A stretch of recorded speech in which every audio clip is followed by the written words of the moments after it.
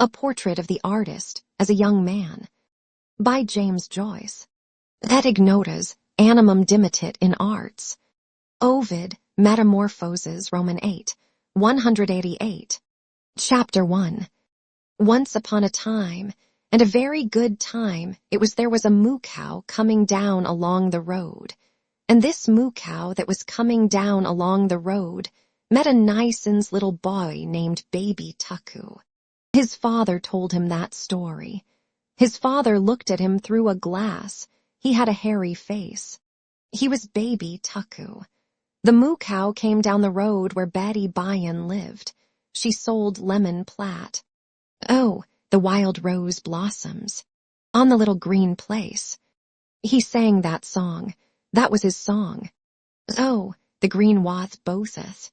When you wet the bed, first it is warm, then it gets cold.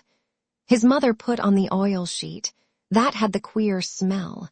His mother had a nicer smell than his father. She played on the piano the sailor's hornpipe for him to dance. He danced. Tra-la-la-la-la. Tra-la-la tra-la-letty. Tra-la-la-la-la. Tra-la-la-la-la. Uncle Charles and Dante clapped. They were older than his father and mother, but Uncle Charles was older than Dante. Dante had 2 brushes in her press. The brush with the maroon velvet back was for Michael Davitt, and the brush with the green velvet back was for Parnell. Dante gave him a catchew every time he brought her a piece of tissue paper. The Vances lived in number 7. They had a different father and mother. They were Eileen's father and mother. When they were grown up, he was going to marry Eileen. He hid under the table. His mother said, "Oh, Stephen will apologize." Dante said, "Oh, if not, the eagles will come and pull out his eyes." Pull out his eyes. Apologize. Apologize. Pull out his eyes. Apologize. Pull out his eyes. Pull out his eyes. Apologize. The wide playgrounds were swarming with boys. All were shouting, and the prefects urged them on with strong cries. The evening air was pale and chilly, and after every charge and thud of the footballers, the greasy leather orb flew like a heavy bird through the gray light. He kept on the fringe of his line, out of sight of his prefect, out of the reach of the rude feet, feigning to run now and then. He felt his body small and weak amid the throng of the players, and his eyes were weak and watery. Rhodey Kickham was not like that. He would be captain of the 3rd line, all the fellows said. Rhodey Kickham was a decent fellow, but Nasty Roch was a stink. Rhodey Kickham had Greaves in his number and a hamper in the refectory. Nasty Roch had big hands. He called the Friday pudding dog in the blanket, and one day he had asked, "What is your name?" Stephen had answered, "Stephen Dedalus." Then Nasty Roch had said, "What kind of a name is that?" And when Stephen had not been able to answer, Nasty Roch had asked, "What is your father?" Stephen had answered, "A gentleman." Then Nasty Roch had asked, "Is he a magistrate?" He crept about from point to point on the fringe of his line, making little runs now and then. But his hands were bluish with cold. He kept his hands in the side pockets of his belted gray suit. That was a belt round his pocket, and belt was also to give a fellow a belt. One day a fellow said to Cantwell, "I'd give you such a belt in a second." Cantwell had answered, "Go and fight your match. Give Cecil Thunder a belt. I'd like to see you. He'd give you a toe in the rump for yourself." That was not a nice expression. His mother had told him not to speak with the rough boys in the college. Nice mother. The first day in the hall of the castle when she had said goodbye, she had put up her veil double to her nose to kiss him, and her nose and eyes were red. But he had pretended not to see that she was going to cry. She was a nice mother, but she was not so nice when she cried. and his father had given him 2 5-shilling pieces for pocket money, and his father had told him if he wanted anything to write home to him, and whatever he did, never to peach on a fellow. Then at the door of the castle the rector had shaken hands with his father and mother, his soutane fluttering in the breeze, and the car had driven off with his father and mother on it. They had cried to him from the car, waving their hands. "Goodbye, Stephen, goodbye. Goodbye, Stephen, goodbye." He was caught in the whirl of a scrimmage and, fearful of the flashing eyes and muddy boots, bent down to look through the legs. The fellows were struggling and groaning, and their legs were rubbing and kicking and stamping. Then Jack Lawton's yellow boots dodged out the ball, and all the other boots and legs ran after. He ran after them a little way and then stopped. It was useless to run on. Soon they would be going home for the holidays. After supper in the study hall, he would change the number pasted up inside his desk from 7 to 7 to 7 to 6. It would be better to be in the study hall than out there in the cold. The sky was pale and cold, but there were lights in the castle. He wondered from which window Hamilton Rowan had thrown his hat on the ha-ha, and had there been flower beds at that time under the windows. One day when he had been called to the castle, the butler had shown him the marks of the soldiers' slugs in the wood of the door, and had given him a piece of shortbread that the community ate. It was nice and warm to see the lights in the castle. It was like something in a book. Perhaps Leicester Abbey was like that, and there were nice sentences in Dr. Cornwell's spelling book. They were like poetry, but they were only sentences to learn the spelling from. Wolsey died in Leicester Abbey, where the abbots buried him. Canker is a disease of plants. Cancer one of animals. It would be nice to lie on the hearthrug before the fire, leaning his head upon his hands, and think on those sentences. He shivered as if he had cold, slimy water next his skin. That was mean of Wells to shoulder him into the square ditch, because he would not swap his little snuff-box for Wells's seasoned hacking chestnut, the conqueror of 40. How cold and slimy the water had been. A fellow had once seen a big rat jump into the scum. Mother was sitting at the fire, with Dante waiting for Bridget to bring in the tea. She had her feet on the fender, and her Julie slippers were so hot, and they had such a lovely warm smell. Dante knew a lot of things. She had taught him where the Mozambique Channel was, and what was the longest river in America, and what was the name of the highest mountain in the moon. Father Arnall knew more than Dante because he was a priest, but both his father and Uncle Charles said that Dante was a clever woman and a well-read woman. And when Dante made that noise after dinner and then put up her hand to her mouth, that was heartburn. A voice cried far out on the playground, "It's all in." Then other voices cried from the lower and third lines, "It's all in, all in." The players closed around, flushed and muddy, and he went among them, glad to go in. Rhodey Kickham held the ball by its greasy lace.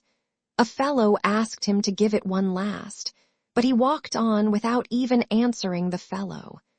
Simon Moonan told him not to because the prefect was looking. The fellow turned to Simon Moonan and said, "We all know why you speak. You are McGlade's suck." Suck was a queer word.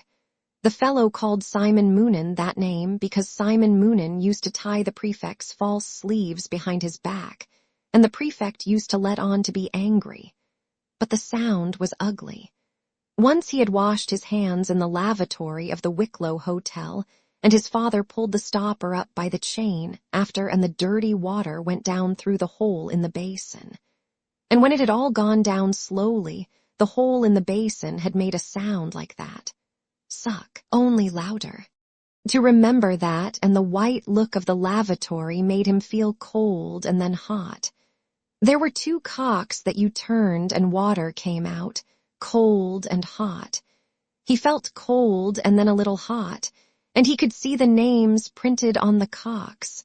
That was a very queer thing. And the air in the corridor chilled him too. It was queer and wettish.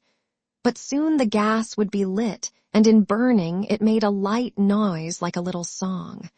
Always the same, and when the fellows stopped talking in the playroom you could hear it. It was the hour for Sumis' father Arnold wrote a hard sum on the board, and then said, "Now then, who will win? Go ahead, York. Go ahead, Lancaster." Stephen tried his best, but the sum was too hard, and he felt confused. The little silk badge with the white rose on it that was pinned on the breast of his jacket began to flutter. He was no good at sums, but he tried his best so that York might not lose. Father Arnold's face looked very black, but he was not in a wax. He was laughing. Then Jack Lawton cracked his fingers, and Father Arnold looked at his copybook and said, "Right, bravo, Lancaster. The red rose wins. Come on now, York, forge ahead." Jack Lawton looked over from his side. The little silk badge with the red rose on it looked very rich because he had a blue sailor top on. Stephen felt his own face red too, thinking of all the bets about who would get first place in elements, Jack Lawton or he. Some weeks Jack Lawton got the card for first, and some weeks he got the card for first. His white silk badge fluttered and fluttered as he worked at the next sum and heard Father Arnold's voice. Then all his eagerness passed away, and he felt his face quite cool. He thought his face must be white because it felt so cool.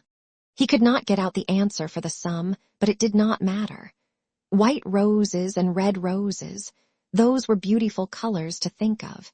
And the cards for first place and second place and third place were beautiful colors too, pink and cream and lavender. Lavender and cream and pink roses were beautiful to think of. Perhaps a wild rose might be like those colors, and he remembered the song about the wild rose blossoms on the little green place. But you could not have a green rose, but perhaps somewhere in the world you could. The bell rang, and then the classes began to file out of the rooms and along the corridors towards the refectory. He sat looking at the 2 prints of butter on his plate, but could not eat the damp bread. The tablecloth was damp and limp, but he drank off the hot, weak tea which the clumsy scullion, girt with a white apron, poured into his cup. He wondered whether the scullion's apron was damp too, or whether all white things were cold and damp. Nasty Roch and Soren drank cocoa that their people sent them in tins. They said they could not drink the tea, that it was hogwash. Their fathers were magistrates, the fellows said. All the boys seemed to him very strange. They had all fathers and mothers and different clothes and voices. He longed to be at home and lay his head on his mother's lap. But he could not, and so he longed for the play and study and prayers to be over and to be in bed. He drank another cup of hot tea, and Fleming said, "What's up? Have you a pain or what's up with you?" "I don't know," Stephen said. "Sick in your breadbasket," Fleming said, "because your face looks white. It will go away."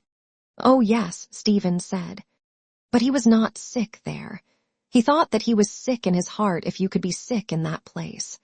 Fleming was very decent to ask him. He wanted to cry. He leaned his elbows on the table and shut and opened the flaps of his ears. Then he heard the noise of the refectory every time he opened the flaps of his ears. It made a roar like a train at night.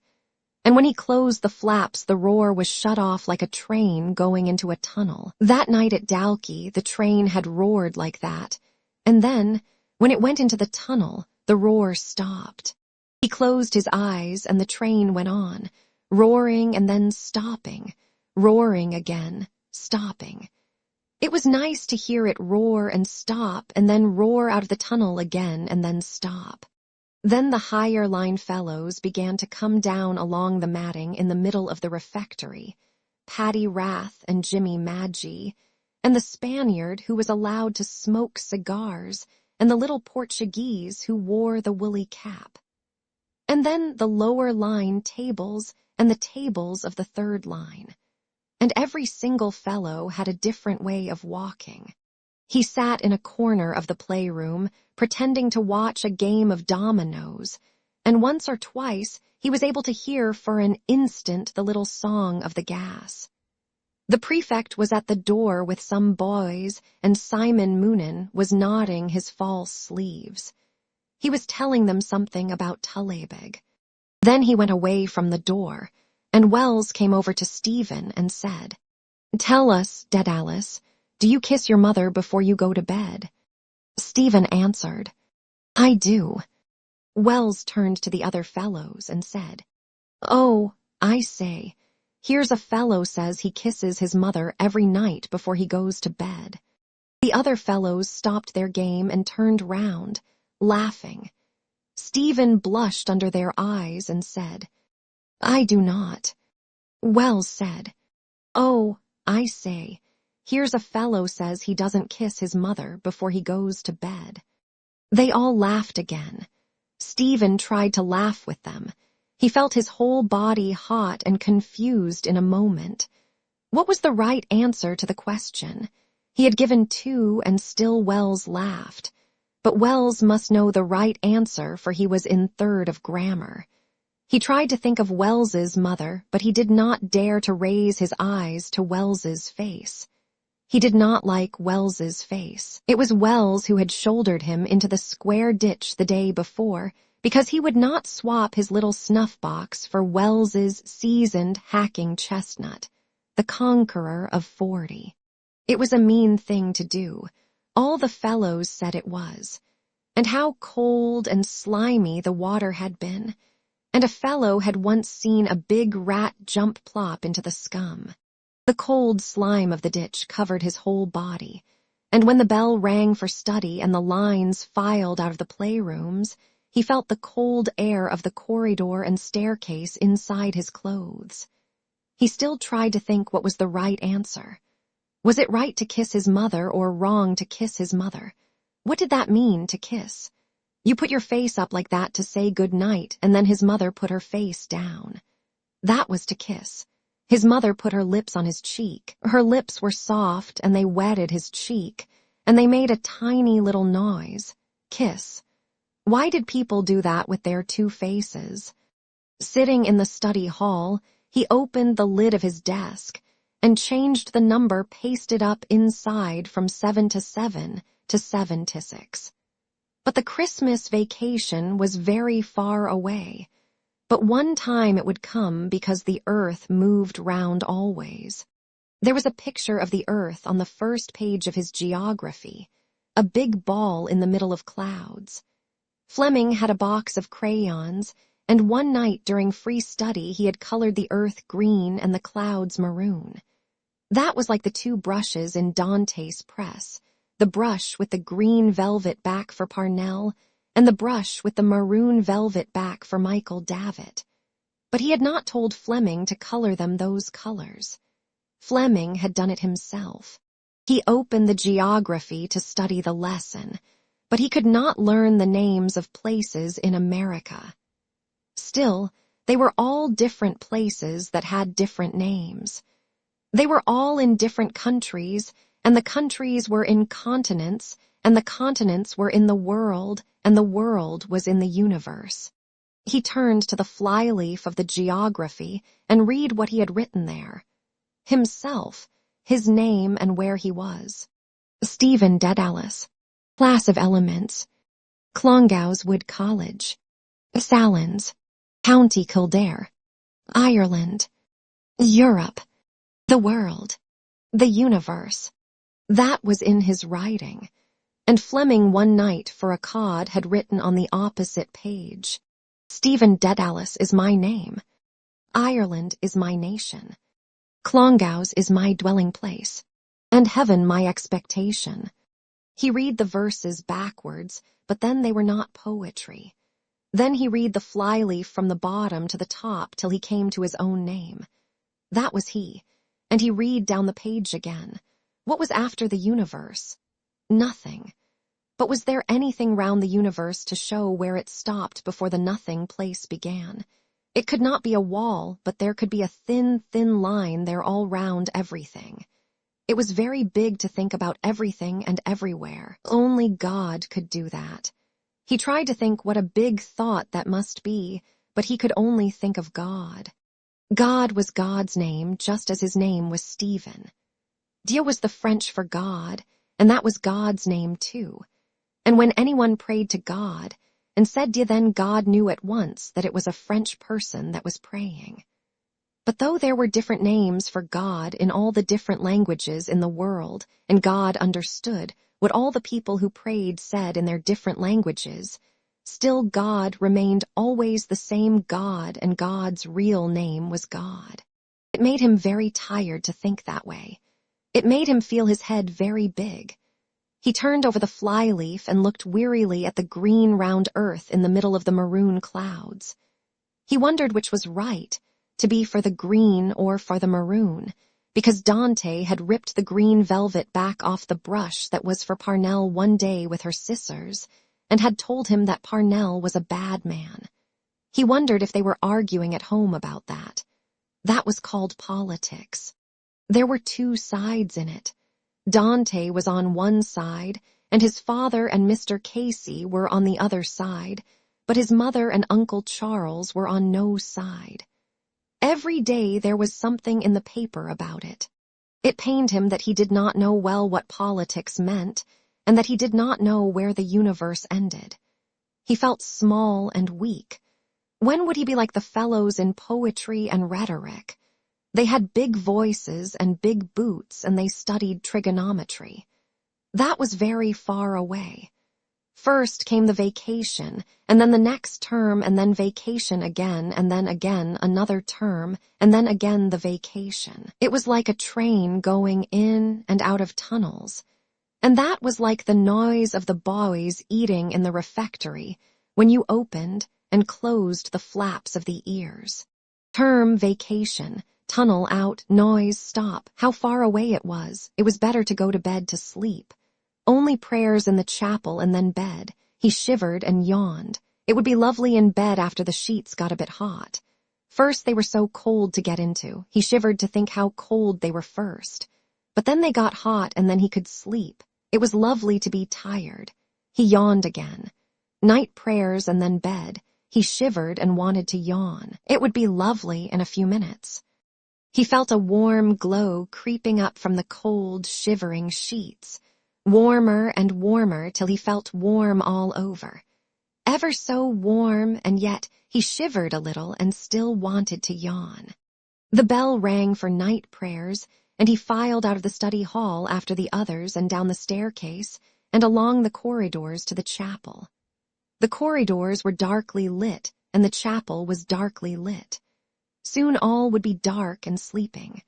There was cold night air in the chapel, and the marbles were the color the sea was at night. The sea was cold day and night, but it was colder at night. It was cold and dark under the seawall beside his father's house, but the kettle would be on the hob to make punch.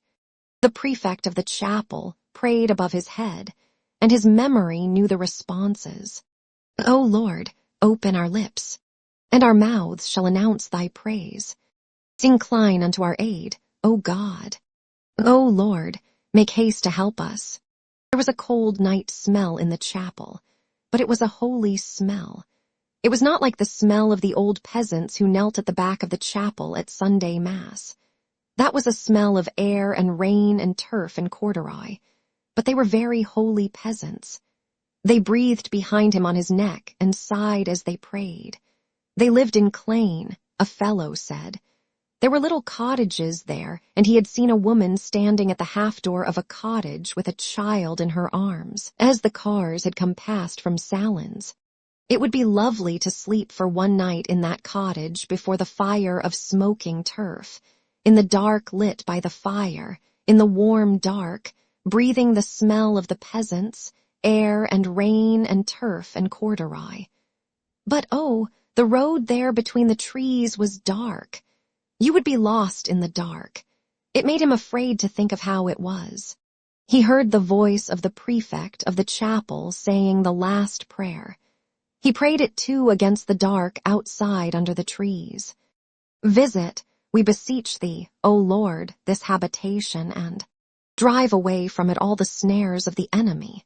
May thy holy angels dwell herein to preserve us in peace, and may thy blessing be always upon us through Christ our Lord.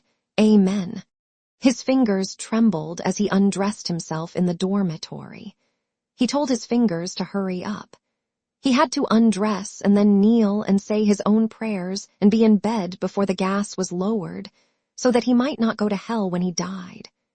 He rolled his stockings off and put on his nightshirt quickly and knelt trembling at his bedside and repeated his prayers quickly, fearing that the gas would go down. He felt his shoulders shaking as he murmured, God bless my father and my mother, and spare them to me. God bless my little brothers and sisters, and spare them to me. God bless Dante and Uncle Charles, and spare them to me.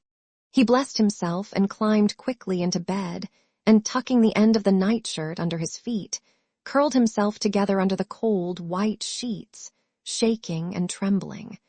But he would not go to hell when he died, and the shaking would stop. A voice bade the boys in the dormitory good night. He peered out for an instant over the coverlet and saw the yellow curtains round and before his bed that shut him off on all sides. The light was lowered quietly. The prefect's shoes went away. Where? Down the staircase and along the corridors or to his room at the end, he saw the dark. Was it true about the black dog that walked there at night with eyes as big as carriage lamps? They said it was the ghost of a murderer.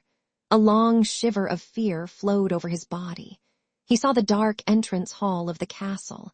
Old servants in old dress were in the ironing room above the staircase. It was long ago. The old servants were quiet. There was a fire there, but the hall was still dark. A figure came up the staircase from the hall. He wore the white cloak of a marshal. His face was pale and strange. He held his hand pressed to his side. He looked out of strange eyes at the old servants. They looked at him and saw their master's face and cloak and knew that he had received his death wound. But only the dark was where they looked, only dark, silent air. Their master had received his death wound on the battlefield of Prague far away over the sea. He was standing on the field. His hand was pressed to his side. His face was pale and strange, and he wore the white cloak of a marshal. Oh, how cold and strange it was to think of that. All the dark was cold and strange. There were pale, strange faces there, great eyes like carriage lamps. They were the ghosts of murderers, the figures of marshals who had received their death wound on battlefields far away over the sea.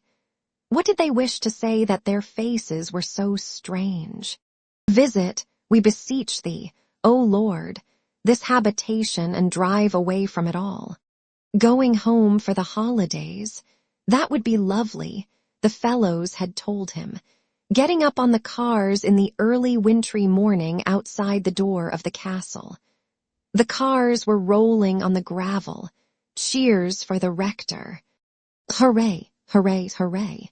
The cars drove past the chapel and all caps were raised. They drove merrily along the country roads. The drivers pointed with their whips to Bodenstown. The fellows cheered. They passed the farmhouse of the jolly farmer. Cheer after cheer after cheer. Through Clane they drove, cheering and cheered. The peasant women stood at the half-doors, the men stood here and there. The lovely smell there was in the wintry air, the smell of Clane, rain and wintry air and turf smoldering and corduroy. The train was full of fellows, a long, long chocolate train with cream facings. The guards went to and fro opening, closing, locking, unlocking the doors. They were men in dark blue and silver. They had silvery whistles and their keys made a quick music. Click, click, click, click. The train raced on over the flat lands and past the hill of Allen.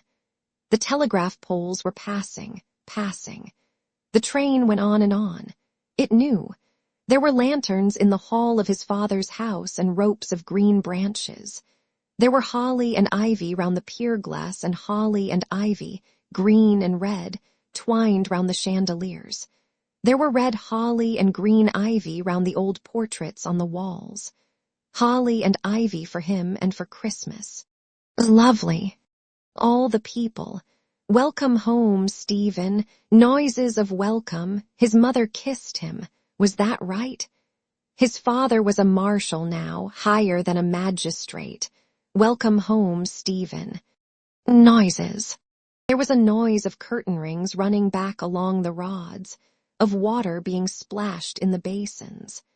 There was a noise of rising and dressing and washing in the dormitory, a noise of clapping of hands as the prefect went up and down telling the fellows to look sharp. A pale sunlight showed the yellow curtains drawn back, the tossed beds. His bed was very hot, and his face and body were very hot. He got up and sat on the side of his bed. He was weak. He tried to pull on his stocking. It had a horrid, rough feel. The sunlight was queer and cold. Fleming said, "Are you not well?" He did not know, and Fleming said, "Get back into bed. I'll tell McGlade you're not well. He's sick." "Who is?" "Tell McGlade. Get back into bed." "Is he sick?" A fellow held his arms while he loosened the stocking clinging to his foot and climbed back into the hot bed. He crouched down between the sheets, glad of their tepid glow. He heard the fellows talk among themselves about him as they dressed for Mass. It was a mean thing to do, to shoulder him into the square ditch, they were saying. Then their voices ceased. They had gone. A voice at his bed said, "Dead Alice, don't spy on us, sure you won't." Wells's face was there. He looked at it and saw that Wells was afraid. "I didn't mean to, sure you won't." His father had told him, whatever he did, never to peach on a fellow. He shook his head and answered no and felt glad. Wells said, "I didn't mean to, Honor Bright. It was only for cod. I'm sorry." The face and the voice went away. Sorry because he was afraid that it was some disease. Canker was a disease of plants and cancer one of animals, or another different. That was a long time ago, then out on the playgrounds in the evening light, creeping from point to point on the fringe of his line, a heavy bird flying low through the gray light. Leicester Abbey lit up. Walsey died there. The abbots buried him themselves. It was not Wells's face, it was the prefect's. He was not foxing. No, he was sick really. He was not foxing. And he felt the prefect's hand on his forehead, and he felt his forehead warm and damp against the prefect's cold, damp hand. That was the way a rat felt, slimy and damp and cold. Every rat had two eyes to look out of. Sleek, slimy coats, little feet tucked up to jump, black, slimy eyes to look out of. They could understand how to jump, but the minds of rats could not understand trigonometry. When they were dead, they lay on their sides. Their coats dried then. They were only dead things.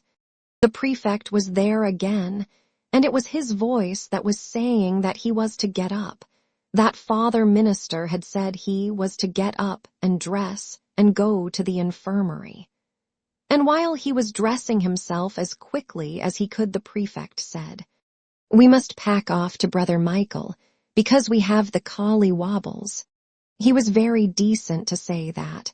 That was all to make him laugh. But he could not laugh because his cheeks and lips were all shivery, and then the prefect had to laugh by himself. The prefect cried, "Quick march, Hayfoot, Strawfoot." They went together down the staircase and along the corridor and past the bath.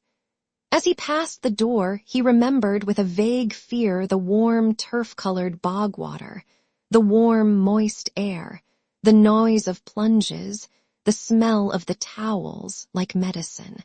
Brother Michael was standing at the door of the infirmary, and from the door of the dark cabinet on his right, came a smell like medicine. That came from the bottles on the shelves. The prefect spoke to Brother Michael, and Brother Michael answered and called the prefect sir. He had reddish hair mixed with gray and a queer look. It was queer that he would always be a brother. It was queer, too, that you could not call him sir because he was a brother and had a different kind of look. Was he not holy enough, or why could he not catch up on the others? There were 2 beds in the room, and in one bed there was a fellow. And when they went in, he called out, "Hello, it's young Daedalus, what's up?" "The sky is up," Brother Michael said. He was a fellow out of the 3rd of grammar, and while Stephen was undressing, he asked Brother Michael to bring him a round of buttered toast. "Ah, do," he said. "Butter you up," said Brother Michael. "You'll get your walking papers in the morning when the doctor comes." "Will I?" the fellow said. "I'm not well yet."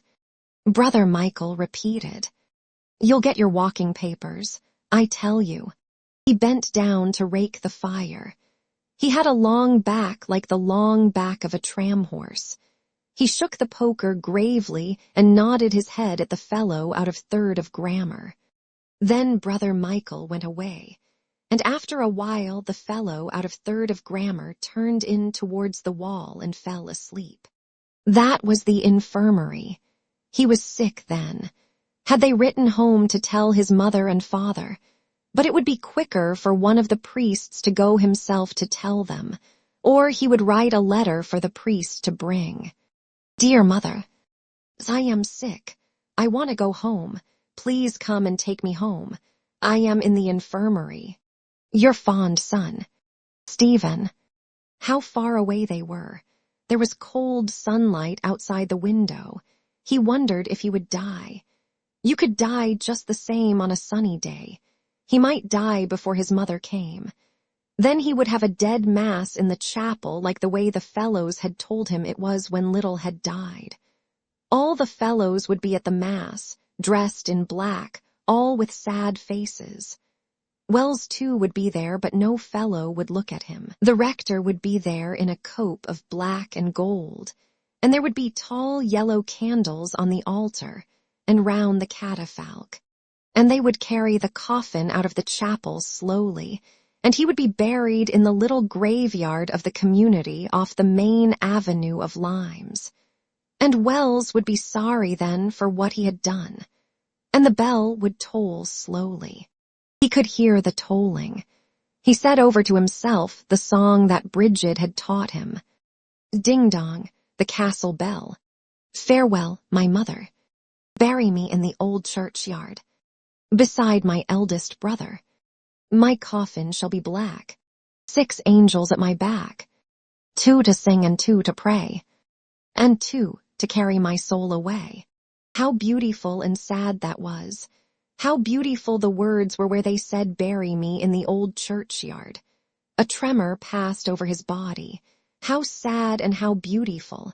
He wanted to cry quietly, but not for himself, for the words so beautiful and sad like music. The bell, farewell, oh farewell. The cold sunlight was weaker, and Brother Michael was standing at his bedside with a bowl of beefsteak. He was glad, for his mouth was hot and dry. He could hear them playing in the playgrounds, and the day was going on in the college just as if he were there. Then Brother Michael was going away, and the fellow out of the 3rd of grammar told him to be sure and come back and tell him all the news in the paper. He told Stephen that his name was Athy, and that his father kept a lot of racehorses that were spiffing jumpers, and that his father would give a good tip to Brother Michael any time he wanted it, because Brother Michael was very decent and always told him the news out of the paper they got every day up in the castle. There was every kind of news in the paper: accidents, shipwrecks, sports, and politics. "Now it is all about politics in the papers," he said. "Do your people talk about that too?" "Yes," Stephen said. "Mine too," he said. Then he thought for a moment and said, "You have a queer name, Daedalus, and I have a queer name too, Athy. My name is the name of a town. Your name is like Latin. Then he asked, Are you good at riddles? Stephen answered, Not very good. Then he said, Can you answer me this one? Why is the county of Kildare like the leg of a fellow's breeches? Stephen thought what could be the answer, and then said, I give it up. Because there is a thigh in it, he said. Do you see the joke? Athy is the town in the county Kildare, and a thigh is the other thigh. Oh, I see, Stephen said. That's an old riddle, he said. After a moment he said, I say. What? Asked Stephen. You know, he said, you can ask that riddle another way. Can you? Said Stephen. The same riddle, he said. Do you know the other way to ask it? No, said Stephen. Can you not think of the other way? He said. He looked at Stephen over the bedclothes as he spoke. Then he lay back on the pillow and said, There is another way, but I won't tell you what it is. Why did he not tell it?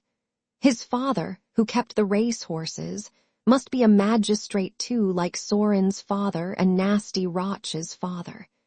He thought of his own father, of how he sang songs while his mother played, and of how he always gave him a shilling when he asked for sixpence, and he felt sorry for him that he was not a magistrate like the other boys' fathers. Then why was he sent to that place with them? But his father had told him that he would be no stranger there, because his granduncle had presented an address to the Liberator there 50 years before. You could know the people of that time by their old dress. It seemed to him a solemn time, and he wondered if that was the time when the fellows in Clongowes wore blue coats with brass buttons and yellow waistcoats, and caps of rabbit skin, and drank beer like grown-up people, and kept greyhounds of their own to course the hares with. He looked at the window and saw that the daylight had grown weaker. There would be cloudy gray light over the playgrounds. There was no noise on the playgrounds. The class must be doing the themes, or perhaps Father Arnall was reading out of the book. It was queer that they had not given him any medicine. Perhaps Brother Michael would bring it back when he came. They said you got stinking stuff to drink when you were in the infirmary. But he felt better now than before. It would be nice getting better slowly. You could get a book then. There was a book in the library about Holland. There were lovely foreign names in it and pictures of stranger-looking cities and ships. It made you feel so happy. How pale the light was at the window. But that was nice. The fire rose and fell on the wall. It was like waves. Someone had put coal on and he heard voices. They were talking. It was the noise of the waves, or the waves were talking among themselves as they rose and fell. He saw the sea of waves, long dark waves rising and falling, dark under the moonless night. A tiny light twinkled at the pierhead where the ship was entering, and he saw a multitude of people gathered by the water's edge to see the ship that was entering their harbor.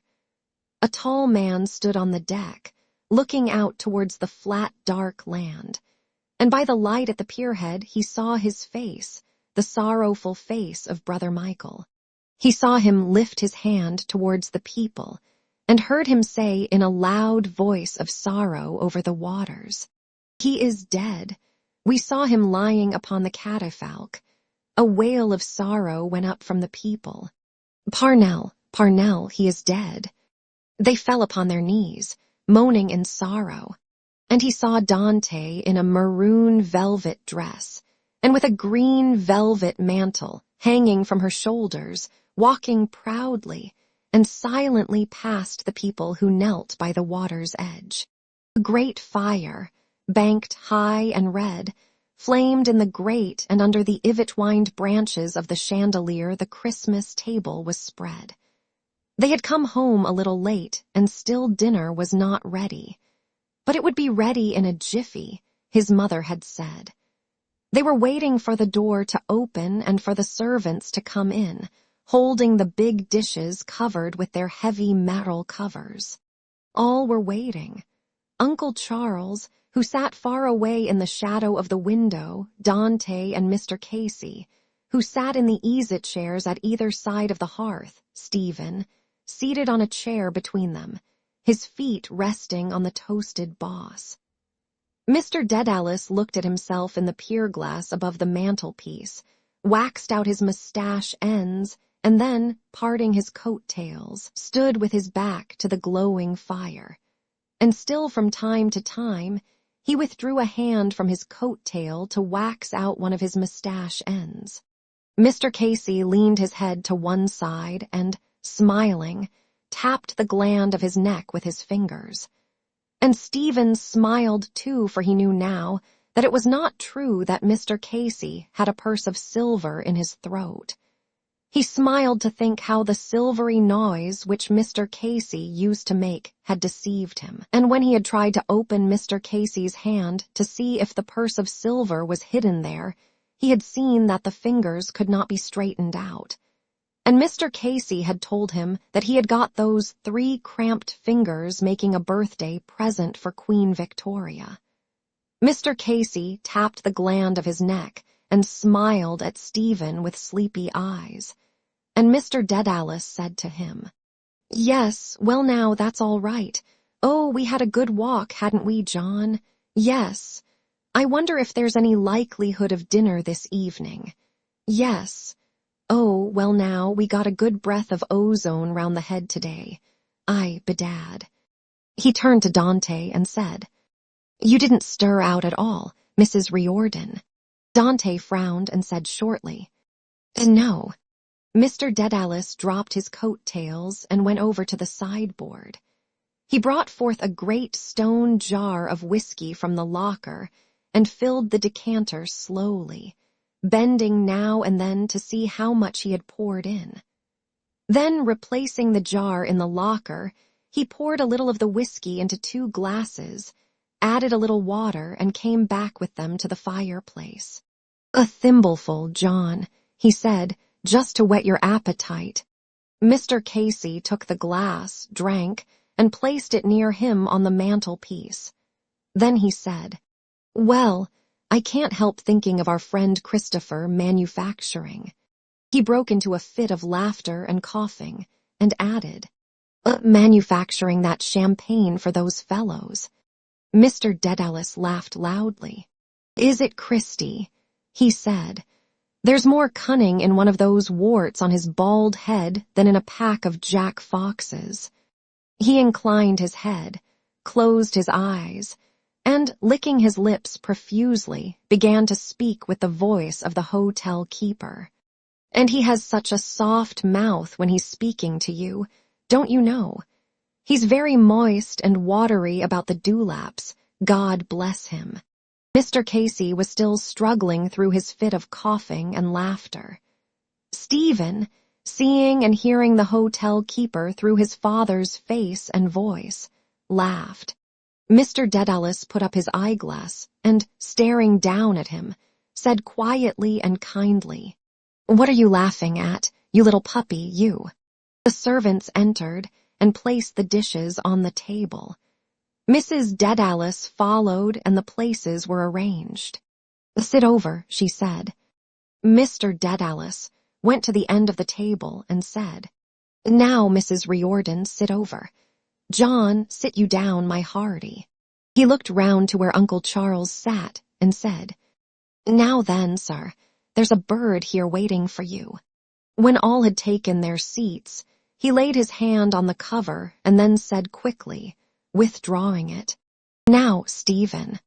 Stephen stood up in his place to say the grace before meals. "Bless us, O Lord, and these thy gifts which through thy bounty we are about to receive through Christ our Lord. Amen." All blessed themselves, and Mr. Dedalus, with a sigh of pleasure, lifted from the dish. The heavy cover purled around the edge with glistening drops. Stephen looked at the plump turkey which had lain, trussed and skewered, on the kitchen table. He knew that his father had paid a guinea for it in Duns of Dahlier Street, and that the man had prodded it often at the breastbone to show how good it was. And he remembered the man's voice when he had said, "Take that one, sir. That's the real Ally Dolly." Why did Mr. Barrett in Clongowes call his pandabat a turkey? But Clongowes was far away, and the warm, heavy smell of turkey and ham and celery rose from the plates and dishes, and the great fire was banked high and red in the grate, and the green ivy and red holly made you feel so happy, and when dinner was ended the big plum pudding would be carried in, studded with peeled almonds and sprigs of holly, with bluish fire running around it and a little green flag flying from the top. It was his first Christmas dinner, and he thought of his little brothers and sisters who were waiting in the nursery, as he had often waited, till the pudding came. The deep low collar and the Eton jacket made him feel queer and oldish, and that morning when his mother had brought him down to the parlor, dressed for Mass, his father had cried. That was because he was thinking of his own father, and Uncle Charles had said so too. Mr. Dedalus covered the dish and began to eat hungrily. Then he said, "Poor old Christy, he's nearly lopsided now with roguery." "Simon," said Mrs. Dedalus, "you haven't given Mrs. Riordan any sauce." Mr. Dedalus seized the saucy boat. "Haven't I?" he cried. Mrs. Riordan pity the poor blind. Dante covered her plate with her hands and said, "No, thanks." Mr. Dedalus turned to Uncle Charles. "How are you off, sir?" "Right as the mail, Simon." "You, John?"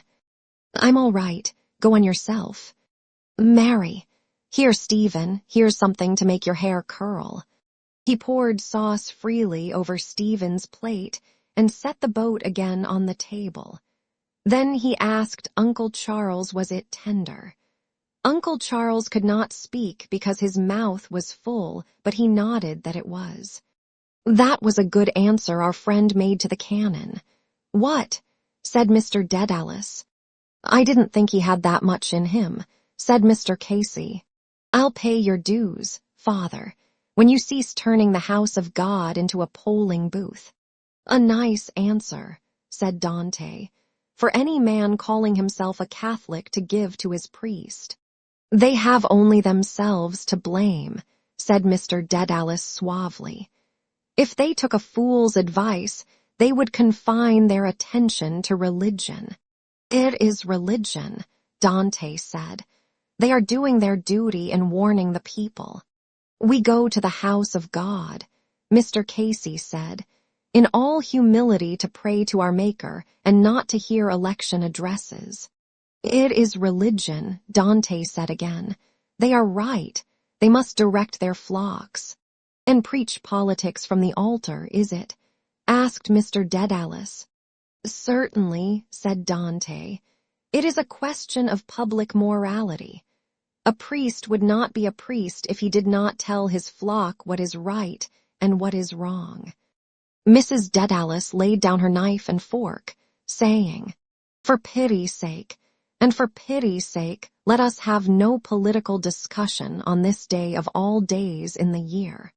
"Quite right, ma'am," said Uncle Charles. "Now, Simon, that's quite enough now. Not another word now." "Yes, yes," said Mr. Dedalus quickly. He uncovered the dish boldly and said, "Now then, who's for more turkey?" Nobody answered. Dante said, "Nice language for any Catholic to use." "Mrs. Riordan, I appeal to you," said Mrs. Dedalus, "to let the matter drop now." Dante turned on her and said, "And am I to sit here and listen to the pastors of my church being flouted?" "Nobody is saying a word against them," said Mr. Dedalus, "so long as they don't meddle in politics."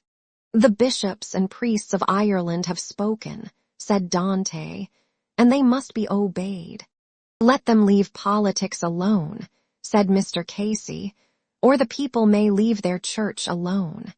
"You hear," said Dante, turning to Mrs. Dedalus. "Mr. Casey, Simon," said Mrs. Dedalus. Let it end now. Too bad, said Uncle Charles. What? Cried Mr. Dedalus. Were we to desert him at the bidding of the English people? He was no longer worthy to lead, said Dante. He was a public sinner. We are all sinners and black sinners, said Mr. Casey coldly. Woe be to the man by whom the scandal cometh, said Mrs. Riordan. It would be better for him that a millstone were tied about his neck, and that he were cast into the depths of the sea rather than that he should scandalize one of these, my least little ones. That is the language of the Holy Ghost. And very bad language, if you ask me, said Mr. Dedalus coolly. Simon, said Uncle Charles, the boy. Yes, said Mr. Dedalus, I was thinking about the bad language of the railway porter. Well now, that's all right. Here, Stephen, show me your plate, old chap. Eat away now. Here. He heaped up the food on Stephen's plate and served Uncle Charles and Mr. Casey to large pieces of turkey and splashes of sauce. Mrs. Dedalus was eating little, and Dante sat with her hands in her lap. She was red in the face. Mr. Dedalus rooted with the carvers at the end of the dish and said, There's a tasty bit here we call the Pope's nose. If any lady or gentleman. He held a piece of fowl up on the prong of the carving fork. Nobody spoke. He put it on his own plate, saying, Well, you can't say but you were asked. I think I had better eat it myself because I'm not well in my health lately. He winked at Stephen, and, replacing the dish cover, began to eat again. There was a silence while he ate. Then he said, Well now, the day kept up fine after all. There were plenty of strangers down too. Nobody spoke, he said again. I think there were more strangers down than last Christmas. He looked round at the others whose faces were bent towards their plates, and, receiving no reply, waited for a moment and said bitterly, Well, my Christmas dinner has been spoiled anyhow. There could be neither luck nor grace, Dante said, in a house where there is no respect for the pastors of the church. Mr. Dedalus threw his knife and fork noisily on his plate. Respect, he said. Is it for Billy with the lip or for the tub of guts up in our maw? Respect. Princes of the church, said Mr. Casey with slow scorn. Lord Leitrim's coachman, yes, said Mr. Dedalus. They are the Lord's anointed, Dante said. They are an honor to their country. Tub of guts, said Mr. Dedalus coarsely. He has a handsome face, mind you, in repose. You should see that fellow lapping up his bacon and cabbage of a cold winter's day. Oh, Johnny. He twisted his features into a grimace of heavy bestiality and made a lapping noise with his lips. Really, Simon, you should not speak that way before Stephen. It's not right. Oh, he'll remember all this when he grows up, said Dante hotly.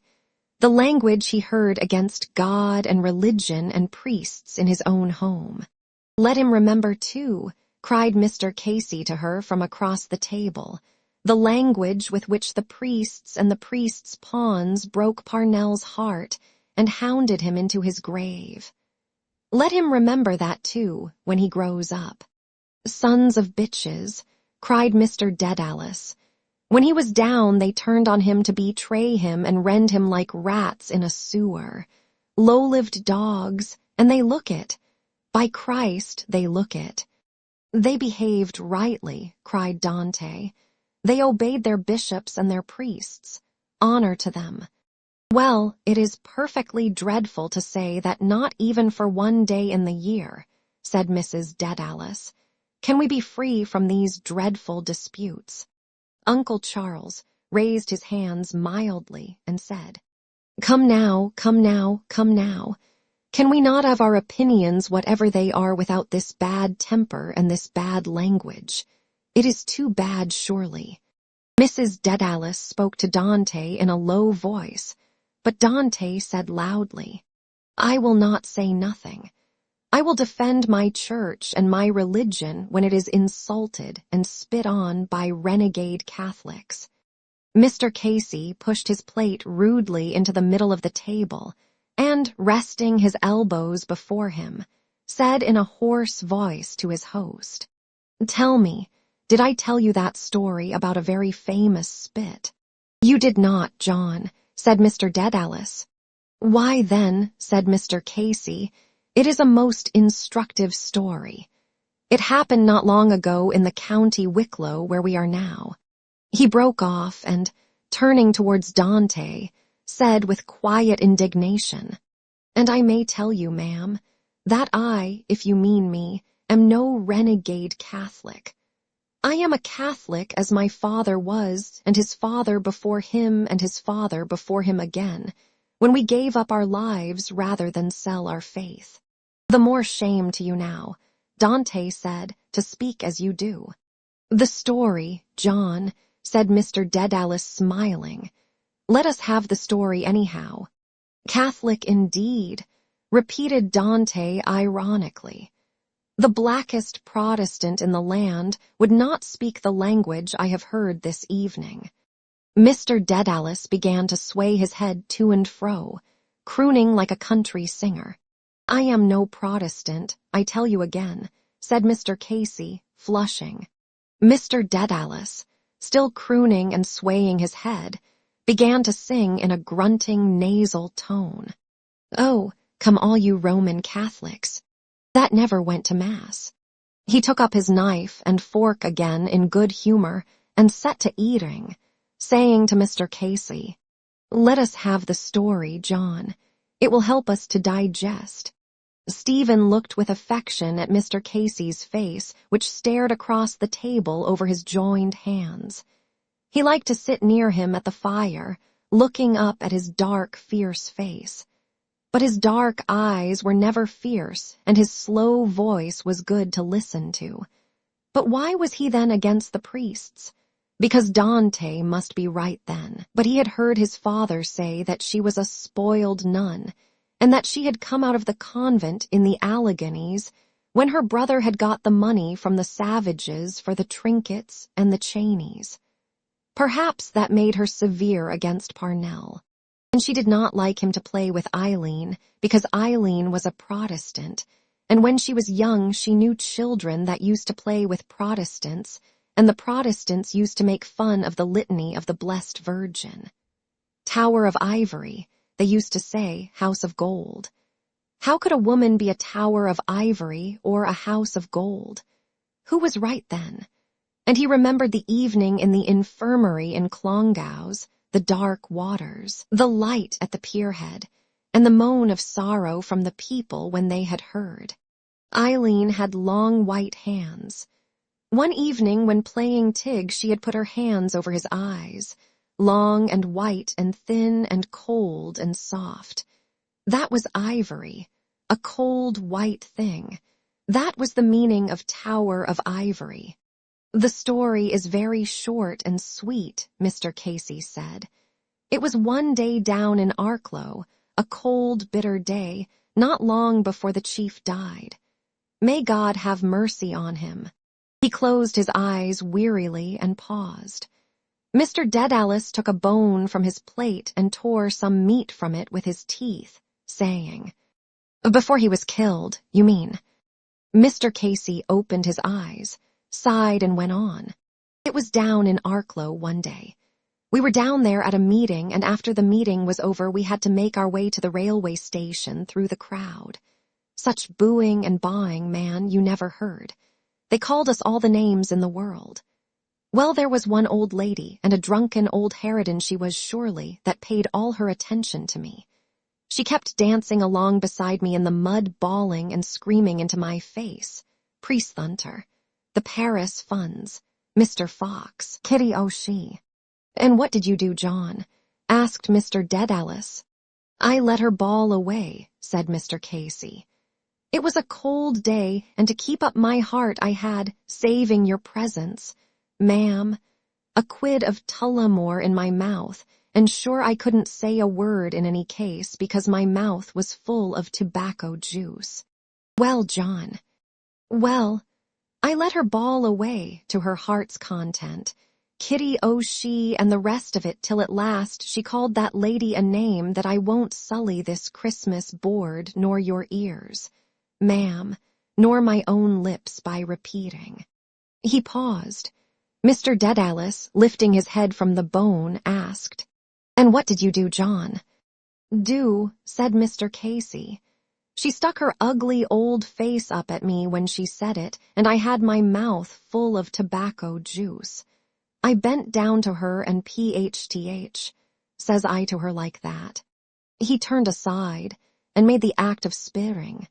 PHTH, says I to her like that, right into her eye. He clapped his hand to his eye and gave a hoarse scream of pain. "Oh, Jesus, Mary and Joseph," says she, I'm blinded and drowned."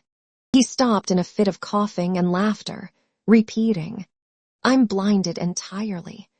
Mr. Dedalus laughed loudly and lay back in his chair, while Uncle Charles swayed his head to and fro. Dante looked terribly angry and repeated while they laughed, "Very nice, ha, very nice." It was not nice about the spit in the woman's eye. But what was the name the woman had called Kitty, oh she, that Mr. Casey would not repeat? He thought of Mr. Casey walking through the crowds of people and making speeches from a wagonette. That was what he had been in prison for, and he remembered that one night Sergeant O'Neill had come to the house and had stood in the hall, talking in a low voice with his father and chewing nervously at the chin-strap of his cap. And that night, Mr. Casey had not gone to Dublin by train, but a car had come to the door, and he had heard his father say something about the Cabinteely Road. He was for Ireland and Parnell, and so was his father. And so was Dante, too, for one night at the band on the Esplanade, she had hit a gentleman on the head with her umbrella because he had taken off his hat when the band played God Save the Queen at the end. Mr. Dedalus gave a snort of contempt. "Ah, John," he said, "it is true for them. We are an unfortunate priest-ridden race, and always were and always will be till the end of the chapter." Uncle Charles shook his head, saying, "A bad business, a bad business." Mr. Dedalus repeated, "A priest-ridden, God-forsaken race." He pointed to the portrait of his grandfather on the wall to his right. "Do you see that old chap up there, John?" he said. "He was a good Irishman when there was no money in the job.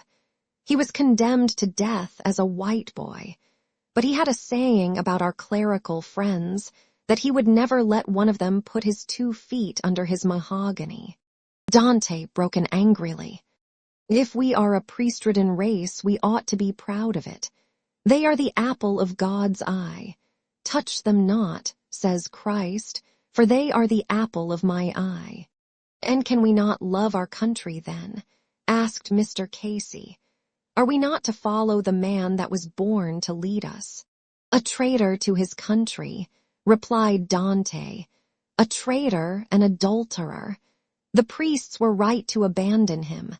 The priests were always the true friends of Ireland." "Were they, Faith?" said Mr. Casey. He threw his fist on the table and, frowning angrily, protruded one finger after another. "Didn't the bishops of Ireland betray us in the time of the Union, when Bishop Lanigan presented an address of loyalty to the Marquess Cornwallis? Didn't the bishops and priests sell the aspirations of their country in 1829 in return for Catholic emancipation? Didn't they denounce the Fenian movement from the pulpit and in the confession box? And didn't they dishonor the ashes of Terence Bellew MacManus?" His face was glowing with anger, and Stephen felt the glow rise to his own cheek as the spoken words thrilled him. Mr. Dedalus uttered a guffaw of coarse scorn. "So, by God," he cried, "I forgot little old Paul Cullen. Another apple of God's eye. Dante bent across the table and cried to Mr. Casey. Right, right. They were always right. God and morality and religion come first. Mrs. Dedalus, seeing her excitement, said to her, Mrs. Riordan, don't excite yourself answering them. God and religion before everything. Dante cried. God and religion before the world. Mr. Casey raised his clenched fist and brought it down on the table with a crash. Very well then, he shouted hoarsely, if it comes to that, no God for Ireland. John, John, cried Mr. Dedalus, seizing his guest by the coat sleeve. Dante stared across the table, her cheeks shaking.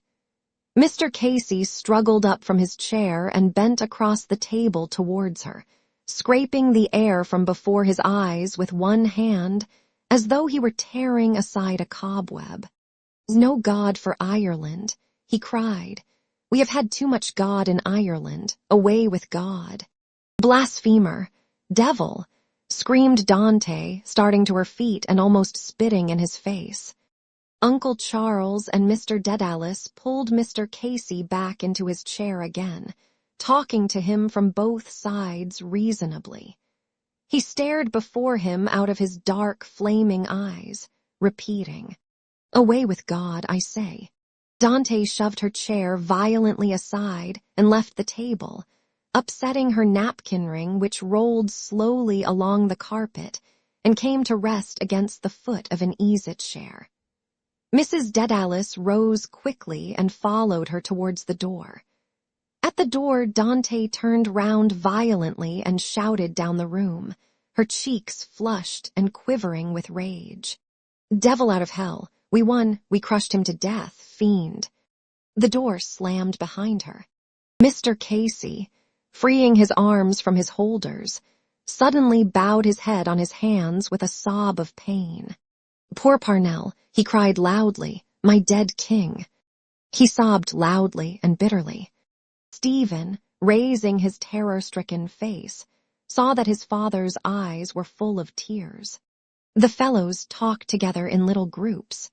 One fellow said, They were caught near the Hill of Lions. Who caught them?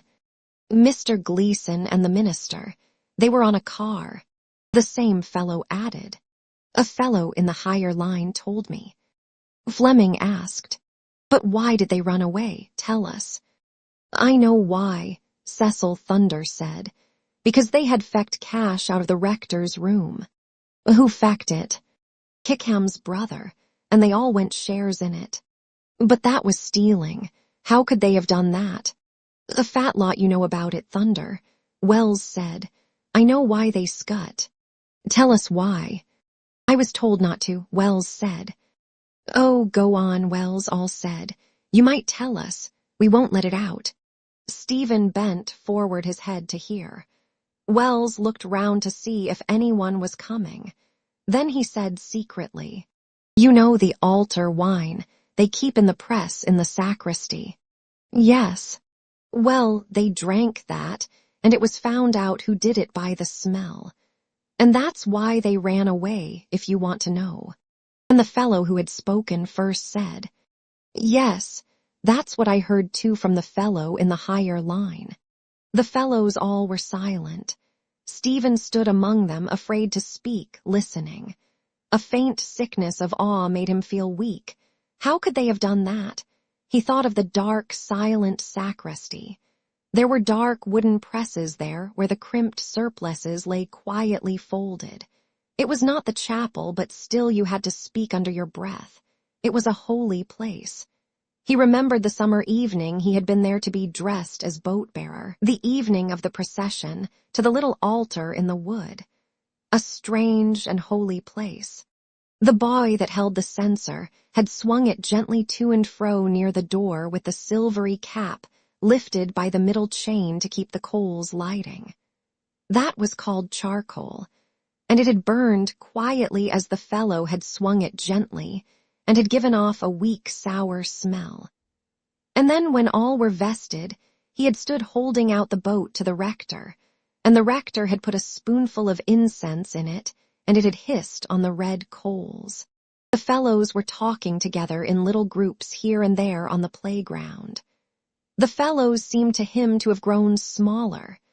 That was because a sprinter had knocked him down the day before, a fellow out of second of grammar. He had been thrown by the fellow's machine lightly on the cinder path, and his spectacles had been broken in 3 pieces, and some of the grit of the cinders had gone into his mouth. That was why the fellows seemed to him smaller and farther away, and the goalposts so thin and far, and the soft gray sky so high up. But there was no play on the football grounds, for cricket was coming, and some said that Barnes would be prof, and some said it would be Flowers. And all over the playgrounds they were playing rounders and bowling twisters and lobs. And from here and from there came the sounds of the cricket bats through the soft gray air. They said, pick, pack, pock, puck, little drops of water in a fountain slowly falling in the brimming bowl. Athy, who had been silent, said quietly, "You are all wrong." All turned towards him eagerly. "Why? Do you know? Who told you? Tell us, Athy." Athy pointed across the playground to where Simon Moonan was walking by himself, kicking a stone before him. "Ask him," he said.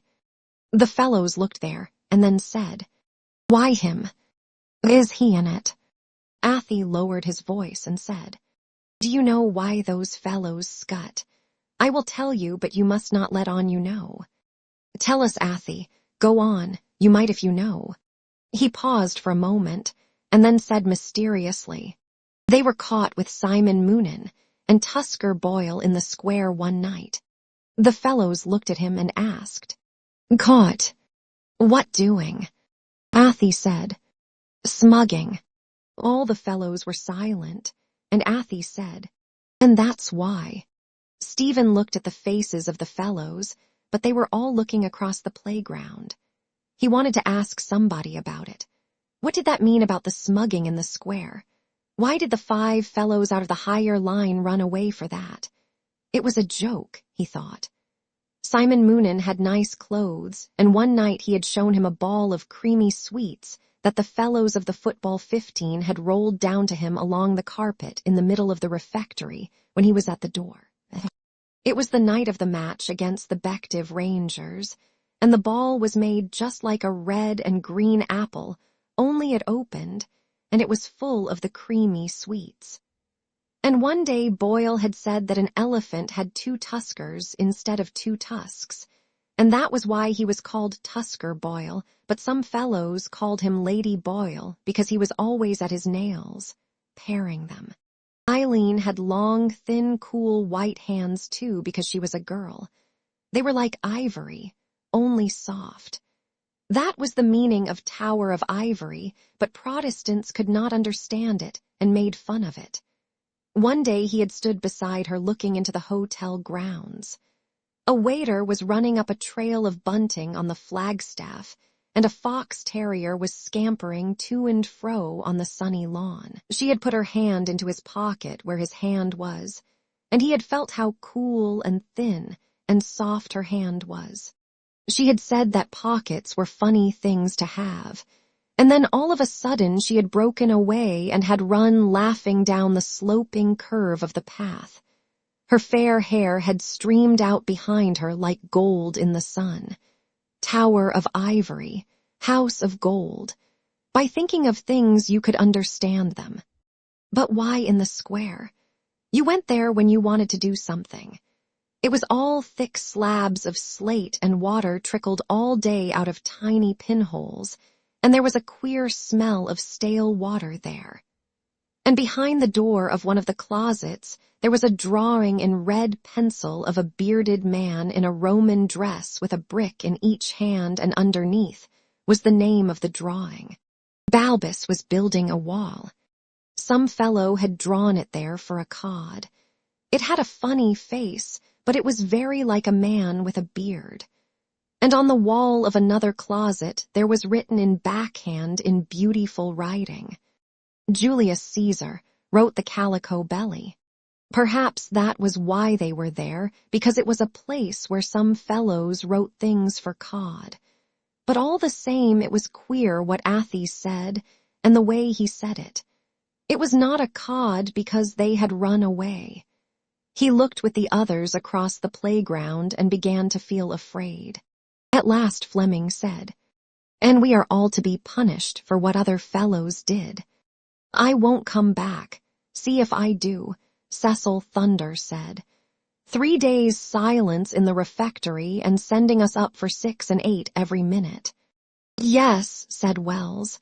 "And old Barrett has a new way of twisting the note so that you can't open it and fold it again to see how many feruli you are to get. I won't come back too." "Yes," said Cecil Thunder, and the prefect of studies was in second of grammar this morning. "Let us get up a rebellion," Fleming said. "Will we?" All the fellows were silent. The air was very silent, and you could hear the cricket bats but more slowly than before. Pick, pock. Wells asked, "What is going to be done to them?" "Simon Moonan and Tusker are going to be flogged," Athy said, "and the fellows in the higher line got their choice of flogging or being expelled." "And which are they taking?" asked the fellow who had spoken first. "All are taking expulsion except Corrigan," Athy answered. "He's going to be flogged by Mr. Gleason." "I know why," Cecil Thunder said. "He is right and the other fellows are wrong because a flogging wears off after a bit, but a fellow that has been expelled from college is known all his life on account of it. Besides, Gleason won't flog him hard." "It's best of his play not to," Fleming said. "I wouldn't like to be Simon Moonan and Tusker," Cecil Thunder said, "but I don't believe they will be flogged. Perhaps they will be sent up for twice 9. No, said Athy. "They'll both get it on the vital spot." Wells rubbed himself and said in a crying voice, "Please, sir, let me off." Athy grinned and turned up the sleeves of his jacket, saying, "It can't be helped. It must be done. So down with your breeches. And out with your bum." The fellows laughed, but he felt that they were a little afraid. In the silence of the soft, gray air he heard the cricket bats from here and from there. Pock. That was a sound to hear, but if you were hit then you would feel a pain. The panda bat made a sound too, but not like that. The fellows said it was made of whalebone and leather with lead inside, and he wondered what was the pain like. There were different kinds of sounds. A long, thin cane would have a high, whistling sound, and he wondered what was that pain like. It made him shivery to think of it and cold. And what Athy said too. But what was there to laugh at in it? It made him shivery, but that was because you always felt like a shiver when you let down your trousers. It was the same in the bath when you undressed yourself. He wondered who had to let them down, the master or the boy himself. Oh, how could they laugh about it that way? He looked at Athy's rolled-up sleeves and knuckly Inkai hands. He had rolled up his sleeves to show how Mr. Gleason would roll up his sleeves. But Mr. Gleason had round, shiny cuffs and clean white wrists and fattish white hands, and the nails of them were long and pointed. Perhaps he paired them too like Lady Boyle, but they were terribly long and pointed nails. So long and cruel they were, though the white, fattish hands were not cruel but gentle. And though he trembled with cold and fright to think of the cruel long nails, and of the high whistling sound of the cane, and of the chill you felt at the end of your shirt when you undressed yourself, yet he felt a feeling of queer, quiet pleasure inside him to think of the white, fattish hands, clean and strong and gentle. And he thought of what Cecil Thunder had said, that Mr. Gleason would not flog Corrigan hard. And Fleming had said he would not because it was best of his play not to. But that was not why. A voice from far out on the playground cried, "All in!" And other voices cried, "All in, all in!" During the writing lesson, he sat with his arms folded, listening to the slow scraping of the pens. Mr. Harford went to and fro making little signs in red pencil, and sometimes sitting beside the boy to show him how to hold his pen. He had tried to spell out the headline for himself, though he knew already what it was, for it was the last of the book. Zeal without prudence is like a ship adrift, but the lines of the letters were like fine, invisible threads, and it was only by closing his right eye tight and staring out of the left eye that he could make out the full curves of the capital. Mr. Harford was very decent and never got into a wax. All the other masters got into dreadful waxes. But why were they to suffer for what fellows in the higher line did? Wells had said that they had drunk some of the altar wine out of the press in the sacristy, and that it had been found out who had done it by the smell. Perhaps they had stolen a monstrance to run away with and sell it somewhere. That must have been a terrible sin, to go in there quietly at night, to open the dark press and steal the flashing gold thing into which God was put on the altar in the middle of flowers and candles at benediction, while the incense went up in clouds at both sides, as the fellow swung the censer and Dominic Kelly sang the first part by himself in the choir. But God was not in it, of course, when they stole it. But still, it was a strange and a great sin even to touch it. He thought of it with deep awe, a terrible and strange sin. It thrilled him to think of it in the silence when the pens scraped lightly. But to drink the altar wine out of the press and be found out by the smell was a sin too. But it was not terrible and strange. It only made you feel a little sickish on account of the smell of the wine. Because on the day when he had made his first Holy Communion in the chapel, he had shut his eyes and opened his mouth and put out his tongue a little. And when the rector had stooped down to give him the Holy Communion, he had smelt a faint, winey smell off the rector's breath after the wine of the Mass. The word was beautiful. Wine. It made you think of dark purple, because the grapes were dark purple that grew in Greece outside houses like white temples. But the faint smell of the rector's breath had made him feel a sick feeling on the morning of his first communion. The day of your first communion was the happiest day of your life. And once a lot of generals had asked Napoleon what was the happiest day of his life. They thought he would say the day he won some great battle or the day he was made an emperor. But he said, "Gentlemen, the happiest day of my life was the day on which I made my first Holy Communion." Father Arnall came in, and the Latin lesson began, and he remained still leaning on the desk with his arms folded. Father Arnall gave out the theme books, and he said that they were scandalous, and that they were all to be written out again with the corrections at once. But the worst of all was Fleming's theme, because the pages were stuck together by a blot, and Father Arnall held it up by a corner, and said it was an insult to any master to send him up such a theme. Then he asked Jack Lawton to decline the noun mare, and Jack Lawton stopped at the ablative singular, and could not go on with the plural.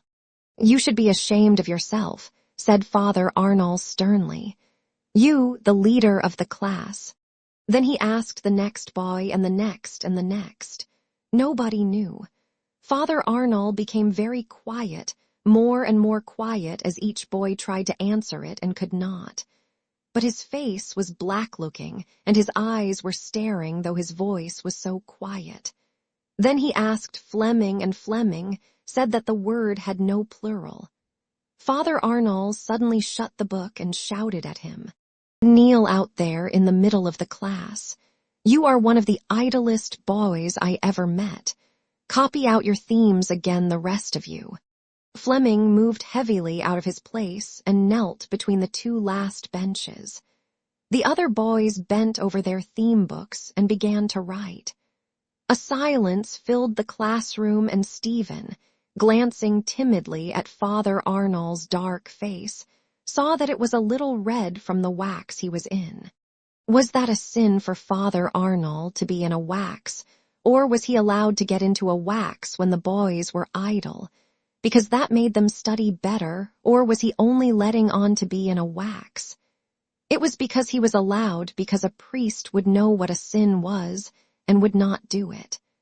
But if he did it one time by mistake, what would he do to go to confession?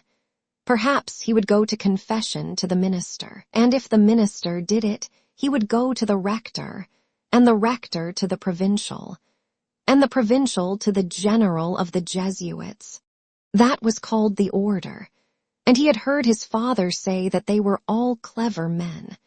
They could all have become high-up people in the world if they had not become Jesuits.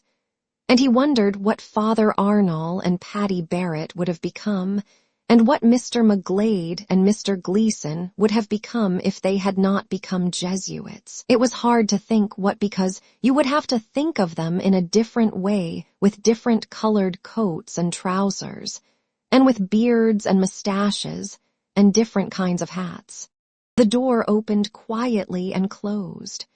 A quick whisper ran through the class, the prefect of studies. There was an instant of dead silence, and then the loud crack of a panda bat on the last desk.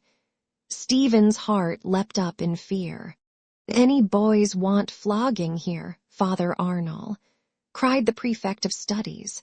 "Any lazy, idle loafers that want flogging in this class?" He came to the middle of the class and saw Fleming on his knees. "Ho, ho," he cried. "Who is this boy? Why is he on his knees? What is your name, boy?"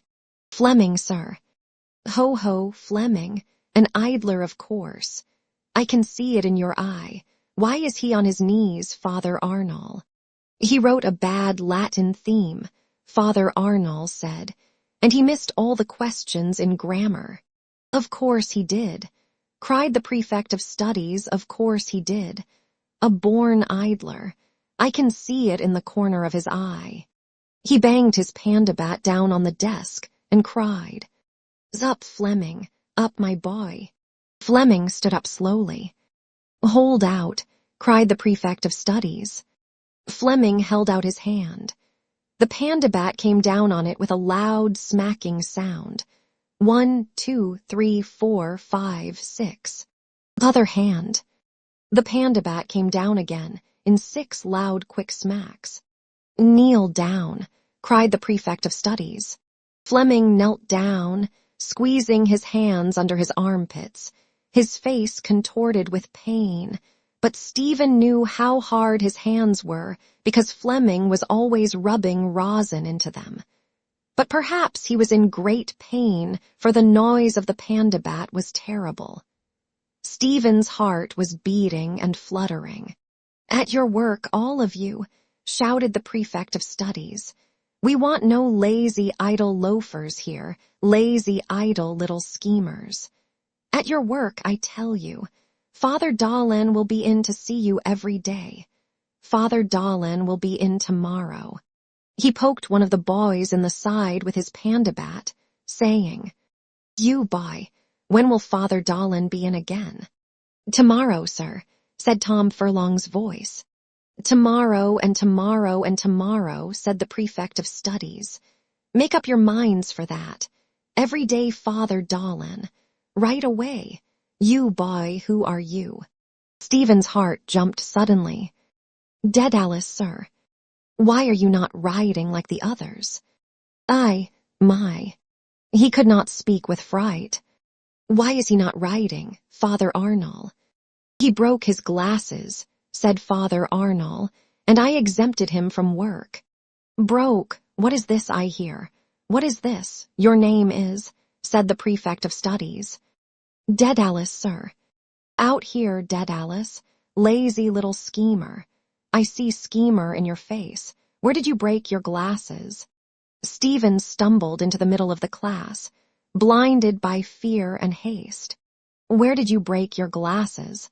repeated the prefect of studies. "The cinder path, sir." "Ho, ho, the cinder path," cried the prefect of studies. "I know that trick." Stephen lifted his eyes in wonder and saw for a moment Father Dahlan's white-grey, not young face, his baldy white-grey head with fluff at the sides of it, the steel rims of his spectacles, and his no-colored eyes looking through the glasses. Why did he say he knew that trick?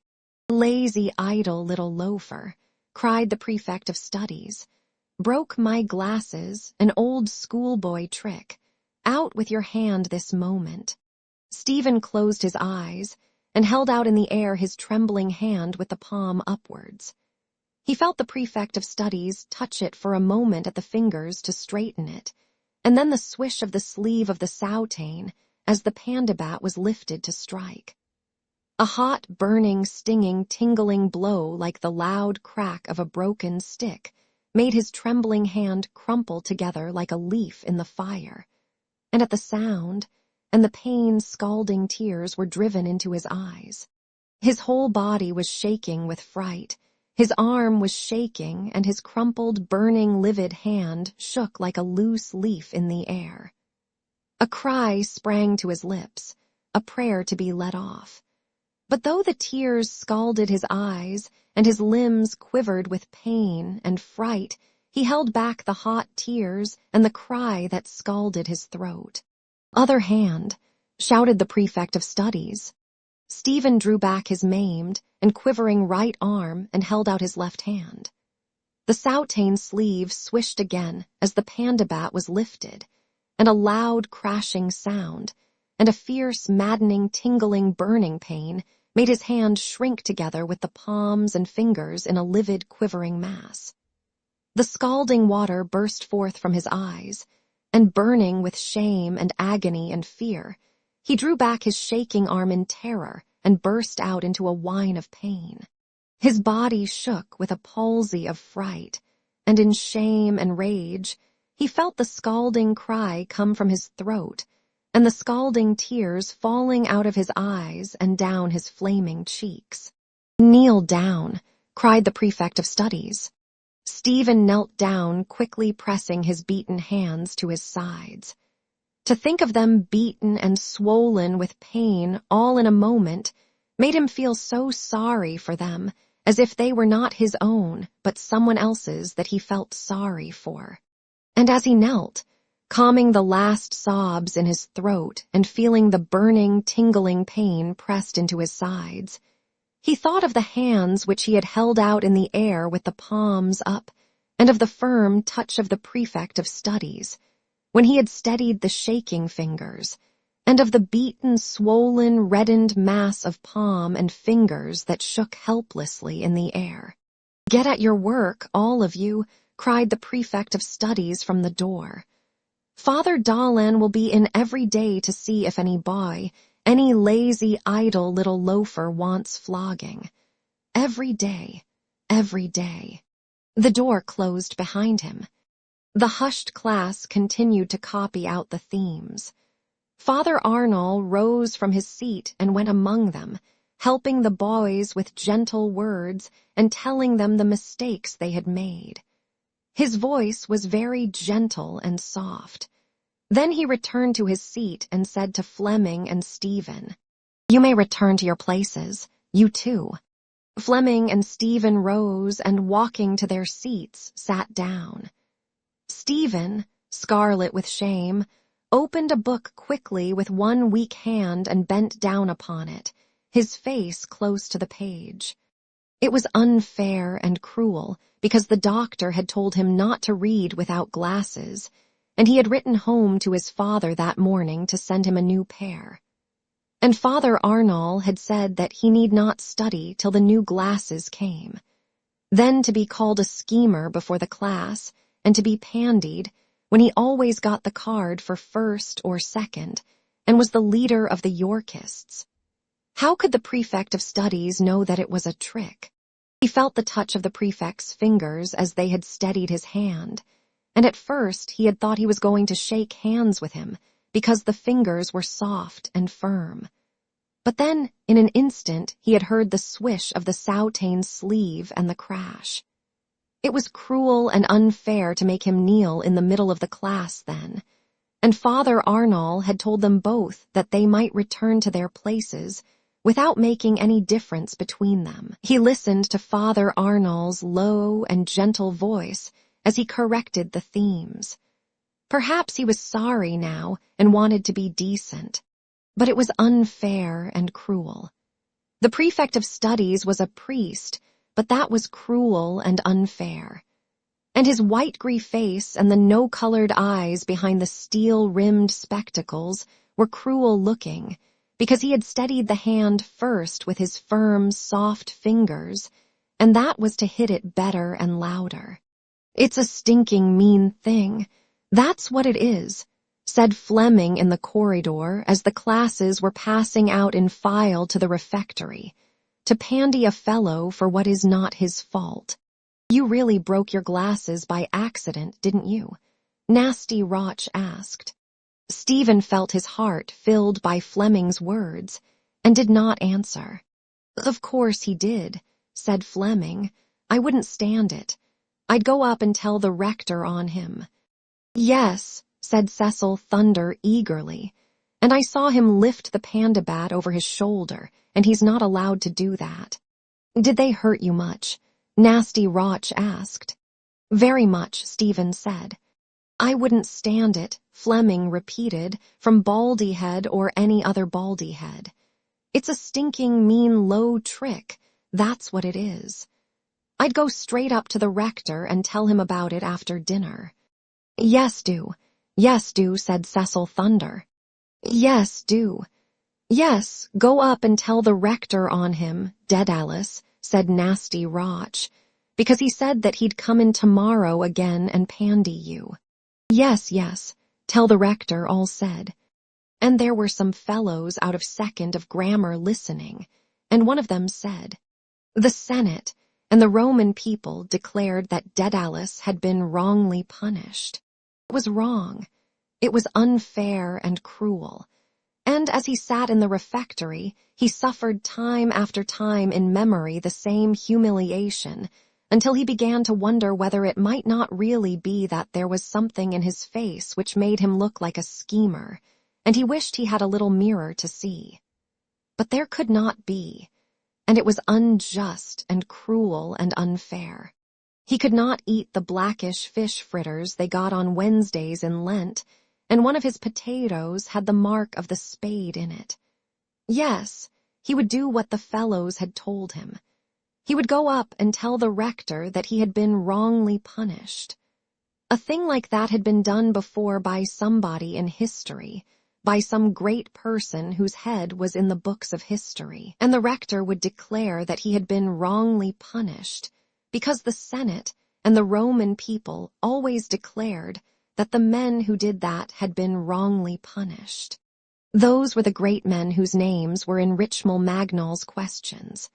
History was all about those men and what they did, and that was what Peter Parley's tales about Greece and Rome were all about. Peter Parley himself was on the first page in a picture. There was a road over a heath with grass at the side and little bushes, and Peter Parley had a broad hat like a Protestant minister and a big stick, and he was walking fast along the road to Greece and Rome. It was easy what he had to do. All he had to do was when the dinner was over, and he came out in his turn to go on walking, but not out to the corridor, but up the staircase on the right that led to the castle. He had nothing to do but that, to turn to the right and walk fast up the staircase, and in half a minute he would be in the low, dark, narrow corridor that led through the castle to the rector's room. And every fellow had said that it was unfair, even the fellow out of second of grammar, who had said that about the Senate and the Roman people. What would happen? He heard the fellows of the higher line stand up at the top of the refectory and heard their steps as they came down the matting. Paddy Rath and Jimmy Magee, and the Spaniard and the Portuguese, and the fifth was Big Corrigan, who was going to be flogged by Mr. Gleason. That was why the prefect of studies had called him a schemer and pandied him for nothing. And, straining his weak eyes, tired with the tears, he watched Big Corrigan's broad shoulders, and big hanging black head passing in the file. But he had done something, and besides Mr. Gleason would not flog him hard. And he remembered how big Corrigan looked in the bath.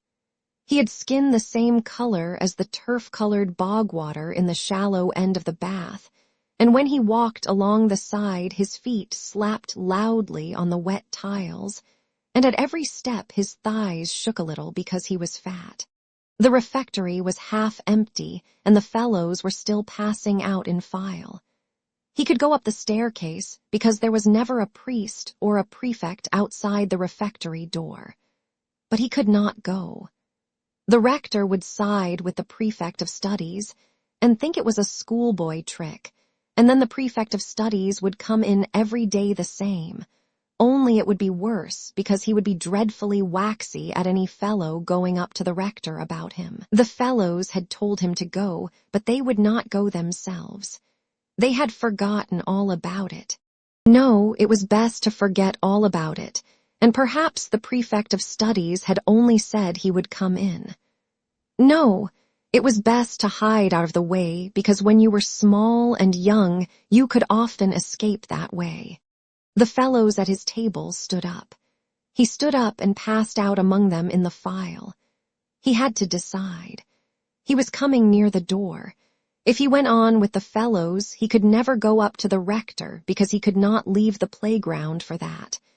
And if he went and was pandied, all the same all the fellows would make fun and talk about young Daedalus going up to the rector to tell on the prefect of studies. He was walking down along the matting, and he saw the door before him. It was impossible. He could not.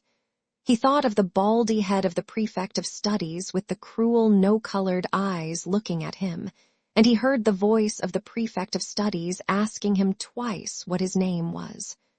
Why could he not remember the name when he was told the first time?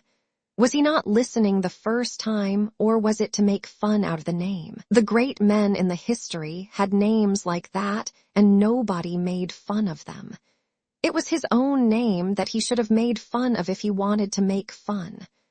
Dalan. It was like the name of a woman who washed clothes. He had reached the door and, turning quickly up to the right, walked up the stairs. And before he could make up his mind to come back, he had entered the low, dark, narrow corridor that led to the castle. And as he crossed the threshold of the door of the corridor, he saw, without turning his head to look, that all the fellows were looking after him as they went filing by. He passed along the narrow, dark corridor, passing little doors that were the doors of the rooms of the community. He peered in front of him and right and left through the gloom and thought that those must be portraits. It was dark and silent, and his eyes were weak and tired with tears so that he could not see. But he thought they were the portraits of the saints and great men of the order who were looking down on him silently as he passed. St. Ignatius Loyola holding an open book and pointing to the words Ad Majorem Dei Gloriam in it. St. Francis Xavier pointing to his chest. Lorenzo Rixai with his beretta on his head, like one of the prefects of the lines. The three patrons of holy youth, St. Stanislaus Kostka, St. Aloysius Gonzago, and Blessed John Birchmans, all with young faces because they died when they were young, and Father Peter Kenny sitting in a chair wrapped in a big cloak. He came out on the landing above the entrance hall and looked about him. That was where Hamilton Rowan had passed, and the marks of the soldiers' slugs were there. And it was there that the old servants had seen the ghost in the white cloak of a marshal. An old servant was sweeping at the end of the landing. He asked him where was the rector's room, and the old servant pointed to the door at the far end, and looked after him as he went on to it and knocked. There was no answer. He knocked again more loudly, and his heart jumped when he heard a muffled voice say, "Come in." He turned the handle and opened the door and fumbled for the handle of the green baize door inside. He found it and pushed it open and went in. He saw the rector sitting at a desk writing. There was a skull on the desk, and a strange, solemn smell in the room like the old leather of chairs. His heart was beating fast on account of the solemn place he was in and the silence of the room. And he looked at the skull and at the rector's kind-looking face. "Well, my little man," said the rector, "what is it?" Stephen swallowed down the thing in his throat and said, "I broke my glasses, sir." The rector opened his mouth and said, "So?" Then he smiled and said, "Well, if we broke our glasses, we must write home for a new pair." "I wrote home, sir," said Stephen, "and Father Arnall said I am not to study till they come." "Quite right," said the rector. Stephen swallowed down the thing again and tried to keep his legs and his voice from shaking. "But, sir—" "Yes, Father Dolan came in today and pandied me because I was not writing my theme."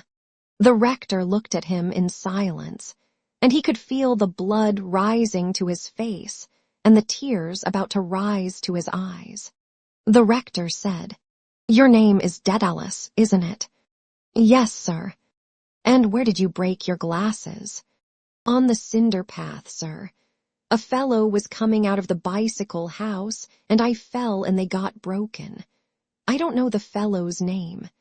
The rector looked at him again in silence. Then he smiled and said, "Oh, well, it was a mistake. I am sure Father Dolan did not know. But I told him I broke them, sir, and he pandied me." "Did you tell him that you had written home for a new pair?" the rector asked. "No, sir." "Oh, well then," said the rector, "Father Dolan did not understand. You can say that I excuse you from your lessons for a few days." Stephen said quickly, for fear his trembling would prevent him, "Yes, sir, but Father Dolan said he will come in tomorrow to pandy me again for it." "Very well," the rector said. "It is a mistake, and I shall speak to Father Dolan myself. Will that do now?" Stephen felt the tears wetting his eyes and murmured, "Oh, yes, sir, thanks." The rector held his hand across the side of the desk where the skull was, and Stephen, placing his hand in it for a moment, felt a cool, moist palm. "Good day now," said the rector, withdrawing his hand and bowing. "Good day, sir," said Stephen. He bowed and walked quietly out of the room, closing the doors carefully and slowly. But when he had passed the old servant on the landing and was again in the low, narrow, dark corridor, he began to walk faster and faster. Faster and faster, he hurried on through the gloom excitedly. He bumped his elbow against the door at the end, and hurrying down the staircase, walked quickly through the 2 corridors and out into the air. He could hear the cries of the fellows on the playgrounds. He broke into a run and, running quicker and quicker, ran across the cinder path and reached the 3rd line playground, panting. The fellows had seen him running. They closed round him in a ring, pushing one against another to hear. "Tell us, tell us." "What did he say?" "Did you go in?" "What did he say?" "Tell us, tell us."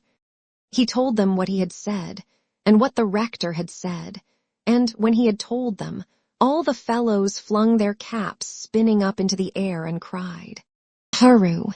They caught their caps and sent them up again spinning sky-high and cried again, "Hurroo, hurroo." They made a cradle of their locked hands and hoisted him up among them and carried him along till he struggled to get free. And when he had escaped from them, they broke away in all directions, flinging their caps again into the air and whistling as they went spinning up and crying, "Hurroo!" And they gave 3 groans for Baldy-head Dolan and 3 cheers for Conmee, and they said he was the decentest rector that was ever in Clongowes. The cheers died away in the soft grey air. He was alone. He was happy and free, but he would not be anyway proud with Father Dolan.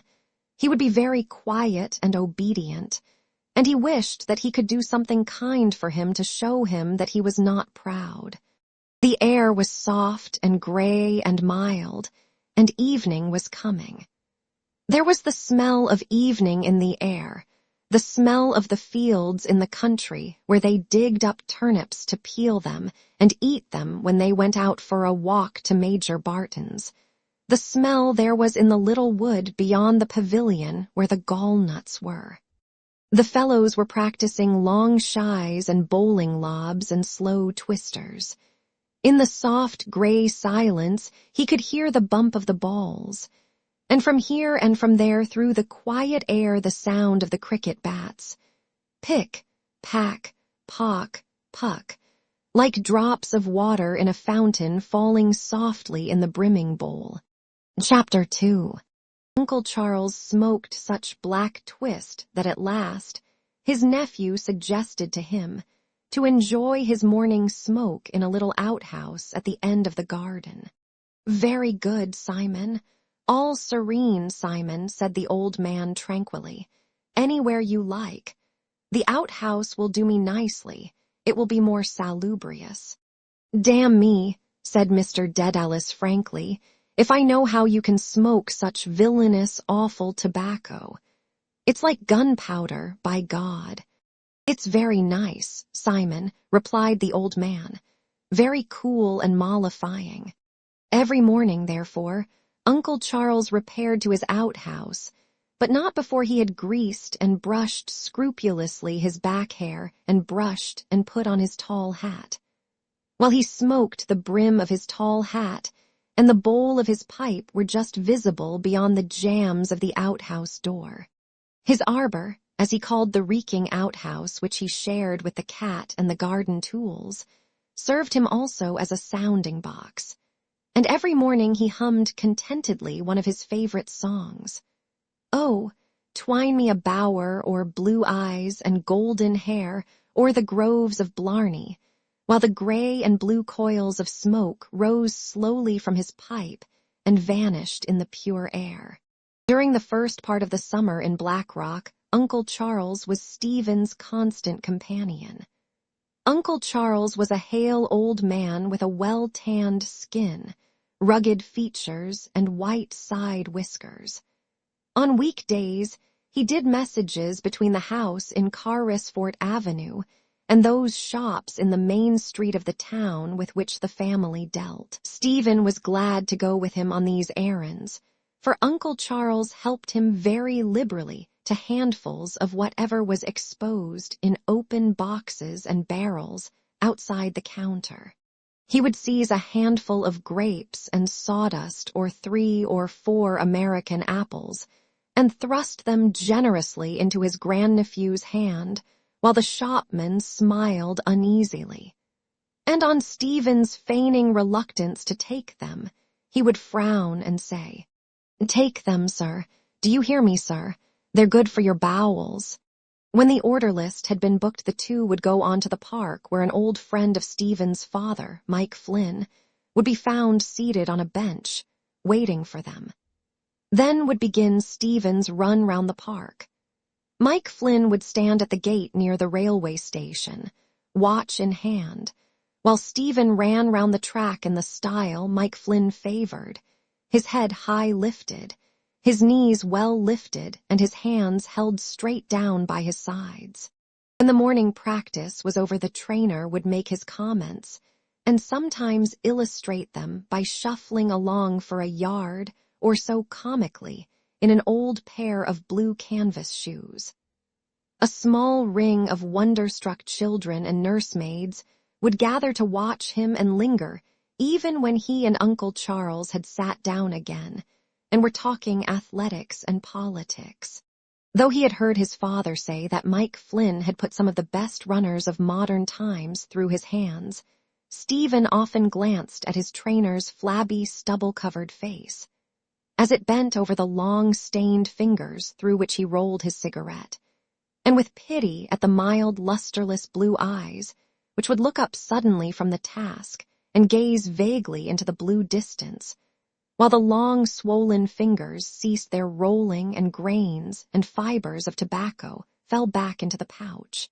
On the way home, Uncle Charles would often pay a visit to the chapel, and as the font was above Stephen's reach, the old man would dip his hand and then sprinkle the water briskly about Stephen's clothes and on the floor of the porch. While he prayed, he knelt on his red handkerchief and read above his breath from a thumb-blackened prayer book wherein catchwords were printed at the foot of every page.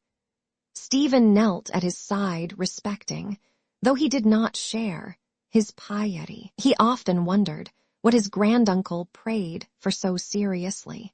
Perhaps he prayed for the souls in purgatory, or for the grace of a happy death, or perhaps he prayed that God might send him back a part of the big fortune he had squandered in Cork. On Sundays, Stephen, with his father and his granduncle, took their constitutional. The old man was a nimble walker in spite of his corns, and often 10 or 12 miles of the road were covered. The little village of Stillorgan was the parting of the ways. Either they went to the left towards the Dublin mountains, or along the Goatstown road, and thence into Dundrum, coming home by Sandyford. Trudging along the road, or standing in some grimy wayside public house, his elders spoke constantly of the subjects nearer their hearts, of Irish politics, of Munster, and of the legends of their own family, to all of which Stephen lent an avid ear. Words which he did not understand he said over and over to himself, till he had learnt them by heart, and through them he had glimpses of the real world about them. The hour when he too would take part in the life of that world seemed drawing near, and in secret he began to make ready for the great part which he felt awaited him, the nature of which he only dimly apprehended. His evenings were his own, and he pored over a ragged translation of the Count of Monte Cristo. The figure of that dark avenger stood forth in his mind for whatever he had heard or divined in childhood of the strange and terrible. At night, he built up on the parlor table an image of the wonderful island cave out of transfers and paper flowers and colored tissue paper and strips of the silver and golden paper in which chocolate is wrapped. When he had broken up this scenery, weary of its tinsel, there would come to his mind the bright picture of Marseille, of sunny trellises and of Mercedes. Outside Blackrock, on the road that led to the mountains, stood a small whitewashed house in the garden of which grew many rose bushes. And in this house, he told himself, another Mercedes lived.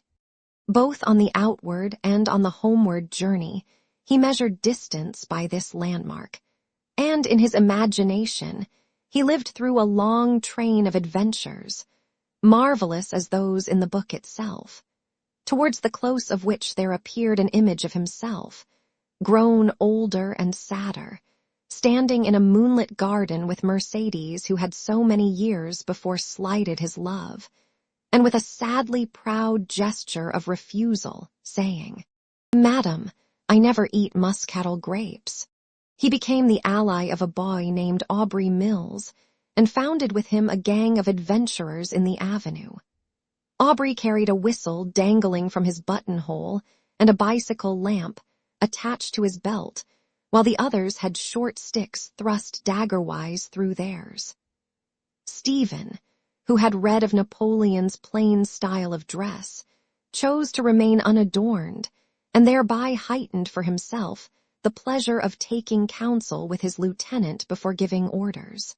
The gang made forays into the gardens of old maids, or went down to the castle and fought a battle on the shaggy weed-grown rocks, coming home after it weary stragglers with the stale odors of the foreshore in their nostrils and the rank oils of the sea-wrack upon their hands and in their hair. Aubrey and Stephen had a common milkman, and often they drove out in the milk car to Carrick mines where the cows were at grass. While the men were milking, the boys would take turns in riding the tractable mare round the field.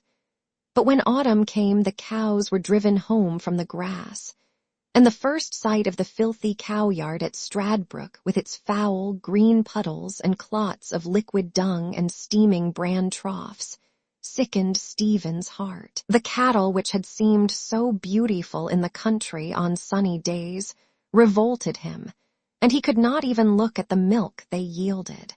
The coming of September did not trouble him this year, for he was not to be sent back to Clongowes. The practice in the park came to an end when Mike Flynn went into hospital. Aubrey was at school and had only an hour or two free in the evening. The gang fell asunder, and there were no more nightly forays or battles on the rocks. Stephen sometimes went round with the car which delivered the evening milk, and these chilly drives blew away his memory of the filth of the cowyard, and he felt no repugnance at seeing the cow hairs and hayseeds on the milkman's coat. Whenever the car drew up before a house, he waited to catch a glimpse of a well-scrubbed kitchen or of a softly lighted hall, and to see how the servant would hold the jug and how she would close the door. He thought it should be a pleasant life enough, driving along the roads every evening to deliver milk, if he had warm gloves and a fat bag of ginger nuts in his pocket to eat from. The same foreknowledge which had sickened his heart and made his legs sag suddenly as he raced round the park, the same intuition which had made him glance with mistrust at his trainer's flabby, stubble-covered face as it bent heavily over his long, stained fingers, dissipated any vision of the future. In a vague way, he understood that his father was in trouble, and that this was the reason why he himself had not been sent back to Clongowes. For some time he had felt the slight change in his house, and those changes in what he had deemed unchangeable were so many slight shocks to his boyish conception of the world. The ambition which he felt astir at times in the darkness of his soul sought no outlet. A dusk like that of the outer world obscured his mind as he heard the mare's hoofs clattering along the tram track on the rock road and the greatkin swaying and rattling behind him. He returned to Mercedes, and as he brooded upon her image, a strange unrest crept into his blood. Sometimes a fever gathered within him and led him to rove alone in the evening along the quiet avenue. The peace of the gardens and the kindly lights in the windows poured a tender influence into his restless heart. The noise of children at play annoyed him, and their silly voices made him feel, even more keenly than he had felt at Clongowes, that he was different from others. He did not want to play. He wanted to meet in the real world the unsubstantial image which his soul so constantly beheld. He did not know where to seek it or how, but a premonition which led him on told him that this image would, without any overt act of his, encounter him. They would meet quietly as if they had known each other and had made their tryst, perhaps at one of the gates or in some more secret place. They would be alone, surrounded by darkness and silence, and in that moment of supreme tenderness he would be transfigured. He would fade into something impalpable under her eyes, and then in a moment he would be transfigured. Weakness and timidity and inexperience would fall from him in that magic moment. 2 great yellow caravans had halted one morning before the door, and men had come tramping into the house to dismantle it. The furniture had been hustled out through the front garden, which was strewn with wisps of straw and rope ends, and into the huge vans at the gate. When all had been safely stowed, the vans had set off noisily down the avenue, and from the window of the railway carriage, in which he had sat with his red-eyed mother, Stephen had seen them lumbering along the Marion Road. The parlor fire would not draw that evening, and Mr. Dedalus rested the poker against the bars of the grate to attract the flame. Uncle Charles dozed in a corner of the half-furnished, uncarpeted room, and near him the family portraits leaned against the wall. The lamp on the table shed a weak light over the boarded floor, mudded by the feet of the vanmen. Stephen, sat on a footstool beside his father, listening to a long and incoherent monologue. He understood little or nothing of it at first, but he became slowly aware that his father had enemies, and that some fight was going to take place. He felt, too, that he was being enlisted for the fight, that some duty was being laid upon his shoulders. The sudden flight from the comfort and reverie of Blackrock, the passage through the gloomy, foggy city, the thought of the bare, cheerless house in which they were now to live made his heart heavy. And again an intuition, a foreknowledge of the future came to him. He understood also why the servants had often whispered together in the hall, and why his father had often stood on the hearthrug, with his back to the fire, talking loudly to Uncle Charles, who urged him to sit down and eat his dinner. "There's a crack of the whip left in me yet, Stephen, old chap," said Mr. Dedalus, poking at the dull fire with fierce energy. "We're not dead yet, sonny. No, by the Lord Jesus, God forgive me, nor half dead." Dublin was a new and complex sensation. Uncle Charles had grown so witless that he could no longer be sent out on errands, and the disorder in settling in the new house left Stephen freer than he had been in Blackrock. In the beginning, he contented himself with circling timidly round the neighboring square, or, at most, going halfway down one of the side streets, but when he had made a skeleton map of the city in his mind, he followed boldly one of its central lines until he reached the custom house. He passed unchallenged among the docks, and along the quays, wondering at the multitude of corks that lay bobbing on the surface of the water in a thick yellow scum, at the crowds of quay porters, and the rumbling carts, and the ill-dressed, bearded policemen. The vastness and strangeness of the life suggested to him by the bales of merchandise, stalked along the walls or swung aloft out of the holds of steamers, wakened again in him the unrest which had sent him wandering in the evening from garden to garden in search of Mercedes. And amid this new bustling life, he might have fancied himself in another Marseille, but that he missed the bright sky and the sun-warmed trellises of the wine shops. A vague dissatisfaction grew up within him as he looked on the quays and on the river and on the lowering skies, and yet he continued to wander up and down day after day, as if he really sought someone that eluded him.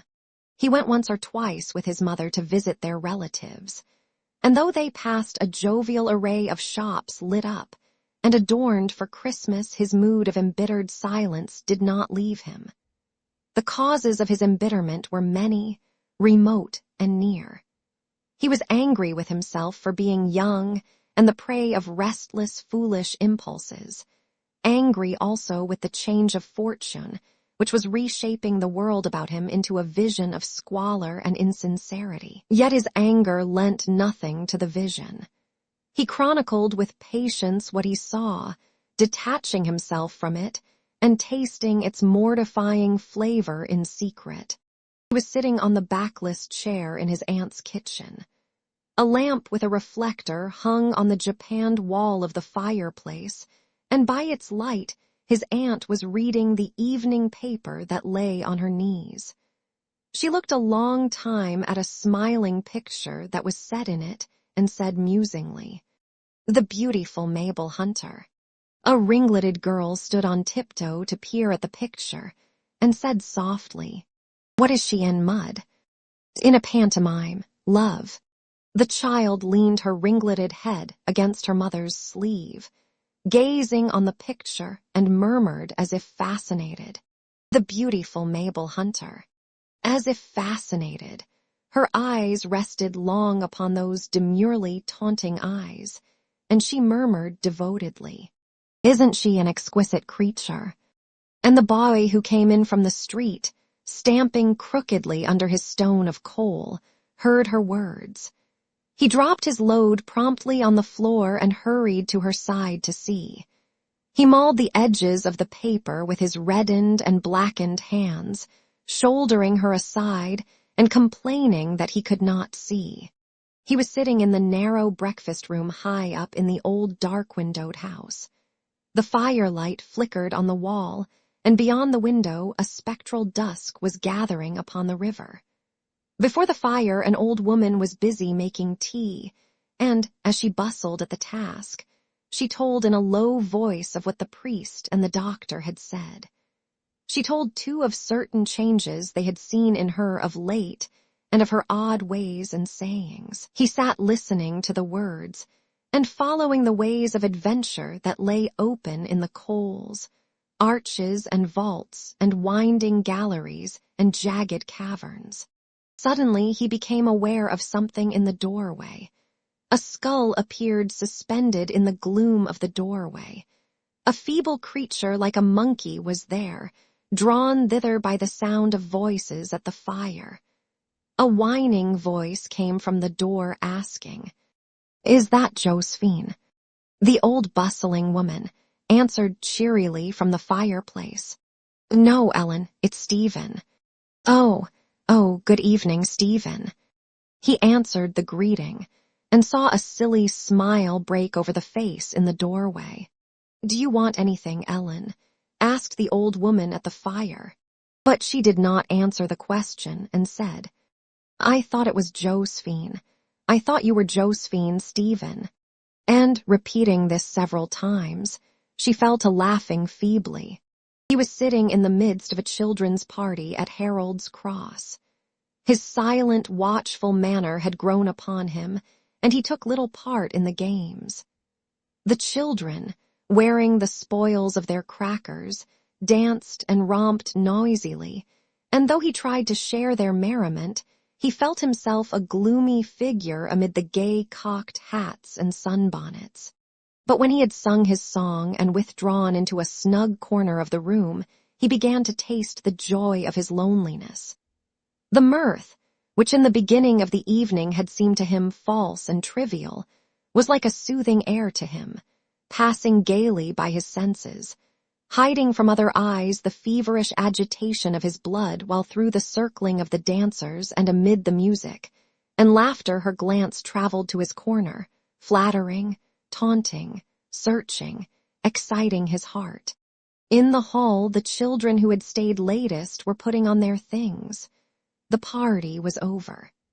She had thrown a shawl about her, and as they went together towards the tram, sprays of her fresh, warm breath flew gaily above her cowled head, and her shoes tapped blithely on the glassy road. It was the last tram. The lank brown horses knew it and shook their bells to the clear night in admonition. The conductor talked with the driver, both nodding often in the green light of the lamp.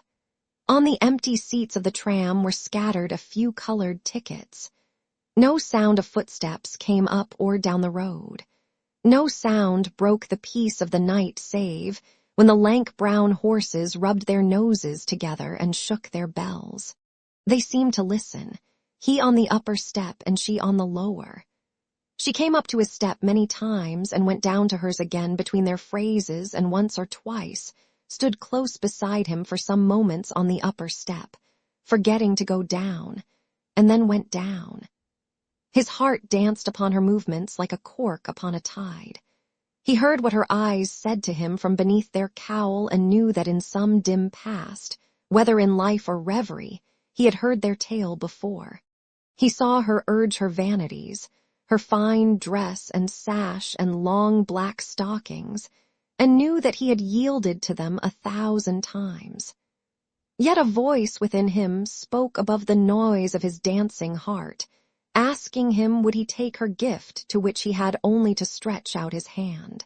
And he remembered the day when he and Eileen had stood looking into the hotel grounds, watching the waiters running up a trail of bunting on the flagstaff and the fox terrier scampering to and fro on the sunny lawn, and how, all of a sudden, she had broken out into a peal of laughter and had run down the sloping curve of the path.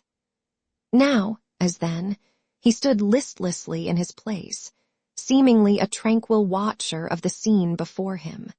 She too wants me to catch hold of her, he thought. That's why she came with me to the tram. I could easily catch hold of her when she comes up to my step. Nobody is looking. I could hold her and kiss her. But he did neither.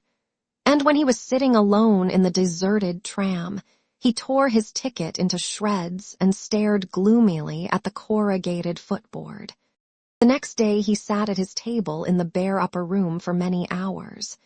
Before him lay a new pen, a new bottle of ink, and a new emerald exercise. From force of habit, he had written at the top of the first page the initial letters of the Jesuit motto, A, M, D, G. On the first line of the page appeared the title of the verses he was trying to write, to E, C. He knew it was right to begin, for he had seen similar titles in the collected poems of Lord Byron. When he had written this title and drawn an ornamental line underneath, he fell into a daydream and began to draw diagrams on the cover of the book. He saw himself sitting at his table in Bray the morning after the discussion at the Christmas dinner table, trying to write a poem about Parnell on the back of one of his father's second Maury notices. But his brain had then refused to grapple with the theme, and desisting, he had covered the page with the names and addresses of certain of his classmates. Roderick Kickham, John Lawton, Anthony McSwiney, Simon Moonan. Now it seemed as if he would fail again, but by dint of brooding on the incident, he thought himself into confidence. During this process, all those elements which he deemed common and insignificant fell out of the scene. There remained no trace of the tram itself, nor of the trammen, nor of the horses, nor did he and she appear vividly. The verses told only of the night and the balmy breeze and the maiden luster of the moon. Some undefined sorrow was hidden in the hearts of the protagonists as they stood in silence beneath the leafless trees, and when the moment of farewell had come, the kiss, which had been withheld by one, was given by both. After this, the letters L, D, S were written at the foot of the page, and having hidden the book, he went into his mother's bedroom and gazed at his face for a long time in the mirror of her dressing table. But his long spell of leisure and liberty was drawing to its end. One evening his father came home full of news, which kept his tongue busy all through dinner. Stephen had been awaiting his father's return, for there had been mutton hash that day, and he knew that his father would make him dip his bread in the gravy.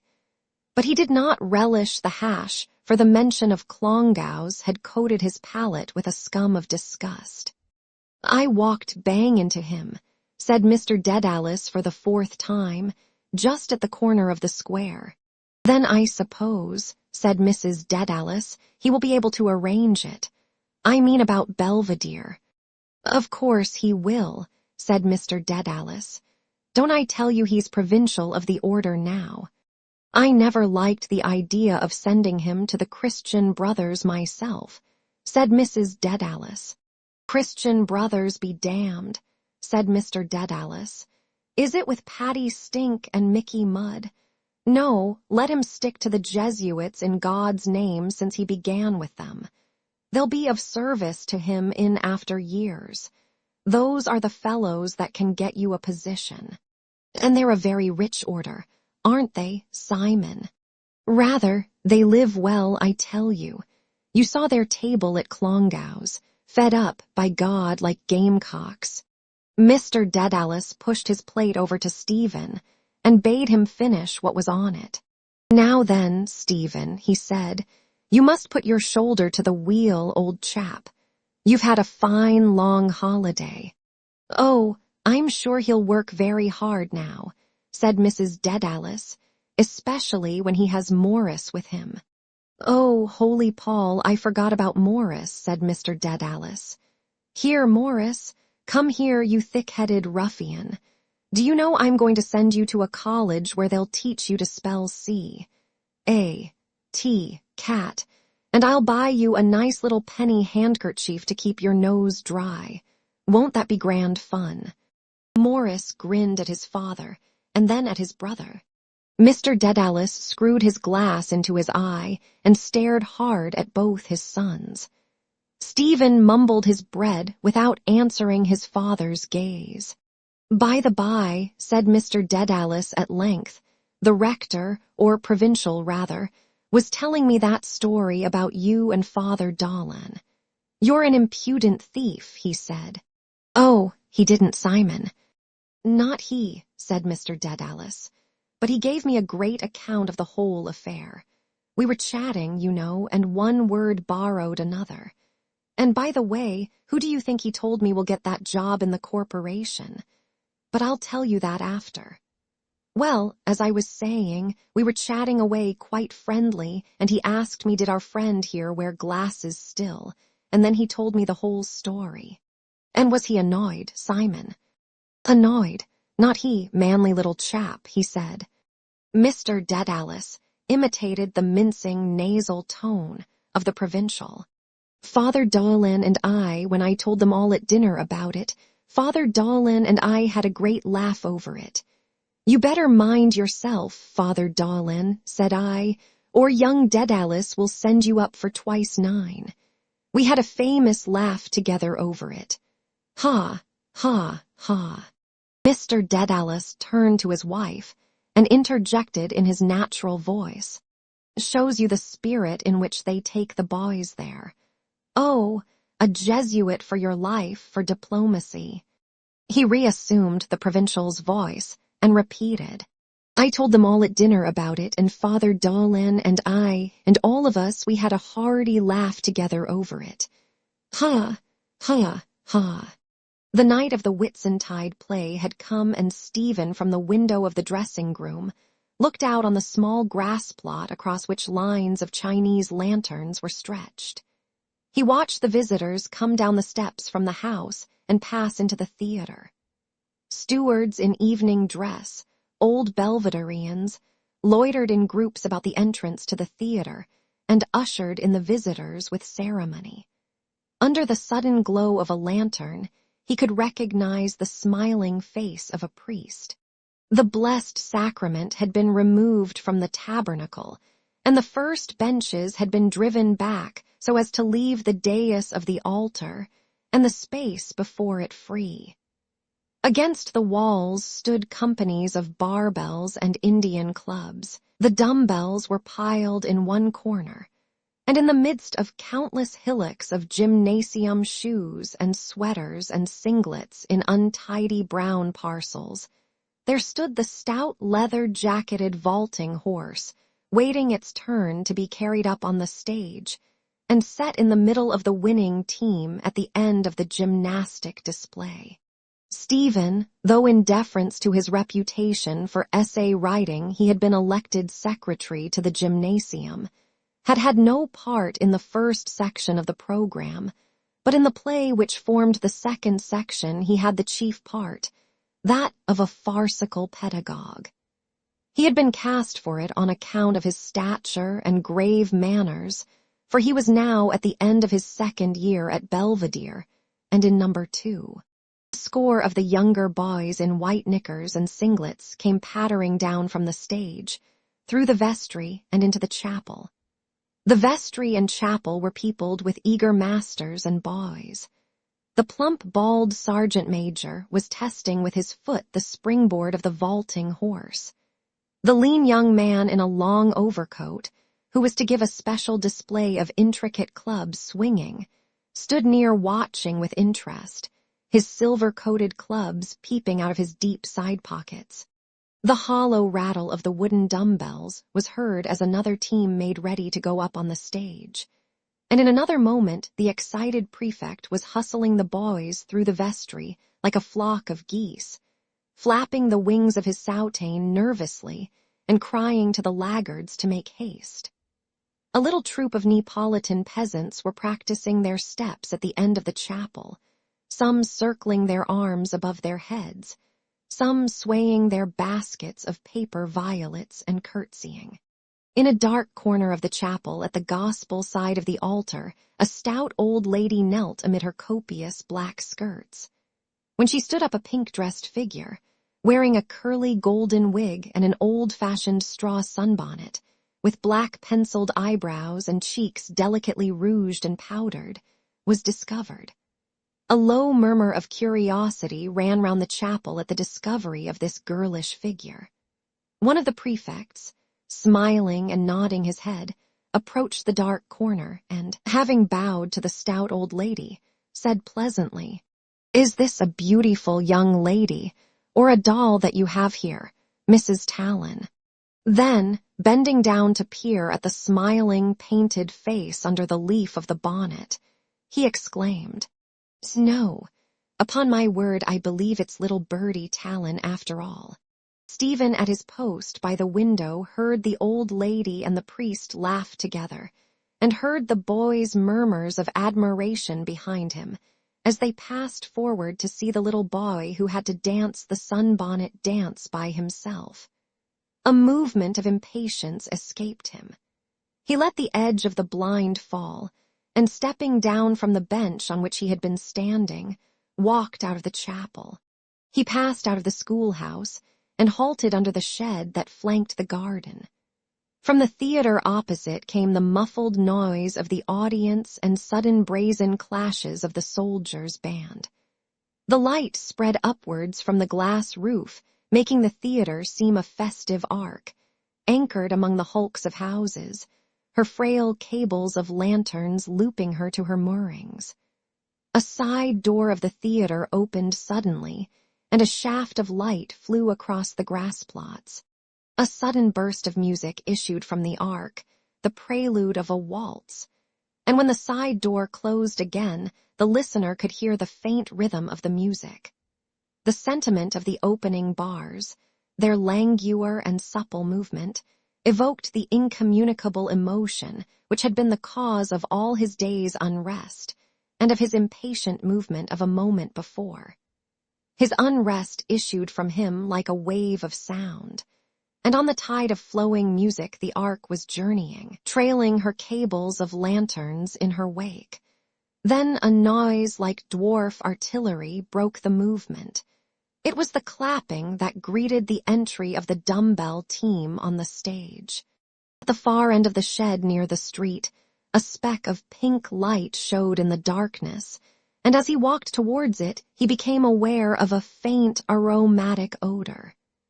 Two boys were standing in the shelter of a doorway, smoking, and before he reached them he had recognized Heron by his voice.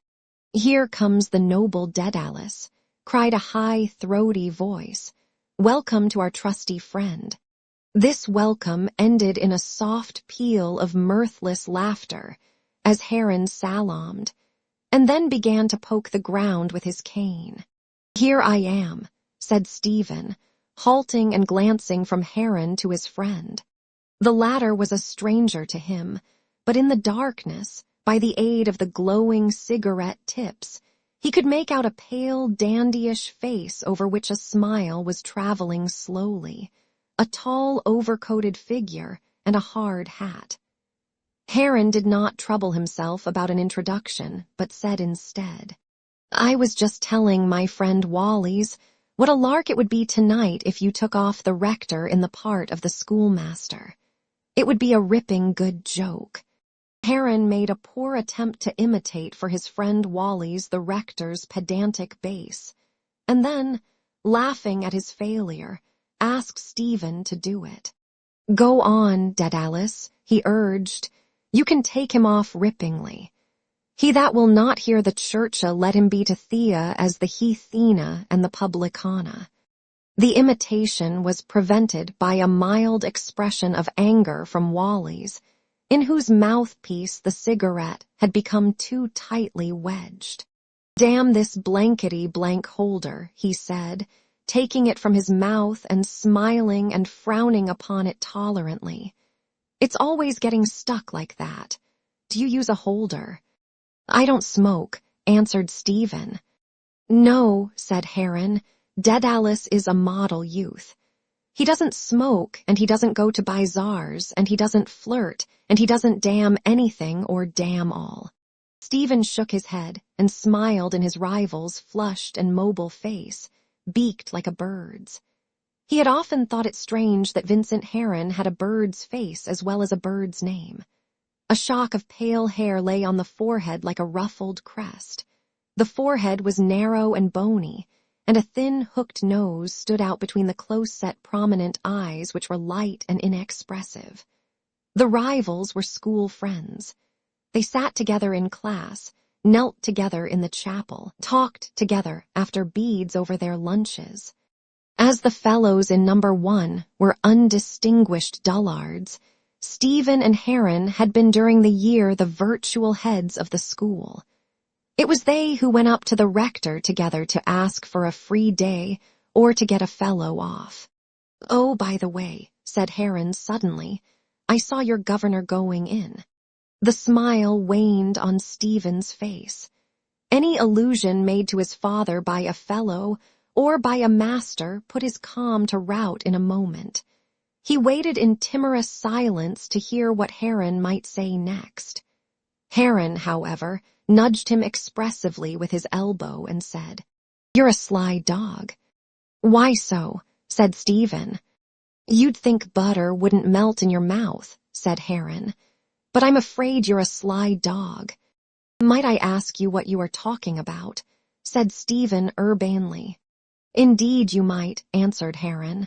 "We saw her Wally's, didn't we? And deucedly pretty she is too, and inquisitive. And what part does Stephen take, Mr. Dedalus? And will Stephen not sing, Mr. Dedalus?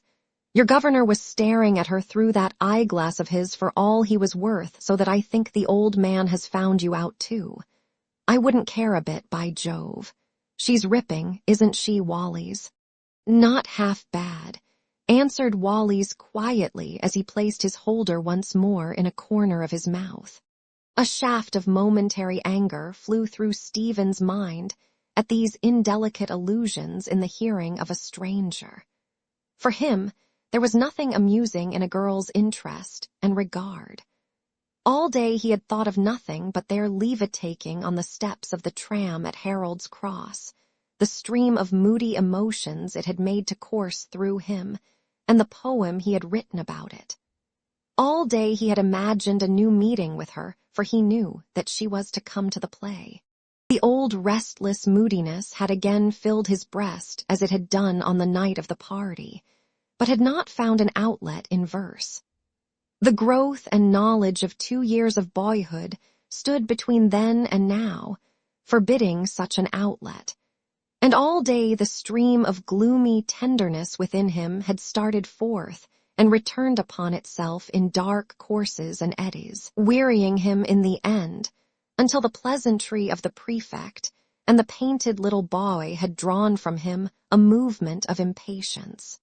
"So you may as well admit," Heron went on, "that we've fairly found you out this time.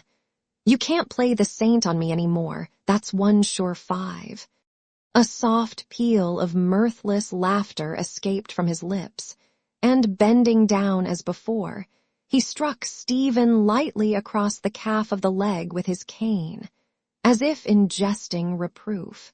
Stephen's moment of anger had already passed. He was neither flattered nor confused, but simply wished the banter to end. He scarcely resented what had seemed to him a silly indelicateness, for he knew that the adventure in his mind stood in no danger from these words, and his face mirrored his rival's false smile. "Admit," repeated Heron, striking him again with his cane across the calf of the leg. The stroke was playful, but not so lightly given as the first one had been.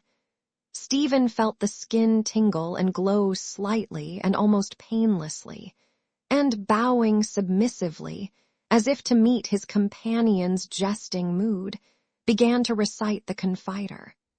The episode ended well, for both Heron and Wally's laughed indulgently at the irreverence. The confession came only from Stephen's lips, and while they spoke the words, a sudden memory had carried him to another scene called up. As if by magic, At the moment when he had noted the faint, cruel dimples at the corners of Heron's smiling lips, and had felt the familiar stroke of the cane against his calf, and had heard the familiar word of admonition. Admit. It was towards the close of his first term in the college, when he was in number 6. His sensitive nature was still smarting under the lashes of an undivined and squalid way of life. His soul was still disquieted and cast down by the dull phenomenon of Dublin. He had emerged from a 2-year spell of reverie to find himself in the midst of a new scene, every event and figure of which affected him intimately, disheartened him or allured, and whether alluring or disheartening, filled him always with unrest and bitter thoughts. All the leisure which his school life left him was passed in the company of subversive writers, whose gibes and violence of speech set up a ferment in his brain, before they passed out of it into his crude writings. The essay was for him the chief labor of his week, and every Tuesday, as he marched from home to the school, he read his fate in the incidents of the way, pitting himself against some figure ahead of him, and quickening his pace to outstrip it before a certain goal was reached, or planting his steps scrupulously in the spaces of the patchwork of the pathway, and telling himself that he would be first and not first in the weekly essay.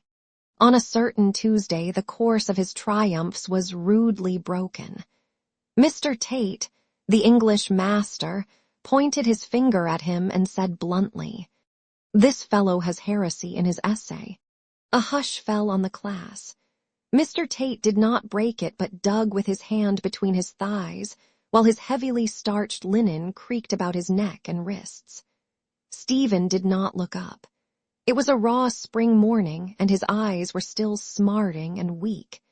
He was conscious of failure and of detection, of the squalor of his own mind and home, and felt against his neck the raw edge of his turned and jagged collar. A short, loud laugh from Mr. Tate set the class more at ease. "Perhaps you didn't know that," he said. "Where?" asked Stephen. Mr. Tate withdrew his delving hand and spread out the essay. "Here it's about the Creator and the soul. R-R-rem, R-R-rem, R-R-rem. Ah, without a possibility of ever approaching nearer. That's heresy." Stephen murmured, "I meant without a possibility of ever reaching." It was a submission, and Mr. Tate, appeased, folded up the essay and passed it across to him, saying, ever reaching, that's another story." But the class was not so soon appeased. Though nobody spoke to him of the affair after class, he could feel about him a vague, general, malignant joy. A few nights after this public chiding, he was walking with a letter along the Drumcondra road when he heard a voice cry, "Halt!" He turned and saw 3 boys of his own class coming towards him in the dusk. It was Heron who had called out, and as he marched forward between his 2 attendants, he cleft the air before him with a thin cane in time to their steps.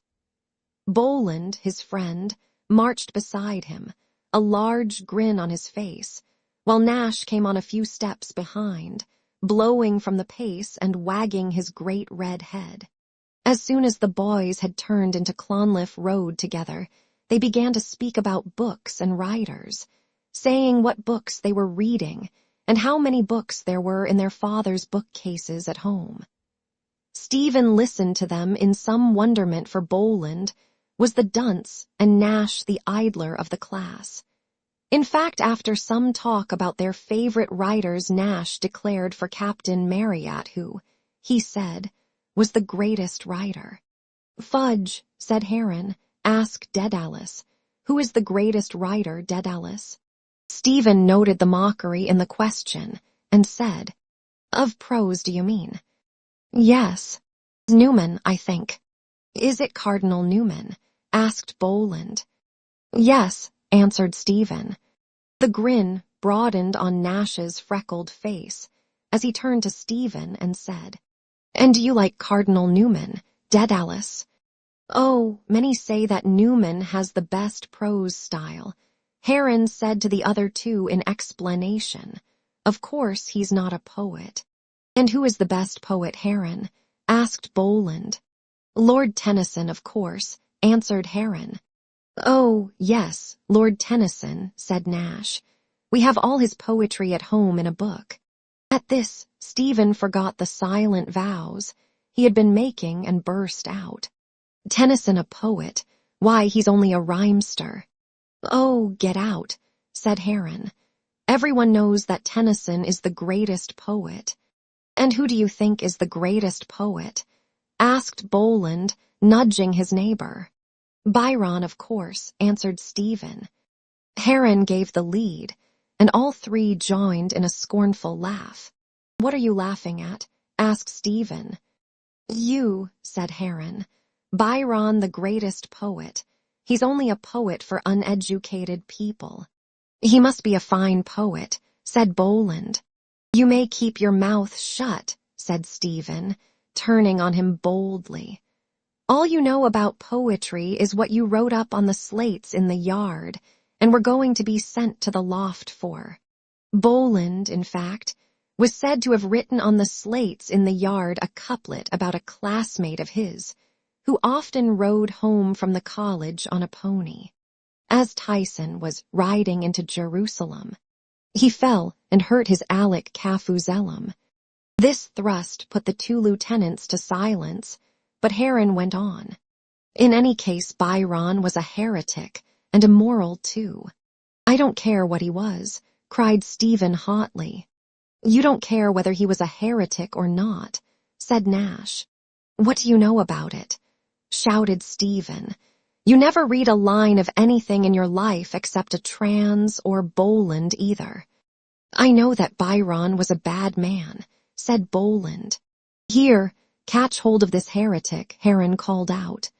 In a moment, Stephen was a prisoner.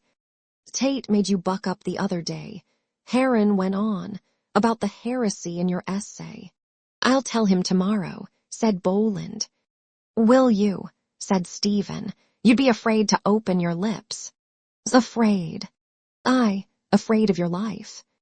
"Behave yourself," cried Heron, cutting at Stephen's legs with his cane.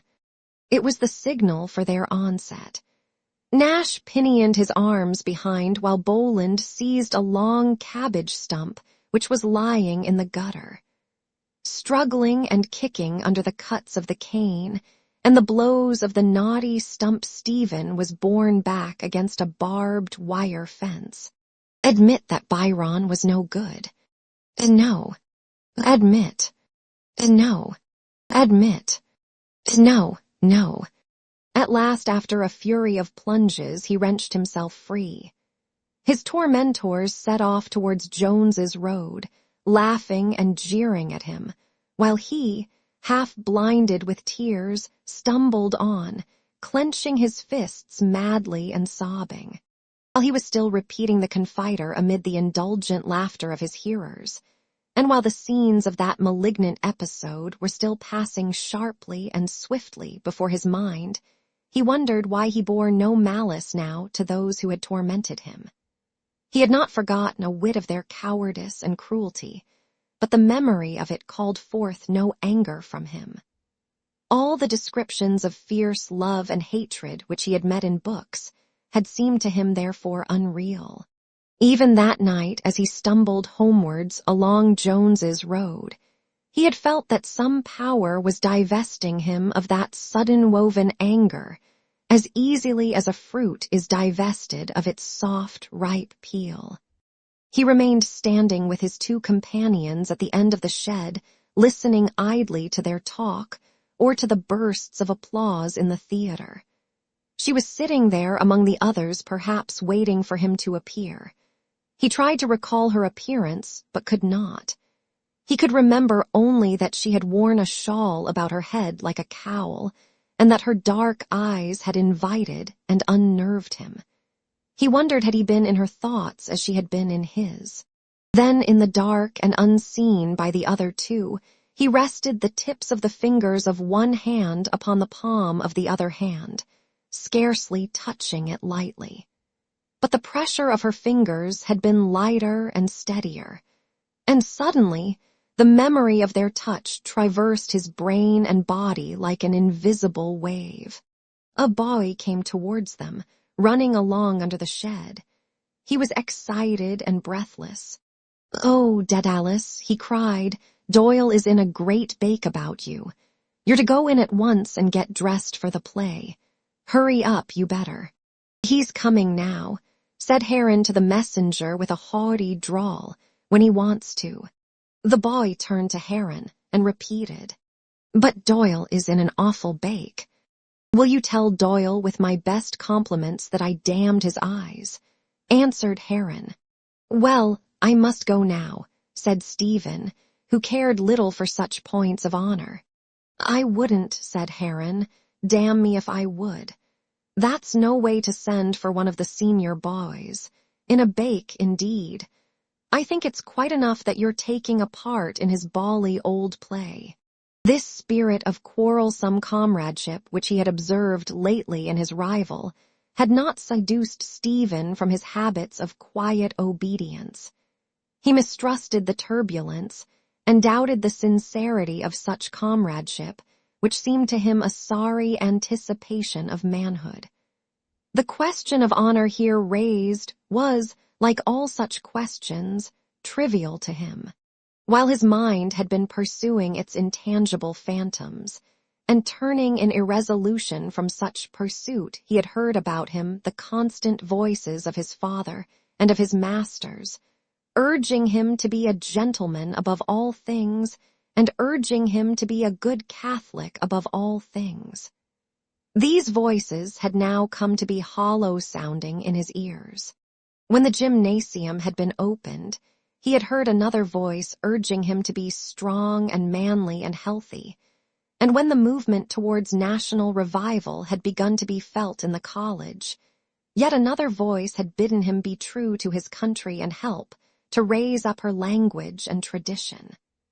In the profane world, as he foresaw, a worldly voice would bid him raise up his father's fallen state by his labors, and meanwhile the voice of his school comrades urged him to be a decent fellow, to shield others from blame or to beg them off, and to do his best to get free days for the school. And it was the din of all these hollow-sounding voices that made him halt irresolutely in the pursuit of Phantomis. He gave them ear only for a time, but he was happy only when he was far from them, beyond their call, alone, or in the company of phantasmal comrades. In the vestry, a plump, fresh-faced Jesuit and an elderly man, in shabby blue clothes, were dabbling in a case of paints and chalks. The boys who had been painted walked about or stood still awkwardly, touching their faces in a gingerly fashion with their furtive fingertips. In the middle of the vestry, a young Jesuit, who was then on a visit to the college, stood rocking himself rhythmically from the tips of his toes to his heels and back again, his hands thrust well forward into his side pockets. His small head set off with glossy red curls, and his newly shaven face agreed well with the spotless decency of his soutane and with his spotless shoes. As he watched this swaying form and tried to read for himself the legend of the priest's mocking smile, there came into Stephen's memory a saying which he had heard from his father before he had been sent to Clongowes, that you could always tell a Jesuit by the style of his clothes.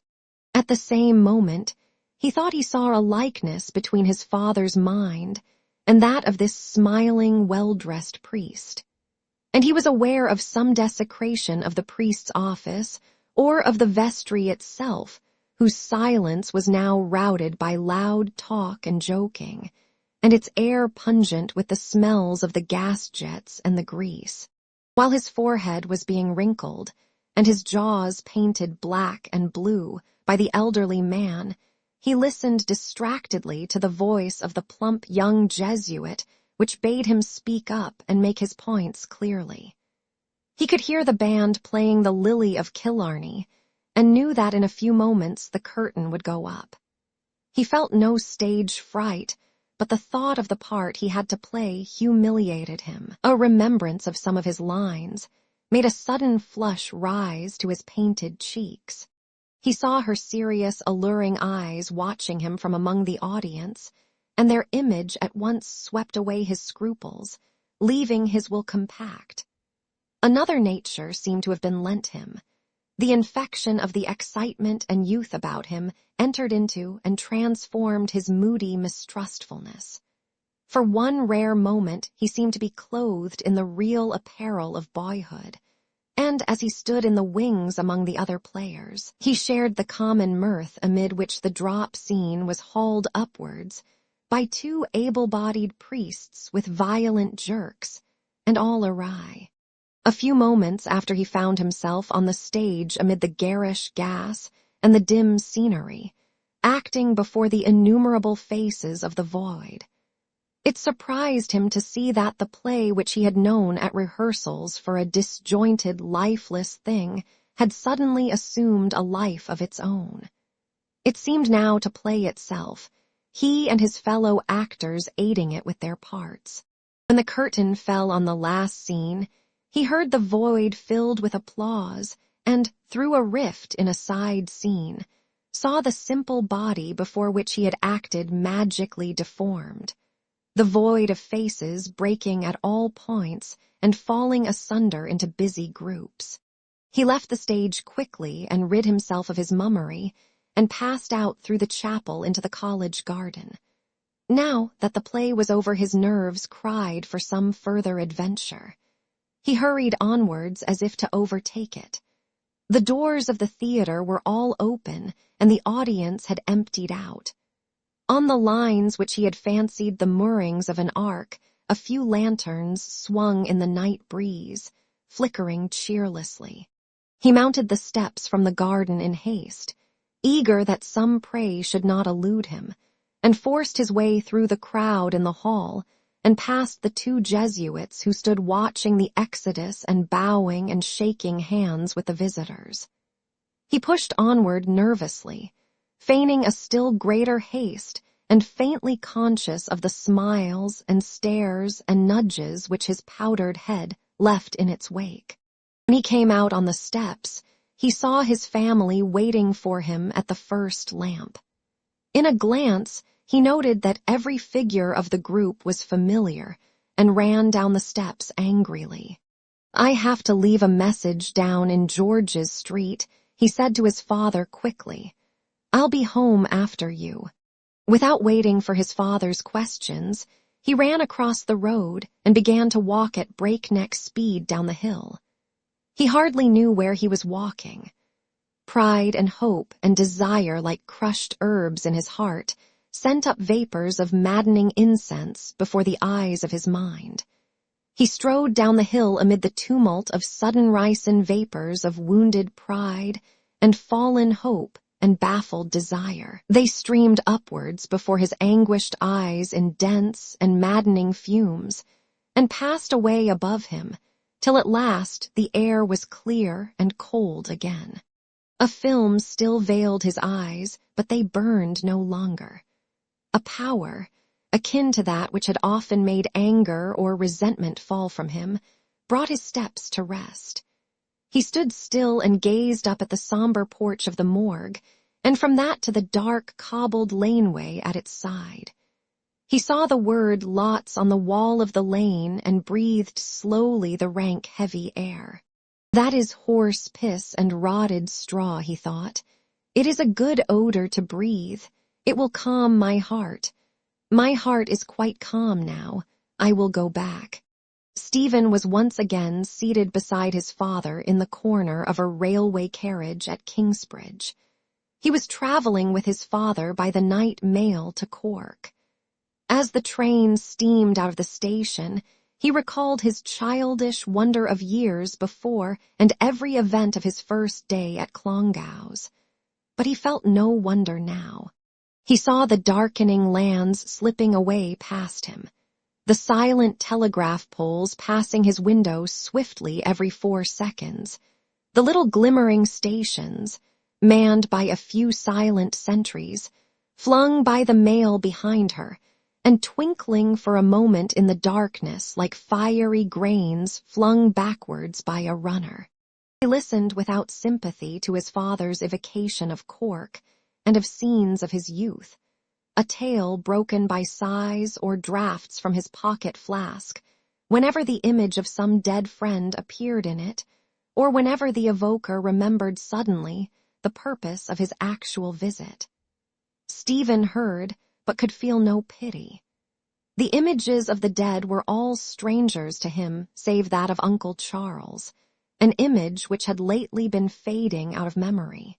He knew, however, that his father's property was going to be sold by auction, and in the manner of his own dispossession, he felt the world give the lie rudely to his fantasy. At Maryborough he fell asleep. When he awoke, the train had passed out of Mallow, and his father was stretched asleep on the other seat. The cold light of the dawn lay over the country, over the unpeopled fields and the closed cottages. The terror of sleep fascinated his mind as he watched the silent country or heard from time to time his father's deep breath or sudden sleepy movement. The neighborhood of unseen sleepers filled him with strange dread, as though they could harm him, and he prayed that the day might come quickly. His prayer, addressed neither to God nor saint, began with a shiver, as the chilly morning breeze crept through the chink of the carriage door to his feet, and ended in a trail of foolish words which he made to fit the insistent rhythm of the train. And silently, at intervals of 4 seconds, the telegraph poles held the galloping notes of the music between punctual bars. This furious music allayed his dread, and leaning against the window ledge, he let his eyelids close again. They drove in a jingle across Cork while it was still early morning, and Stephen finished his sleep in a bedroom of the Victoria Hotel. The bright, warm sunlight was streaming through the window, and he could hear the din of traffic. His father was standing before the dressing table, examining his hair and face and moustache with great care, craning his neck across the water jug and drawing it back sideways to see the better. While he did so, he sang softly to himself, with quaint accent and phrasing. "'Tis youth and folly makes young men marry. So here, my love, I'll no longer stay. What can't be cured, sure, must be injured, sure. So I'll go to Zamarake. My love, she's handsome. My love, she's bony. She's like good whiskey when it is new, but when 'tis old and growing cold, it fades and dies like the mountain dew." The consciousness of the warm, sunny city outside his window and the tender tremors with which his father's voice festooned the strange, sad, happy air drove off all the mists of the night's ill humor from Stephen's brain. He got up quickly to dress, and when the song had ended, said, "That's much prettier than any of your other come-all-yous." "Do you think so?" asked Mr. Dedalus. "I like it," said Stephen. "It's a pretty old air," said Mr. Dedalus, twirling the points of his moustache. "Ah, but you should have heard Mick Lacey sing it. Poor Mick Lacey. He had little turns for it, grace notes that he used to put in that I haven't got. That was the boy who could sing a come-all-you, if you like." Mr. Dedalus had ordered drischines for breakfast, and during the meal he cross-examined the waiter for local news. For the most part they spoke at cross purposes when a name was mentioned, the waiter having in mind the present holder, and Mr. Dedalus his father, or perhaps his grandfather. "Well, I hope they haven't moved the Queen's College anyhow," said Mr. Dedalus, "for I want to show it to this youngster of mine." Along the Mardyke, the trees were in bloom. They entered the grounds of the college and were led by the garrulous porter across the quadrangle. But their progress across the gravel was brought to a halt after every dozen or so paces by some reply of the porter's. "Ah, do you tell me so? And is poor Pottlebelly dead? Yes, sir, dead, sir. During these halts, Stephen stood awkwardly behind the two men, weary of the subject and waiting restlessly for the slow march to begin again. By the time they had crossed the quadrangle, his restlessness had risen to fever. He wondered how his father, whom he knew for a shrewd, suspicious man, could be duped by the servile manners of the porter, and the lively southern speech which had entertained him all the morning now irritated his ears. They passed into the anatomy theater where Mr. Dedalus, the porter aiding him, searched the desks for his initials. Stephen remained in the background, depressed more than ever by the darkness and silence of the theater and by the air it wore of jaded and formal study. On the desk he read the word fetus cut several times in the dark, stained wood. The sudden legend startled his blood. He seemed to feel the absent students of the college about him and to shrink from their company. A vision of their life, which his father's words had been powerless to evoke, sprang up before him out of the word cut in the desk. A broad-shouldered student with a mustache was cutting in the letters with a jackknife, seriously. Other students stood or sat near him laughing at his handiwork. One jogged his elbow. The big student turned on him, frowning. He was dressed in loose gray clothes and had tan boots. Stephen's name was called. He hurried down the steps of the theater so as to be as far away from the vision as he could be, and peering closely at his father's initials, hid his flushed face. But the word and the vision capered before his eyes as he walked back across the quadrangle and towards the college gate. It shocked him to find in the outer world a trace of what he had deemed, till then a brutish and individual malady of his own mind. His monstrous reveries came thronging into his memory. They too had sprung up before him, suddenly and furiously, out of mere words. He had soon given in to them and allowed them to sweep across and abase his intellect, wondering always where they came from what den of monstrous images, and always weak and humble towards others, restless and sickened of himself when they had swept over him. "Ay, bedad, and there's the groceries sure enough," cried Mr. Dedalus. "You often heard me speak of the groceries, didn't you, Stephen? Many's the time we went down there when our names had been marked, a crowd of us. Harry Peard and little Jack Mountain and Bob Diaz and Morris Moriarty, the Frenchman, and Tom O'Grady and Mick Lacey that I told you of this morning, and Joey Corbett, and poor little good-hearted Johnny Keevers of the Tantiles. The leaves of the trees along the Mardyke were astir and whispering in the sunlight. A team of cricketers passed, agile young men in flannels and blazers, one of them carrying the long green wicket bag. In a quiet by-street, a German band of 5 players in faded uniforms and with battered brass instruments was playing to an audience of street Arabs and leisurely messenger boys. A maid in a white cap and apron was watering a box of plants on a sill which shone like a slab of limestone in the warm glare. From another window open to the air came the sound of a piano, scale after scale rising into the treble. Stephen walked on at his father's side, listening to stories he had heard before, hearing again the names of the scattered and dead revelers who had been the companions of his father's youth, and a faint sickness sighed in his heart. He recalled his own equivocal position in Belvedere, a free boy, a leader afraid of his own authority, proud and sensitive and suspicious, battling against the squalor of his life and against the riot of his mind. The letters cut in the stained wood of the desk stared upon him, mocking his bodily weakness and futile enthusiasms, and making him loathe himself for his own mad and filthy orgies. The spittle in his throat grew bitter and foul to swallow, and the faint sickness climbed to his brain, so that for a moment he closed his eyes and walked on in darkness.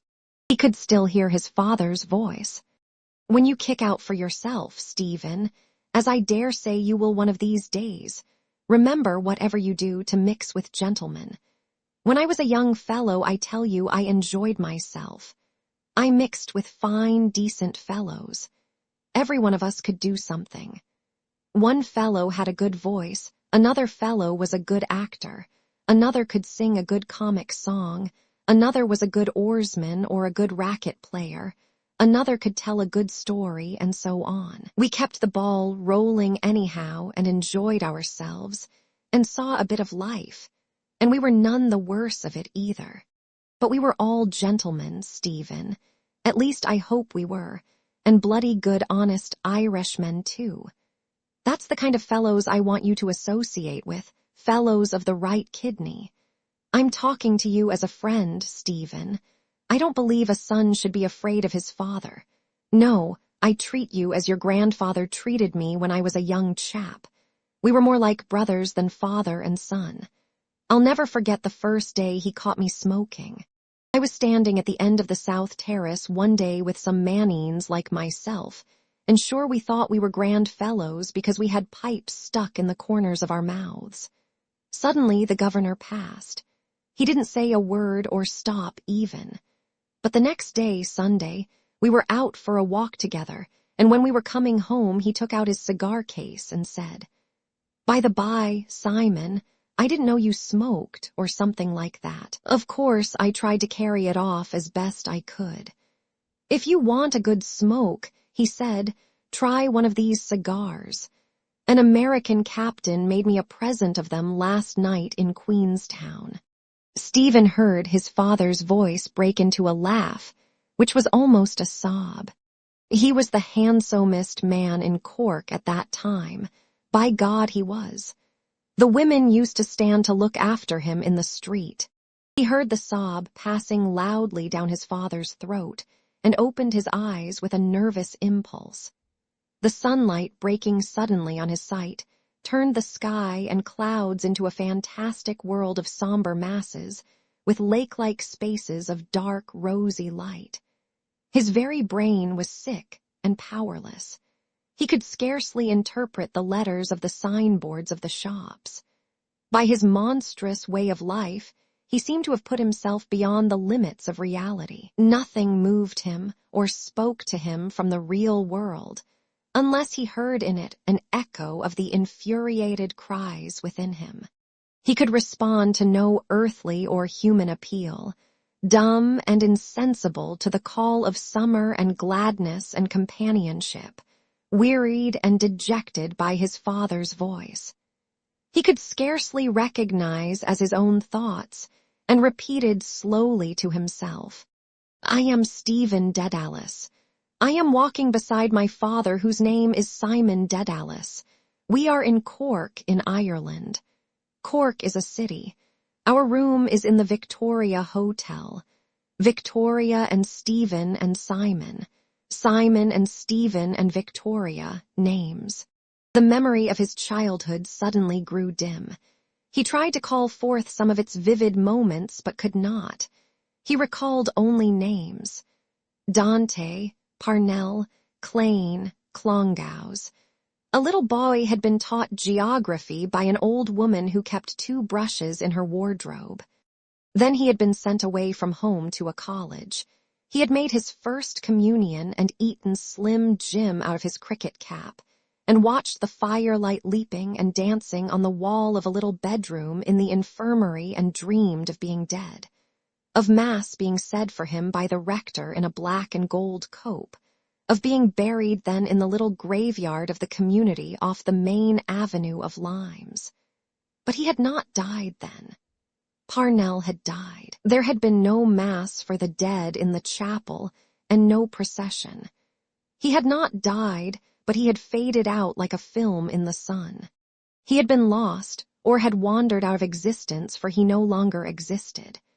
How strange to think of him passing out of existence in such a way, not by death, but by fading out in the sun, or by being lost and forgotten somewhere in the universe. It was strange to see his small body appear again for a moment, a little boy in a gray belted suit.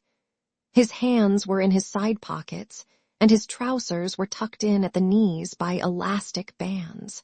On the evening of the day on which the property was sold, Stephen followed his father meekly about the city from bar to bar. To the sellers in the market, to the barmen and barmaids, to the beggars who importuned him for a lob, Mr. Dedalus told the same tale, that he was an old Corkonian, that he had been trying for 30 years to get rid of his Cork accent up in Dublin, and that Peter Pick-a-Cafax beside him was his eldest son, but that he was only a Dublin jackeen. They had set out early in the morning from Newcomb's coffee house, where Mr. Dedalus' cup had rattled noisily against its saucer, and Stephen had tried to cover that shameful sign of his father's drinking bout of the night before by moving his chair and coughing. One humiliation had succeeded another: the false smiles of the market sellers, the curvetings and oglings of the barmaids with whom his father flirted, the compliments and encouraging words of his father's friends. They had told him that he had a great look of his grandfather, and Mr. Dedalus had agreed that he was an ugly likeness. They had unearthed traces of a Cork accent in his speech, and made him admit that the Lee was a much finer river than the Liffey. One of them, in order to put his Latin to the proof, had made him translate short passages from Dioctus, and asked him whether it was correct to say, tempora mutantur nos et mutamur in illis, or tempora mutantur et nos mutamur in illis. Another, a brisk old man, whom Mr. Dedalus called Johnny Cashman, had covered him with confusion by asking him to say which were prettier, the Dublin girls or the Cork girls. "He's not that way built," said Mr. Dedalus. "Leave him alone. He's a level-headed thinking boy who doesn't bother his head about that kind of nonsense." "Then he's not his father's son," said the little old man. "I don't know, I'm sure," said Mr. Dedalus, smiling complacently. "Your father," said the little old man to Stephen, "was the boldest flirt in the city of Cork in his day. Do you know that?" Stephen looked down and studied the tiled floor of the bar into which they had drifted. "Now don't be putting ideas into his head," said Mr. Dedalus. "Leave him to his maker." "Yara, sure I wouldn't put any ideas into his head. I'm old enough to be his grandfather." "And I am a grandfather," said the little old man to Stephen. "Do you know that?" "Are you?" asked Stephen. "Bedad I am," said the little old man. "I have 2 bouncing grandchildren out at Sundays well. Now then, what age do you think I am? And I remember seeing your grandfather in his red coat riding out to hounds. That was before you were born." "Aye, or thought of," said Mr. Dedalus. "Bedad I did," repeated the little old man. "And more than that, I can remember even your great-grandfather, old John Stephen Dedalus, and a fierce old fire-reader he was. Now, then, there's a memory for you." "That's 3 generations, 4 generations," said another of the company. "Why, Johnny Cashman, you must be nearing the century." "Well, I'll tell you the truth," said the little old man. "I'm just 27 years of age." "We're as old as we feel, Johnny," said Mr. Dedalus. "And just finish what you have there and we'll have another. Here, Tim or Tom or whatever your name is, give us the same again here. By God, I don't feel more than 18 myself. There's that son of mine, they're not half my age, and I'm a better man than he is any day of the week. Draw it mild now, Dedalus. I think it's time for you to take a back seat," said the gentleman who had spoken before. "No, by God," asserted Mr. Dedalus. "I'll sing a tenor song against him, or I'll vault a 5-barred gate against him, or I'll run with him after the hounds across the country, as I did 30 years ago along with the Kerry boy and the best man for it. But he'll beat you here. said the little old man, tapping his forehead and raising his glass to drain it. Well, I hope he'll be as good a man as his father. That's all I can say, said Mr. Dedalus. If he is, he'll do, said the little old man. And thanks be to God, Johnny, said Mr. Dedalus, that we lived so long and did so little harm. But did so much good, Simon, said the little old man gravely. Thanks be to God we lived so long and did so much good. Stephen watched the 3 glasses being raised from the counter as his father and his 2 cronies drank to the memory of their past. An abyss of fortune or of temperament sundered him from them. His mind seemed older than theirs. It shone coldly on their strifes and happiness, and regrets like a moon upon a younger earth. No life or youth stirred in him as it had stirred in them. He had known neither the pleasure of companionship with others, nor the vigor of rude male health, nor filial piety. Nothing stirred within his soul but a cold and cruel and loveless lust. His childhood was dead or lost, and with it his soul capable of simple joys, and he was drifting amid life like the barren shell of the moon. Art thou pale for weariness? Of climbing heaven and gazing on the earth, wandering companionless? He repeated to himself the lines of Shelley's fragment. Its alternation of sad human ineffectiveness with vast inhuman cycles of activity chilled him, and he forgot his own human and ineffectual grieving. Stephen's mother and his brother and one of his cousins waited at the corner of quiet Foster Place, while he and his father went up the steps and along the colonnade where the Highland sentry was parading. When they had passed into the great hall and stood at the counter, Stephen drew forth his orders on the governor of the Bank of Ireland for 30 and £3. And these sums, the moneys of his exhibition and essay prize, were paid over to him rapidly by the teller in notes and in coin respectively. He bestowed them in his pockets with feigned composure and suffered the friendly teller, to whom his father chatted, to take his hand across the broad counter and wish him a brilliant career in after life. He was impatient of their voices and could not keep his feet at rest. But the teller still deferred the serving of others to say he was living in changed times, and that there was nothing like giving a boy the best education that money could buy.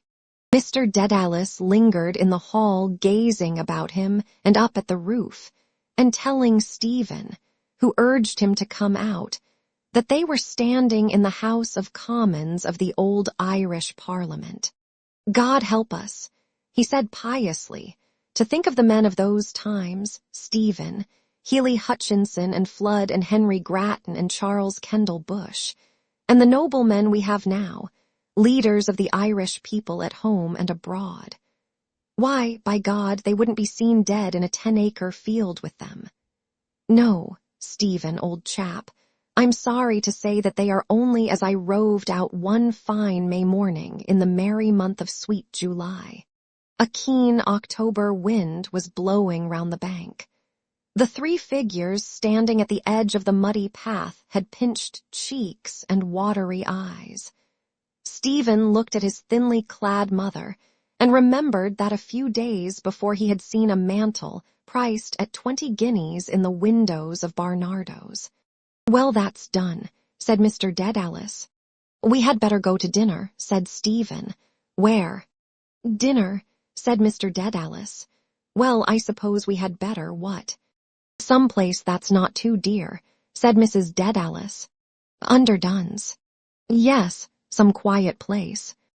Come along, said Stephen quickly. It doesn't matter about the dearness. He walked on before them with short, nervous steps, smiling. They tried to keep up with him, smiling also at his eagerness. Take it easy like a good young fellow, said his father. We're not out for the half-mile, are we? For a swift season of merrymaking, the money of his prizes ran through Stephen's fingers. Great parcels of groceries and delicacies and dried fruits arrived from the city. Every day he drew up a bill of fare for the family, and every night led a party of 3 or 4 to the theater to see Ingamer or the Lady of Lyons. In his coat pockets, he carried squares of Vienna chocolate for his guests, while his trousers pocket bulged with masses of silver and copper coins. He bought presents for everyone, overhauled his room, wrote out resolutions, marshaled his books up and down their shelves, pored upon all kinds of price lists, drew up a form of commonwealth for the household by which every member of it held some office, opened a loan bank for his family, and pressed loans on willing borrowers, so that he might have the pleasure of making out receipts and reckoning the interests on the sums lent. When he could do no more, he drove up and down the city in trammis. Then the season of pleasure came to an end. The pot of pink enamel paint gave out, and the wainscot of his bedroom remained with its unfinished and ill-plastered coat. His household returned to its usual way of life. His mother had no further occasion to upbraid him for squandering his money.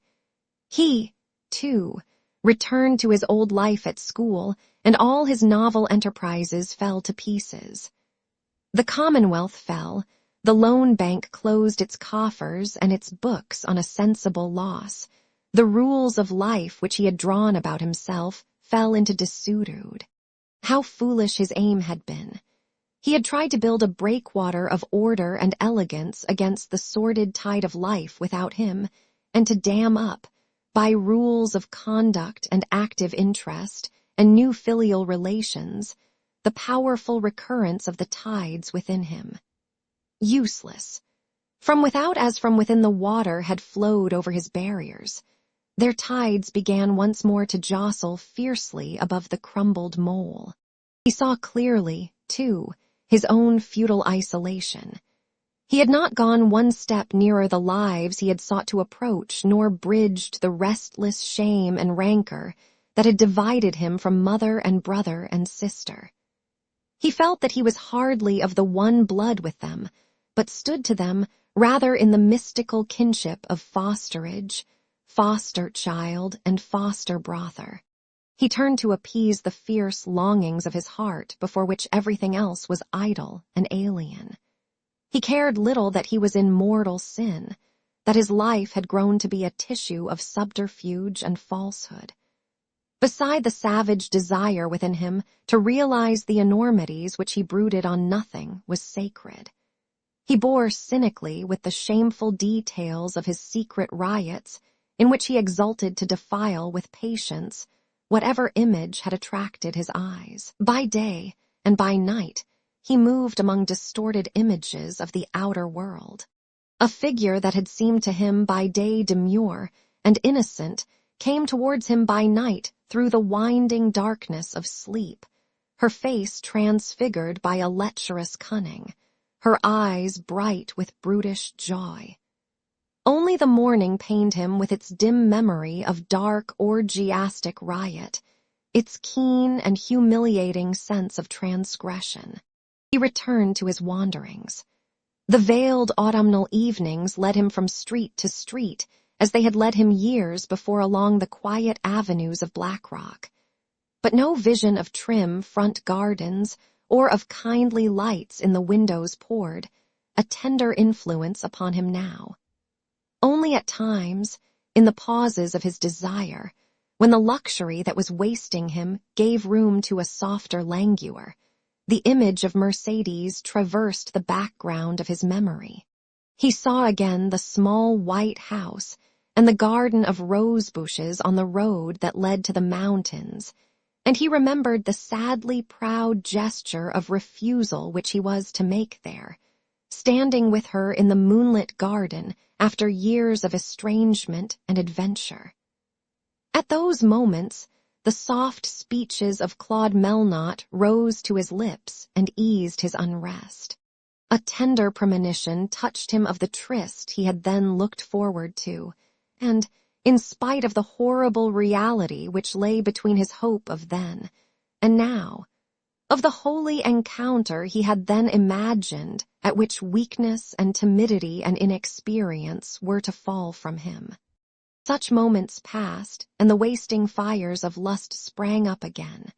The verses passed from his lips, and the inarticulate cries, and the unspoken brutal words rushed forth from his brain to force a passage. His blood was in revolt. He wandered up and down the dark, slimy streets, peering into the gloom of lanes and doorways, listening eagerly for any sound. He moaned to himself like some baffled, prowling beast. He wanted to sin with another of his kind, to force another being to sin with him, and to exult with her in sin. He felt some dark presence moving irresistibly upon him from the darkness, a presence subtle and murmurous as a flood filling him wholly with itself. Its murmur besieged his ears like the murmur of some multitude in sleep. Its subtle streams penetrated his being. His hands clenched convulsively, and his teeth set together as he suffered the agony of its penetration. He stretched out his arms in the street to hold fast the frail, swooning form that eluded him and incited him. And the cry that he had strangled for so long in his throat issued from his lips. It broke from him like a wail of despair from a hell of sufferers, and died in a wail of furious entreaty, a cry for an iniquitous abandonment, a cry which was but the echo of an obscene scrawl which he had read on the oozing wall of a urinal. He had wandered into a maze of narrow and dirty streets.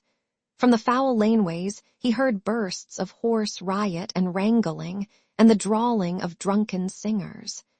He walked onward, undismayed, wondering whether he had strayed into the quarter of the Jews.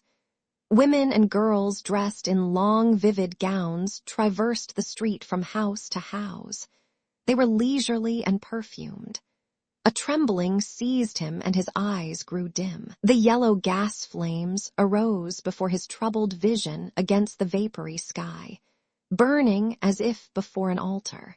Before the doors and in the lighted halls groups were gathered arrayed as for some rite. He was in another world. He had awakened from a slumber of centuries. He stood still in the middle of the roadway, his heart clamoring against his bosom in a tumult. A young woman dressed in a long pink gown laid her hand on his arm to detain him and gazed into his face. She said gaily, "Good night, Willie dear." Her room was warm and lightsome. A huge doll sat with her legs apart in the copious easy-chair beside the bed. He tried to bid his tongue speak that he might seem at ease, watching her as she undid her gown, noting the proud, conscious movements of her perfumed head. As he stood silent in the middle of the room, she came over to him and embraced him gaily and gravely.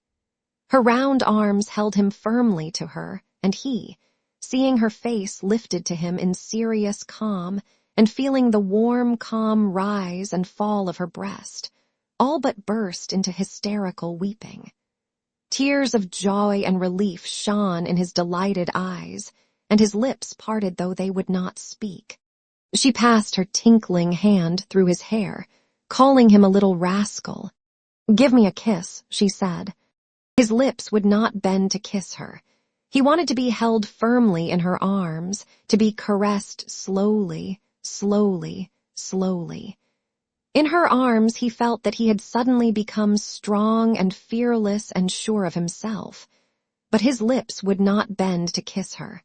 With a sudden movement, she bowed his head and joined her lips to his, and he read the meaning of her movements in her frank, uplifted eyes. It was too much for him. He closed his eyes, surrendering himself to her, body and mind, conscious of nothing in the world but the dark pressure of her softly parting lips. They pressed upon his brain as upon his lips as though they were the vehicle of a vague speech, and between them he felt an unknown and timid pressure, darker than the swoon of sin, softer than sound or odor. Chapter 3.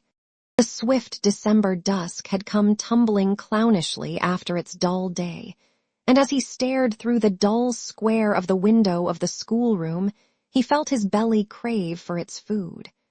He hoped there would be stew for dinner, turnips and carrots and bruised potatoes and fat mutton pieces to be ladled out in thick peppered flour-fattened sauce. Stuff it into you, his belly counselled him. It would be a gloomy secret night. After early nightfall, the yellow lamps would light up, here and there, the squalid quarter of the brothels. He would follow a devious course up and down the streets, circling always nearer and nearer in a tremor of fear and joy, until his feet led him suddenly round a dark corner. The whores would be just coming out of their houses making ready for the night, yawning lazily after their sleep and settling the hairpins in their clusters of hair. He would pass by them calmly waiting for a sudden movement of his own will, or a sudden call to his sin-loving soul from their soft, perfumed flesh. Yet as he prowled in quest of that call, his senses, stultified only by his desire, would note keenly all that wounded or shamed them. His eyes, a ring of porter froth on a clothless table, or a photograph of two soldiers standing to attention, or a gaudy playbill. His ears, the drawling jargon of greeting. "Hello, birdie, any good in your mind? Is that you, pigeon? Number 10, fresh Nellie is waiting on you. Good night, husband, coming in to have a short time." The equation on the page of his scribbler began to spread out a widening tail, eyed and starred like a peacock's, and when the eyes and stars of its indices had been eliminated, began slowly to fold itself together again. The indices appearing and disappearing were eyes opening and closing. The eyes opening and closing were stars being born and being quenched. The vast cycle of starry life bore his weary mind outward to its verge and inward to its center, a distant music accompanying him outward and inward. What music? The music came nearer, and he recalled the words of Shelley's fragment upon the moon wandering companionless, pale for weariness. The stars began to crumble, and a cloud of fine stardust fell through space. The dull light fell more faintly upon the page, whereon another equation began to unfold itself slowly and to spread abroad its widening tail. It was his own soul going forth to experience, unfolding itself sin by sin, spreading abroad the balefire of its burning stars and folding back upon itself, fading slowly, quenching its own lights and fires.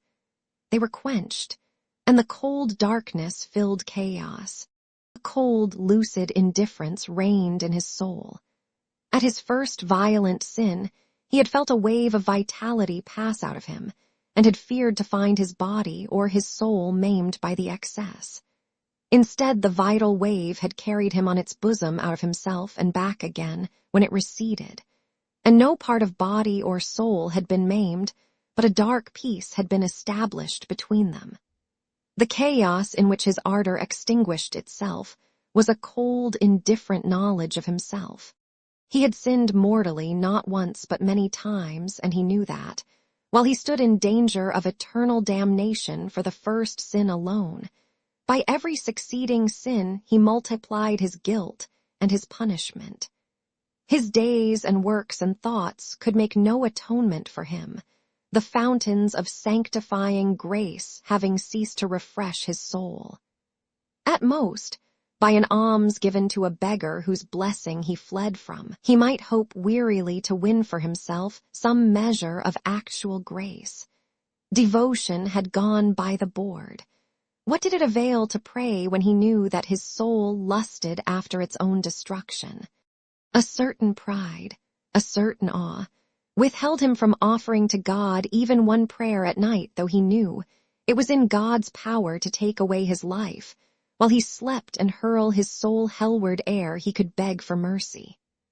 His pride in his own sin, his loveless awe of God, told him that his offense was too grievous to be atoned for in whole or in part by a false homage to the all-seeing and all-knowing. Well now, Anise, I declare you have a head, and so has my stick. Do you mean to say that you are not able to tell me what a surd is?" The blundering answer stirred the embers of his contempt of his fellows. Towards others he felt neither shame nor fear. On Sunday mornings, as he passed the church door, he glanced coldly at the worshippers who stood bareheaded, 4 deep, outside the church, morally present at the Mass which they could neither see nor hear.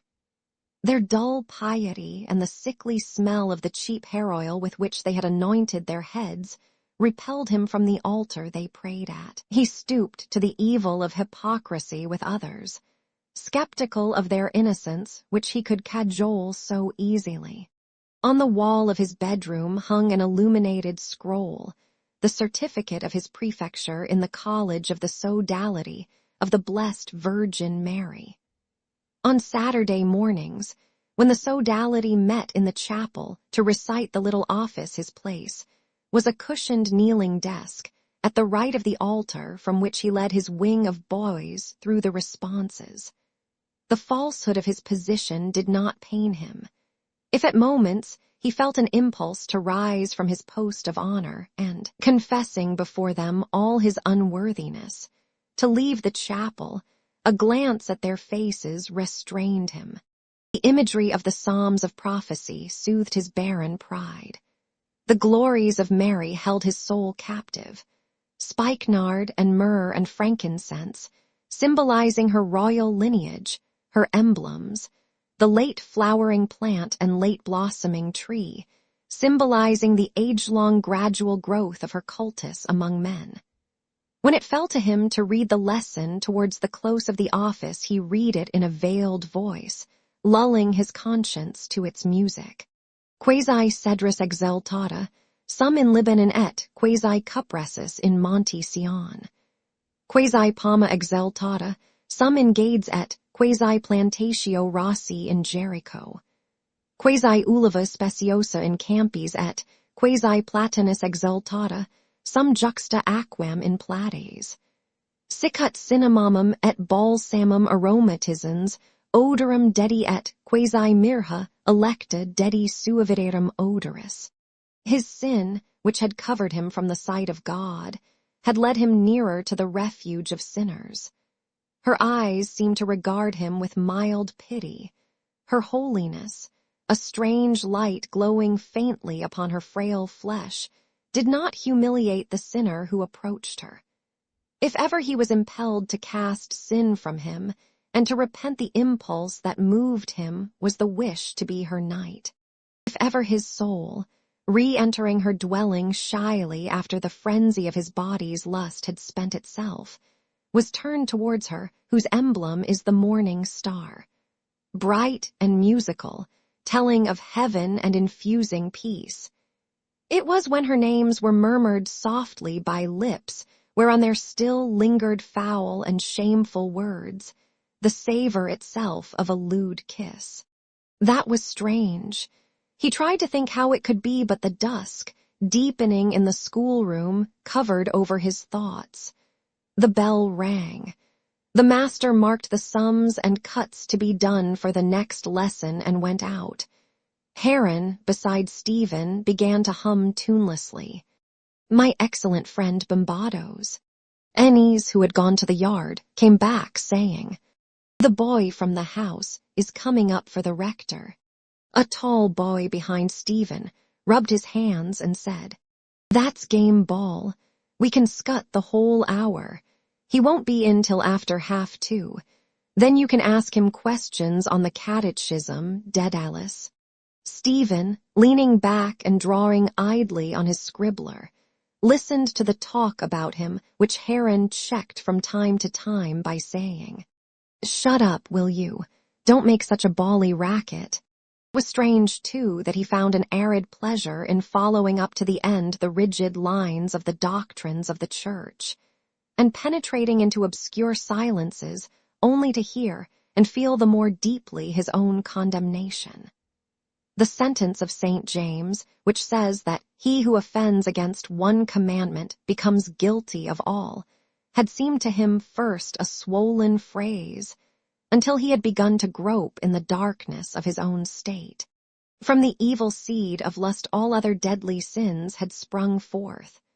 Pride in himself and contempt of others, covetousness in using money for the purchase of unlawful pleasures, envy of those whose vices he could not reach to, and calumnious murmuring against the pious, gluttonous enjoyment of food, the dull, glowering anger amid which he brooded upon his longing, the swamp of spiritual and bodily sloth in which his whole being had sunk.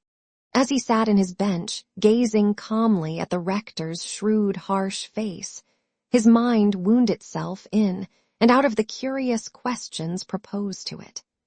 If a man had stolen £1 in his youth, and had used that £1 to amass a huge fortune, how much was he obliged to give back? The £1 he had stolen only, or the £1 together with the compound interest accruing upon it, or all his huge fortune? If a layman in giving baptism pour the water before saying the words, is the child baptized? Is baptism with a mineral water valid?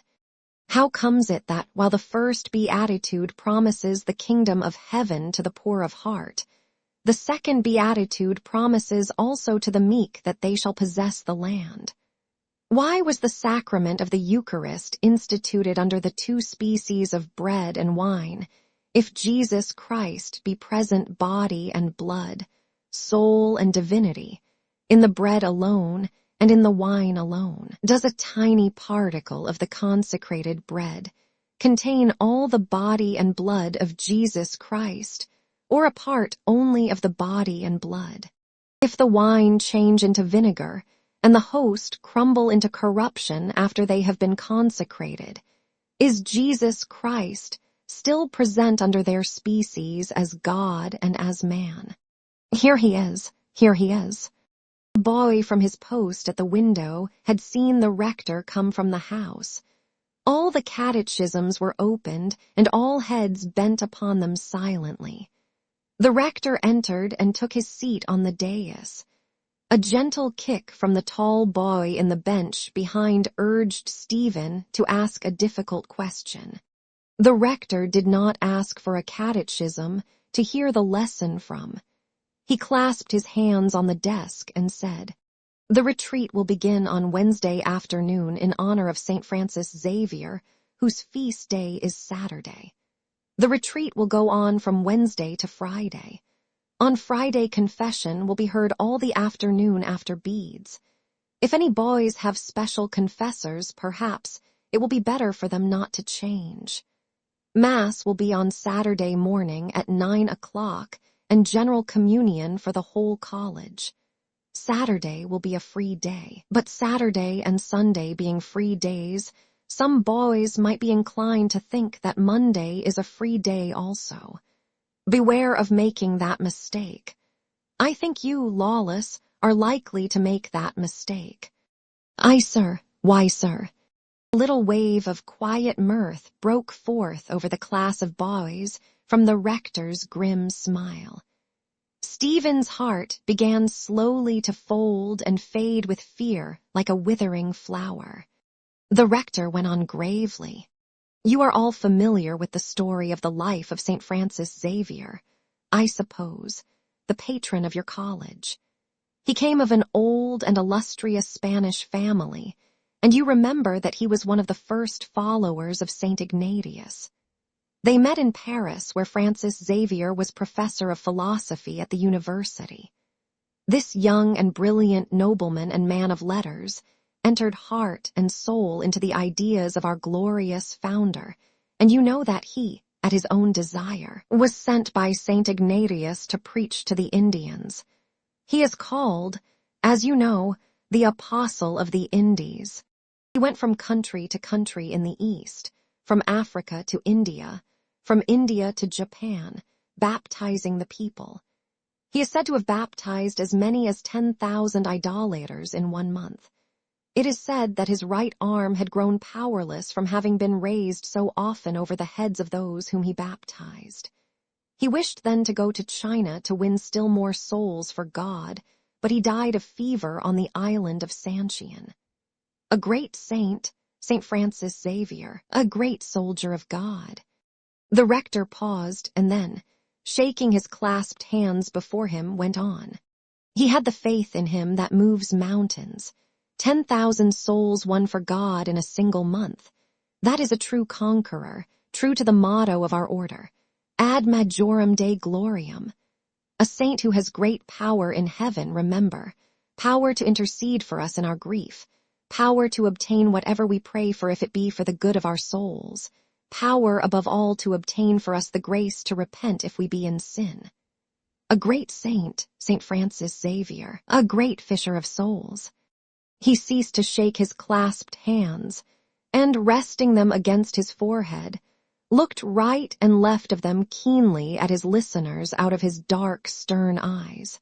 In the silence, their dark fire kindled the dusk into a tawny glow. Stephen's heart had withered up like a flower of the desert that feels the simoom coming from afar.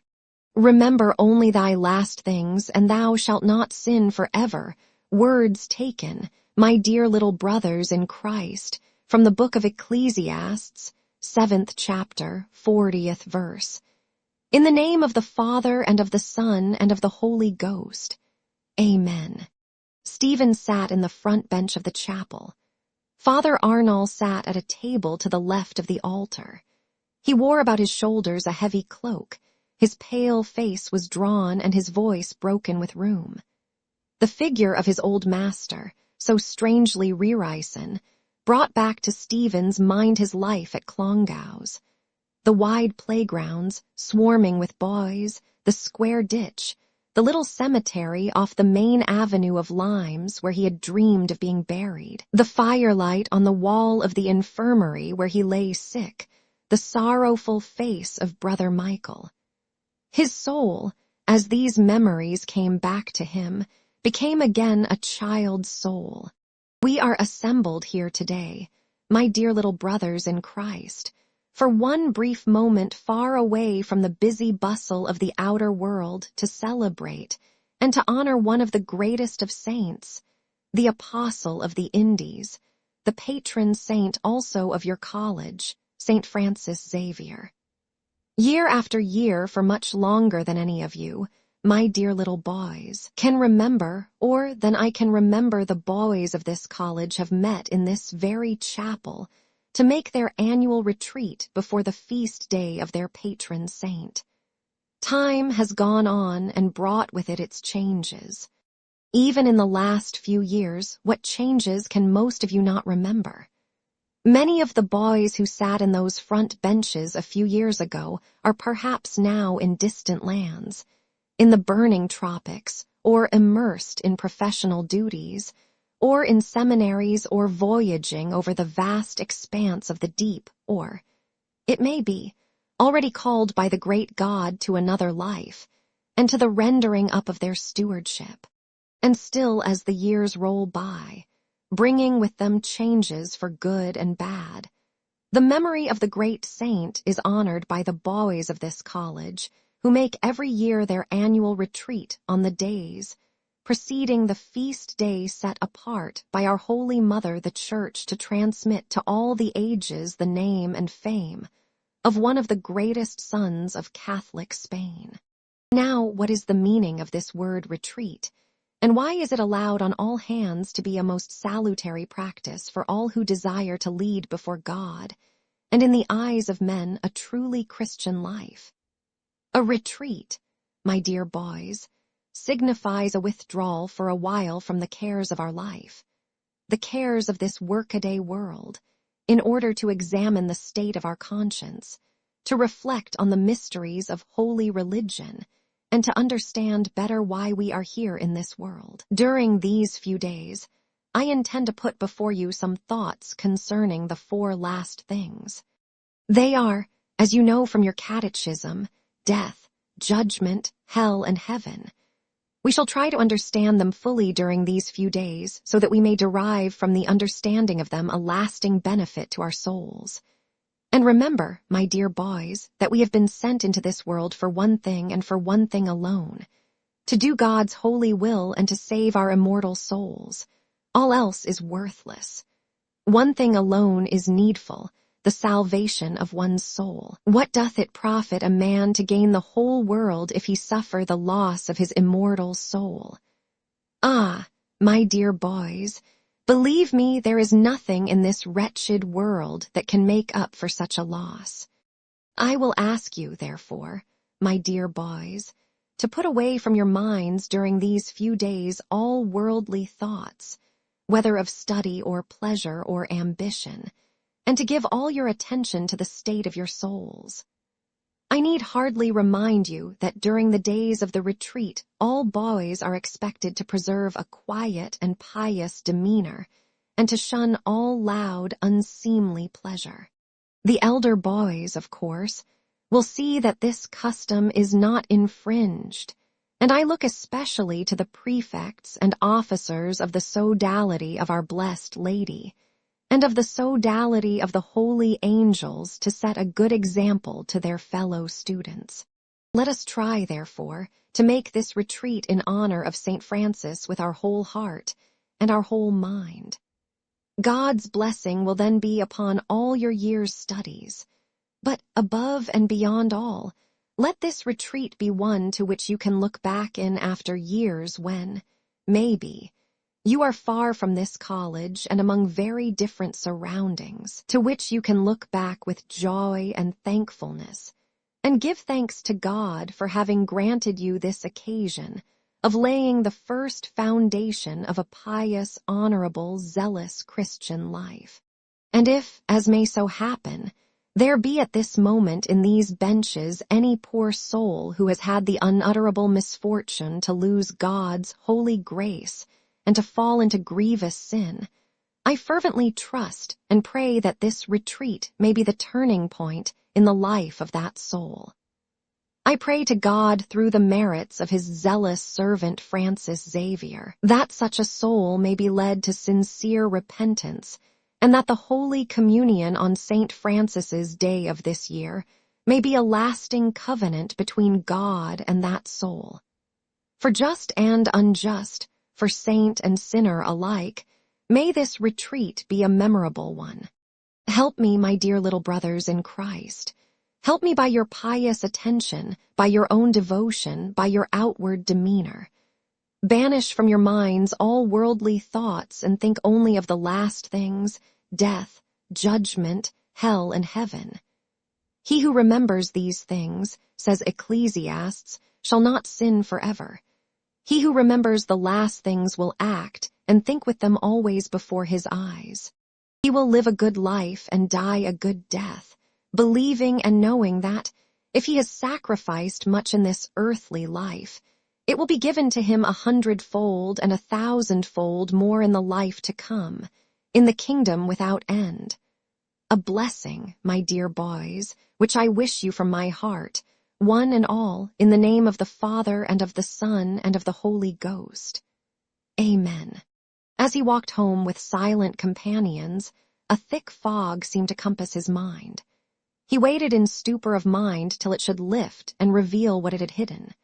He ate his dinner with surly appetite, and when the meal was over and the grease-strewn plates lay abandoned on the table, he rose and went to the window, clearing the thick scum from his mouth with his tongue and licking it from his lips. So he had sunk to the state of a beast that licks his chaps after meat. This was the end, and a faint glimmer of fear began to pierce the fog of his mind. He pressed his face against the pane of the window and gazed out into the darkening street. Forms passed this way and that through the dull light, and that was life. The letters of the name of Dublin lay heavily upon his mind, pushing one another surlily hither and thither with slow, boorish insistence. His soul was fattening and congealing into a gross grease, plunging ever deeper in its dull fear into a somber, threatening dusk, while the body that was his stood, listless and dishonored, gazing out of darkened eyes, helpless, perturbed and human for a bovine god to stare upon. The next day brought death and judgment, stirring his soul slowly from its listless despair. The faint glimmer of fear became a terror of spirit as the hoarse voice of the preacher blew death into his soul. He suffered its agony. He felt the death chill touch the extremities and creep onward towards the heart, the film of death veiling the eyes, the bright centers of the brain extinguished one by one like lamps, the last sweat oozing upon the skin, the powerlessness of the dying limbs, the speech thickening and wandering and failing, the heart throbbing faintly and more faintly, all but vanquished, the poor helpless human spirit, sobbing and sighing, gurgling and rattling in the throat. No help, no help. He himself, his body to which he had yielded was dying, into the grave with it. Nail it down into a wooden box, the corpse. Carry it out of the house on the shoulders of hirelings. Thrust it out of men's sight into a long hole in the ground, into the grave, to rot, to feed the mass of its creeping worms, and to be devoured by scuttling plump-bellied rats. And while the friends were still standing in tears by the bedside, the soul of the sinner was judged. At the last moment of consciousness, the whole earthly life passed before the vision of the soul, and ere it had time to reflect, the body had died, and the soul stood terrified before the judgment seat. God, who had long been merciful, would then be just. He had long been patient, pleading with the sinful soul, giving it time to repent, sparing it yet a while. But that time had gone. Time was to sin and to enjoy. Time was to scoff at God, and at the warnings of his holy church. Time was to defy his majesty, to disobey his commands, to hoodwink one's fellow men, to commit sin after sin, and to hide one's corruption from the sight of men. But that time was over. Now it was God's turn, and he was not to be hoodwinked or deceived. Every sin would then come forth from its lurking place, the most rebellious against the divine will, and the most degrading to our poor, corrupt nature, the tiniest imperfection and the most heinous atrocity. What did it avail then to have been a great emperor, a great general, a marvelous inventor, the most learned of the learned? All were as one before the judgment seat of God. He would reward the good and punish the wicked. One single instant was enough for the trial of a man's soul. One single instant after the body's death, the soul had been weighed in the balance. The particular judgment was over, and the soul had passed to the abode of bliss, or to the prison of purgatory, or had been hurled howling into hell. Nor was that all. God's justice had still to be vindicated before men. After the particular, there still remained the general judgment. The last day had come. Doomsday was at hand. The stars of heaven were falling upon the earth like the figs cast by the fig tree which the wind has shaken. The sun, the great luminary of the universe, had become as sackcloth of hair. The moon was blood-red. The firmament was as a scroll rolled away. The archangel Michael, the prince of the heavenly host, appeared glorious and terrible against the sky. With 1 foot on the sea and 1 foot on the land, he blew from the archangelical trumpet the brazen death of time. The 3 blasts of the angel filled all the universe. Time is, time was, but time shall be no more. At the last blast, the souls of universal humanity thronged towards the valley of Jehoshaphat, rich and poor, gentle and simple, wise and foolish, good and wicked. The soul of every human being that has ever existed, the souls of all those who shall yet be born, all the sons and daughters of Adam, all are assembled on that supreme day. And lo, the supreme judge is coming. No longer the lowly Lamb of God, no longer the meek Jesus of Nazareth, no longer the man of sorrows, no longer the good shepherd. He is seen now coming upon the clouds, in great power and majesty, attended by 9 choirs of angels, angels and archangels, principalities, powers and virtues, thrones and dominations, cherubim and seraphim, God omnipotent, God everlasting. he speaks, and his voice is heard even at the farthest limits of space, even in the bottomless abyss. Supreme Judge, from his sentence there will be and can be no appeal. He calls the just to his side, bidding them enter into the kingdom, the eternity of bliss prepared for them. The unjust he casts from him, crying in his offended majesty, "Depart from me, ye cursed, into everlasting fire which was prepared for the devil and his angels." Oh, what agony then for the miserable sinners! Friend is torn apart from friend, children are torn from their parents, husbands from their wives. The poor sinner holds out his arms to those who were dear to him in this earthly world, to those whose simple piety perhaps he made a mock of, to those who counseled him and tried to lead him on the right path, to a kind brother, to a loving sister, to the mother and father who loved him so dearly. But it is too late. The just turn away from the wretched, damned souls which now appear before the eyes of all in their hideous and evil character.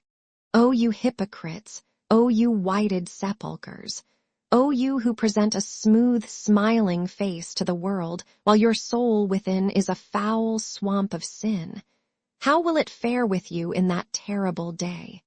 And this day will come, shall come, must come, the day of death and the day of judgment. It is appointed unto man to die, and after death the judgment. Death is certain. The time and manner are uncertain, whether from long disease or from some unexpected accident. The Son of God cometh at an hour when you little expect him. Be therefore ready every moment, seeing that you may die at any moment. Death is the end of us all. Death and judgment, brought into the world by the sin of our first parents, are the dark portals that close our earthly existence, the portals that open into the unknown and the unseen, portals through which every soul must pass, alone, unaided save by its good works, without friend or brother or parent or master to help it, alone and trembling. Let that thought be ever before our minds, and then we cannot sin. Death, a cause of terror to the sinner, is a blessed moment for him who has walked in the right path, fulfilling the duties of his station in life, attending to his morning and evening prayers, approaching the holy sacrament frequently and performing good and merciful works. For the pious and believing Catholic, for the just man, death is no cause of terror. Was it not Addison, the great English writer, who, when on his deathbed, sent for the wicked young Earl of Warwick to let him see how a Christian can meet his end? He it is, and he alone, the pious and believing Christian, who can say in his heart, "O grave, where is thy victory? O death, where is thy sting?" Every word of it was for him. Against his sin, foul and secret, the whole wrath of God was aimed. The preacher's knife had probed deeply into his disclosed conscience, and he felt now that his soul was festering in sin. Yes, the preacher was right. God's turn had come. Like a beast in its lair, his soul had lain down in its own filth, but the blasts of the angel's trumpet had driven him forth from the darkness of sin into the light. The words of doom, cried by the angel, shattered, in an instant, his presumptuous peace. The wind of the last day blew through his mind. His sins, the jeweled harlots of his imagination, fled before the hurricane, squeaking like mice in their terror and huddled under a mane of hair. As he crossed the square, walking homeward, the light laughter of a girl reached his burning ear. The frail gay sound smote his heart more strongly than a trumpet blast, and not daring to lift his eyes, he turned aside and gazed, as he walked, into the shadow of the tangled shrubs. Shame rose from his smitten heart and flooded his whole being. The image of Emma appeared before him, and under her eyes the flood of shame rushed forth anew from his heart. If she knew to what his mind had subjected her, or how his brute-like lust had torn and trampled upon her innocence. Was that boyish love? Was that chivalry? Was that poetry? The sordid details of his orgies stank under his very nostrils. The soot-coated packet of pictures which he had hidden in the flue of the fireplace, and in the presence of whose shameless or bashful wantonness he lay for hours sinning in thought and deed. His monstrous dreams, peopled by ape-like creatures and by harlots with gleaming jewel eyes. The foul, long letters he had written in the joy of guilty confession, and carried secretly for days and days, only to throw them under cover of night among the grass in the corner of a field, or beneath some hingeless door in some niche in the hedges where a girl might come upon them as she walked by and read them secretly. Mad. Mad. Was it possible he had done these things? A cold sweat broke out upon his forehead as the foul memories condensed within his brain. When the agony of shame had passed from him, he tried to raise his soul from its abject powerlessness. God and the Blessed Virgin were too far from him. God was too great and stern, and the Blessed Virgin too pure and holy. But he imagined that he stood near Emma in a wide land, and humbly and in tears bent and kissed the elbow of her sleeve. In the wide land under a tender, lucid evening sky, a cloud drifting westward amid a pale green sea of heaven, they stood together, children that had erred. Their error had offended deeply God's majesty, though it was the error of two children. But it had not offended her whose beauty is not like earthly beauty, dangerous to look upon, but like the morning star which is its emblem, bright and musical. The eyes were not offended which she turned upon him, nor reproachful. She placed their hands together, hand in hand, and said, speaking to their hearts, "Take hands, Stephen and Emma. It is a beautiful evening now in heaven. You have erred, but you are always my children. It is one heart that loves another heart. Take hands together, my dear children, and you will be happy together, and your hearts will love each other." The chapel was flooded by the dull scarlet light that filtered through the lowered blinds, and through the fissure between the last blind and the sash, a shaft of wan light entered like a spear, and touched the embossed brasses of the candlesticks upon the altar that gleamed like the battle-worn mail armor of angels. Rain was falling on the chapel, on the garden, on the college. It would rain forever, noiselessly. The water would rise inch by inch, covering the grass and shrubs, covering the trees and houses, covering the monuments and the mountain tops. All life would be choked off, noiselessly. Birds, men, elephants, pigs, children, noiselessly floating corpses amid the litter of the wreckage of the world. 40 days and 40 nights the rain would fall till the waters covered the face of the earth. It might be, why not? Hell has enlarged its soul and opened its mouth without any limits. Words taken, my dear little brothers in Christ Jesus, from the book of Isaiah's 5th chapter, 14th verse. In the name of the Father and of the Son and of the Holy Ghost. Amen. The preacher took a chainless watch from a pocket within his soutane, and, having considered its dial for a moment in silence, placed it silently before him on the table. He began to speak in a quiet tone. Adam and Eve, my dear boys, were, as you know, our first parents, and you will remember that they were created by God in order that the seats in heaven left vacant by the fall of Lucifer and his rebellious angels might be filled again. Lucifer, we are told, was a son of the morning, a radiant and mighty angel, yet he fell. He fell, and there fell with him a third part of the host of heaven. He fell and was hurled with his rebellious angels into hell. What his sin was, we cannot say. Theologians consider that it was the sin of pride, the sinful thought conceived in an instant. Non serviam, I will not serve. That instant was his ruin.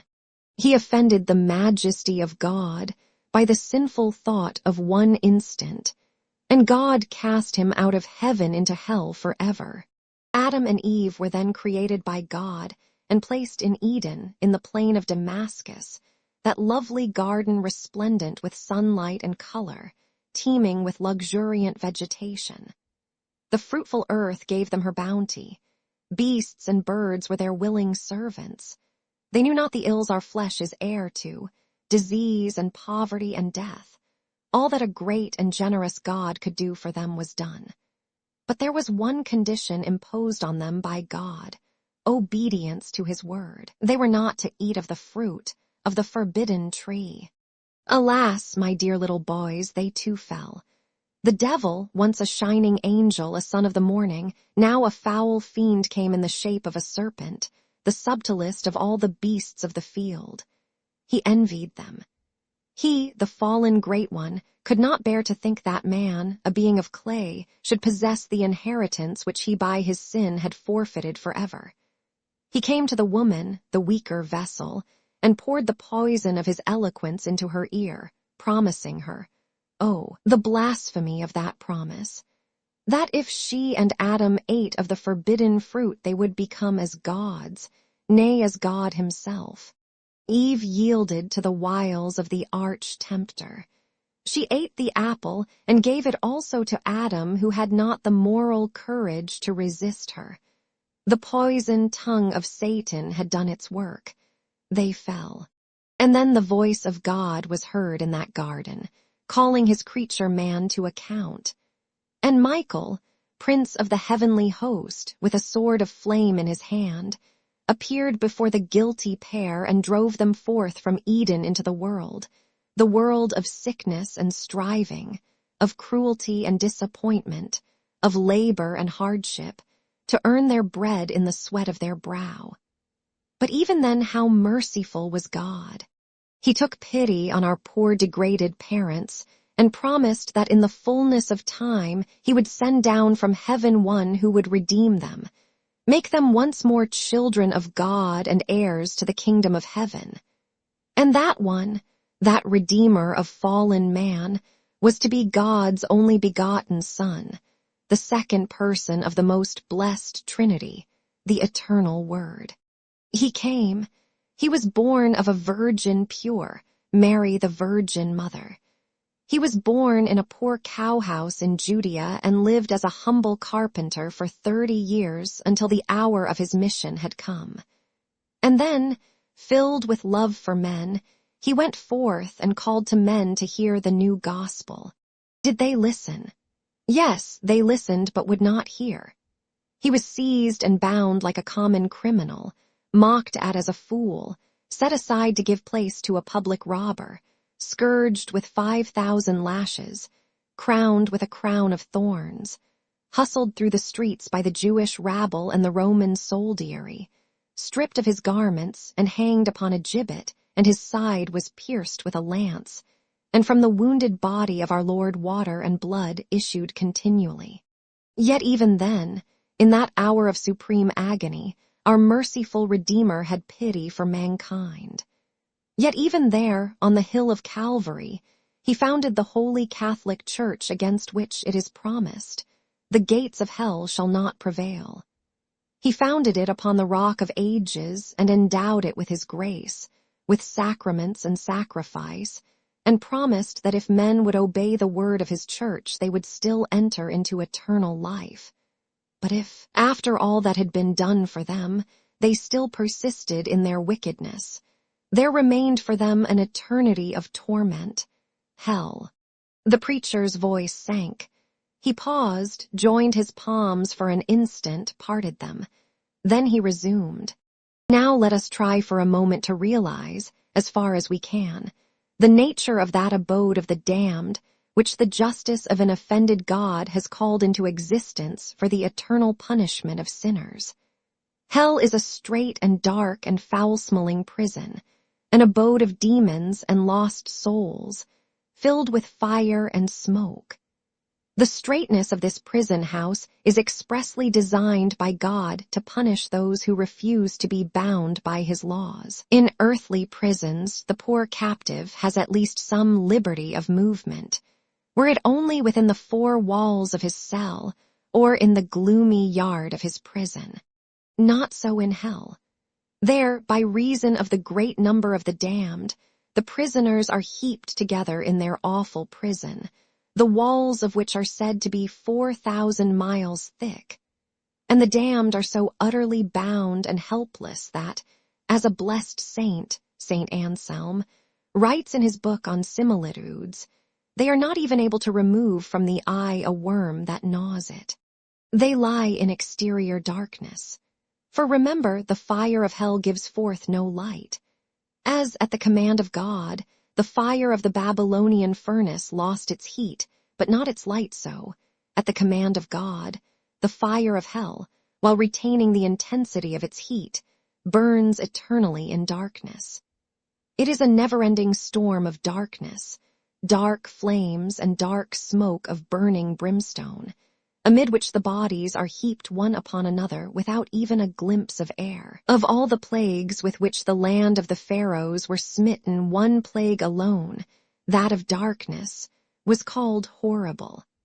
What name, then, shall we give to the darkness of hell, which is to last not for 3 days alone, but for all eternity? The horror of this strait and dark prison is increased by its awful stench. All the filth of the world, all the offal and scum of the world, we are told, shall run there as to a vast reeking sewer when the terrible conflagration of the last day has purged the world. The brimstone, too, which burns there in such prodigious quantity, fills all hell with its intolerable stench, and the bodies of the damned themselves exhale such a pestilential odor that, as Saint Bonaventure says, one of them alone would suffice to infect the whole world. The very air of this world, that pure element, becomes foul and unbreathable when it has been long enclosed.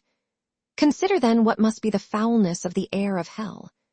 Imagine some foul and putrid corpse that has lain rotting and decomposing in the grave, a jelly-like mass of liquid corruption. Imagine such a corpse a prey to flames, devoured by the fire of burning brimstone, and giving off dense, choking fumes of nauseous, loathsome decomposition. And then imagine this sickening stench, multiplied 1,000,000-fold and 1,000,000-fold again from the millions upon millions of fetid carcasses massed together in the reeking darkness, a huge and rotting human fungus. Imagine all this, and you will have some idea of the horror of the stench of hell. But this stench is not, horrible though it is, the greatest physical torment to which the damned are subjected. The torment of fire is the greatest torment to which the tyrant has ever subjected his fellow creatures. Place your finger for a moment in the flame of a candle, and you will feel the pain of fire. But our earthly fire was created by God for the benefit of man, to maintain in him the spark of life, and to help him in the useful arts, whereas the fire of hell is of another quality, and was created by God to torture and punish the unrepentant sinner.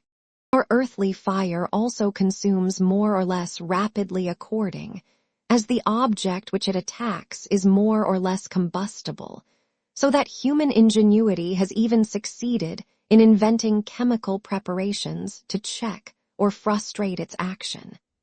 But the sulphurous brimstone which burns in hell is a substance which is specially designed to burn forever and forever with unspeakable fury. Moreover, our earthly fire destroys at the same time as it burns, so that the more intense it is, the shorter is its duration. But the fire of hell has this property that it preserves that which it burns, and though it rages with incredible intensity, it rages forever. Our earthly fire, again, no matter how fierce or widespread it may be, is always of a limited extent, but the lake of fire in hell is boundless, shoreless, and bottomless. It is on record that the devil himself, when asked the question by a certain soldier, was obliged to confess that if a whole mountain were thrown into the burning ocean of hell, it would be burned up in an instant like a piece of wax. And this terrible fire will not afflict the bodies of the damned only from without, but each lost soul will be a hell unto itself, the boundless fire raging in its very vitals. Oh, how terrible is the lot of those wretched beings! The blood seethes and boils in the veins, the brains are boiling in the skull, the heart in the breast glowing and bursting, the bowels a red-hot mass of burning pulp, the tender eyes flaming like molten balls. And yet what I have said as to the strength and quality and boundlessness of this fire is as nothing when compared to its intensity, an intensity which it has as being the instrument chosen by divine design for the punishment of soul and body alike. It is a fire which proceeds directly from the ire of God, working not of its own activity, but as an instrument of divine vengeance. As the waters of baptism cleanse the soul with the body, so do the fires of punishment torture the spirit with the flesh.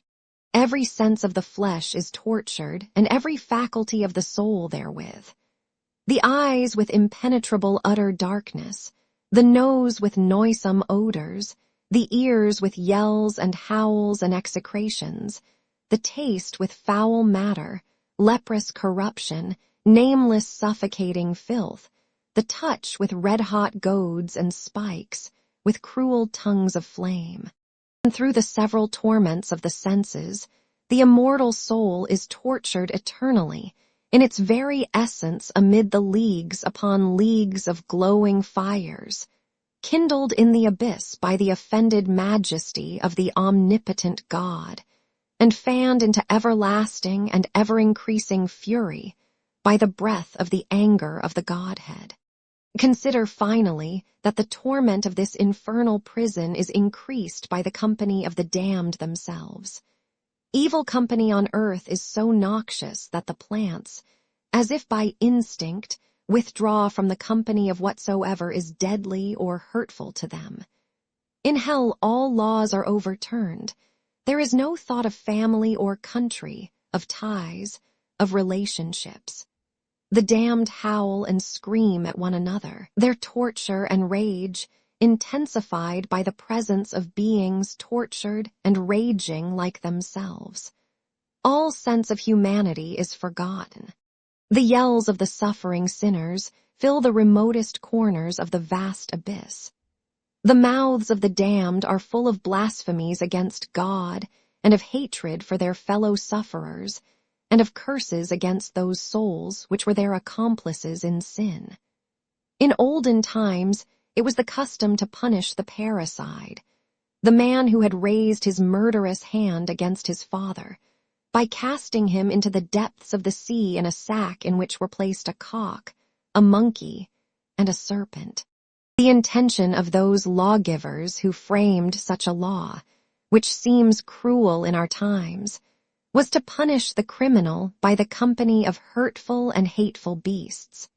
But what is the fury of those dumb beasts compared with the fury of execration, which bursts from the parched lips and aching throats of the damned in hell, when they behold in their companions in misery those who aided and abetted them in sin, those whose words sowed the first seeds of evil thinking and evil living in their minds, those whose immodest suggestions led them on to sin, those whose eyes tempted and allured them from the path of virtue. They turn upon those accomplices and upbraid them and curse them.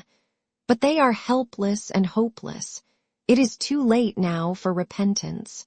Last of all, consider the frightful torment to those damned souls, tempters and tempted alike, of the company of the devils. These devils will afflict the damned in two ways, by their presence and by their reproaches. We can have no idea of how horrible these devils are. St. Catherine of Siena once saw a devil, and she has written that, rather than look again for one single instant on such a frightful monster, she would prefer to walk until the end of her life along a track of red coals. These devils, who were once beautiful angels, have become as hideous and ugly as they once were beautiful. They mock and jeer at the lost souls whom they dragged down to ruin. It is they, the foul demons, who are made in hell the voices of conscience. Why did you sin? Why did you lend an ear to the temptings of friends? Why did you turn aside from your pious practices and good works? Why did you not shun the occasions of sin? Why did you not leave that evil companion? Why did you not give up that lewd habit, that impure habit? Why did you not listen to the counsels of your confessor?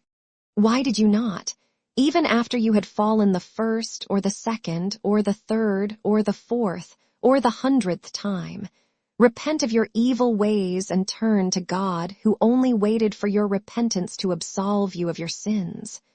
Now the time for repentance has gone by. Time was, but time shall be no more.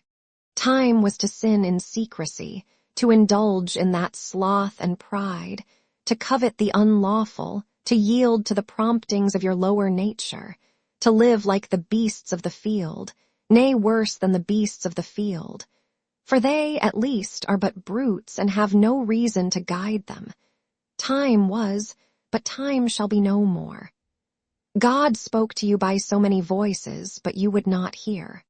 You would not crush out that pride and anger in your heart. You would not restore those ill-gotten goods. You would not obey the precepts of your holy church nor attend to your religious duties. You would not abandon those wicked companions. You would not avoid those dangerous temptations. Such is the language of those fiendish tormentors, words of taunting and of reproach, of hatred and of disgust. Of disgust, yes, for even they, the very devils, when they sinned by such a sin as alone was compatible with such angelical natures, a rebellion of the intellect.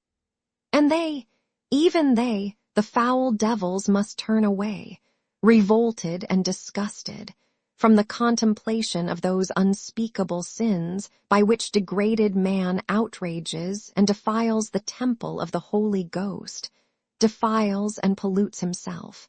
Oh, my dear little brothers in Christ, may it never be our lot to hear that language. May it never be our lot, I say.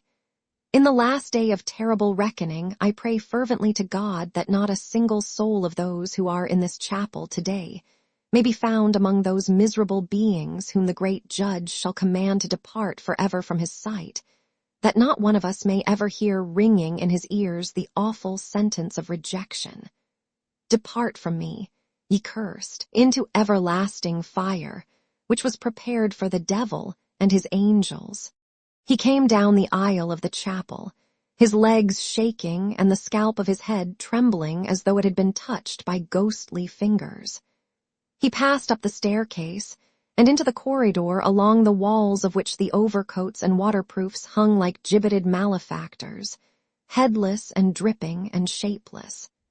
And at every step he feared that he had already died, that his soul had been wrenched forth of the sheath of his body, that he was plunging headlong through space.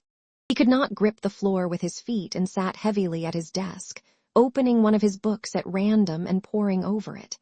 Every word for him, it was true. God was almighty.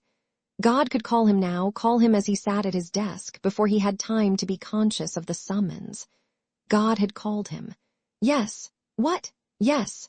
His flesh shrank together as it felt the approach of the ravenous tongues of flames, dried up as it felt about it the swirl of stifling air. He had died. Yes, he was judged.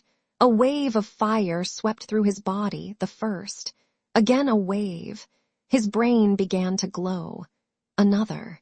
His brain was simmering and bubbling within the cracking tenement of the skull. Flames burst forth from his skull like a corolla, shrieking like voices. Hell, hell, hell, hell, hell. Voices spoke near him. On hell. I suppose he rubbed it into you well. You bet he did. He put us all into a blue funk. That's what you fellows want, and plenty of it to make you work. He leaned back weakly in his desk. He had not died. God had spared him still. He was still in the familiar world of the school. Mr. Tate and Vincent Heron stood at the window, talking, jesting, gazing out at the bleak rain, moving their heads. I wish it would clear up. I had arranged to go for a spin on the bike with some fellows out by Malahide, but the roads must be knee-deep. It might clear up, sir. The voices that he knew so well, the common words, the quiet of the classroom when the voices paused, and the silence was filled by the sound of softly browsing cattle as the other boys munched their lunches tranquilly, lulled his aching soul. There was still time. O Mary, refuge of sinners, intercede for him. O Virgin undefiled, save him from the gulf of death.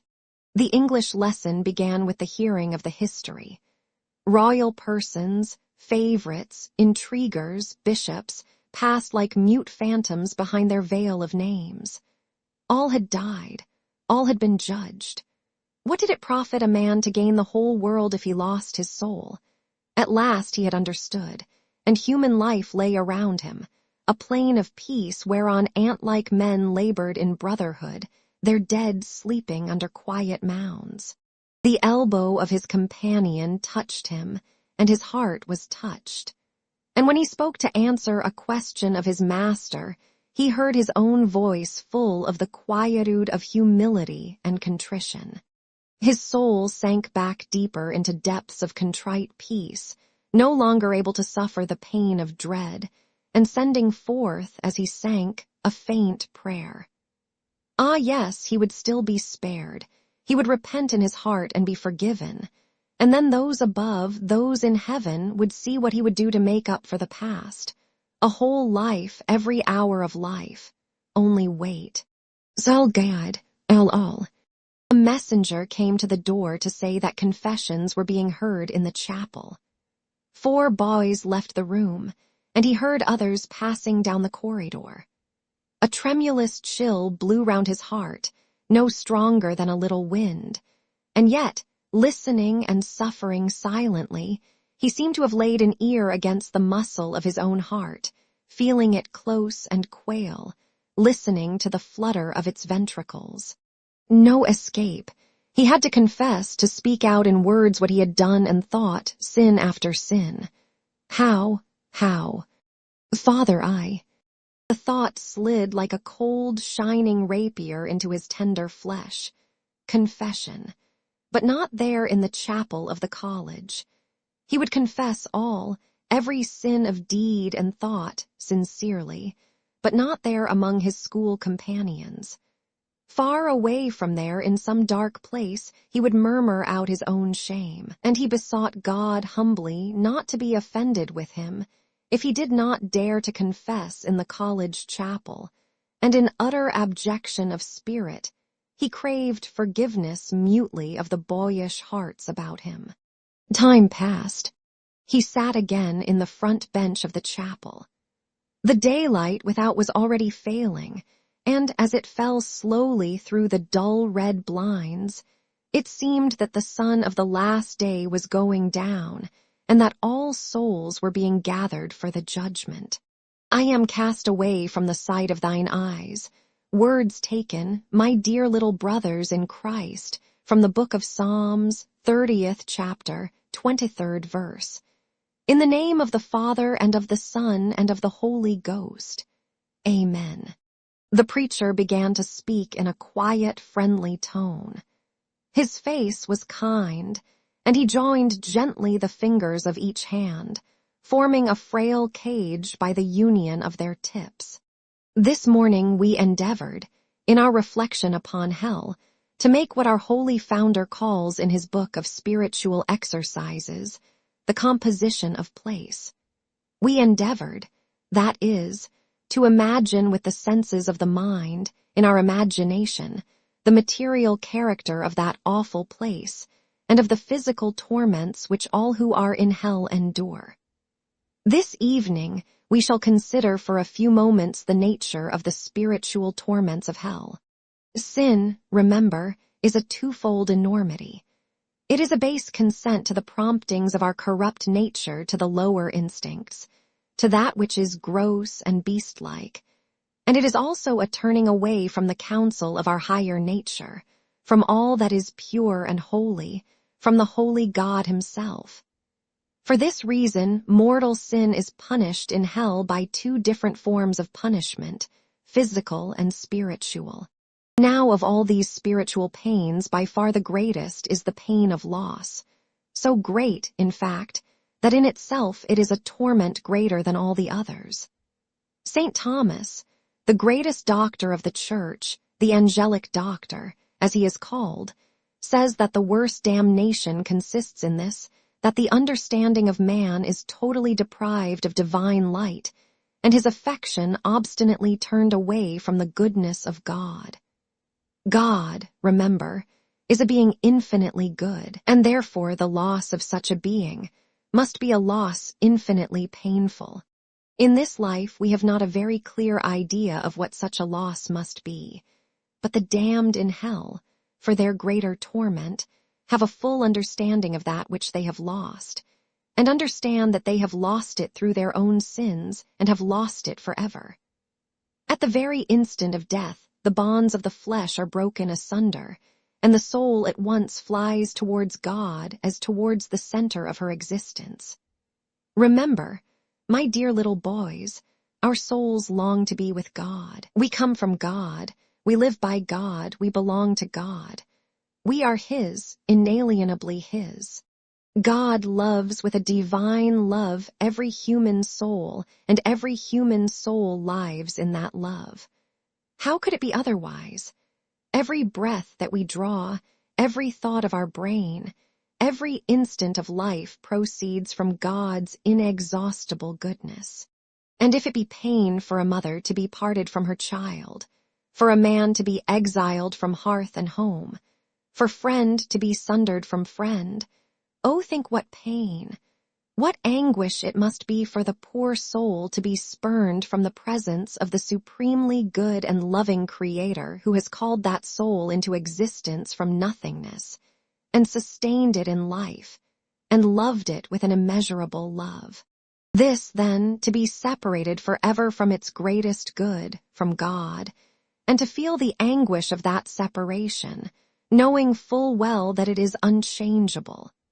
This is the greatest torment which the created soul is capable of bearing, pona damni, the pain of loss. The second pain which will afflict the souls of the damned in hell is the pain of conscience.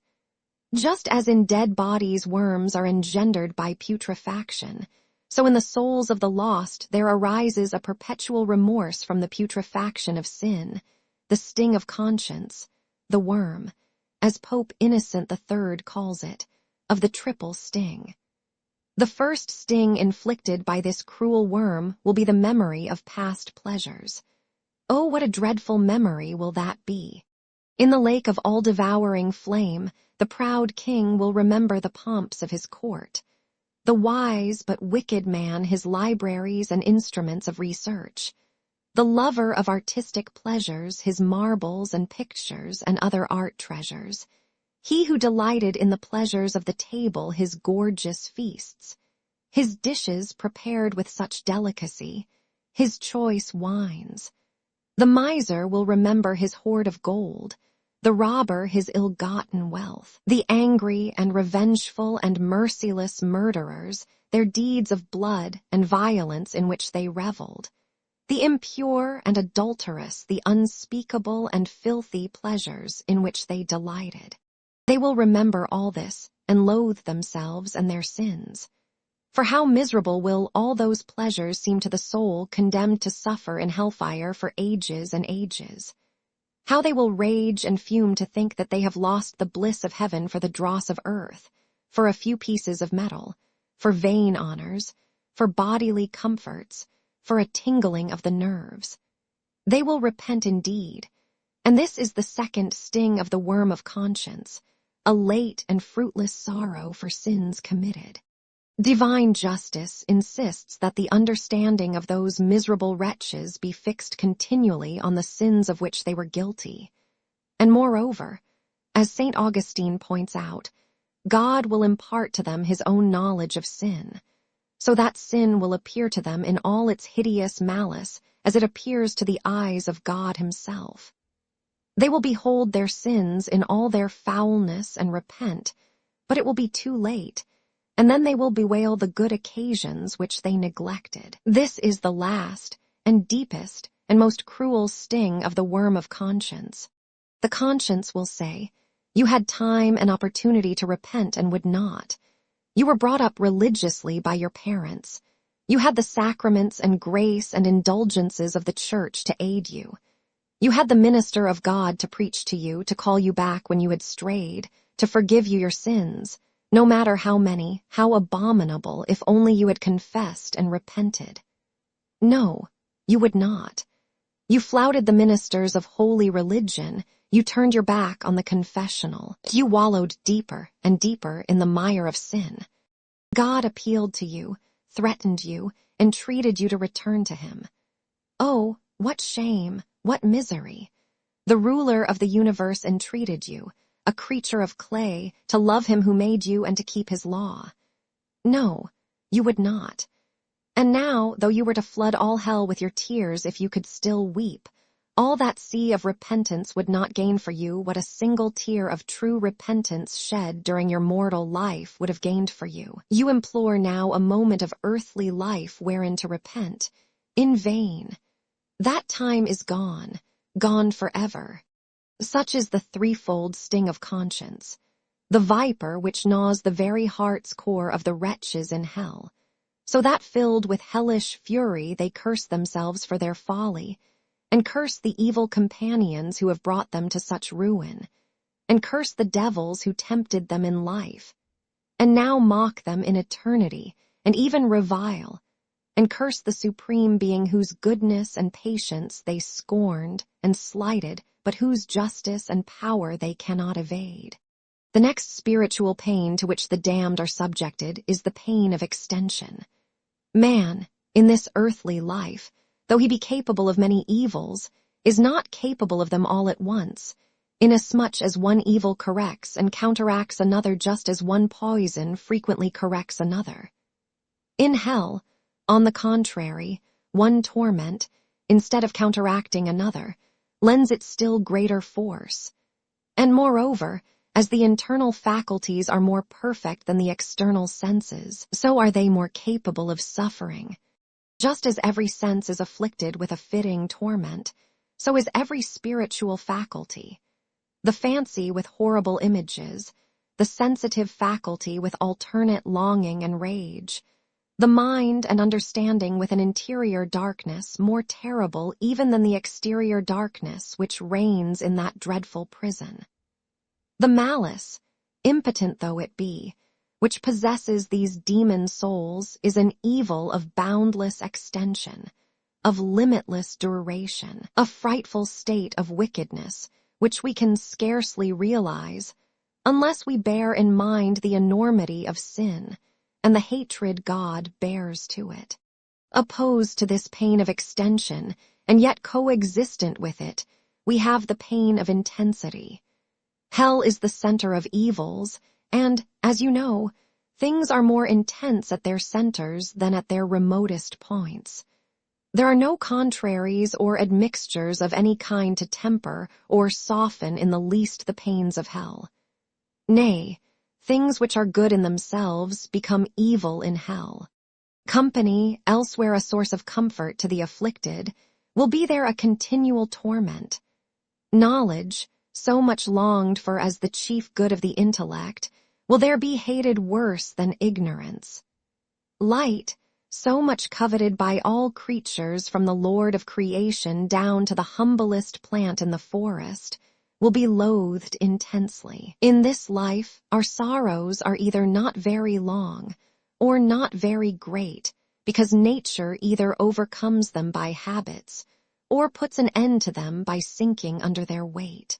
In hell the torments cannot be overcome by habit, for while they are of terrible intensity, they are at the same time of continual variety, each pain, so to speak, taking fire from another and re-endowing that which has enkindled it with a still fiercer flame. Nor can nature escape from these intense and various tortures by succumbing to them, for the soul is sustained and maintained in evil, so that its suffering may be the greater. Boundless extension of torment, incredible intensity of suffering, unceasing variety of torture. This is what the divine majesty, so outraged by sinners, demands. This is what the holiness of heaven, slighted and set aside for the lustful and low pleasures of the corrupt flesh, requires. This is what the blood of the innocent Lamb of God, shed for the redemption of sinners, trampled upon by the vilest of the vile, insists upon. Last and crowning torture of all the tortures of that awful place is the eternity of hell. Eternity, oh dread and dire word, eternity. What mind of man can understand it? And remember, it is an eternity of pain. Even though the pains of hell were not so terrible as they are, yet they would become infinite, as they are destined to last forever. But while they are everlasting, they are at the same time, as you know, intolerably intense, unbearably extensive. To bear even the sting of an insect for all eternity would be a dreadful torment. What must it be, then, to bear the manifold tortures of hell forever? Forever, for all eternity, not for a year or for an age, but forever. Try to imagine the awful meaning of this. You have often seen the sand on the seashore. How fine are its tiny grains, and how many of those tiny little grains go to make up the small handful which a child grasps in its play. Now imagine a mountain of that sand, 1,000,000 miles high, reaching from the earth to the farthest heavens, and 1,000,000 miles broad, extending to remotest space, and 1,000,000 miles in thickness. And imagine such an enormous mass of countless particles of sand multiplied as often as there are leaves in the forest, drops of water in the mighty ocean, feathers on birds, scales on fish, hairs on animals, atoms in the vast expanse of the air. And imagine that at the end of every 1,000,000 years, a little bird came to that mountain and carried away in its beak a tiny grain of that sand. How many millions upon millions of centuries would pass before that bird had carried away even a square foot of that mountain? How many eons upon eons of ages before it had carried away all? Yet at the end of that immense stretch of time, not even one instant of eternity could be said to have ended. At the end of all those billions and trillions of years, eternity would have scarcely begun. And if that mountain rose again after it had been all carried away, and if the bird came again and carried it all away again grain by grain, and if it so rose and sank as many times as there are stars in the sky, atoms in the air, drops of water in the sea, leaves on the trees, feathers upon birds, scales upon fish, hairs upon animals. At the end of all those innumerable risings and sinkings of that immeasurably vast mountain, not one single instant of eternity could be said to have ended. Even then, at the end of such a period, after that eon of time, the mere thought of which makes our very brain reel dizzily, eternity would scarcely have begun. A holy saint, one of our own fathers, I believe it was once vouchsafed a vision of hell. It seemed to him that he stood in the midst of a great hall, dark and silent save for the ticking of a great clock.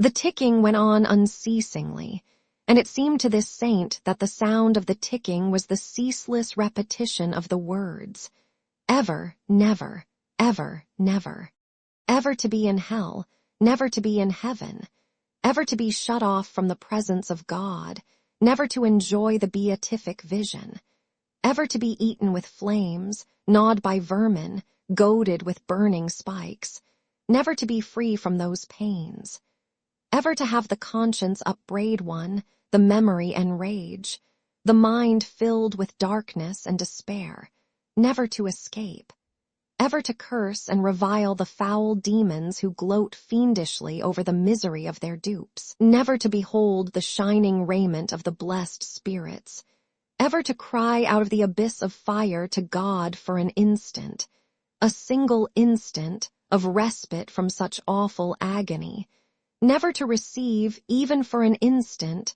God's pardon, ever to suffer, never to enjoy, ever to be damned, never to be saved, ever, never, ever, never. Oh, what a dreadful punishment! An eternity of endless agony, of endless bodily and spiritual torment, without one ray of hope, without one moment of cessation, of agony limitless in intensity, of torment infinitely varied, of torture that sustains eternally that which it eternally devours, of anguish that everlastingly preys upon the spirit while it racks the flesh, an eternity, every instant of which is itself an eternity of woe. Such is the terrible punishment decreed for those who die in mortal sin by an almighty and a just God. Yes, a just God. Men, reasoning always as men, are astonished that God should mete out an everlasting and infinite punishment in the fires of hell for a single grievous sin. They reason thus because, blinded by the gross illusion of the flesh and the darkness of human understanding, they are unable to comprehend the hideous malice of mortal sin. They reason thus because they are unable to comprehend that even venial sin is of such a foul and hideous nature, that even if the omnipotent Creator could end all the evil and misery in the world, the wars, the diseases, the robberies, the crimes, the deaths, the murders, on condition that he allowed a single venial sin to pass unpunished, a single venial sin, a lie, an angry look, a moment of willful sloth. He, the great omnipotent God, could not do so because sin, be it in thought or deed, is a transgression of his law, and God would not be God if he did not punish the transgressor. A sin, an instant of rebellious pride of the intellect, made Lucifer and a third part of the cohort of angels fall from their glory. A sin, an instant of folly and weakness, drove Adam and Eve out of Eden and brought death and suffering into the world. To retrieve the consequences of that sin, the only begotten Son of God came down to earth, lived and suffered and died a most painful death, hanging for 3 hours on the cross. Oh, my dear little brethren in Christ Jesus, will we then offend that good Redeemer and provoke his anger? Will we trample again upon that torn and mangled corpse? Will we spit upon that face so full of sorrow and love? Will we too, like the cruel Jews and the brutal soldiers, mock that gentle and compassionate Savior who trod alone for our sake the awful winepress of sorrow? Every word of sin is a wound in his tender side. Every sinful act is a thorn piercing his head.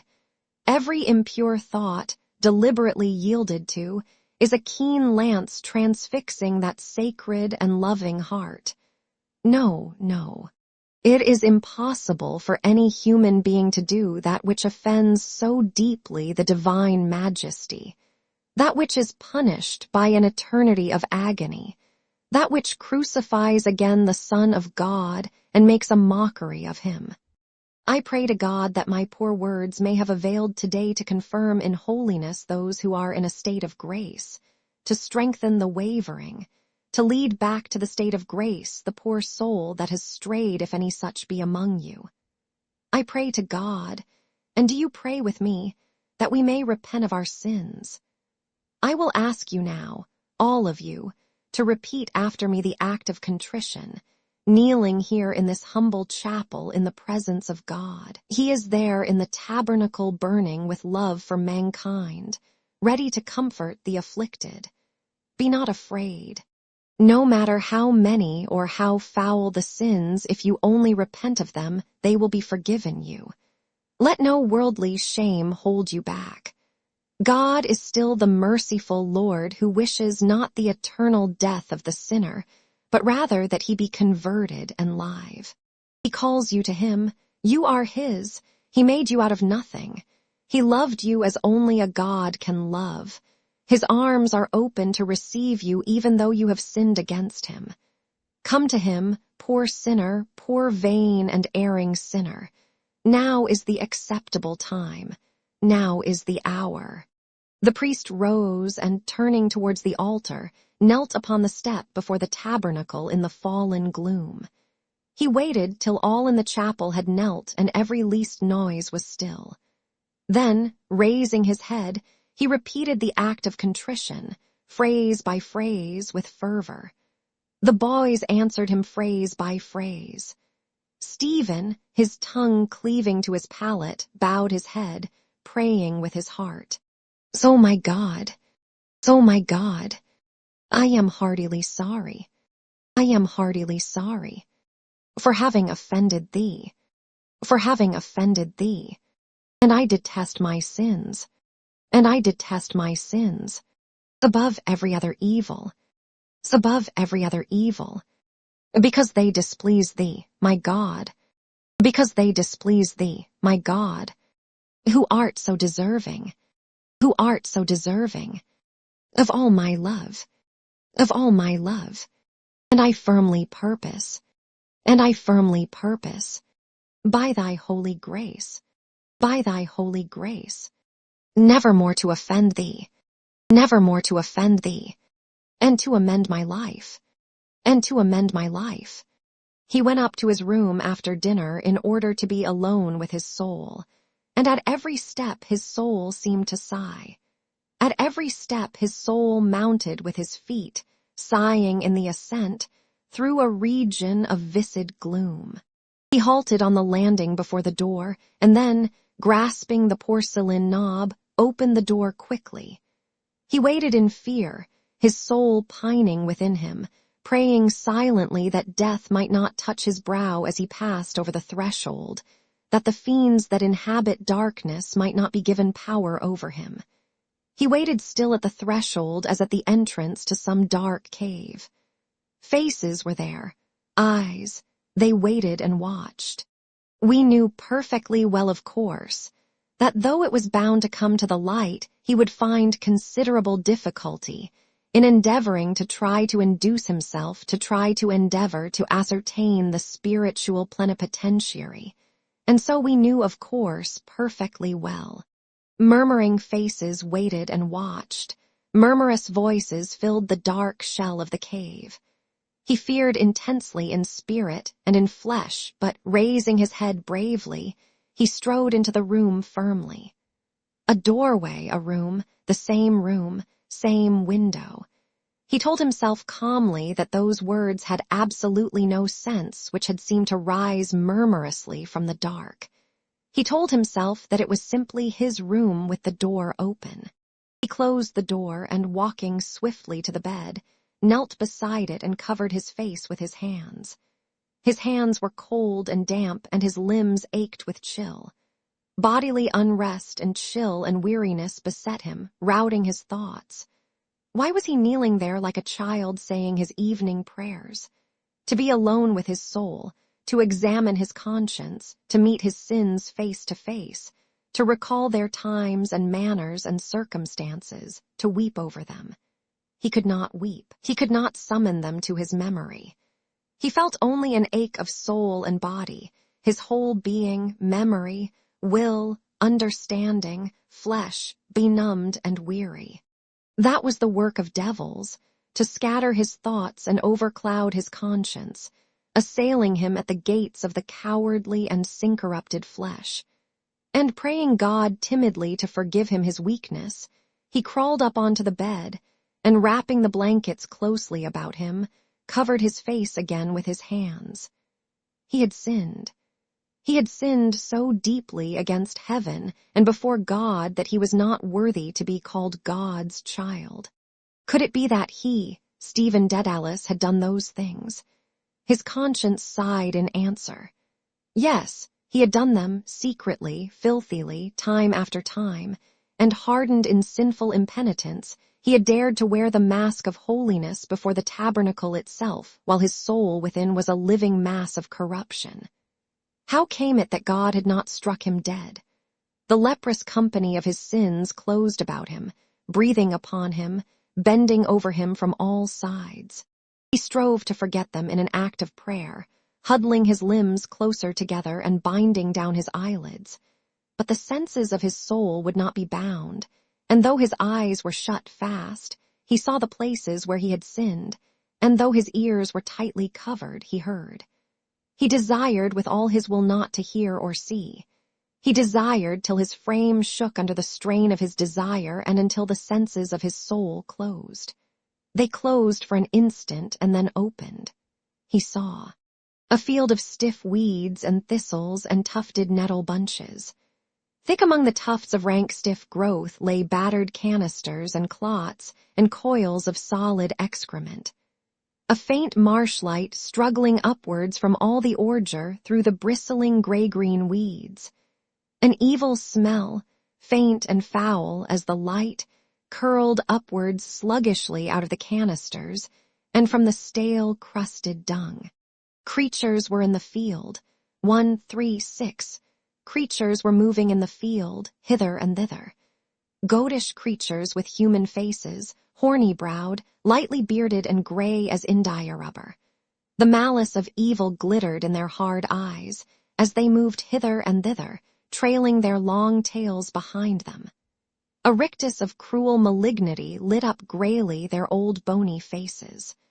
One was clasping about his ribs a torn flannel waistcoat. Another complained monotonously, as his beard stuck in the tufted weeds. Soft language issued from their spittleless lips as they swished in slow circles round and round the field, winding hither and thither through the weeds, dragging their long tails amid the rattling canisters. They moved in slow circles, circling closer and closer to enclose, soft language issuing from their lips, their long swishing tails besmeared with stale shite, thrusting upwards their terrific faces. Help!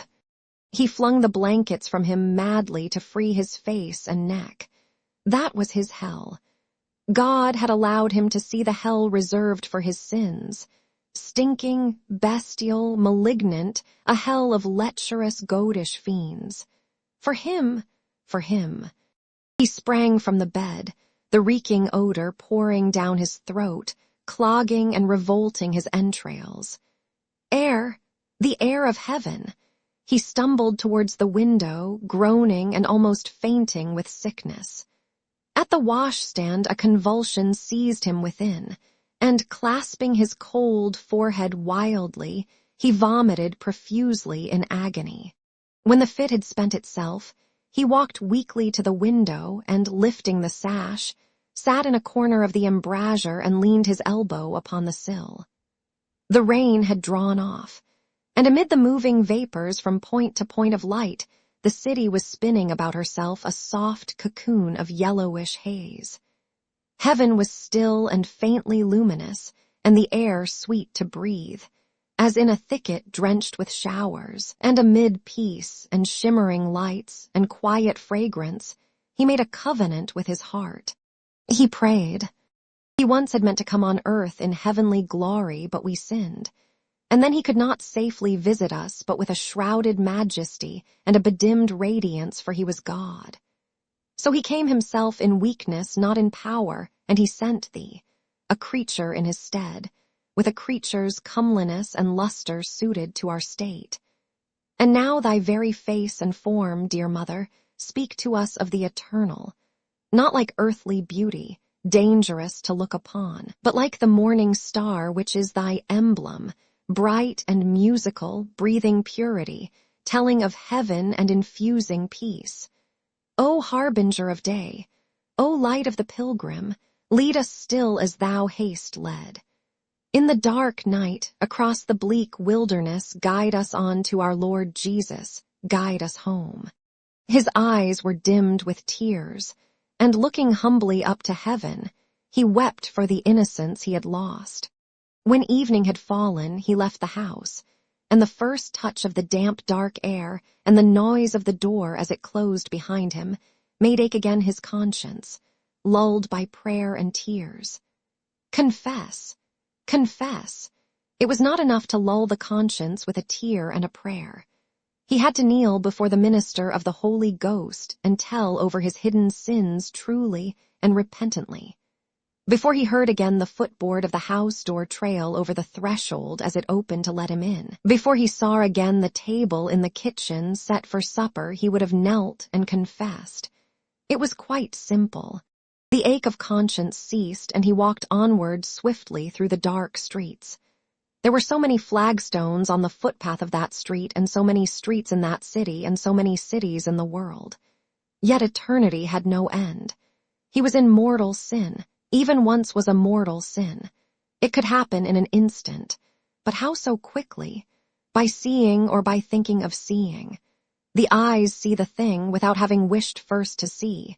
Then in an instant it happens. But does that part of the body understand, or what? The serpent, the most subtle beast of the field. It must understand when it desires in one instant, and then prolongs its own desire instant after instant, sinfully. It feels and understands and desires. What a horrible thing! Who made it to be like that? A bestial part of the body able to understand bestially and desire bestially. Was that then he, or an inhuman thing moved by a lower soul? His soul sickened at the thought of a torpid, snaky life, feeding itself out of the tender marrow of his life and fattening upon the slime of lust. Oh, why was that so? Oh, why? He cowered in the shadow of the thought, abasing himself in the awe of God who had made all things and all men. Madness. Who could think such a thought? And, cowering in darkness and abject, he prayed mutely to his guardian angel to drive away with his sword the demon that was whispering to his brain. The whisper ceased, and he knew then clearly that his own soul had sinned in thought and word and deed willfully through his own body. Confess, he had to confess every sin. How could he utter in words to the priest what he had done? Must. Or how could he explain without dying of shame? Or how could he have done such things without shame? A madman. Confess. Oh, he would indeed to be free and sinless again. Perhaps the priest would know. Oh, dear God. He walked on and on through ill-lit streets, fearing to stand still for a moment lest it might seem that he held back from what awaited him, fearing to arrive at that towards which he still turned with longing. How beautiful must be a soul in the state of grace when God looked upon it with love. Frowsy girls sat along the curbstones before their baskets. Their dank hair hung trailed over their brows. They were not beautiful to see as they crouched in the mire. But their souls were seen by God, and if their souls were in a state of grace, they were radiant to see, and God loved them, seeing them. A wasting breath of humiliation blew bleakly over his soul to think of how he had fallen, to feel that those souls were dearer to God than his. The wind blew over him and passed on to the myriads and myriads of other souls on whom God's favor shone now more and now less, stars now brighter and now dimmer, sustained and failing. And the glimmering souls passed away, sustained and failing, merged in a moving breath. One soul was lost, a tiny soul, his. It flickered once and went out, forgotten, lost. The end, black, cold, void waste. Consciousness of place came ebbing back to him slowly over a vast tract of time unlit, unfelt, unlived. The squalid scene composed itself around him, the common accents, the burning gas jets in the shops, odors of fish and spirits and wet sawdust, moving men and women. An old woman was about to cross the street, an oil can in her hand. He bent down and asked her was there a chapel near. "A chapel, sir. Yes, sir, Church Street Chapel." "Church." She shifted the can to her other hand and directed him. And as she held out her reeking, withered right hand under its fringe of shawl, he bent lower towards her, saddened and soothed by her voice. "Thank you. You are quite welcome, sir." The candles on the high altar had been extinguished, but the fragrance of incense still floated down the dim nave. Bearded workmen with pious faces were guiding a canopy out through a side door, the sacristan aiding them with quiet gestures and words. A few of the faithful still lingered praying before one of the side altars or kneeling in the benches near the confessionals. He approached timidly and knelt at the last bench in the body, thankful for the peace and silence and fragrant shadow of the church. The board on which he knelt was narrow and worn, and those who knelt near him were humble followers of Jesus. Jesus, too, had been born in poverty and had worked in the shop of a carpenter, cutting boards and planing them, and had first spoken of the kingdom of God to poor fishermen, teaching all men to be meek and humble of heart. He bowed his head upon his hands, bidding his heart be meek and humble that he might be like those who knelt beside him and his prayer as acceptable as theirs. He prayed beside them, but it was hard. His soul was foul with sin, and he dared not ask forgiveness with the simple trust of those whom Jesus, in the mysterious ways of God, had called first to his side. The carpenters, the fishermen, poor and simple people following a lowly trade, handling and shaping the wood of trees, mending their nets with patience. A tall figure came down the aisle, and the penitents stirred, and at the last moment, glancing up swiftly, he saw a long gray beard and the brown habit of a Capuchin. The priest entered the box and was hidden. Two penitents rose and entered the confessional at either side. The wooden slide was drawn back, and the faint murmur of a voice troubled the silence. His blood began to murmur in his veins, murmuring like a sinful city summoned from its sleep to hear its doom. Little flakes of fire fell, and powdery ashes fell softly, alighting on the houses of men. They stirred, waking from sleep, troubled by the heated air. The slide was shot back. The penitent emerged from the side of the box. The farther side was drawn. A woman entered quietly and deftly where the first penitent had knelt. The faint murmur began again. He could still leave the chapel. He could stand up, put one foot before the other, and walk out softly, and then run swiftly through the dark streets. He could still escape from the shame. Had it been any terrible crime but that one sin? Had it been murder? Little fiery flakes fell and touched him at all points, shameful thoughts, shameful words, shameful acts. Shame covered him wholly like fine glowing ashes falling continually. To say it in words, his soul, stifling and helpless, would cease to be. The slide was shot back.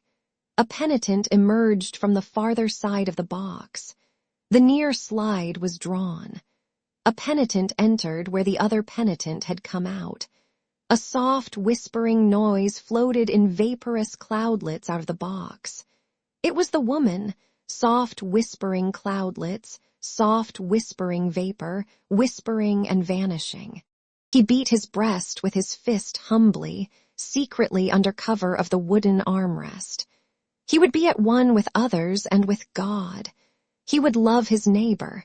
He would love God who had made and loved him. He would kneel and pray with others and be happy. God would look down on him and on them and would love them all. It was easy to be good. God's yoke was sweet and light. It was better never to have sinned, to have remained always a child, for God loved little children and suffered them to come to him. It was a terrible and a sad thing to sin. But God was merciful to poor sinners who were truly sorry. How true that was indeed goodness. The slide was shot to suddenly. The penitent came out. He was next. He stood up in terror and walked blindly into the box. At last it had come. He knelt in the silent gloom and raised his eyes to the white crucifix suspended above him. God could see that he was sorry. He would tell all his sins. His confession would be long, long. Everybody in the chapel would know then what a sinner he had been. Let them know. It was true. But God had promised to forgive him if he was sorry. He was sorry.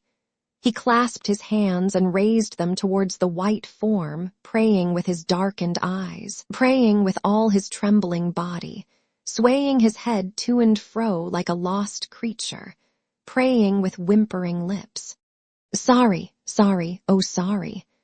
The slide clicked back and his heart bounded in his breast. The face of an old priest was at the grating, averted from him, leaning upon a hand. He made the sign of the cross and prayed of the priest to bless him for he had sinned. Then, bowing his head, he repeated the confiter in fright. At the words, "my most grievous fault," he ceased, breathless. "How long is it since your last confession, my child?" "A long time, Father." "A month, my child." "Longer, Father." 3 months, my child." "Longer, Father." 6 months. 8 months, Father. He had begun. The priest asked, "And what do you remember since that time?" He began to confess his sins. Masses missed, prayers not said, lies. "Anything else, my child?" "Sins of anger, envy of others, gluttony, vanity, disobedience." "Anything else, my child?" There was no help. He murmured, "I committed sins of impurity, Father."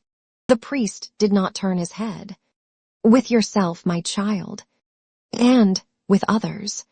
"With women, my child." "Yes, Father." "Were they married women, my child?" He did not know. His sins trickled from his lips one by one, trickled in shameful drops from his soul, festering and oozing like a sore, a squalid stream of vice. The last sins oozed forth, sluggish, filthy. There was no more to tell. He bowed his head, overcome. The priest was silent. Then he asked, "How old are you, my child?" 16, Father." The priest passed his hand several times over his face. Then, resting his forehead against his hand, he leaned towards the grating and with eyes still averted, spoke slowly. His voice was weary and old. "You are very young, my child," he said, "and let me implore of you to give up that sin. It is a terrible sin. It kills the body and it kills the soul. It is the cause of many crimes and misfortunes. Give it up, my child, for God's sake. It is dishonorable and unmanly. You cannot know where that wretched habit will lead you or where it will come against you. As long as you commit that sin, my poor child, you will never be worth one farthing to God. Pray to our Mother Mary to help you. She will help you, my child. Pray to our blessed Lady when that sin comes into your mind. I am sure you will do that, will you not? You repent of all those sins. I am sure you do. And you will promise God now that by his holy grace you will never offend him any more by that wicked sin. You will make that solemn promise to God, will you not?" "Yes, Father." The old and weary voice fell like sweet rain upon his quaking, parching heart. How sweet and sad.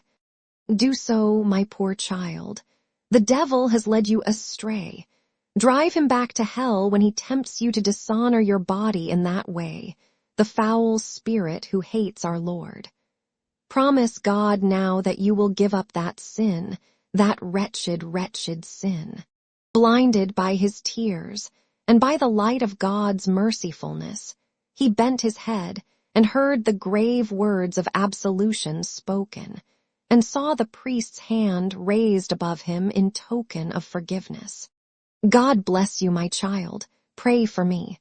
He knelt to say his penance, praying in a corner of the dark nave, and his prayers ascended to heaven from his purified heart like perfume streaming upwards from a heart of white rose. The muddy streets were gay. He strode homeward, conscious of an invisible grace pervading and making light his limbs. In spite of all he had done it. He had confessed and God had pardoned him. His soul was made fair and holy once more, holy and happy. It would be beautiful to die if God so willed. It was beautiful to live in grace a life of peace and virtue and forbearance with others. He sat by the fire in the kitchen, not daring to speak for happiness. Till that moment he had not known how beautiful and peaceful life could be. The green square of paper pinned round the lamp cast down a tender shade. On the dresser was a plate of sausages and white pudding, and on the shelf there were eggs. They would be for the breakfast in the morning after the communion in the college chapel. White pudding and eggs and sausages and cups of tea. How simple and beautiful was life after all. And life lay all before him. In a dream he fell asleep. In a dream he rose and saw that it was morning. In a waking dream he went through the quiet morning towards the college. The boys were all there, kneeling in their places. He knelt among them, happy and shy. The altar was heaped with fragrant masses of white flowers, and in the morning light the pale flames of the candles among the white flowers were clear and silent as his own soul. He knelt before the altar with his classmates, holding the altar cloth with them over a living rail of hands. His hands were trembling, and his soul trembled as he heard the priest pass with the ciborium from communicant to communicant. Corpus Domini Nostri. Could it be? He knelt there sinless and timid, and he would hold upon his tongue the host, and God would enter his purified body. In vitam aeternam. Amen. Another life, a life of grace and virtue and happiness. It was true. It was not a dream from which he would wake. The past was past. Corpus Domini Nostri. The ciborium had come to him. Chapter 4. Sunday was dedicated to the mystery of the Holy Trinity, Monday to the Holy Ghost, Tuesday to the guardian angels, Wednesday to Saint Joseph, Thursday to the most blessed sacrament of the altar, Friday to the suffering Jesus, Saturday to the blessed Virgin Mary. Every morning he hallowed himself anew in the presence of some holy image or mystery. His day began with an heroic offering of its every moment of thought or action for the intentions of the sovereign pontiff, and with an early mass.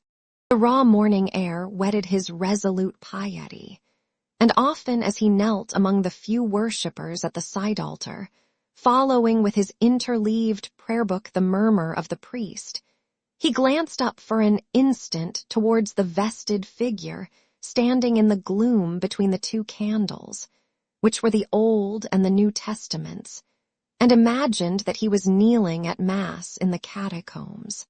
His daily life was laid out in devotional areas. By means of ejaculations and prayers, he stored up ungrudgingly for the souls in purgatory centuries of days and quarantines and years.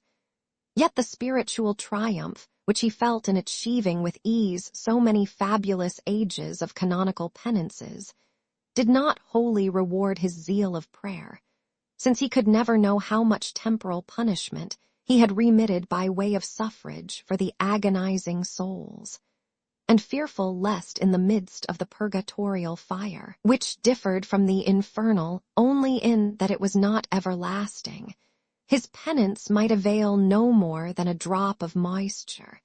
He drove his soul daily through an increasing circle of works of supererogation. Every part of his day, divided by what he regarded now as the duties of his station in life, circled about its own center of spiritual energy. His life seemed to have drawn near to eternity. Every thought, word, and deed, every instance of consciousness could be made to revibrate radiantly in heaven. And at times his sense of such immediate repercussion was so lively that he seemed to feel his soul in devotion pressing like fingers the keyboard of a great cash register, and to see the amount of his purchase start forth immediately in heaven, not as a number, but as a frail column of incense, or as a slender flower. The rosaries, too, which he said constantly, for he carried his beads loose in his trousers pockets that he might tell them as he walked the streets, transformed themselves into coronals of flowers of such vague, unearthly texture that they seemed to him as hueless and odorless as they were nameless. He offered up each of his 3 daily chaplets that his soul might grow strong in each of the 3 theological virtues, in faith in the Father who had created him, in hope in the Son who had redeemed him, and in love of the Holy Ghost who had sanctified him. And this thrice triple prayer he offered to the 3 persons through Mary in the name of her joyful and sorrowful and glorious mysteries. On each of the 7 days of the week, he further prayed that one of the 7 gifts of the Holy Ghost might descend upon his soul, and drive out of it day by day the 7 deadly sins which had defiled it in the past. And he prayed for each gift on its appointed day, confident that it would descend upon him, though it seemed strange to him at times that wisdom and understanding and knowledge were so distinct in their nature, that each should be prayed for apart from the others. Yet he believed that at some future stage of his spiritual progress, this difficulty would be removed when his sinful soul had been raised up from its weakness and enlightened by the 3rd person of the most blessed Trinity.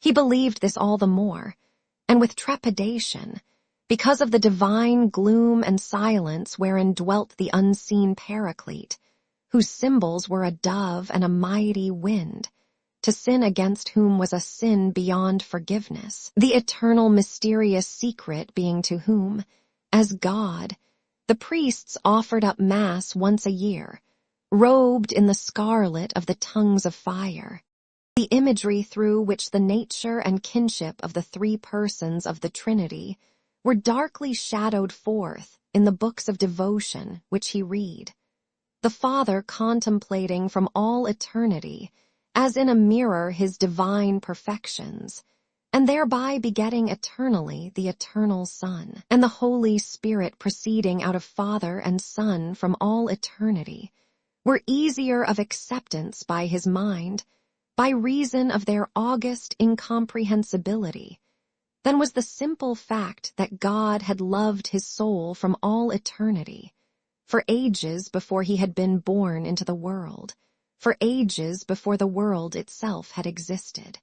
He had heard the names of the passions of love and hate pronounced solemnly on the stage and in the pulpit, had found them set forth solemnly in books, and had wondered why his soul was unable to harbor them for any time, or to force his lips to utter their names with conviction. A brief anger had often invested him, but he had never been able to make it an abiding passion, and had always felt himself passing out of it, as if his very body were being divested with ease of some outer skin or peel.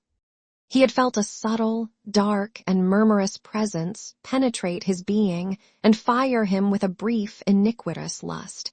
It, too, had slipped beyond his grasp, leaving his mind lucid and indifferent. This, it seemed, was the only love, and that the only hate his soul would harbor. He could no longer disbelieve in the reality of love, since God himself had loved his individual soul with divine love from all eternity. Gradually, as his soul was enriched with spiritual knowledge, he saw the whole world forming one vast symmetrical expression of God's power and love. Life became a divine gift for every moment and sensation of which, were it even the sight of a single leaf hanging on the twig of a tree, his soul should praise and thank the giver. The world, for all its solid substance and complexity, no longer existed for his soul save as a theorem of divine power and love and universality. So entire and unquestionable was this sense of the divine meaning in all nature granted to his soul that he could scarcely understand why it was in any way necessary that he should continue to live. Yet that was part of the divine purpose, and he dared not question its use. He, above all others, who had sinned so deeply and so foully against the divine purpose. Meek and abased by this consciousness of the one eternal, omnipresent, perfect reality, his soul took up again her burden of pieties, masses and prayers and sacraments and mortifications, and only then, for the first time since he had brooded on the great mystery of love, did he feel within him a warm movement like that of some newly born life or virtue of the soul itself. The attitude of rapture in sacred art, the raised and parted hands, the parted lips and eyes as of one about to swoon, became for him an image of the soul in prayer, humiliated and faint before her Creator.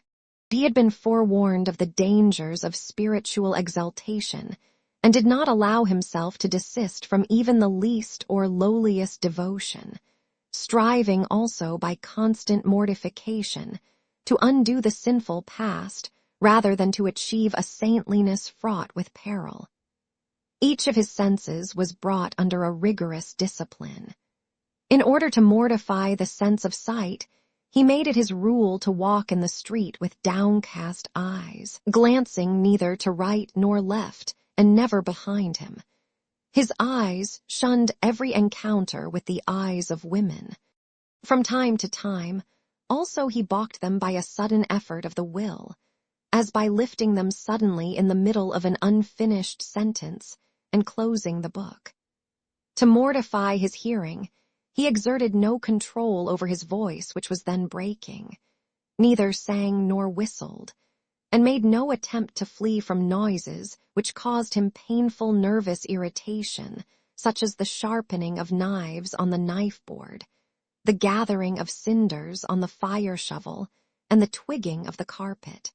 To mortify his smell was more difficult, as he found in himself no instinctive repugnance to bad odors, whether they were the odors of the outdoor world, such as those of dung or tar, or the odors of his own person, among which he had made many curious comparisons and experiments.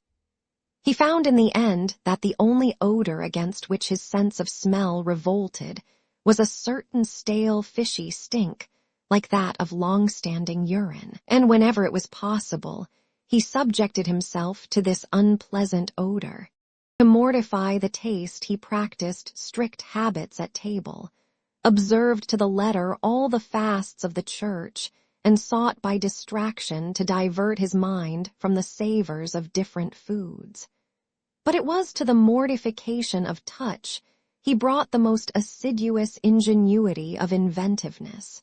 He never consciously changed his position in bed, sat in the most uncomfortable positions, suffered patiently every itch and pain, kept away from the fire, remained on his knees all through the Mass except at the Gospels, left part of his neck and face undried so that air might sting them, and whenever he was not saying his beads, carried his arms stiffly at his sides like a runner and never in his pockets or clasped behind him.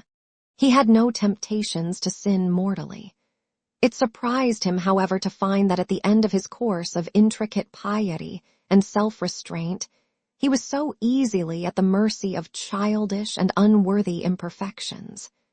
His prayers and fasts availed him little for the suppression of anger at hearing his mother sneeze, or at being disturbed in his devotions.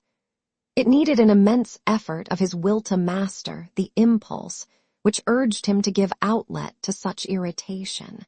Images of the outbursts of trivial anger which he had often noted among his masters, their twitching mouths, close-shut lips, and flushed cheeks, recurred to his memory, discouraging him for all his practice of humility by the comparison. To merge his life in the common tide of other lives was harder for him than any fasting or prayer, and it was his constant failure to do this to his own satisfaction which caused in his soul at last a sensation of spiritual dryness together with a growth of doubts and scruples. His soul traversed a period of desolation in which the sacraments themselves seemed to have turned into dried-up sources. His confession became a channel for the escape of scrupulous and unrepented imperfections. His actual reception of the Eucharist did not bring him the same dissolving moments of virginal self-surrender as did those spiritual communions made by him, sometimes at the close of some visit to the blessed sacrament. The book which he used for these visits was an old, neglected book written by Saint Alphonsus Liguori, with fading characters and sere fox-papered leaves. A faded world of fervent love and virginal responses seemed to be evoked for his soul by the reading of its pages, in which the imagery of the canticles was interwoven with the communicant's prayers. An inaudible voice seemed to caress the soul, telling her names and glories, bidding her arise as for a spousal and come away, bidding her look forth, a spouse, from Ammana and from the mountains of the leopards. And the soul seemed to answer with the same inaudible voice, surrendering herself, inter ubera me comorabiter. This idea of surrender had a perilous attraction for his mind, now that he felt his soul beset once again by the insistent voices of the flesh, which began to murmur to him again during his prayers and meditations. It gave him an intense sense of power to know that he could, by a single act of consent, in a moment of thought, undo all that he had done. He seemed to feel a flood slowly advancing towards his naked feet, and to be waiting for the first faint, timid, noiseless wavelet to touch his fevered skin. Then, almost at the instant of that touch, almost at the verge of sinful consent, he found himself standing far away from the flood upon a dry shore, saved by a sudden act of the will or a sudden ejaculation. And, seeing the silver line of the flood far away and beginning again its slow advance towards his feet, a new thrill of power and satisfaction shook his soul to know that he had not yielded nor undone all. When he had eluded the flood of temptation, many times in this way he grew troubled, and wondered whether the grace which he had refused to lose was not being filched from him little by little. The clear certitude of his own immunity grew dim, and to it succeeded a vague fear that his soul had really fallen unawares. It was with difficulty that he won back his old consciousness of his state of grace, by telling himself that he had prayed to God at every temptation, and that the grace which he had prayed for must have been given to him, inasmuch as God was obliged to give it. The very frequency and violence of temptations showed him at last the truth of what he had heard about the trials of the saints. Frequent and violent temptations were a proof that the citadel of the soul had not fallen, and that the devil raged to make it fall. Often when he had confessed his doubts and scruples, some momentary inattention at prayer, a movement of trivial anger in his soul, or a subtle willfulness in speech or act, he was bidden by his confessor to name some sin of his past life before absolution was given him. He named it with humility and shame, and repented of it once more. It humiliated and shamed him to think that he would never be freed from it wholly, however holily he might live, or whatever virtues or perfections he might attain. A restless feeling of guilt would always be present with him. He would confess and repent and be absolved, confess and repent again and be absolved again, fruitlessly. Perhaps that first hasty confession wrung from him by the fear of hell had not been good. Perhaps, concerned only for his imminent doom, he had not had sincere sorrow for his sin.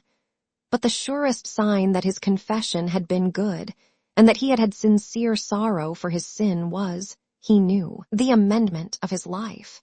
I have amended my life, have I not? He asked himself. Director stood in the embrasure of the window, his back to the light, leaning an elbow on the brown cross-blind.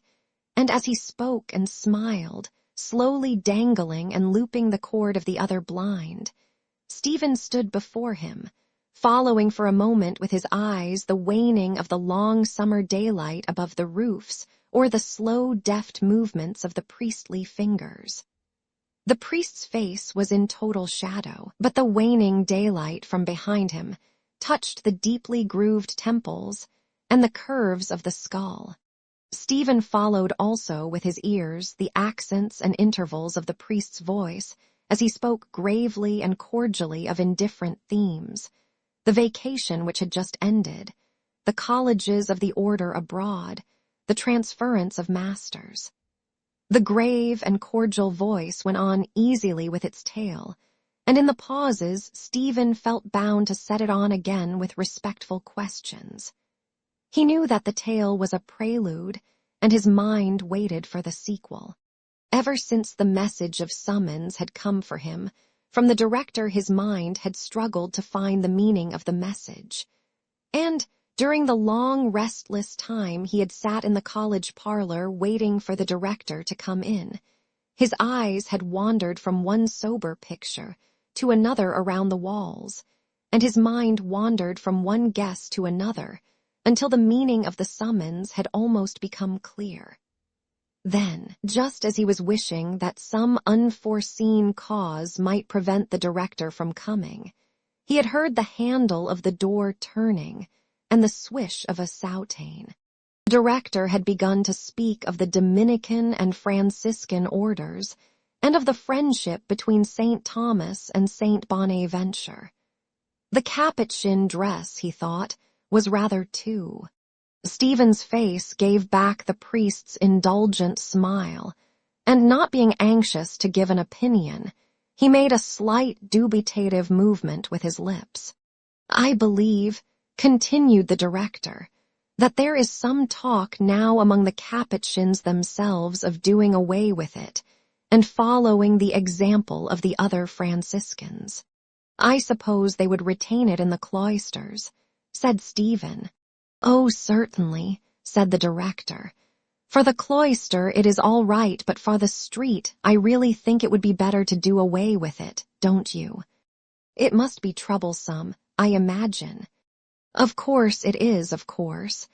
Just imagine when I was in Belgium I used to see them out cycling in all kinds of weather with this thing up about their knees. It was really ridiculous. Les jupes, they call them in Belgium. The vowel was so modified as to be indistinct. What do they call them?" "Les jupes." "So." Stephen smiled again in answer to the smile which he could not see on the priest's shadowed face, its image or spectre only passing rapidly across his mind, as the low, discreet accent fell upon his ear. He gazed calmly before him at the waning sky, glad of the cool of the evening, and of the faint yellow glow which hid the tiny flame kindling upon his cheek. The names of articles of dress worn by women, or of certain soft and delicate stuffs used in their making, brought always to his mind a delicate and sinful perfume. As a boy, he had imagined the reins by which horses are driven as slender silken bands, and it shocked him to feel at Stradbroke the greasy leather of harness. It had shocked him, too, when he had felt for the first time beneath his tremulous fingers the brittle texture of a woman's stocking for, retaining nothing of all he read save that which seemed to him an echo or a prophecy of his own state. It was only amid soft-worded phrases, or within rose-soft stuffs, that he dared to conceive of the soul or body of a woman moving with tender life. But the phrase on the priest's lips was disingenuous, for he knew that a priest should not speak lightly on that theme.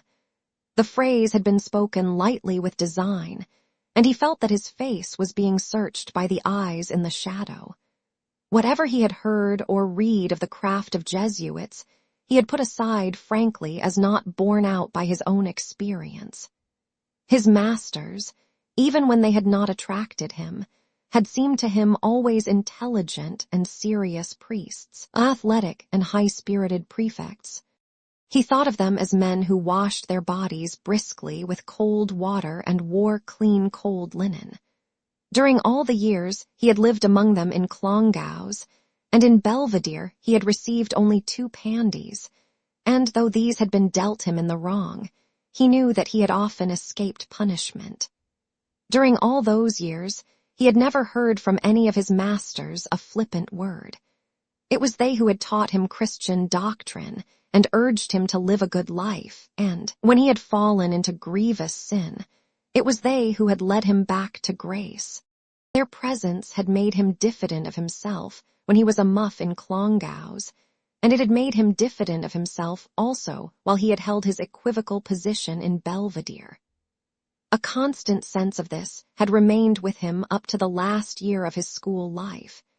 He had never once disobeyed or allowed turbulent companions to seduce him from his habit of quiet obedience, and even when he doubted some statement of a master, he had never presumed to doubt openly.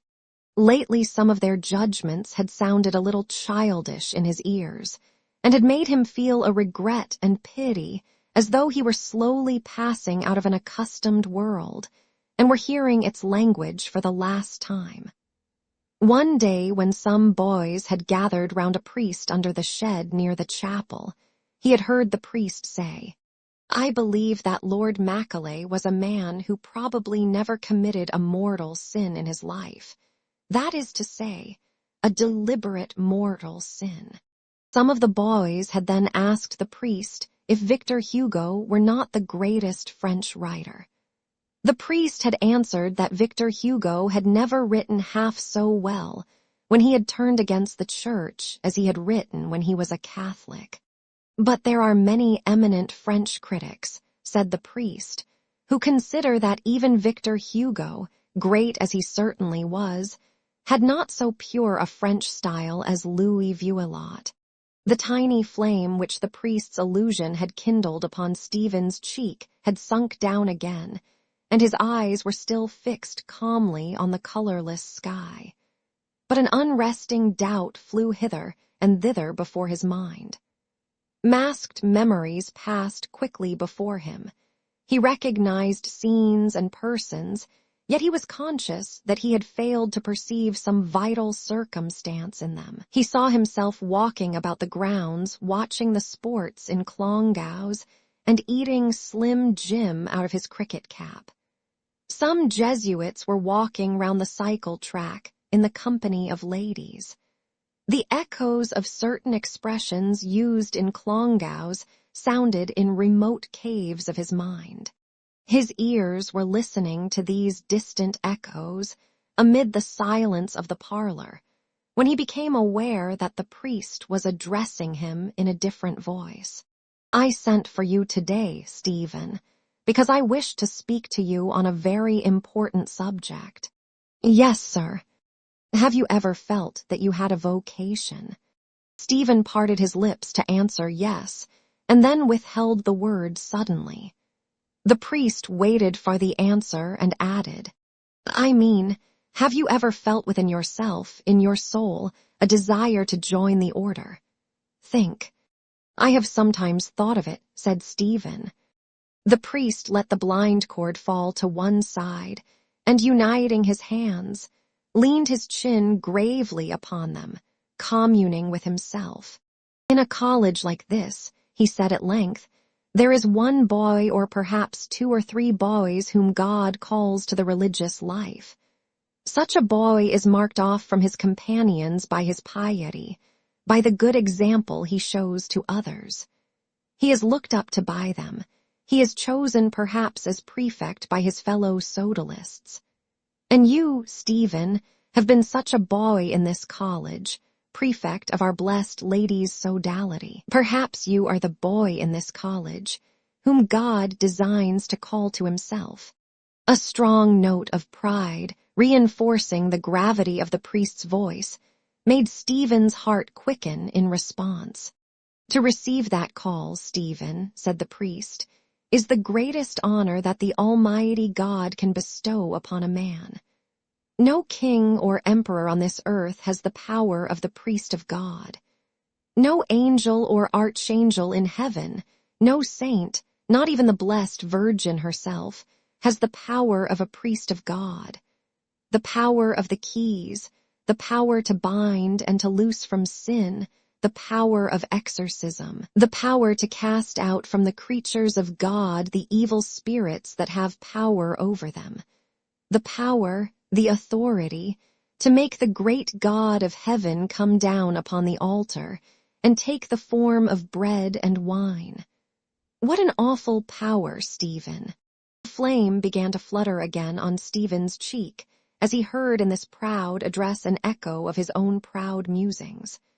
How often had he seen himself as a priest wielding calmly and humbly the awful power of which angels and saints stood in reverence. His soul had loved to muse in secret on this desire. He had seen himself, a young and silent-mannered priest, entering a confessional swiftly, ascending the altar steps, incensing, genuflecting, accomplishing the vague acts of the priesthood, which pleased him by reason of their semblance of reality and of their distance from it. In that dim life which he had lived through in his musings, he had assumed the voices and gestures which he had noted with various priests. He had bent his knee sideways like such a one. He had shaken the thurible only slightly like such a one. His chasuble had swung open like that of such another as he turned to the altar again, after having blessed the people. And above all, it had pleased him to fill the second place in those dim scenes of his imagining. He shrank from the dignity of celebrant, because it displeased him to imagine that all the vague pomp should end in his own person, or that the ritual should assign to him so clear and final an office. He longed for the minor sacred offices, to be vested with the tunicle of subdeacon at high mass, to stand aloof from the altar, forgotten by the people, his shoulders covered with a humoral veil, holding the paten within its folds, or, when the sacrifice had been accomplished, to stand as deacon in a dalmatic of cloth of gold on the step below the celebrant, his hands joined and his face towards the people, and sing the chant, Ite missa est. If ever he had seen himself celebrant, it was as in the pictures of the Mass in his child's Mass book, in a church without worshippers, save for the angel of the sacrifice, at a bare altar, and served by an acolyte scarcely more boyish than himself.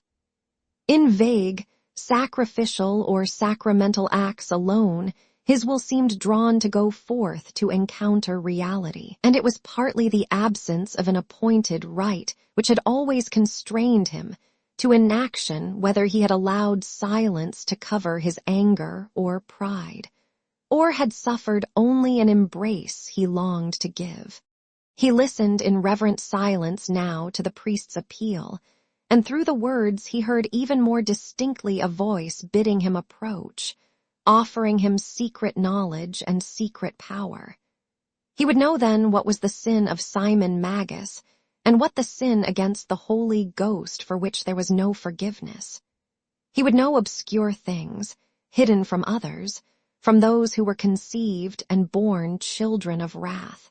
He would know the sins, the sinful longings and sinful thoughts and sinful acts of others, hearing them murmured into his ears in the confessional under the shame of a darkened chapel, by the lips of women and of girls, but rendered immune mysteriously at his ordination by the imposition of hands. His soul would pass again uncontaminated to the white peace of the altar. No touch of sin would linger upon the hands with which he would elevate and break the host. No touch of sin would linger on his lips in prayer to make him eat and drink damnation to himself, not discerning the body of the Lord. He would hold his secret knowledge and secret power, being as sinless as the innocent, and he would be a priest forever according to the order of Melchizedek. I will offer up my Mass tomorrow morning, said the director, that Almighty God may reveal to you his holy will. And let you, Stephen, make a novena to your holy patron saint, the first martyr, who is very powerful with God, that God may enlighten your mind. But you must be quite sure, Stephen, that you have a vocation, because it would be terrible if you found afterwards that you had none. Once a priest, always a priest, remember. Your catechism tells you that the sacrament of holy orders is one of those which can be received only once, because it imprints on the soul an indelible spiritual mark which can never be effaced. It is before you must weigh well, not after. It is a solemn question, Stephen, because on it may depend the salvation of your eternal soul. But we will pray to God together. He held open the heavy hall door and gave his hand as if already to a companion in the spiritual life. Stephen passed out onto the wide platform above the steps and was conscious of the caress of mild evening air. Towards Findlater's church, a quartet of young men were striding along with linked arms, swaying their heads and stepping to the agile melody of their leader's concertina. The music passed in an instant, as the first bars of sudden music always did, over the fantastic fabrics of his mind, dissolving them painlessly and noiselessly as a sudden wave dissolves the sandbuilt turrets of children. Smiling at the trivial air, he raised his eyes to the priest's face, and seeing in it a mirthless reflection of the sunken day, detached his hand slowly which had acquiesced faintly in that companionship. As he descended the steps, the impression which effaced his troubled self-communion was that of a mirthless mask reflecting a sunken day from the threshold of the college. The shadow, then, of the life of the college passed gravely over his consciousness. It was a grave and ordered and passionless life that awaited him, a life without material cares. He wondered how he would pass the first night in the novitiate, and with what dismay he would wake the first morning in the dormitory. The troubling odor of the long corridors of Clongowes came back to him, and he heard the discreet murmur of the burning gas flames. At once from every part of his being unrest began to irradiate. A feverish quickening of his pulses followed, and a din of meaningless words drove his reasoned thoughts hither and thither confusedly. His lungs dilated and sank as if he were inhaling a warm, moist, unsustaining air, and he smelt again the moist, warm air which hung in the bath in Clongowes above the sluggish, turf-colored water. Some instinct, waking at these memories, stronger than education or piety, quickened within him at every near approach to that life, an instinct subtle and hostile, and armed him against acquiescence. The chill and order of the life repelled him. He saw himself rising in the cold of the morning and filing down with the others to early mass, and trying vainly to struggle with his prayers against the fainting sickness of his stomach. He saw himself sitting at dinner with the community of a college.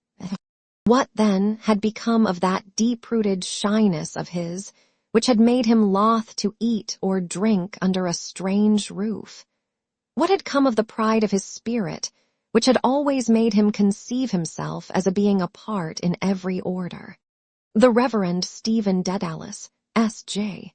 His name in that new life leaped into characters before his eyes, and to it there followed a mental sensation of an undefined face or color of a face.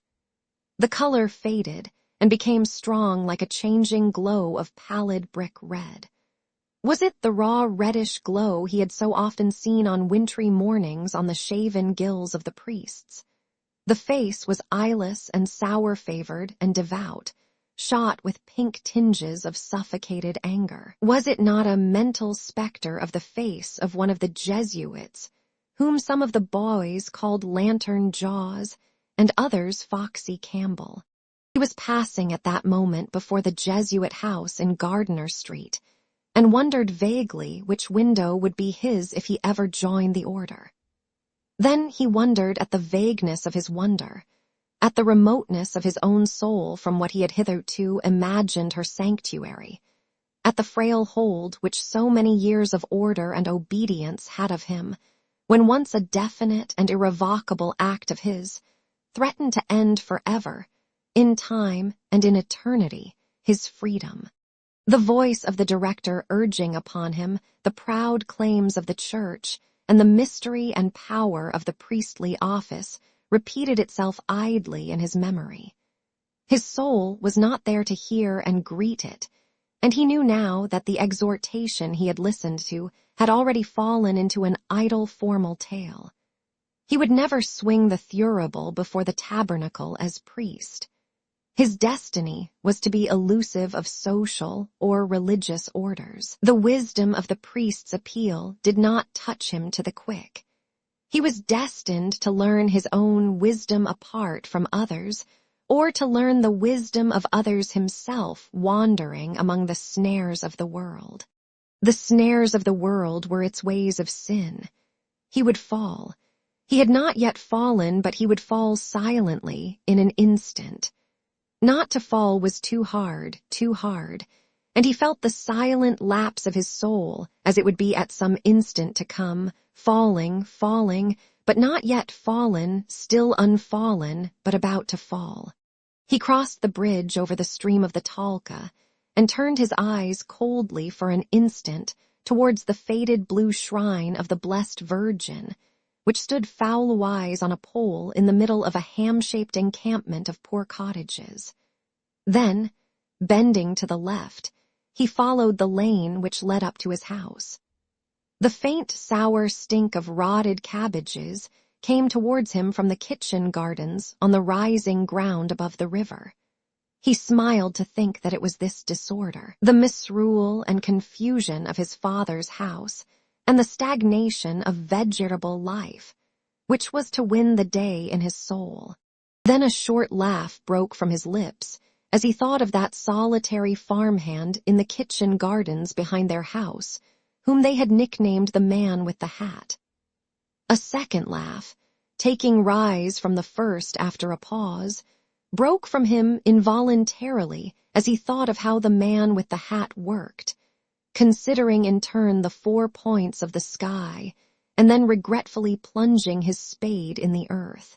He pushed open the latchless door of the porch and passed through the naked hallway into the kitchen. A group of his brothers and sisters was sitting round the table. Tea was nearly over, and only the last of the second watered tea remained in the bottoms of the small glass jars and jam pots which did service for teacups. Discarded crusts and lumps of sugared bread, turned brown by the tea which had been poured over them, lay scattered on the table. Little wells of tea lay here and there on the board, and a knife with a broken ivory handle was stuck through the pith of a ravaged turnover. The sad, quiet, gray-blue glow of the dying day came through the window and the open door, covering over and allaying quietly a sudden instinct of remorse in Stephen's heart. All that had been denied them had been freely given to him, the eldest, but the quiet glow of evening showed him in their faces no sign of rancor. He sat near them at the table and asked where his father and mother were. One answered, Ganaburo, Tabaro, Lookbaro, Atbaro, Abaro, Housebaro. Still another removal. A boy named Fallen in Belvedere had often asked him with a silly laugh why they moved so often. A frown of scorn darkened quickly his forehead as he heard again the silly laugh of the questioner. He asked, Why are we on the move again, if it's a fair question? Because-borough, the borough, land-borough, lord-borough, will-borough, put-borough, us-borough, out-borough. The voice of his youngest brother from the farther side of the fireplace began to sing the air oft in the stilly night. One by one, the others took up the air until a full choir of voices was singing. They would sing so for hours, melody after melody, glee after glee, till the last pale light died down on the horizon, till the first dark night clouds came forth and night fell. He waited for some moments, listening, before he too took up the air with them. He was listening with pain of spirit to the overtone of weariness behind their frail, fresh, innocent voices. Even before they set out on life's journey, they seemed weary already of the way. He heard the choir of voices in the kitchen echoed, and multiplied through an endless reverberation of the choirs of endless generations of children, and heard in all the echoes an echo also of the recurring note of weariness and pain. All seemed weary of life even before entering upon it. And he remembered that Newman had heard this note also in the broken lines of Virgil, giving utterance, like the voice of nature herself, to that pain and weariness, yet hope of better things, which has been the experience of her children in every time. He could wait no longer. From the door of Byron's public house to the gate of Clontarf Chapel, from the gate of Clontarf Chapel to the door of Byron's public house, and then back again to the chapel, and then back again to the public house, he had paced slowly at first, planting his steps scrupulously in the spaces of the patchwork of the footpath, then timing their fall to the fall of verses. A full hour had passed since his father had gone in with Dan Crosby, the tutor, to find out for him something about the university. For a full hour he had paced up and down, waiting, but he could wait no longer. He set off abruptly for the Bull, walking rapidly lest his father's shrill whistle might call him back, and in a few moments he had rounded the curve at the police barrack and was safe. Yes, his mother was hostile to the idea, as he had read from her listless silence. Yet her mistrust pricked him more keenly than his father's pride, and he thought coldly how he had watched the faith which was fading down in his soul aging and strengthening in her eyes. A dim antagonism gathered force within him and darkened his mind as a cloud against her disloyalty, and when it passed, cloud-like, leaving his mind serene and dutiful towards her again, he was made aware dimly, and without regret, of a first noiseless sundering of their lives. The university. So he had passed beyond the challenge of the sentries who had stood as guardians of his boyhood, and had sought to keep him among them that he might be subject to them and serve their ends. Pride after satisfaction uplifted him like long, slow waves. The end he had been born to serve, yet did not see, had led him to escape by an unseen path, and now it beckoned to him once more, and a new adventure was about to be opened to him. It seemed to him that he heard notes of fitful music leaping upwards a tone and downwards a diminished fourth, upwards a tone and downwards a major third, like triple-branching flames leaping fitfully, flame after flame, out of a midnight wood. It was an elfin prelude, endless and formless, and as it grew wilder and faster, the flames leaping out of time, he seemed to hear from under the boughs and grasses wild creatures racing, their feet pattering like rain upon the leaves. Their feet passed in pattering tumult over his mind, the feet of hares and rabbits, the feet of harts and hinds and antelopes, until he heard them no more and remembered only a proud cadence from Newman, whose feet are as the feet of harts, and underneath the everlasting Armis. The pride of that dim image brought back to his mind the dignity of the office he had refused. All through his boyhood he had mused upon that which he had so often thought to be his destiny, and when the moment had come for him to obey the call he had turned aside, obeying a wayward instinct. Now time lay between. The oils of ordination would never anoint his body. He had refused. Why? He turned seaward from the road at Dollymount, and as he passed on to the thin wooden bridge, he felt the planks shaking with the tramp of heavily shod feet. A squad of Christian brothers was on its way back from the Bull, and had begun to pass, 2 by 2, across the bridge. Soon the whole bridge was trembling and resounding.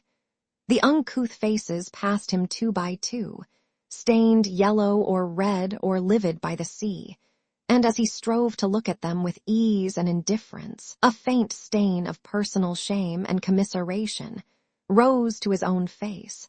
Angry with himself, he tried to hide his face from their eyes by gazing down sideways into the shallow, swirling water under the bridge. But he still saw a reflection therein of their taffety silk hats and humble tape-like collars, and loosely hanging clerical clothes. Brother Hickey, Brother Quaid, Brother Mac Ardle, Brother Keogh.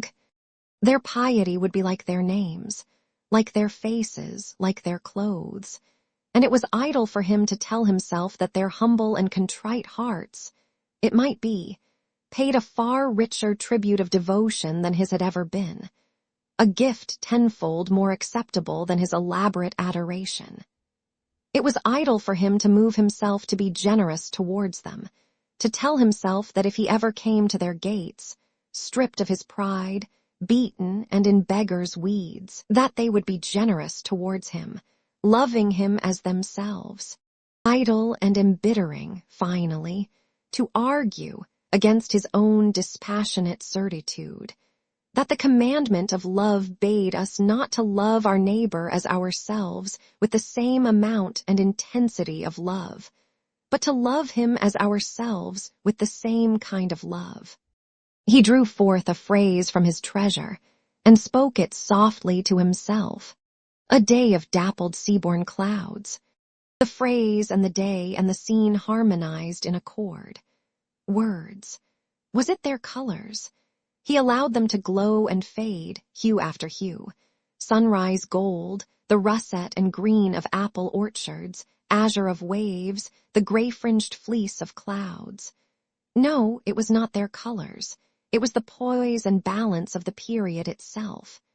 Did he then love the rhythmic rise and fall of words better than their associations of legend and color?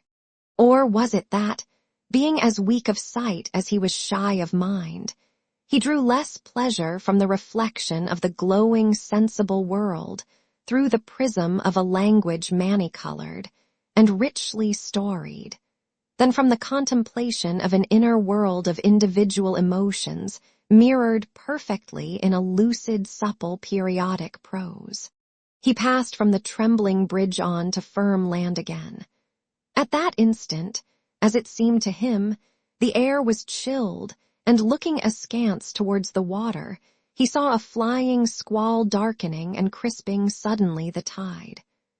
A faint click at his heart, a faint throb in his throat told him once more of how his flesh dreaded the cold, infrahuman odor of the sea. Yet he did not strike across the downs on his left, but held straight on along the spine of rocks that pointed against the river's mouth. A veiled sunlight lit up faintly the gray sheet of water where the river was embayed. In the distance, along the course of the slow-flowing Liffey slender masts flecked the sky, and more distant still, the dim fabric of the city lay prone in haze. Like a scene on some vague arras, old as man's weariness, the image of the seventh city of Christendom was visible to him across the timeless air, no older nor more weary nor less patient of subjection than in the days of the Thingmote. Disheartened, he raised his eyes towards the slow-drifting clouds, dappled and sea-borne. They were voyaging across the deserts of the sky, a host of nomads on the march, voyaging high over Ireland, westward bound. The Europe they had come from lay out there beyond the Irish Sea, Europe of strange tongues and valid and wood-begirt and citadelled, and of entrenched and marshaled races. He heard a confused music within him, as of memories and names which he was almost conscious of, but could not capture even for an instant. Then the music seemed to recede, to recede, to recede, and from each receding trail of nebulous music there fell always one long-drawn calling note, piercing like a star the dusk of silence. Again, again, again, a voice from beyond the world was calling. "Hello, Stefanos." Here comes the dead Alice. Ow! Give it over, Dwyer, I'm telling you, or I'll give you a stuff in the kisser for yourself. Ow. Good man, Tozer, duck him. Come along, dead Alice. Booze Stephanauminos, booze Stephan Foros. Duck him, guzzle him now, Tozer. Help, help, ow. He recognized their speech collectively, before he distinguished their faces. The mere sight of that medley of wet nakedness chilled him to the bone. Their bodies, corpse-height or suffused with a pallid golden light or rawly tanned by the sun, gleamed with the wet of the sea. Their divingstone, poised on its rude supports and rocking under their plunges, and the rough-hewn stones of the sloping breakwater over which they scrambled in their horseplay gleamed with cold, wet luster. The towels with which they smacked their bodies were heavy with cold seawater, and drenched with cold brine was their matted hair. He stood still in deference to their calls, and parried their banter with easy words. How characterless they looked, Shilly without his deep unbuttoned collar, Ennis without his scarlet belt with the snaky clasp, and Connolly without his Norfolk coat with the flapless side pockets. It was a pain to see them, and a sword-like pain to see the signs of adolescence that made repellent their pitiable nakedness. Perhaps they had taken refuge in number and noise from the secret dread in their souls. But he, apart from them, and in silence, remembered in what dread he stood of the mystery of his own body. Stephanos Daedalus, booze Stephanauminos, booze Stephan Foros. Their banter was not new to him, and now it flattered his mild, proud sovereignty. Now, as never before, his strange name seemed to him a prophecy. So timeless seemed the gray, warm air, so fluid and impersonal his own mood, that all ages were as one to him. A moment before the ghost of the ancient kingdom of the Danes had looked forth through the vesture of the haze-wrapped city. Now, at the name of the fabulous artificer, he seemed to hear the noise of dim waves, and to see a winged form flying above the waves and slowly climbing the air. What did it mean? Was it a quaint device opening a page of some medieval book of prophecies and symbols? A hawk-like man flying sunward above the sea? A prophecy of the end he had been born to serve, and had been following through the mists of childhood and boyhood? A symbol of the artist forging anew in his workshop out of the sluggish matter of the earth, a new soaring, impalpable, imperishable being. His heart trembled, his breath came faster, and a wild spirit passed over his limbs as though he was soaring sunward. His heart trembled in an ecstasy of fear, and his soul was in flight. His soul was soaring in an air beyond the world, and the body he knew was purified in a breath, and delivered of incertitude, and made radiant and commingled with the element of the spirit. An ecstasy of flight made radiant his eyes, and wild his breath, and tremulous, and wild, and radiant his windswept limbs. 1, 2, look out. Oh, cripes, I'm drowned. 1, 2, 3 and away. The next. 1, UK. Stephan Foros. His throat ached with a desire to cry aloud, the cry of a hawk or eagle on high, to cry piercingly of his deliverance to the winds. This was the call of life to his soul, not the dull, gross voice of the world of duties and despair, not the inhuman voice that had called him to the pale service of the altar. An instant of wild flight had delivered him, and the cry of triumph which his lips withheld cleft his brain. Stephan Foros. What were they now but cerements shaken from the body of death? The fear he had walked in night and day, the incertitude that had ringed him round, the shame that had abased him within and without, cerements, the linens of the grave. His soul had arisen from the grave of boyhood, spurning her grave clothes. Yes. He would create proudly out of the freedom and power of his soul as the great artificer whose name he bore, a living thing, new and soaring and beautiful, impalpable, imperishable. He started up nervously from the stone block, for he could no longer quench the flame in his blood. He felt his cheeks aflame and his throat throbbing with song. There was a lust of wandering in his feet that burned to set out for the ends of the earth. On, his heart seemed to cry. Evening would deepen above the sea, night fall upon the plains, dawn glimmer before the wanderer and show him strange fields and hills and faces. Where? He looked northward towards Howth. The sea had fallen below the line of sea wrack on the shallow side of the breakwater, and already the tide was running out fast along the foreshore. Already one long oval bank of sand lay warm and dry amid the wavelets.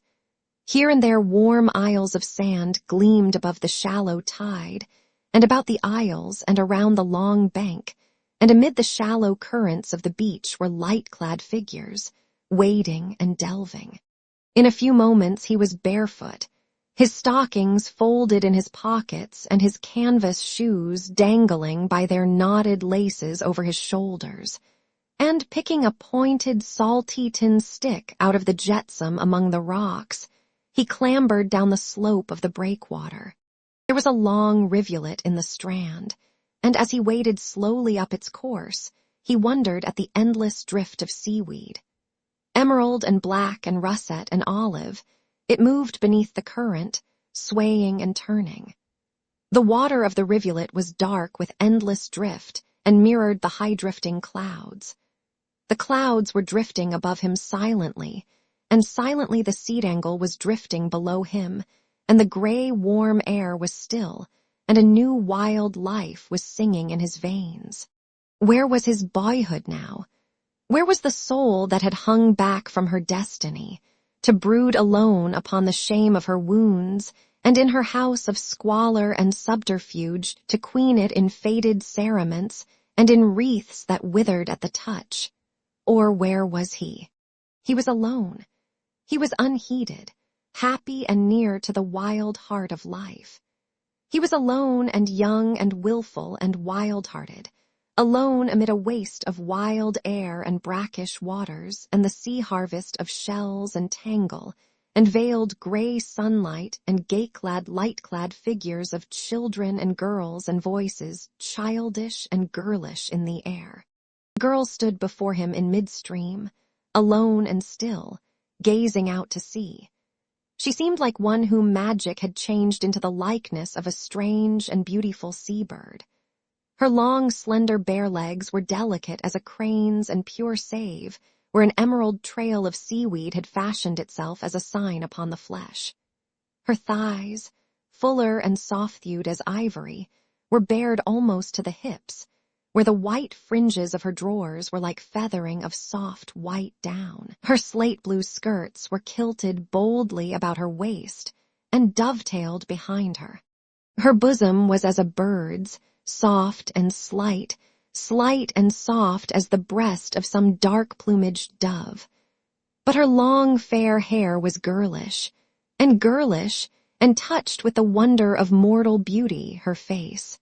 She was alone and still, gazing out to sea, and when she felt his presence and the worship of his eyes, her eyes turned to him in quiet sufferance of his gaze, without shame or wantonness. Long she suffered his gaze, and then quietly withdrew her eyes from his and bent them towards the stream, gently stirring the water with her foot hither and thither. The first faint noise of gently moving water broke the silence, low and faint and whispering, faint as the bells of sleep, hither and thither, and a faint flame trembled on her cheek. Heavenly God! Cried Stephen's soul in an outburst of profane joy. He turned away from her suddenly and set off across the strand. His cheeks were aflame, his body was aglow, his limbs were trembling. On and on and on and on he strode, far out over the sands, singing wildly to the sea, crying to greet the advent of the life that had cried to him. Her image had passed into his soul forever, and no word had broken the holy silence of his ecstasy. Her eyes had called him, and his soul had leaped at the call. To live, to err, to fall, to triumph, to recreate life out of life.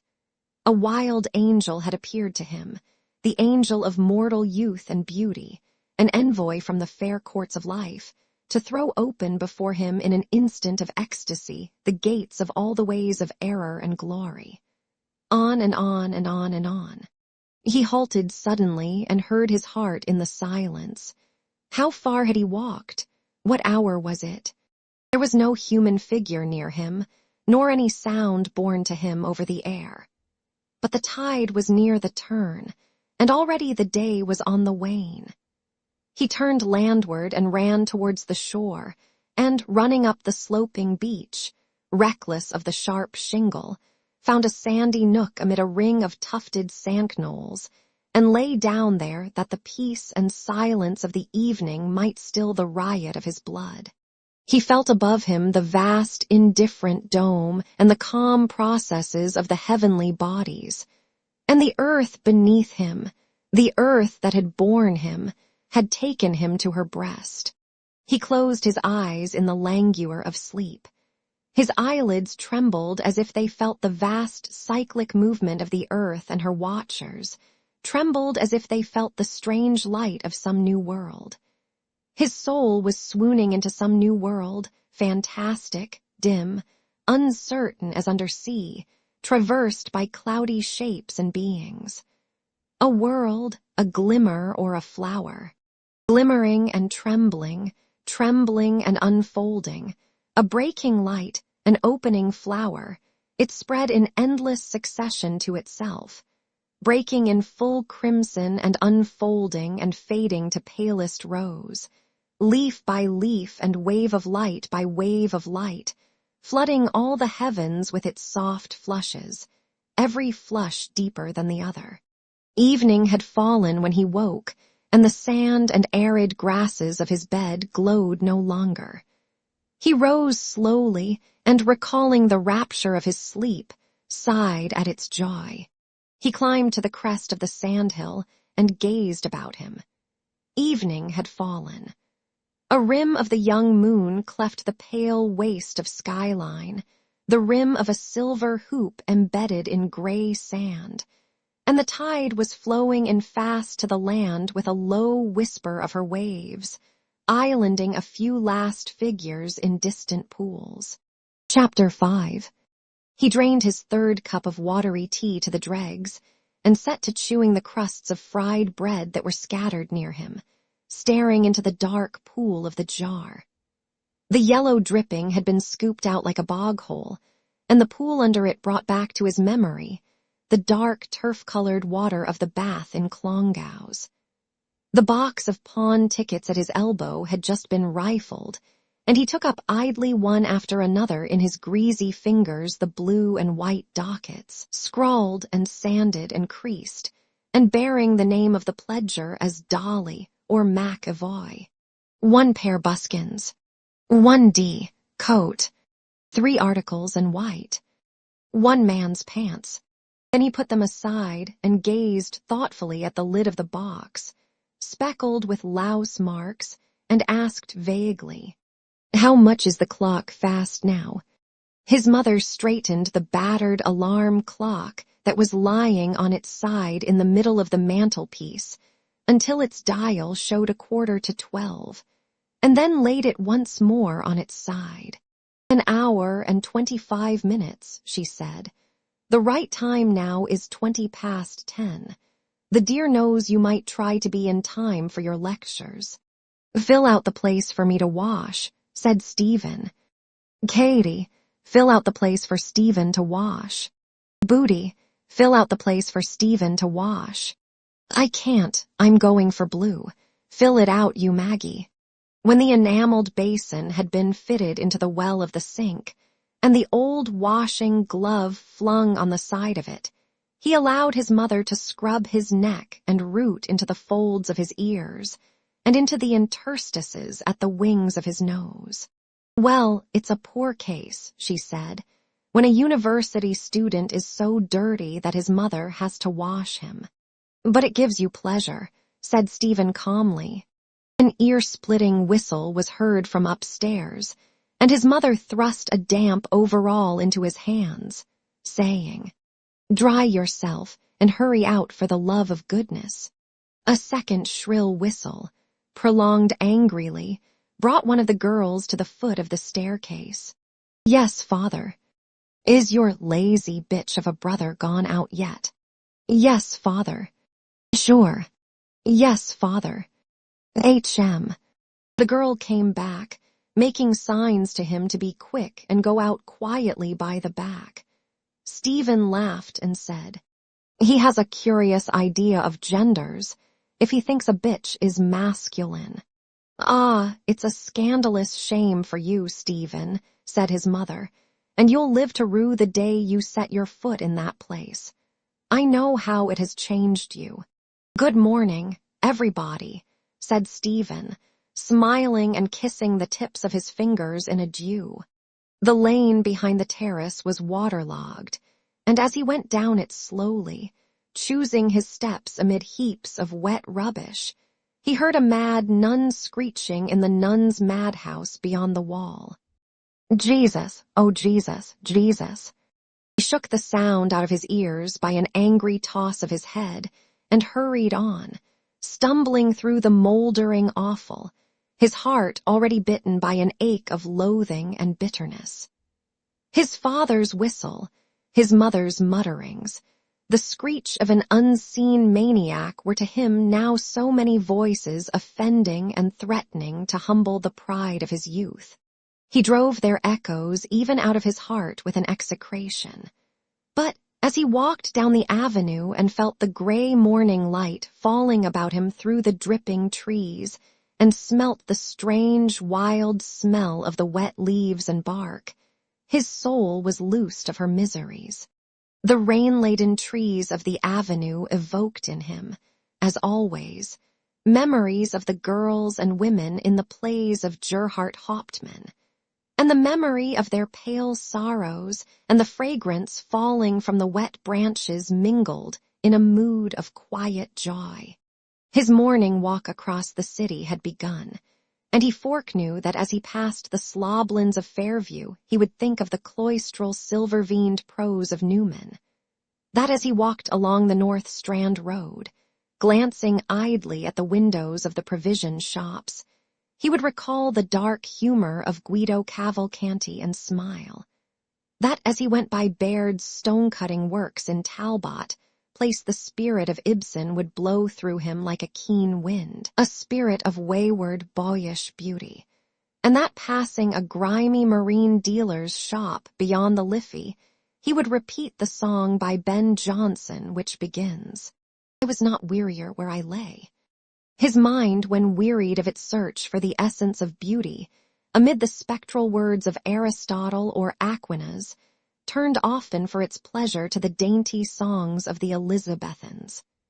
His mind, in the vesture of a doubting monk, stood often in shadow under the windows of that age, to hear the grave and mocking music of the lutanists or the frank laughter of waistcoateers, until a laugh too low, a phrase tarnished by time, of chambering and false honor stung his monkish pride, and drove him on from his lurking place.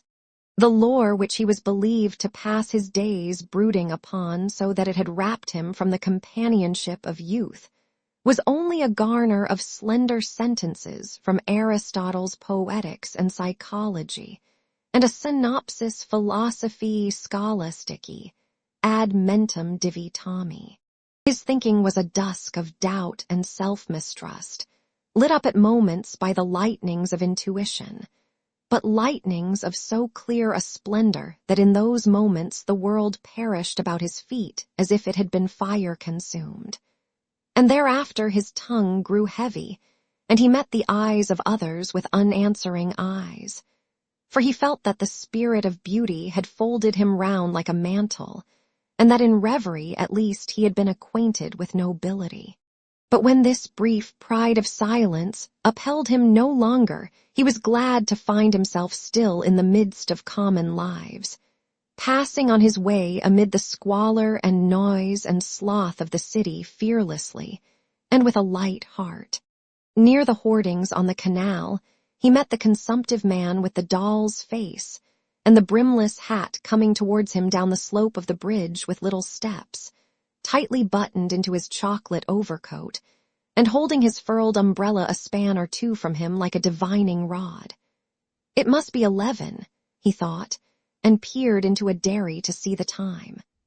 The clock in the dairy told him that it was 5 minutes to 5, but as he turned away, he heard a clock somewhere near him, but unseen, beating 11 strokes in swift precision.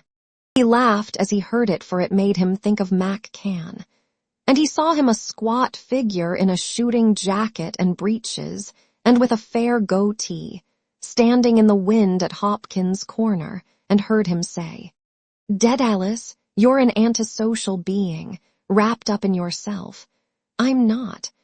I'm a Democrat, and I'll work and act for social liberty and equality among all classes and sexes in the United States of the Europe of the future."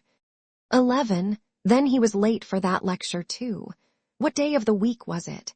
He stopped at a newsagent's to read the headline of a placard. Thursday. 10 to 11 English, 11 to 12 French, 12 to 1 physics. He fancied to himself the English lecture and felt, even at that distance, restless and helpless. He saw the heads of his classmates meekly bent as they wrote in their notebooks the points they were bidden to note, nominal definitions, essential definitions and examples or dates of birth or death, chief works, a favorable and an unfavorable criticism, side by side. His own head was unbent, for his thoughts wandered abroad, and whether he looked around the little class of students or out of the window across the desolate gardens of the green, an odor assailed him of cheerless cellar damp and decay. Another head than his, right before him in the first benches, was poised squarely above its bending fellows like the head of a priest, appealing without humility to the tabernacle for the humble worshippers about him. Why was it that, when he thought of Cranley, he could never raise before his mind the entire image of his body, but only the image of the head and face? Even now, against the gray curtain of the morning, he saw it before him like the phantom of a dream, the face of a severed head or death mask, crowned on the brows by its stiff black upright hair as by an iron crown. It was a priest-like face, priest-like in its pallor, in the wide-winged nose, in the shadowings below the eyes and along the jaws, priest-like in the lips that were long and bloodless and faintly smiling. And Stephen, remembering swiftly how he had told Cranley of all the tumults and unrest and longings in his soul, day after day and night by night, only to be answered by his friend's listening silence, would have told himself that it was the face of a guilty priest who heard confessions of those whom he had not power to absolve, but that he felt again in memory the gaze of its dark, womanish eyes. Through this image, he had a glimpse of a strange, dark cavern of speculation, but at once turned away from it, feeling that it was not yet the hour to enter it. But the nightshade of his friend's listlessness seemed to be diffusing in the air around him, a tenuous and deadly exhalation, and he found himself glancing from one casual word to another on his right or left in stolid wonder that they had been so silently emptied of instantaneous sense, until every mean shop legend bound his mind like the words of a spell, and his soul shriveled up sighing with age as he walked on in a lane among heaps of dead language. His own consciousness of language was ebbing from his brain and trickling into the very words themselves, which set to band and disband themselves in wayward rhythms. The ivy winds upon the wall, and winds and twines upon the wall, the yellow ivy upon the wall, Ivy, ivy up the wall. Did anyone ever hear such drivel? Lord Almighty, who ever heard of ivy whining on a wall? Yellow ivy, that was all right. Yellow ivory also. And what about ivory ivy? The word now shone in his brain, clearer and brighter than any ivory sawn from the mottled tusks of elephants. Ivory, ivoire, avorio, eber. One of the first examples that he had learnt in Latin had run, India mitit eber, and he recalled the shrewd northern face of the rector who had taught him to construe the metamorphoses of Ovid in a courtly English, made whimsical by the mention of porkers and potsherds and chines of bacon. He had learnt what little he knew of the laws of Latin verse from a ragged book written by a Portuguese priest, contrahit orator, variant in carmine vates.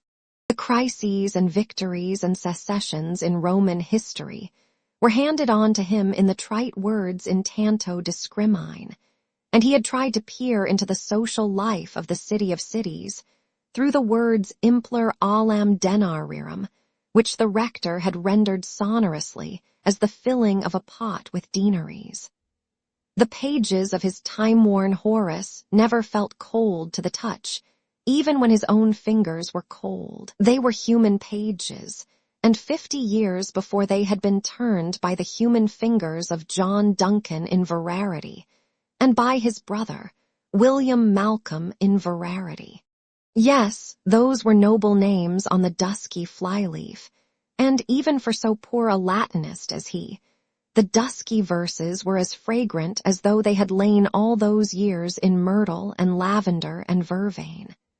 But yet it wounded him to think that he would never be but a shy guest at the feast of the world's culture, and that the monkish learning, in terms of which he was striving to forge out an aesthetic philosophy, was held no higher by the age he lived in than the subtle and curious jargons of heraldry and falconry.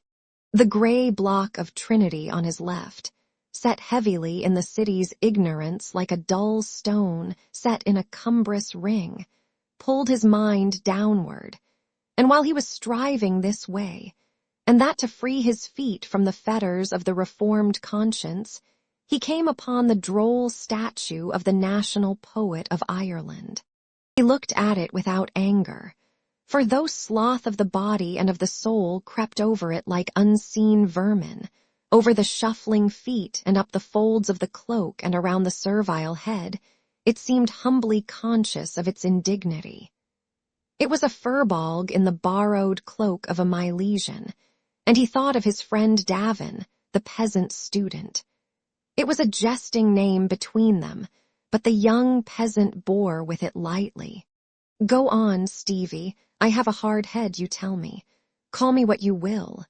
The homely version of his Christian name on the lips of his friend had touched Stephen pleasantly, when first heard, for he was as formal in speech with others as they were with him.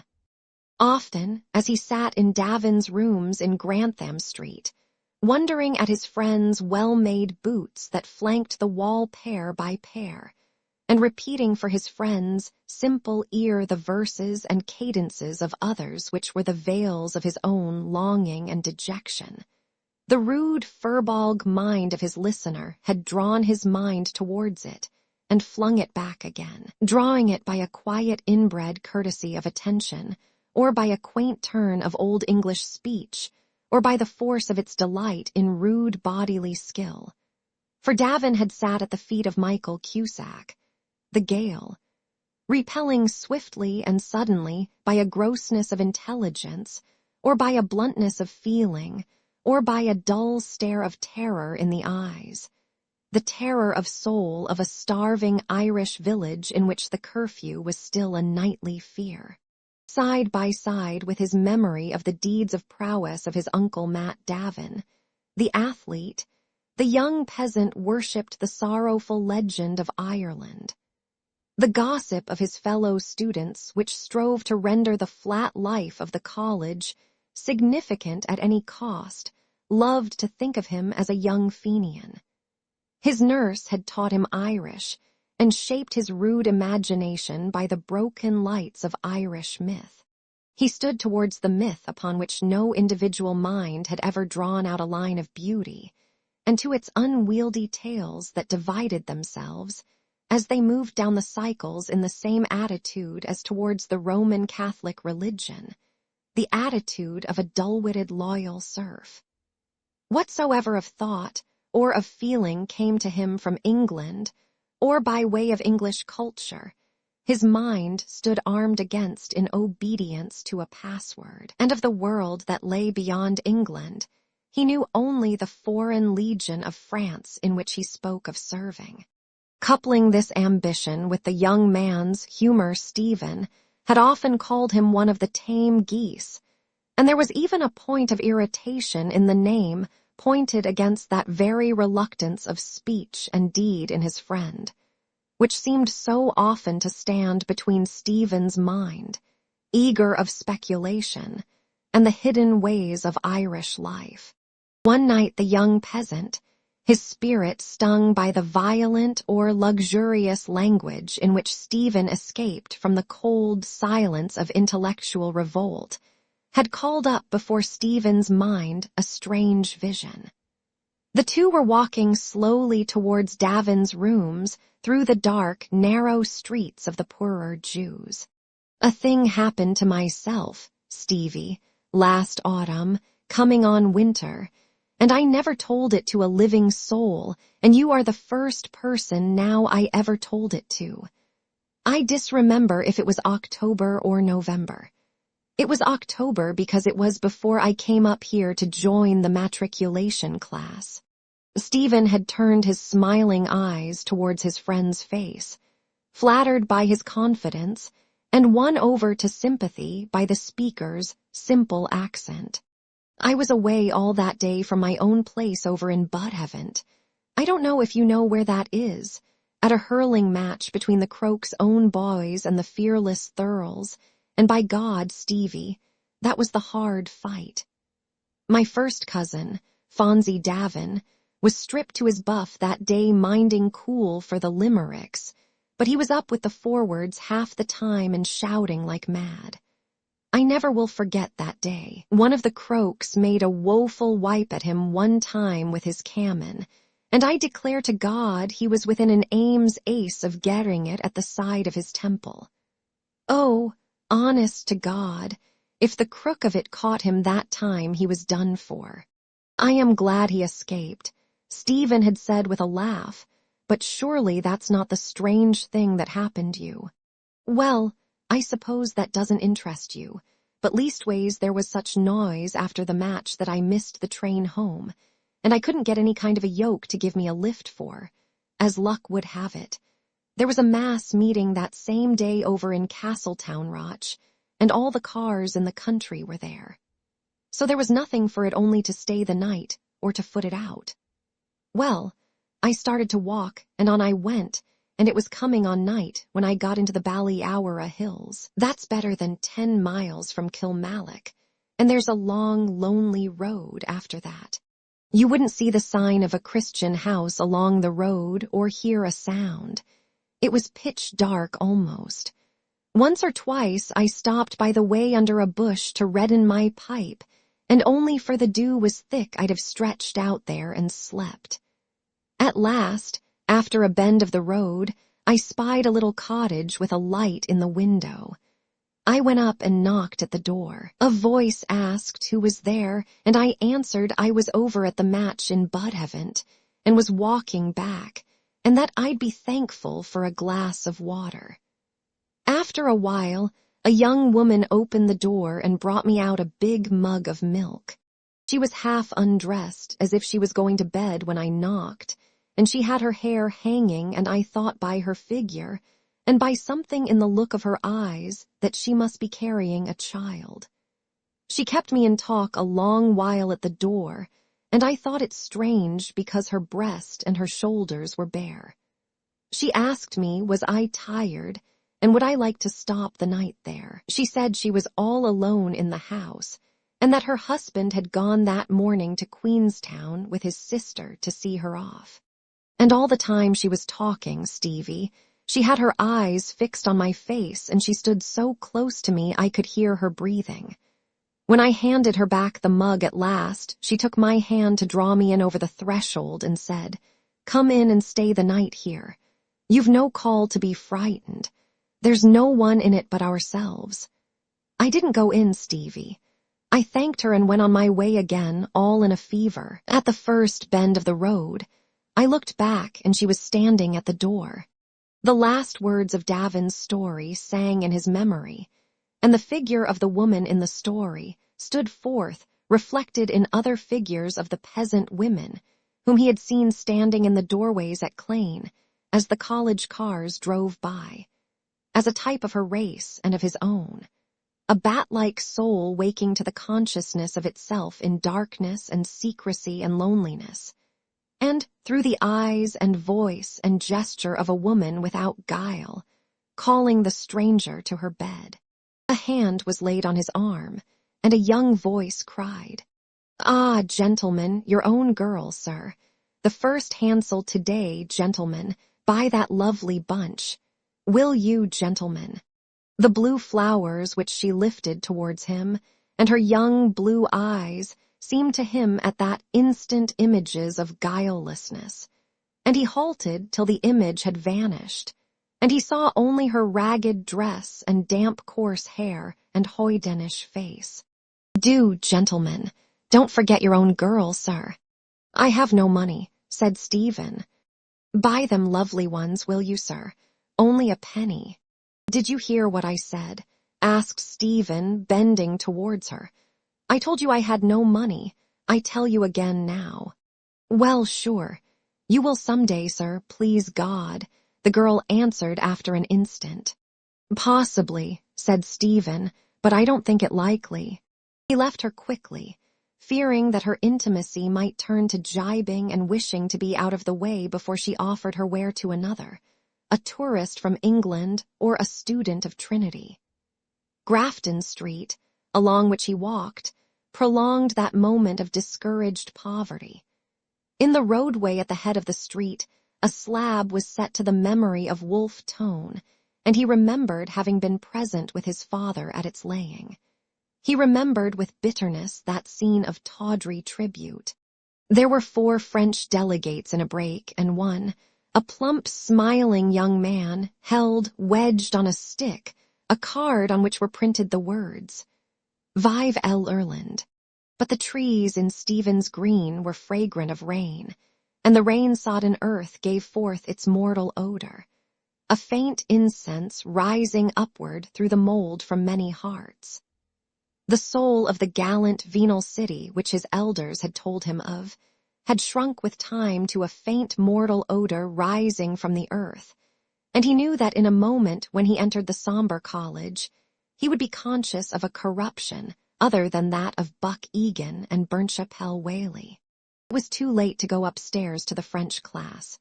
He crossed the hall and took the corridor to the left which led to the physics theater. The corridor was dark and silent, but not unwatchful. Why did he feel that it was not unwatchful? Was it because he had heard that in Buck Whaley's time there was a secret staircase there?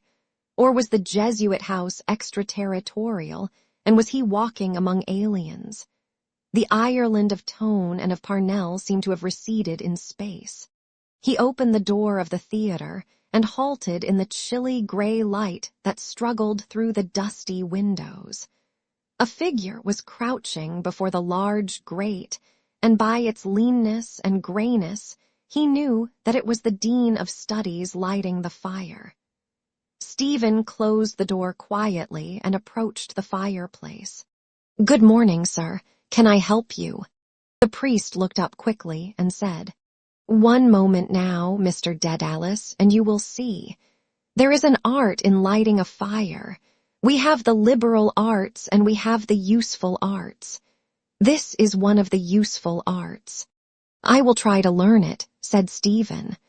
"Not too much coal," said the dean, working briskly at his task. "That is one of the secrets." He produced 4 candle butts from the side pockets of his soutane, and place them deftly among the coals and twisted papers. Stephen watched him in silence.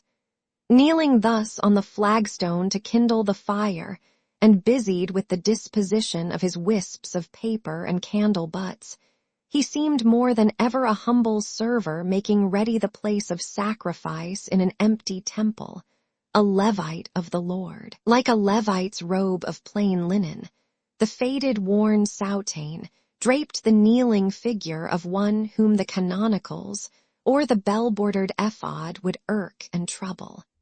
His very body had waxed old in lowly service of the Lord, in tending the fire upon the altar, in bearing tidings secretly, in waiting upon worldlings, in striking swiftly when bidden, and yet had remained ungraced by aught of saintly or of prelatic beauty.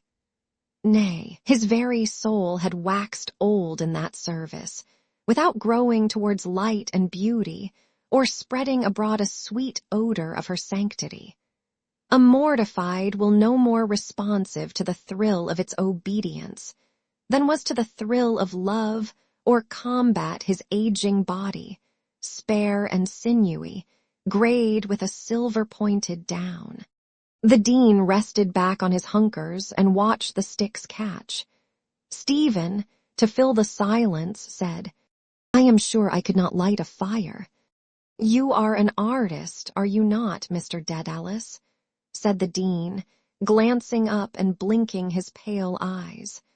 "The object of the artist is the creation of the beautiful. What the beautiful is another question." He rubbed his hands, slowly and dryly, over the difficulty. "Can you solve that question now?" he asked. "Aquinas," answered Stephen, "says pulchra sunt qui visa placent." "This fire before us," said the dean, "will be pleasing to the eye. Will it therefore be beautiful? In so far as it is apprehended by the sight, which I suppose means here aesthetic intellection, it will be beautiful. But Aquinas also says bonum est in quod tendit appetitus. In so far as it satisfies the animal craving for warmth, fire is a good. In hell, however, it is an evil." "Quite so," said the dean. "You have certainly hit the nail on the head." He rose nimbly and went towards the door, set it ajar, and said, "A draught is said to be a help in these matters." As he came back to the hearth, limping slightly but with a brisk step, Stephen saw the silent soul of a Jesuit look out at him from the pale, loveless eyes. Like Ignatius, he was lame, but in his eyes burned no spark of Ignatius enthusiasm. Even the legendary craft of the company, a craft subtler and more secret than its fabled books of secret subtle wisdom, had not fired his soul with the energy of apostleship. It seemed as if he used the shifts and lore and cunning of the world, as bidden to do, for the greater glory of God, without joy in their handling or hatred of that in them which was evil but turning them, with a firm gesture of obedience back upon themselves. And for all this silent service, it seemed as if he loved not at all the master and little, if at all, the ends he served. Similiter ac senis baculus. He was, as the founder would have had him, like a staff in an old man's hand, to be leaned on in the road at nightfall or in stress of weather, to lie with a lady's nosegay on a garden seat, to be raised in menace. The dean returned to the hearth and began to stroke his chin. "When may we expect to have something from you on the aesthetic question?" he asked. "From me," said Stephen in astonishment. "I stumble on an idea once a fortnight if I am lucky." "These questions are very profound, Mr. Dedalus," said the dean. "It is like looking down from the cliffs of Moher into the depths. Many go down into the depths and never come up. Only the trained diver can go down into those depths and explore them and come to the surface again." "If you mean speculation, sir," said Stephen, I also am sure that there is no such thing as free thinking inasmuch as all thinking must be bound by its own laws. Hi. For my purpose, I can work on at present by the light of one or two ideas of Aristotle and Aquinas. I quite see your point. I need them only for my own use and guidance until I have done something for myself by their light. If the lamp smokes or smells, I shall try to trim it. If it does not give light enough, I shall sell it and buy another. Epictetus also had a lamp, said the dean, which was sold for a fancy price after his death. It was the lamp he wrote his philosophical dissertations by. You know Epictetus? An old gentleman, said Stephen coarsely, who said that the soul is very like a bucketful of water. He tells us in his homely way, the dean went on, that he put an iron lamp before a statue of one of the gods, and that a thief stole the lamp. What did the philosopher do? He reflected that it was in the character of a thief to steal, and determined to buy an earthen lamp next day instead of the iron lamp. The smell of molten tallow came up from the dean's candle butts, and fused itself in Stephen's consciousness with the jingle of the words, bucket and lamp and lamp and bucket. The priest's voice, too, had a hard, jingling tone. Stephen's mind halted by instinct, checked by the strange tone and the imagery, and by the priest's face, which seemed like an unlit lamp or a reflector hung in a false focus. What lay behind it or within it? A dull torpor of the soul, or the dullness of the thundercloud, charged with intellection and capable of the gloom of God. I meant a different kind of lamp, sir, said Stephen. Undoubtedly, said the dean. One difficulty, said Stephen, in aesthetic discussion is to know whether words are being used according to the literary tradition or according to the tradition of the marketplace. I remember a sentence of Newman's in which he says of the Blessed Virgin that she was detained in the full company of the saints. The use of the word in the marketplace is quite different. I hope I am not detaining you. Not in the least, said the dean politely. No, said Stephen, smiling, I mean. Yes, I see, said the dean quickly, I quite catch the point. Detain. He thrust forward his under jaw and uttered a dry, short cough. To return to the lamp, he said, the feeding of it is also a nice problem. You must choose the pure oil, and you must be careful when you pour it in not to overflow it, not to pour in more than the funnel can hold. What funnel? Asked Stephen. The funnel through which you pour the oil into your lamp. That, said Stephen, is that called a funnel? Is it not a tundish? What is a tundish? That, the funnel. Is that called a tundish in Ireland? Asked the dean. I never heard the word in my life. It is called a tundish in Lower Drumcondra, said Stephen, laughing, where they speak the best English.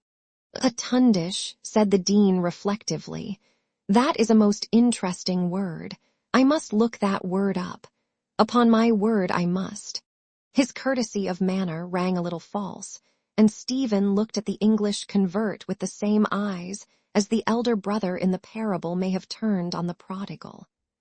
A humble follower in the wake of clamorous conversions, a poor Englishman in Ireland, he seemed to have entered on the stage of Jesuit history when that strange play of intrigue and suffering and envy and struggle and indignity had been all but given through. A latecomer, a tardy spirit. From what had he set out? Perhaps he had been born and bred among serious dissenters, seeing salvation in Jesus only and abhorring the vain pomps of the establishment. Had he felt the need of an implicit faith amid the welter of sectarianism and the jargon of its turbulent schisms? 6 principal men, peculiar people, seed and snake Baptists, supralapsarian dogmatists had he found the true church all of a sudden in winding up to the end, like a reel of cotton, some fine-spun line of reasoning, upon insufflation on the imposition of hands, or the procession of the Holy Ghost? Or had Lord Christ touched him and bidden him follow, like that disciple who had sat at the receipt of custom, as he sat by the door of some zinc-roofed chapel, yawning and telling over his church pence? The dean repeated the word yet again. Tundish, well now that is interesting. The question you asked me a moment ago seems to me more interesting. What is that beauty which the artist struggles to express from lumps of earth? Said Stephen coldly. The little word seemed to have turned a rapier point of his sensitiveness against this courteous and vigilant foe. He felt with a smart of dejection that the man to whom he was speaking was a countryman of Ben Jonson. He thought, the language in which we are speaking is his before it is mine. How different are the words home, Christ, ale, master on his lips and on mine. I cannot speak or write these words without unrest of spirit. His language, so familiar and so foreign, will always be for me an acquired speech. I have not made or accepted its words. My voice holds them at bay. My soul frets in the shadow of his language. And to distinguish between the beautiful and the sublime, the dean added, to distinguish between moral beauty and material beauty, and to inquire what kind of beauty is proper to each of the various arts. These are some interesting points we might take up. Stephen, disheartened suddenly by the dean's firm, dry tone, was silent, and through the silence a distant noise of many boots and confused voices came up the staircase. In pursuing these speculations, said the dean conclusively, there is, however, the danger of perishing of inanition. First you must take your degree. Set that before you as your first aim. Then, little by little, you will see your way. I mean in every sense, your way in life and in thinking. It may be uphill pedaling at first. Take Mr. Moonan. He was a long time before he got to the top, but he got there. I may not have his talent, said Stephen quietly. You never know, said the dean brightly. We never can say what is in us. I most certainly should not be despondent. Per aspera ad astra. He left the hearth quickly, and went towards the landing to oversee the arrival of the first arts class. Leaning against the fireplace, Stephen heard him greet briskly and impartially every student of the class, and could almost see the frank smiles of the coarser students. A desolating pity began to fall like dew upon his easily embittered heart for this faithful servingman of the knightly Loyola, for this half-brother of the clergy, more venal than they in speech, more steadfast of soul than they, one whom he would never call his ghostly father. And he thought how this man and his companions had earned the name of worldlings at the hands not of the unworldly only, but of the worldly also, for having pleaded, during all their history, at the bar of God's justice, for the souls of the lax and the lukewarm and the prudent. The entry of the professor was signaled by a few rounds of Kentish fire from the heavy boots of those students who sat on the highest tier of the gloomy theater under the gray cobwebbed windows. The calling of the roll began, and the responses to the names were given out in all tones until the name of Peter Byon was reached. Here, a deep bass note in response came from the upper tier, followed by coughs of protest along the other benches. The professor paused in his reading and called the next name. Cranley. No answer. Mr. Cranley. A smile flew across Stephen's face as he thought of his friend's studies. Try Leopardstown, said a voice from the bench behind.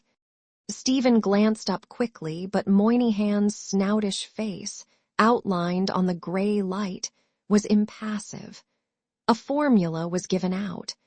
Amid the rustling of the notebooks, Stephen turned back again and said, "Give me some paper, for God's sake." "Are you as bad as that?" asked Moynihan with a broad grin.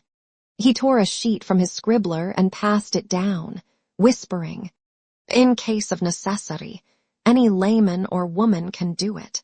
The formula which he wrote obediently on the sheet of paper, the coiling and uncoiling calculations of the professor, the spectre-like symbols of force and velocity fascinated and jaded Stephen's mind. He had heard some say that the old professor was an atheist Freemason. Oh, the gray, dull day. It seemed a limbo of painless, patient consciousness through which souls of mathematicians might wander, projecting long, slender fabrics from plane to plane of ever rarer and paler twilight, radiating swift eddies to the last verges of a universe ever vaster, farther, and more impalpable. So we must distinguish between elliptical and ellipsoidal. Perhaps some of you gentlemen may be familiar with the works of Mr. W.S. Gilbert. In one of his songs, he speaks of the billiard sharp who is condemned to play on a cloth untrue, with a twisted cue, and elliptical billiard balls. He means a ball having the form of the ellipsoid of the principal axes, of which I spoke a moment ago. Moynihan leaned down towards Stephen's ear and murmured, "What price ellipsoidal balls? Chase me, ladies, I'm in the cavalry." His fellow students' rude humor ran like a gust through the cloister of Stephen's mind, shaking into gay life limp, priestly vestments that hung upon the walls, setting them to sway and caper in a Sabbath of misrule.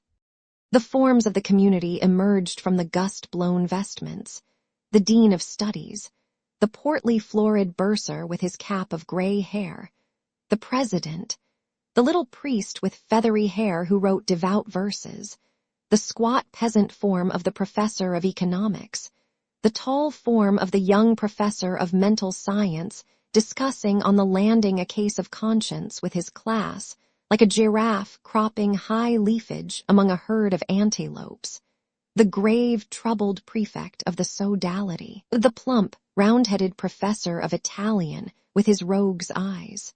They came ambling and stumbling, tumbling and capering, kilting their gowns for leap-frog, holding one another back, shaken with deep false laughter, smacking one another behind and laughing at their rude malice, calling to one another by familiar nicknames, protesting with sudden dignity at some rough usage, whispering two and two behind their hands.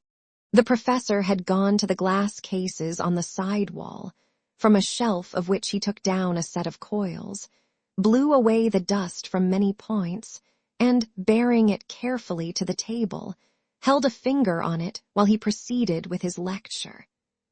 He explained that the wires in modern coils were of a compound called platinoid lately discovered by F. W. Martino.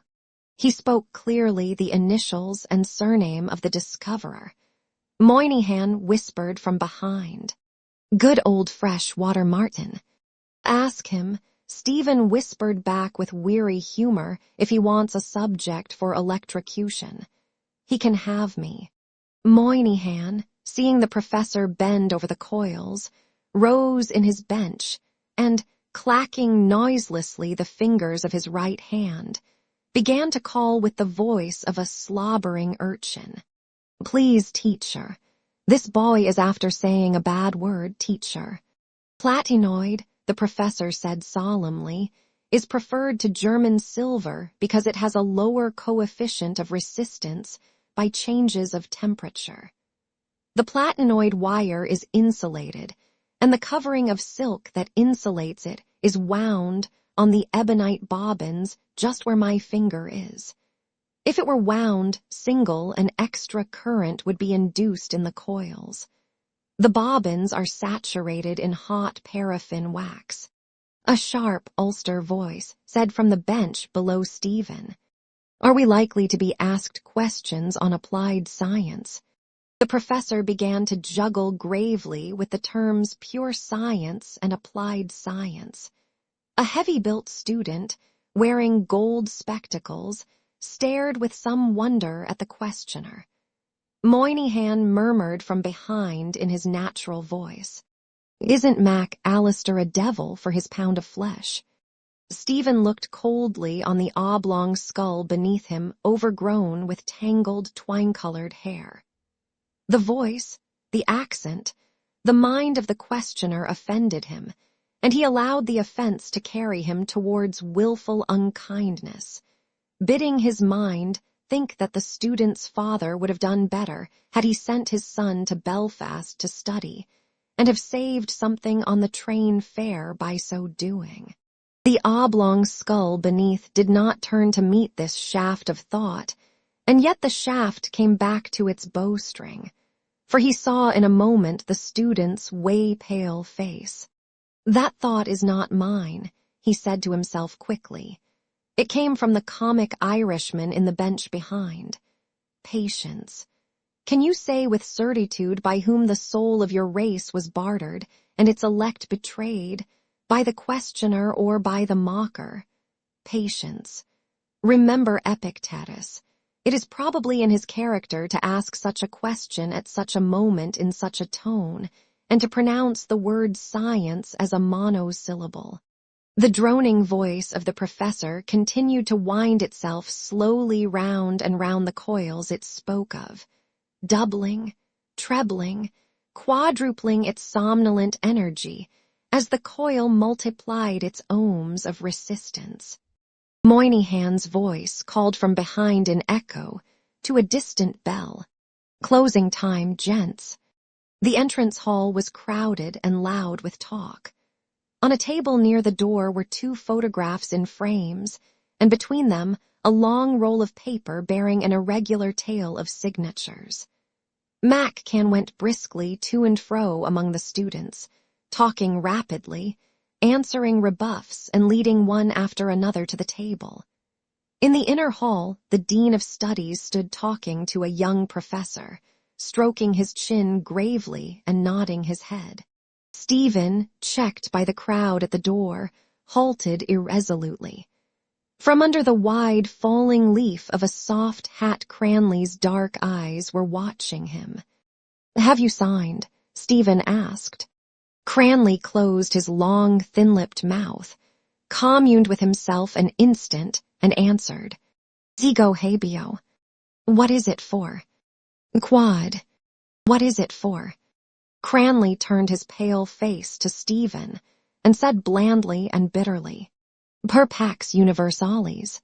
Stephen pointed to the Tsar's photograph and said, "He has the face of a besotted Christ." The scorn and anger in his voice brought Cranley's eyes back from a calm survey of the walls of the hall. "Are you annoyed?" he asked. "No," answered Stephen. "Are you in bad humor?" "No." "Credo ut vos sanguinarius mendax estis," said Cranley, "quia facies vostra monstrat ut vos in damno malo humor estis." Moynihan, on his way to the table, said in Stephen's ear, "Mac is in tip-top form, ready to shed the last drop. Brand new world. No stimulants and votes for the bitches." Stephen smiled at the manner of this confidence, and when Moynihan had passed, turned again to meet Cranley's eyes. "Perhaps you can tell me," he said, "why he pours his soul so freely into my ear. Can you?" A dull scowl appeared on Cranley's forehead. He stared at the table where Moynihan had bent to write his name on the roll, and then said flatly, "A sugar." "Quis est in malo humor," said Stephen, "ego aut vos." Cranley did not take up the taunt. He brooded sourly on his judgment and repeated with the same flat force, "A flaming bloody sugar, that's what he is." It was his epitaph for all dead friendships, and Stephen wondered whether it would ever be spoken in the same tone over his memory. The heavy lumpish phrase sank slowly out of hearing like a stone through a quagmire. Stephen saw it sink as he had seen many another, feeling its heaviness depress his heart. Cranley's speech, unlike that of Davin, had neither rare phrases of Elizabethan English nor quaintly turned versions of Irish idiomus. Its drawl was an echo of the keys of Dublin given back by a bleak, decaying seaport. Its energy an echo of the sacred eloquence of Dublin given back flatly by a Wicklow pulpit. The heavy scowl faded from Cranley's face as Mac Can marched briskly towards them from the other side of the hall. "Here you are," said Mac Can cheerily. "Here I am," said Stephen. "Late as usual. Can you not combine the progressive tendency with a respect for punctuality?" "That question is out of order," said Stephen. "Next business." His smiling eyes were fixed on a silver-wrapped tablet of milk chocolate, which peeped out of the propagandist's breast pocket. A little ring of listeners closed round to hear the war of wits. A lean student with olive skin and lank black hair thrust his face between the two, glancing from one to the other at each phrase, and seeming to try to catch each flying phrase in his open, moist mouth. Cranley took a small gray handball from his pocket and began to examine it closely, turning it over and over. "Next business," said Mac Can, "Hom." He gave a loud cough of laughter, smiled broadly, and tugged twice at the straw-colored goatee which hung from his blunt chin. "The next business is to sign the testimonial." "Will you pay me anything if I sign?" asked Stephen. "I thought you were an idealist," said Mac Can. The gypsy-like student looked about him and addressed the onlookers in an indistinct, bleating voice. "By hell, that's a queer notion. I consider that notion to be a mercenary notion." His voice faded into silence. No heed was paid to his words. He turned his olive face, equine in expression, towards Stephen, inviting him to speak again. Mac Can began to speak with fluent energy of the Tsar's rescript, of stead, of general disarmament, arbitration in cases of international disputes, of the signs of the times, of the new humanity and the new gospel of life, which would make it the business of the community to secure as cheaply as possible the greatest possible happiness of the greatest possible number. The gypsy student responded to the close of the period by crying, "3 cheers for universal brotherhood." "Go on, Temple," said a stout, ruddy student near him. "I'll stand you a pint after." "I'm a believer in universal brotherhood," said Temple, glancing about him out of his dark, oval eyes. "Marx is only a bloody cod."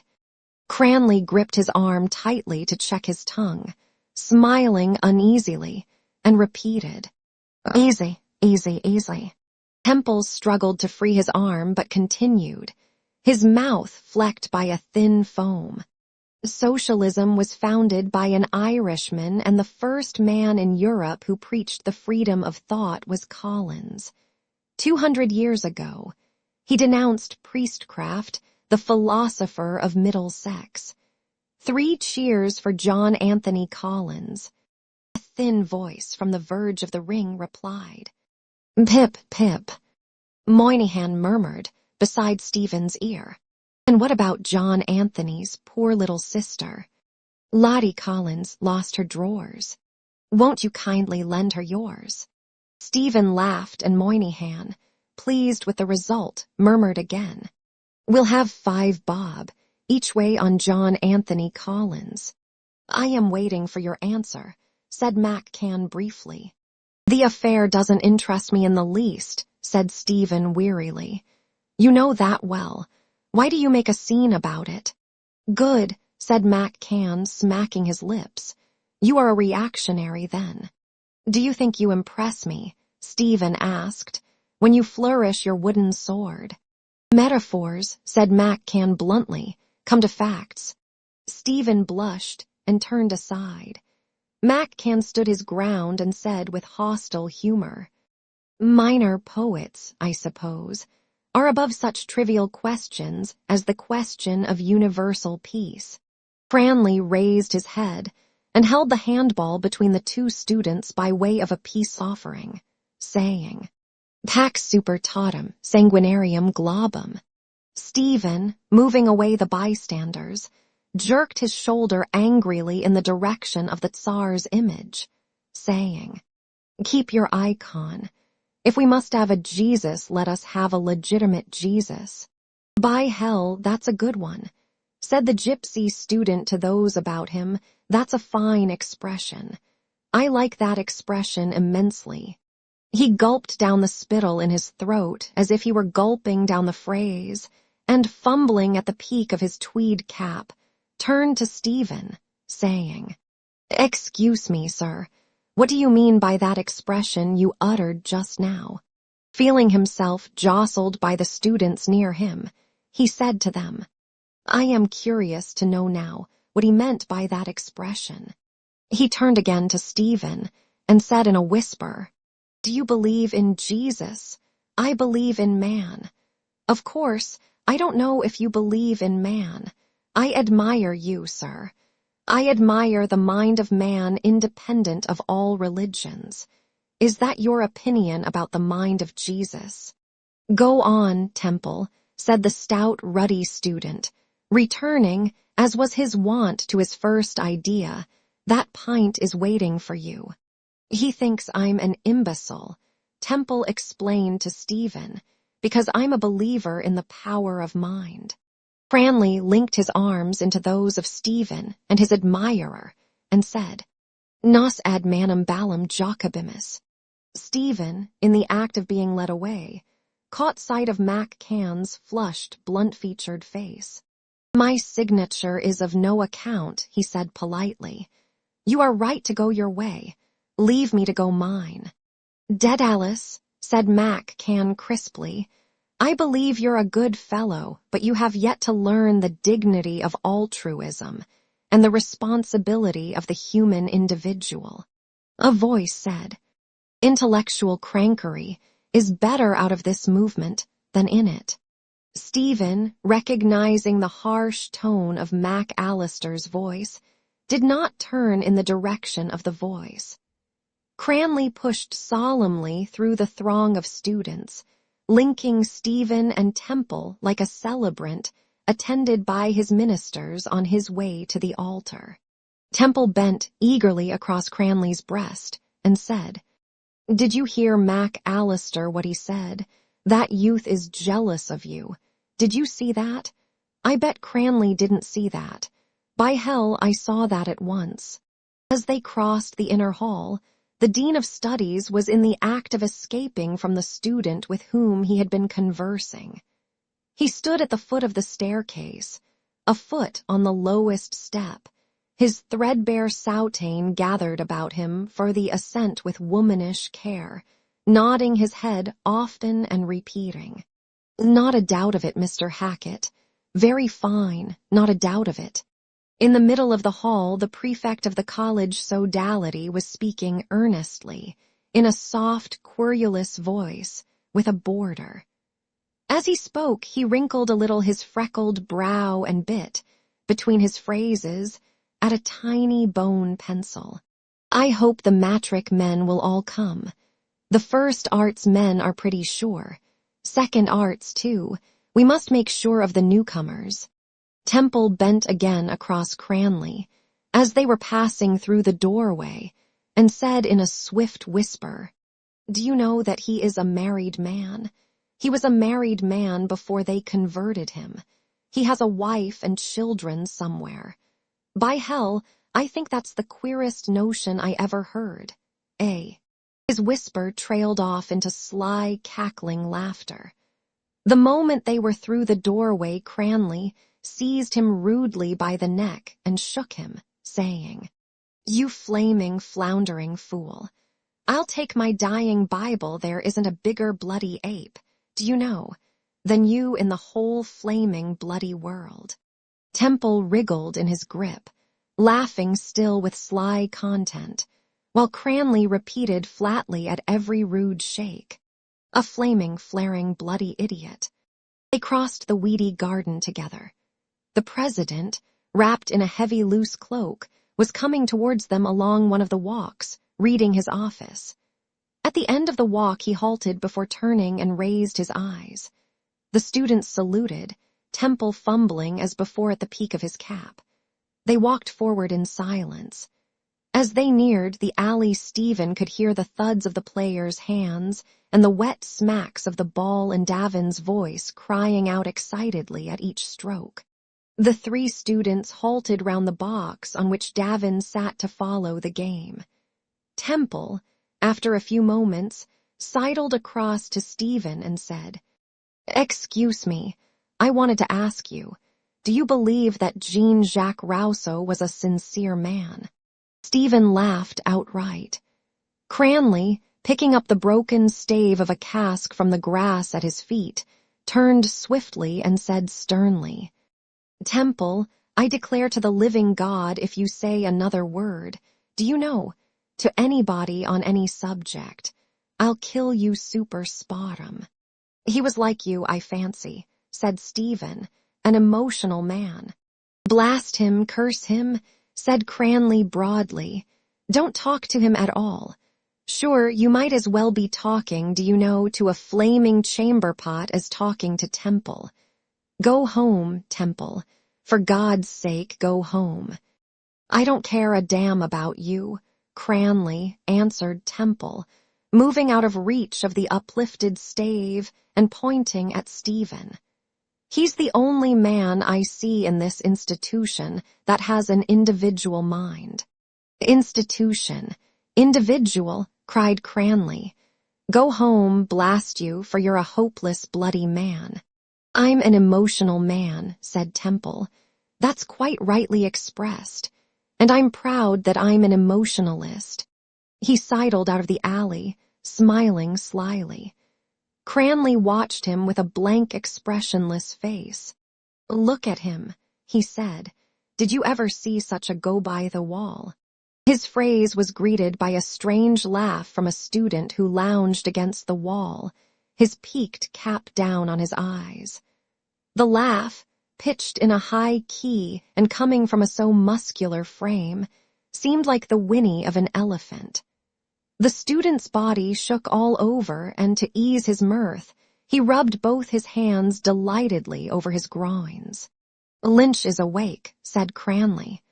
Lynch, for answer, straightened himself and thrust forward his chest.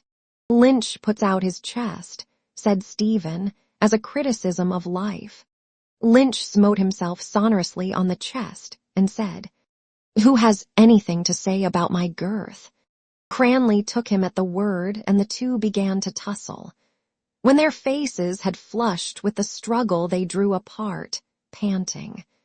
Stephen bent down towards Davin, who, intent on the game, had paid no heed to the talk of the others. "And how is my little tame goose?" he asked. "Did he sign too?" Davin nodded and said, "And you, Stevie?" Stephen shook his head.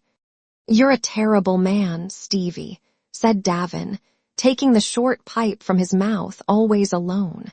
"Now that you have signed the petition for universal peace," said Stephen, "I suppose you will burn that little copybook I saw in your room." As Davin did not answer, Stephen began to quote, "Long pace, Fianna. Right incline, Fianna. Fianna by numbers, salute 1-2. "That's a different question," said Davin. "I'm an Irish nationalist first and foremost. But that's you all out. You're a born sneerer, Stevie. When you make the next rebellion with hurlesticks," said Stephen, "and want the indispensable informer, tell me. I can find you a few in this college." "I can't understand you," said Davin. "One time I hear you talk against English literature. Now you talk against the Irish informers. What with your name and your ideas?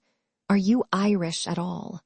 Come with me now to the office of arms, "And I will show you the tree of my family," said Stephen. "Then be one of us," said Davin. "Why don't you learn Irish? Why did you drop out of the league class after the first lesson?" "You know one reason why," answered Stephen. Davin tossed his head and laughed. "Oh, come now," he said. "Is it on account of that certain young lady and Father Moran? But that's all in your own mind, Stevie. They were only talking and laughing." Stephen paused and laid a friendly hand upon Davin's shoulder. "Do you remember," he said, "when we knew each other first? The first morning we met, you asked me to show you the way to the matriculation class, putting a very strong stress on the first syllable. You remember? Then you used to address the Jesuits as Father, you remember? I ask myself about you. Is he as innocent as his speech?" "I'm a simple person," said Davin. "You know that. When you told me that night in Harcourt Street those things about your private life, honest to God, Stevie, I was not able to eat my dinner. I was quite bad. I was awake a long time that night. Why did you tell me those things?" "Thanks," said Stephen. "You mean I am a monster." "No," said Davin, "but I wish you had not told me." A tide began to surge beneath the calm surface of Stephen's friendliness. "This race and this country and this life produced me," he said. "I shall express myself as I am." "Try to be one of us," repeated Davin. "In heart you are an Irishman, but your pride is too powerful." "My ancestors threw off their language and took another," Stephen said. "They allowed a handful of foreigners to subject them. Do you fancy I am going to pay in my own life and person debts they made? What for?" "For our freedom," said Davin. "No honorable and sincere man," said Stephen, "has given up to you his life and his youth and his affections from the days of Tone to those of Parnell. But you sold him to the enemy, or failed him in need, or reviled him and left him for another. And you invite me to be one of you. I'd see you damned first." "They died for their ideals, Stevie," said Davin. "Our day will come yet, believe me." Stephen, following his own thought, was silent for an instant. "The soul is born," he said vaguely, "first in those moments I told you of. It has a slow and dark birth, more mysterious than the birth of the body. When the soul of a man is born in this country, there are nets flung at it to hold it back from flight. You talk to me of nationality, language, religion. I shall try to fly by those nets." Davin knocked the ashes from his pipe. "Too deep for me, Stevie," he said. "But a man's country comes first. Ireland first, Stevie. You can be a poet or a mystic after." "Do you know what Ireland is?" asked Stephen with cold violence. "Ireland is the old sow that eats her farrow." Davin rose from his box and went towards the players, shaking his head sadly. But in a moment his sadness left him, and he was hotly disputing with Cranley and the two players who had finished their game. A match of 4 was arranged, Cranley insisting, however, that his ball should be used. He let it rebound twice or thrice to his hand, and struck it strongly and swiftly towards the base of the alley, exclaiming in answer to its thud, "Your soul." Stephen stood with Lynch till the score began to rise. Then he plucked him by the sleeve to come away. Lynch obeyed, saying, "Let us eke go, as Cranley has it." Stephen smiled at this side thrust. They passed back through the garden and out through the hall where the doddering porter was pinning up a hall notice in the frame. At the foot of the steps, they halted, and Stephen took a packet of cigarettes from his pocket and offered it to his companion. "I know you are poor," he said. "Damn your yellow insolence," answered Lynch. This second proof of Lynch's culture made Stephen smile again. "It was a great day for European culture," he said, "when you made up your mind to swear in yellow." They lit their cigarettes and turned to the right. After a pause, Stephen began. Aristotle has not defined pity and terror. I have, I say. Lynch halted and said bluntly, Stop, I won't listen. I am sick. I was out last night on a yellow drunk with Horan and Goggins. Stephen went on. Pity is the feeling which arrests the mind in the presence of whatsoever is grave and constant in human sufferings, and unites it with the human sufferer. Terror is the feeling which arrests the mind in the presence of whatsoever is grave and constant in human sufferings, and unites it with the secret cause. Repeat, said Lynch. Stephen repeated the definitions slowly. A girl got into a hansom a few days ago. He went on, in London. She was on her way to meet her mother, whom she had not seen for many years. At the corner of a street, the shaft of a lorry shivered the window of the hansom in the shape of a star. A long, fine needle of the shivered glass pierced her heart. She died on the instant. The reporter called it a tragic death. It is not. It is remote from terror and pity according to the terms of my definitions. The tragic emotion, in fact, is a face looking two ways, towards terror and towards pity, both of which are phases of it. You see, I use the word arrest. I mean that the tragic emotion is static, or rather the dramatic emotion is. The feelings excited by improper art are kinetic, desire or loathing. Desire urges us to possess, to go to something. Loathing urges us to abandon, to go from something. The arts which excite them, pornographical or didactic, are therefore improper arts. The aesthetic emotion, I use the general term, is therefore static. The mind is arrested and raised above desire and loathing. You say that art must not excite desire, said Lynch. I told you that one day I wrote my name in pencil on the backside of the Venus of Praxiteles in the museum. Was that not desire? I speak of normal natures, said Stephen. You also told me that when you were a boy in that charming Carmelite school, you ate pieces of dried cow dung. Lynch broke again into a whinny of laughter and again rubbed both his hands over his groins, but without taking them from his pockets. So I did, he cried. Stephen turned towards his companion and looked at him for a moment boldly in the eyes. Lynch, recovering from his laughter, answered his look from his humbled eyes. The long, slender, flattened skull beneath the long, pointed cap brought before Stephen's mind the image of a hooded reptile. The eyes, too, were reptile-like in glint and gaze. Yet at that instant, humbled and alert in their look, they were lit by one tiny human point, the window of a shriveled soul, poignant and self-embittered. As for that, Stephen said in polite parenthesis, we are all animals. I also am an animal. You are, said Lynch. But we are just now in a mental world, Stephen continued. The desire and loathing excited by improper aesthetic means are really not aesthetic emotions, not only because they are kinetic in character, but also because they are not more than physical. Our flesh shrinks from what it dreads and responds to the stimulus of what it desires by a purely reflex action of the nervous system. Our eyelid closes before we are aware that the fly is about to enter our eye. Not always, said Lynch critically. In the same way, said Stephen, your flesh responded to the stimulus of a naked statue.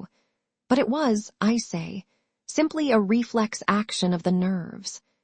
Beauty expressed by the artist cannot awaken in us an emotion which is kinetic or a sensation which is purely physical.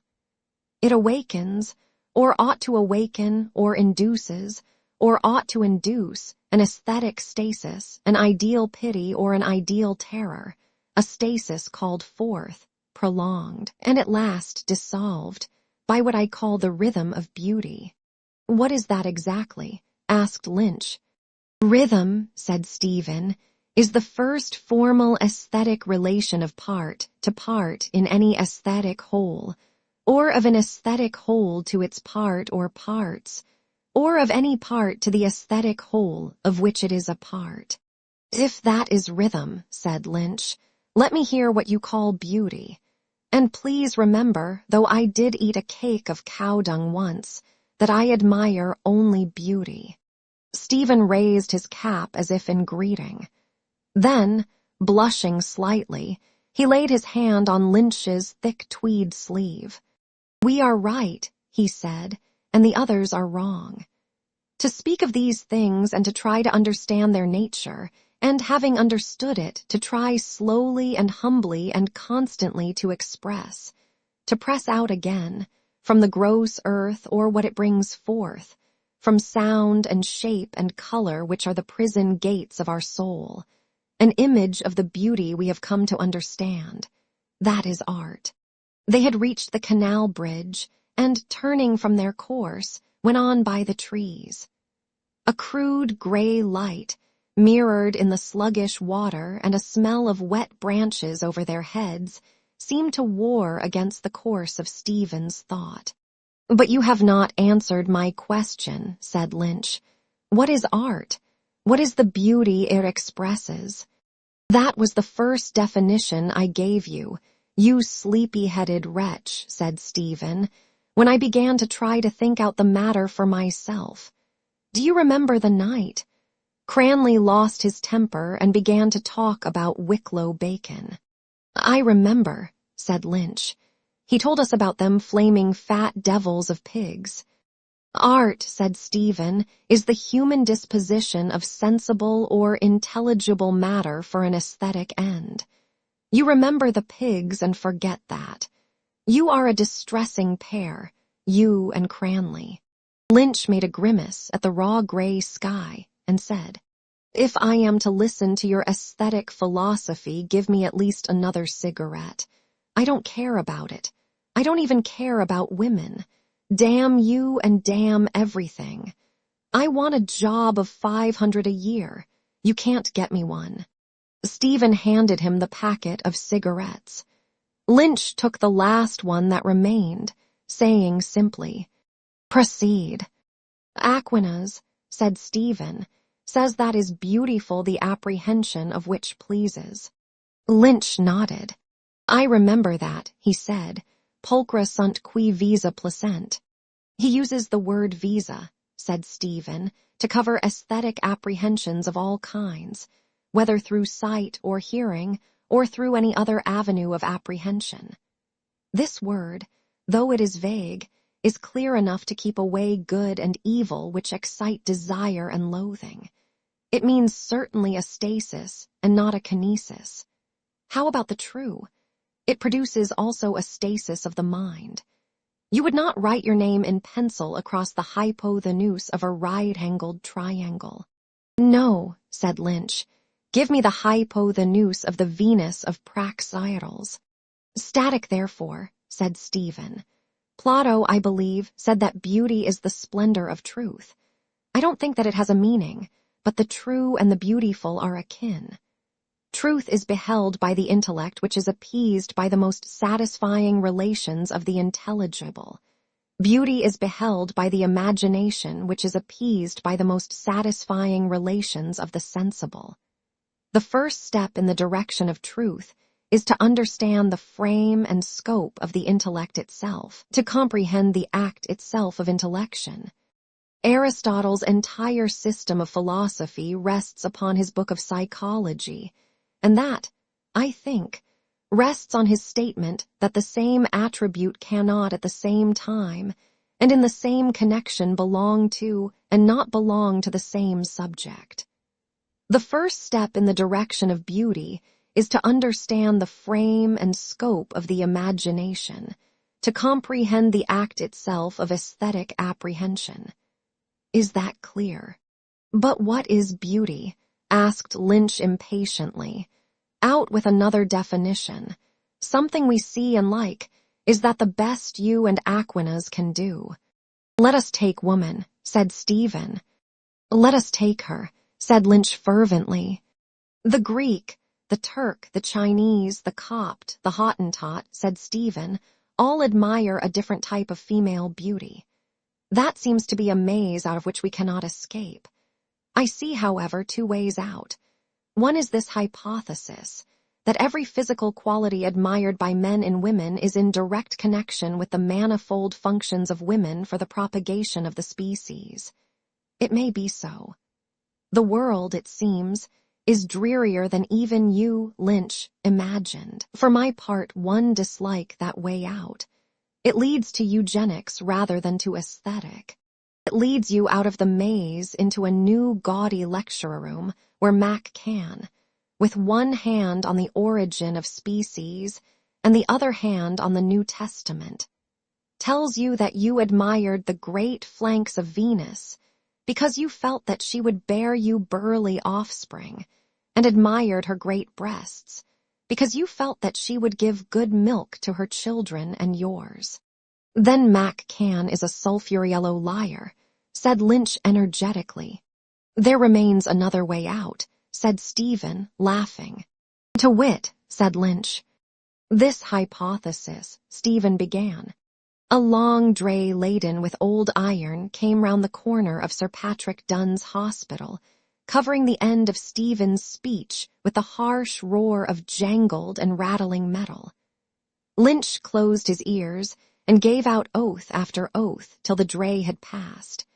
Then he turned on his heel rudely. Stephen turned also and waited for a few moments till his companion's ill humor had had its vent. This hypothesis, Stephen repeated, is the other way out. That, though the same object may not seem beautiful to all people who admire a beautiful object find in it certain relations which satisfy and coincide with the stages themselves of all aesthetic apprehension. These relations of the sensible, visible to you through one form and to me through another, must be therefore the necessary qualities of beauty. Now, we can return to our old friend, St. Thomas, for another pennyworth of wisdom. Lynch laughed.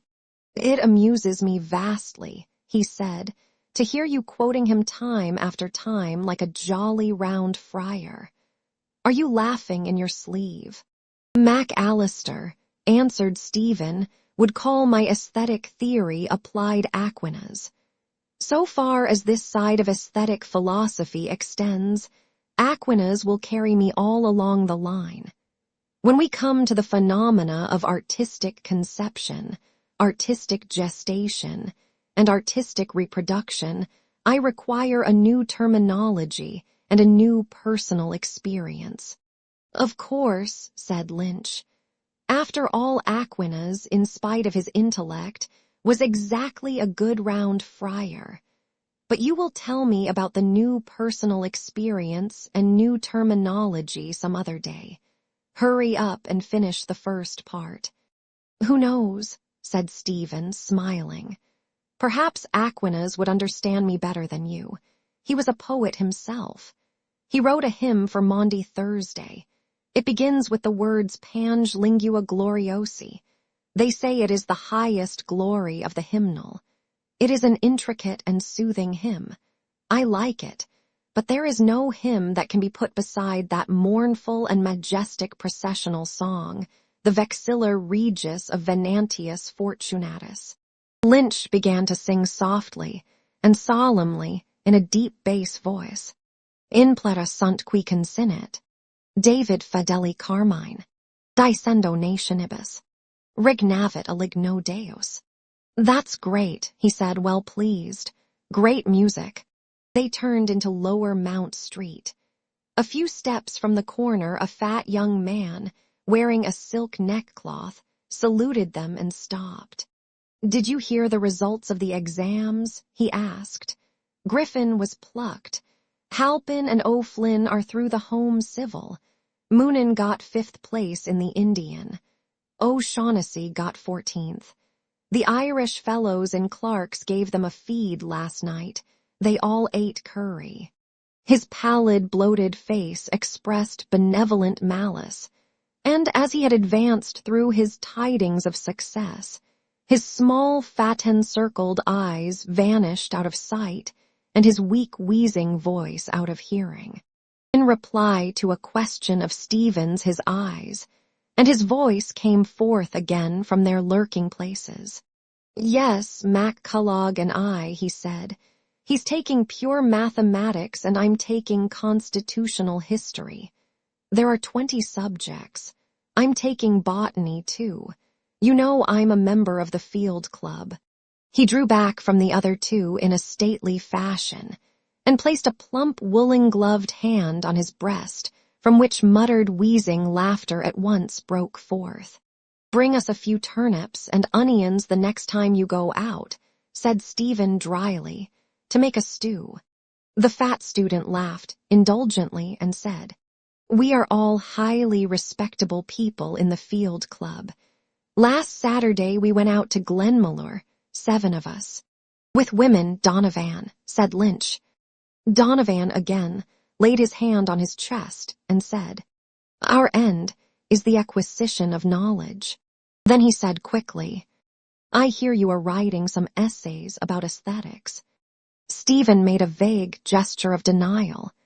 "Goethe and Lessing," said Donovan, "have written a lot on that subject, the classical school and the romantic school and all that. The Laocoon interested me very much when I read it. Of course it is idealistic, German, ultra-profound." Neither of the others spoke.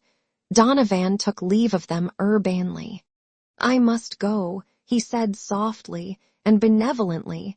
"I have a strong suspicion, amounting almost to a conviction, that my sister intended to make pancakes today for the dinner of the Donovan family." "Goodbye," Stephen said in his wake. "Don't forget the turnips for me and my mate." Lynch gazed after him, his lip curling in slow scorn till his face resembled a devil's mask.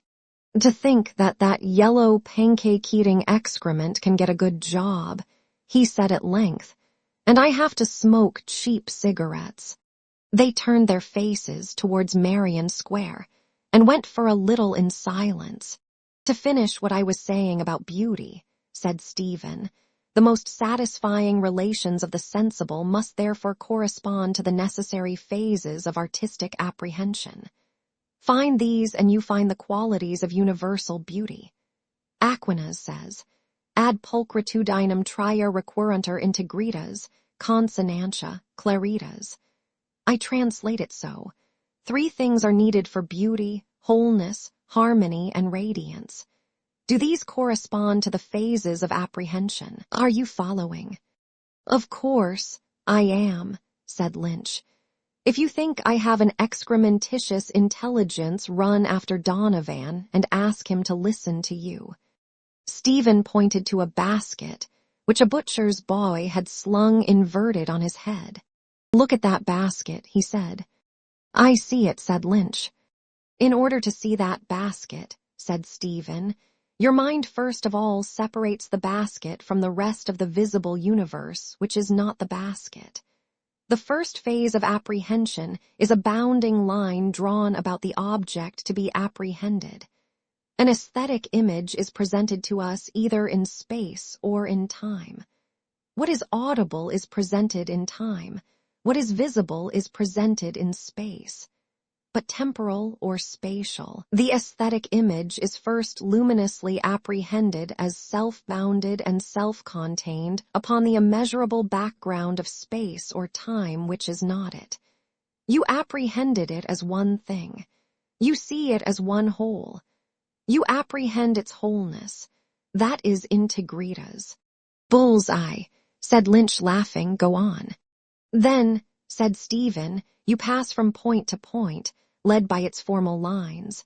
You apprehend it as balanced part against part within its limits. You feel the rhythm of its structure. In other words, the synthesis of immediate perception is followed by the analysis of apprehension. Having first felt that it is one thing, you feel now that it is a thing. You apprehend it as complex, multiple, divisible, separable, made up of its parts, the result of its parts and their sum, harmonious. That is consonantia. Bull's eye again, said Lynch wittily. Tell me now what is claritas and you win the cigar. The connotation of the word, Stephen said, is rather vague. Aquinas uses a term which seems to be inexact. It baffled me for a long time. It would lead you to believe that he had in mind symbolism or idealism, the supreme quality of beauty being a light from some other world, the idea of which the matter is but the shadow, the reality of which it is but the symbol. I thought he might mean that claritas is the artistic discovery and representation of the divine purpose in anything or a force of generalization which would make the aesthetic image a universal one, make it outshine its proper conditions. But that is literary talk. I understand it so. When you have apprehended that basket as one thing, and have then analyzed it according to its form, and apprehended it as a thing you make the only synthesis which is logically and aesthetically permissible. You see that it is that thing which it is, and no other thing. The radiance of which he speaks in the scholastic quidditas, the whatness of a thing. This supreme quality is felt by the artist when the aesthetic image is first conceived in his imagination. The mind in that mysterious instant Shelley likened beautifully to a fading coal. The instant wherein that supreme quality of beauty, the clear radiance of the aesthetic image, is apprehended luminously by the mind which has been arrested by its wholeness and fascinated by its harmony, is the luminous silent stasis of aesthetic pleasure. A spiritual state very like to that cardiac condition which the Italian physiologist Luigi Galvani, using a phrase almost as beautiful as Shelley's, called the enchantment of the heart. Stephen paused, and though his companion did not speak, felt that his words had called up around them a thought-enchanted silence. What I have said, he began again, refers to beauty in the wider sense of the word, in the sense which the word has in the literary tradition. In the marketplace it has another sense.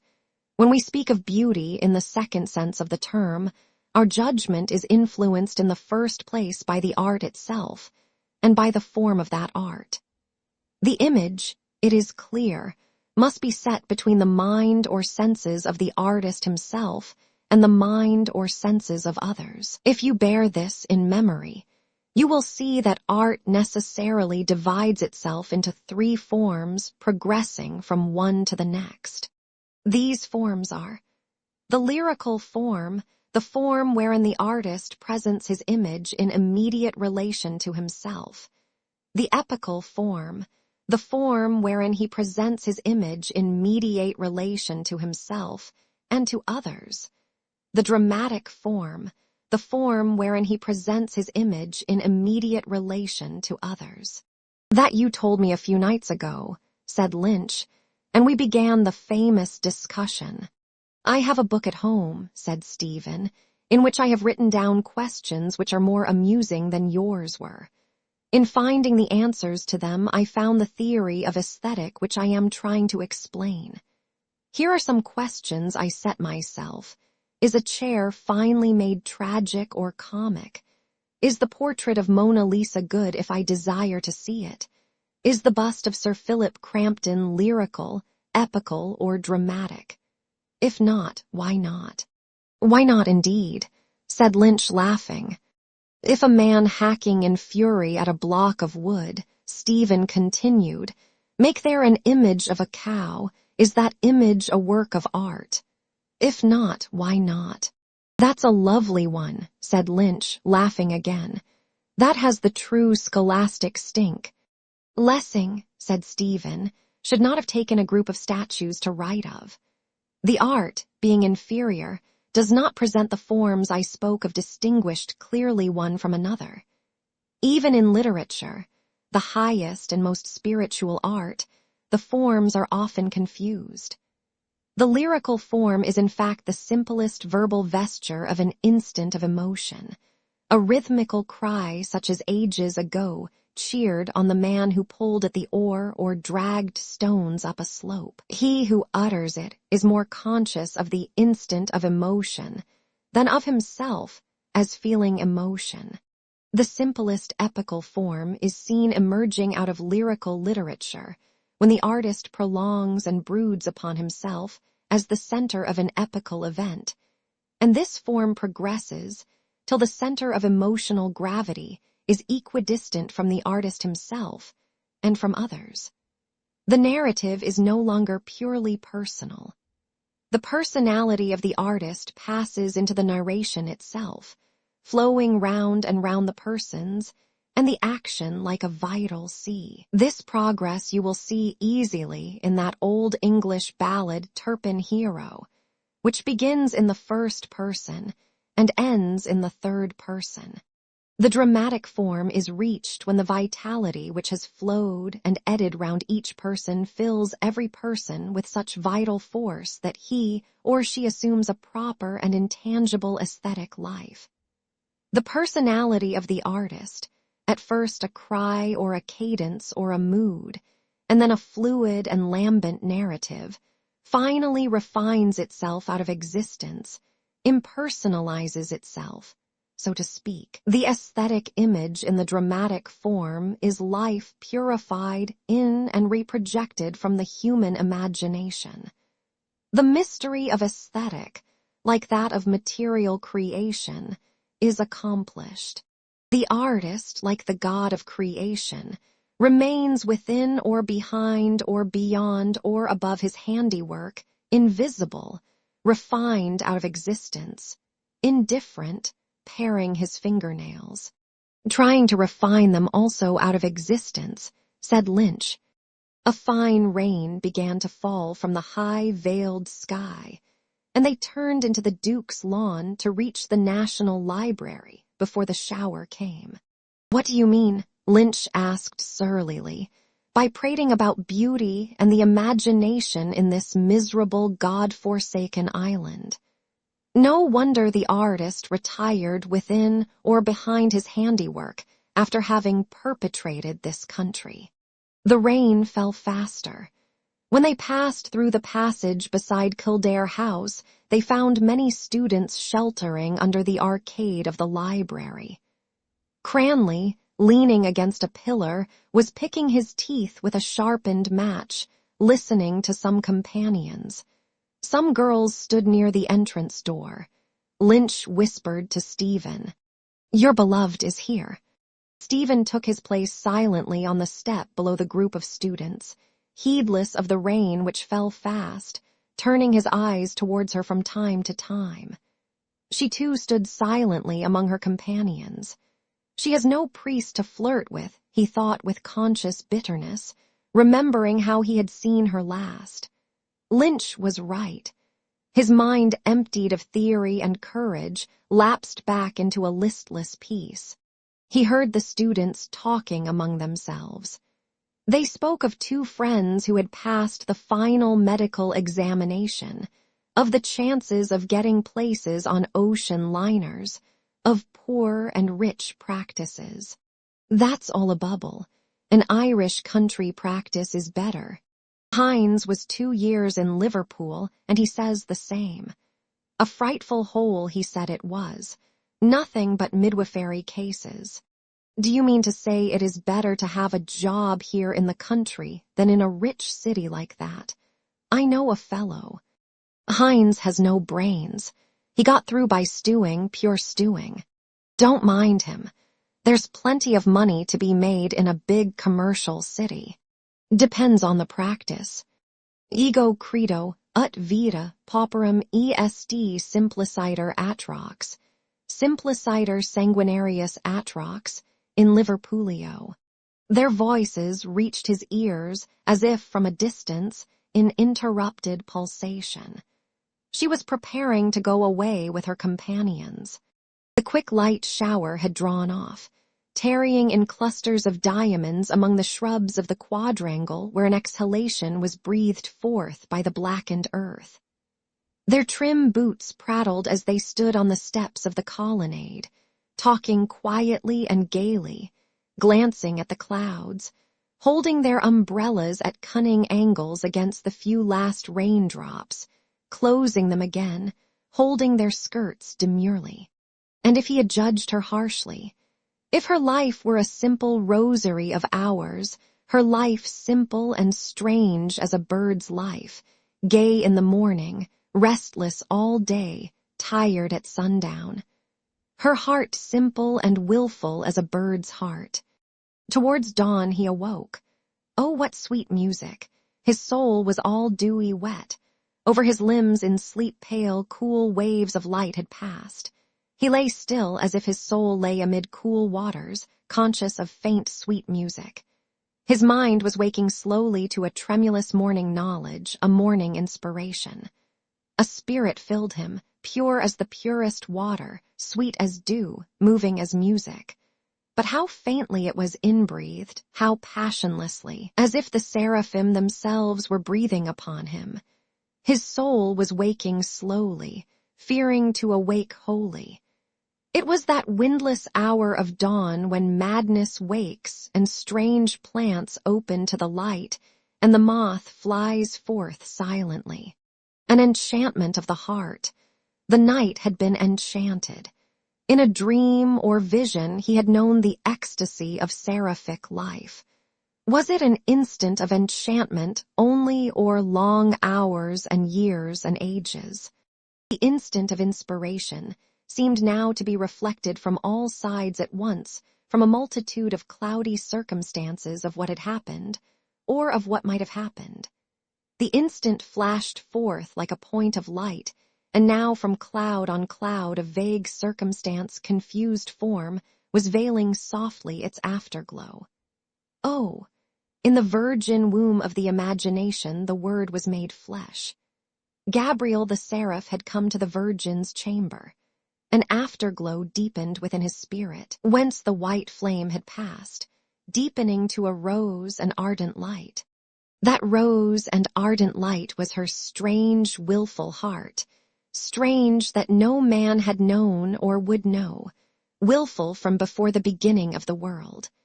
And lured by that ardent rose-like glow, the choirs of the seraphim were falling from heaven. Are you not weary of ardent ways? Lure of the fallen seraphim. Tell no more of enchanted days. The verses passed from his mind to his lips, and murmuring them over, he felt the rhythmic movement of a villanelle pass through them. The rose-like glow sent forth its rays of rhyme, ways, days, blaze, praise, rays. Its rays burned up the world, consumed the hearts of men and angels. The rays from the rose that was her willful heart. Your eyes have set man's heart ablaze, and you have had your will of him. Are you not weary of ardent ways? And then the rhythm died away, ceased, began again to move and beat. And then smoke, incense ascending from the altar of the world. Above the flame, the smoke of praise goes up from ocean rim to rim. Tell no more of enchanted days. Smoke went up from the whole earth, from the vapory oceans, smoke of her praise. The earth was like a swinging, swaying censer, a ball of incense, an ellipsoidal ball. The rhythm died out at once. The cry of his heart was broken. His lips began to murmur the first verses over and over, then went on stumbling through half verses, stammering and baffled, then stopped. The heart's cry was broken. The veiled, windless hour had passed, and behind the panes of the naked window the morning light was gathering. A bell beat faintly very far away. A bird twittered, 2 birds, 3. The bell and the bird ceased, and the dull white light spread itself east and west, covering the world, covering the rose light in his heart. Fearing to lose all, he raised himself suddenly on his elbow to look for paper and pencil. There was neither on the table, only the soup plate he had eaten the rice from for supper and the candlestick with its tendrils of tallow and its paper socket, singed by the last flame. He stretched his arm wearily towards the foot of the bed, groping with his hand in the pockets of the coat that hung there. His fingers found a pencil and then a cigarette packet. He lay back and, tearing open the packet, placed the last cigarette on the window ledge and began to write out the stanzas of the villanelle in small, neat letters on the rough cardboard surface. Having written them out, he lay back on the lumpy pillow, murmuring them again.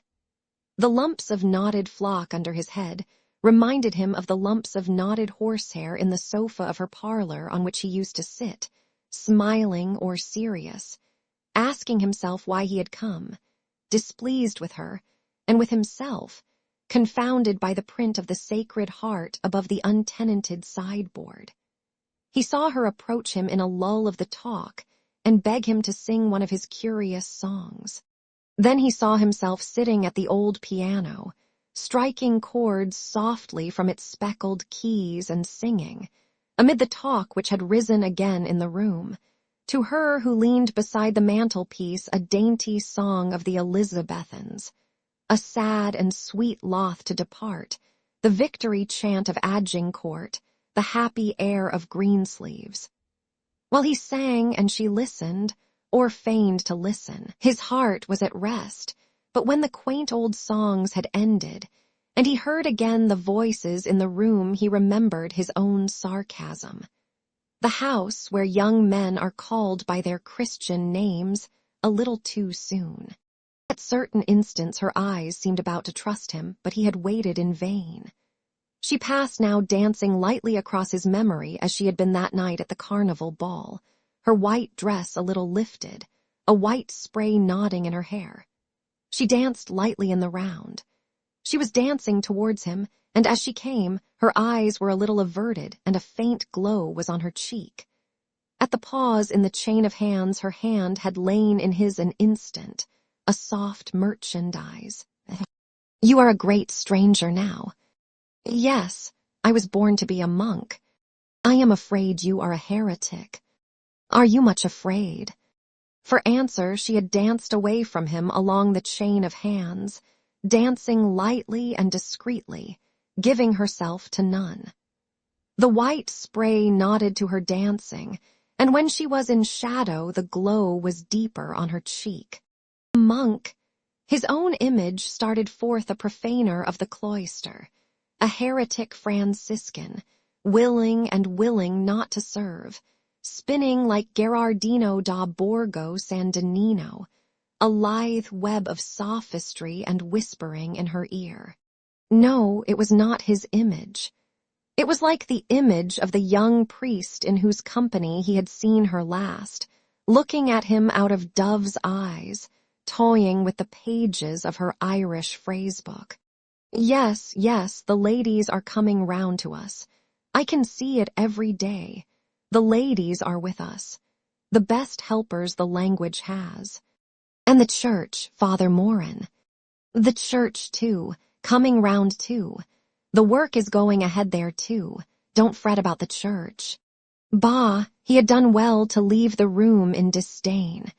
He had done well not to salute her on the steps of the library. He had done well to leave her to flirt with her priest, to toy with a church which was the scullery maid of Christendom. Rude, brutal anger routed the last lingering instant of ecstasy from his soul. It broke up violently her fair image and flung the fragments on all sides. On all sides, distorted reflections of her image started from his memory. The flower girl in the ragged dress with damp coarse hair, and a hoyden's face who had called herself his own girl and begged his handsel. The kitchen girl in the next house who sang over the clatter of her plates, with the drawl of a country singer, the first bars of By Killarney's Lakes and Fells. A girl who had laughed gaily to see him stumble when the iron grating in the footpath near Cork Hill had caught the broken sole of his shoe. A girl he had glanced at, attracted by her small ripe mouth, as she passed out of Jacob's biscuit factory, who had cried to him over her shoulder, "Do you like what you've seen of me? Straight hair and curly eyebrows." And yet he felt that, However he might revile and mock her image, his anger was also a form of homage. He had left the classroom in disdain that was not wholly sincere, feeling that perhaps the secret of her race lay behind those dark eyes upon which her long lashes flung a quick shadow. He had told himself bitterly as he walked through the streets that she was a figure of the womanhood of her country, a bat-like soul waking to the consciousness of itself in darkness and secrecy and loneliness, tarrying a while, loveless and sinless, with her mild lover, and leaving him to whisper of innocent transgressions in the latticed ear of a priest. His anger against her found vent in coarse railing at her paramour, whose name and voice and features offended his baffled pride. A priested peasant, with a brother a policeman in Dublin and a brother a potboy in Moycullen. To him she would unveil her soul's shy nakedness. To one who was but schooled in the discharging of a formal right rather than to him, a priest of the eternal imagination, transmuting the daily bread of experience into the radiant body of ever-living life. The radiant image of the Eucharist united again, in an instant, his bitter and despairing thoughts, their cries arising unbroken in a hymn of thanksgiving. How broken cries and mournful lays rise in one Eucharistic hymn. Are you not weary of ardent ways? While sacrificing hands up praise, the chalice flowing to the brim. Tell no more of enchanted days. He spoke the verses aloud from the first lines, till the music and rhythm suffused his mind, turning it to quiet indulgence, then copied them painfully to feel them the better by seeing them, then lay back on his bolster. The full morning light had come. No sound was to be heard, but he knew that all around him life was about to awaken in common noises, hoarse voices, sleepy prayers. Shrinking from that life, he turned towards the wall, making a cowl of the blanket and staring at the great overblown scarlet flowers of the tattered wallpaper. He tried to warm his perishing joy in their scarlet glow, imagining a roseway from where he lay upwards to heaven all strewn with scarlet flowers. Weary, he too was weary of ardent ways. A gradual warmth, a languorous weariness passed over him, descending along his spine from his closely cowled head. He felt it descend, and seeing himself as he lay, smiled. Soon he would sleep. He had written verses for her again after 10 years. 10 years before she had worn her shawl cowl-wise about her head, sending sprays of her warm breath into the night air, tapping her foot upon the glassy road. It was the last tram. The lank brown horses knew it and shook their bells to the clear night in admonition. The conductor talked with the driver, both nodding often in the green light of the lamp.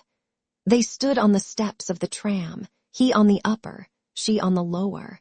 She came up to his step many times between their phrases, and went down again, and once or twice remained beside him, forgetting to go down, and then went down.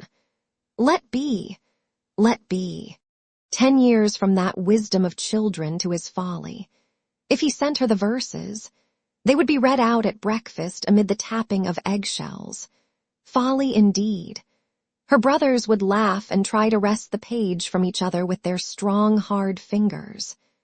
The suave priest, her uncle, seated in his armchair, would hold the page at arm's length, read it smiling, and approve of the literary form. No, that was folly. Even if he sent her the verses, she would not show them to others. No, she could not. He began to feel that he had wronged her. A sense of her innocence moved him almost to pity her, an innocence he had never understood till he had come to the knowledge of it through sin, an innocence which she too had not understood while she was innocent or before the strange humiliation of her nature had first come upon her. Then, first her soul had begun to live as his soul had when he had first sinned, and a tender compassion filled his heart, as he remembered her frail pallor and her eyes, humbled and saddened by the dark shame of womanhood. While his soul had passed from ecstasy to languor, where had she been? Might it be, in the mysterious ways of spiritual life, that her soul at those same moments had been conscious of his homage? It might be. A glow of desire kindled again his soul and fired and fulfilled all his body. Conscious of his desire, she was waking from odorous sleep, the temptress of his villanelle. Her eyes, dark and with a look of languor, were opening to his eyes. Her nakedness yielded to him, radiant, warm, odorous, and lavish-limbed, enfolded him like a shining cloud, enfolded him like water with a liquid life, and like a cloud of vapor, or like waters circumfluent in space, the liquid letters of speech, symbols of the element of mystery, flowed forth over his brain. Are you not weary of ardent ways? Lure of the fallen seraphim, tell no more of enchanted days. Your eyes have set man's heart ablaze, and you have had your will of him. Are you not weary of ardent ways? Above the flame, the smoke of praise goes up from ocean rim to rim. Tell no more of enchanted days. Our broken cries and mournful lays rise in one Eucharistic hymn. Are you not weary of ardent ways? While sacrificing hands upraise, the chalice flowing to the brim, tell no more of enchanted days. And still you hold our longing gaze, with languorous look and lavish limb. Are you not weary of ardent ways? Tell no more of enchanted days. What birds were they? He stood on the steps of the library to look at them, leaning wearily on his ash plant. They flew round and round the jutting shoulder of a house in Molesworth Street. The air of the late March evening made clear their flight, their dark, darting, quivering bodies flying clearly against the sky, as against a limp-hung cloth of smoky, tenuous blue. He watched their flight, bird after bird, a dark flash, a swerve, a flutter of wings. He tried to count them before all their darting, quivering bodies passed, 6, 10, 11, and wondered were they odd or even in number. 12, 13, for 2 came wheeling down from the upper sky. They were flying high and low, but ever round and round in straight and curving lines, and ever flying from left to right, circling about a temple of air. He listened to the cries, like the squeak of mice behind the wainscot, a shrill twofold note. But the notes were long and shrill and whirring, unlike the cry of vermin, falling a third or a fourth and trilled as the flying beaks clove the air. Their cry was shrill and clear and fine, and falling like threads of silken light unwound from whirring spools. The inhuman clamor soothed his ears, in which his mother's sobs and reproaches murmured insistently, and the dark, frail, quivering bodies wheeling and fluttering, and swerving round an airy temple of the tenuous sky, soothed his eyes, which still saw the image of his mother's face. Why was he gazing upwards from the steps of the porch, hearing their shrill twofold cry, watching their flight? For an augury of good or evil. A phrase of Cornelius Agrippa flew through his mind, and then there flew hither and thither shapeless thoughts from Swedenborg on the correspondence of birds to things of the intellect, and of how the creatures of the air have their knowledge and know their times and seasons because they, unlike man, are in the order of their life, and have not perverted that order by reason. And for ages men had gazed upward as he was gazing at birds in flight.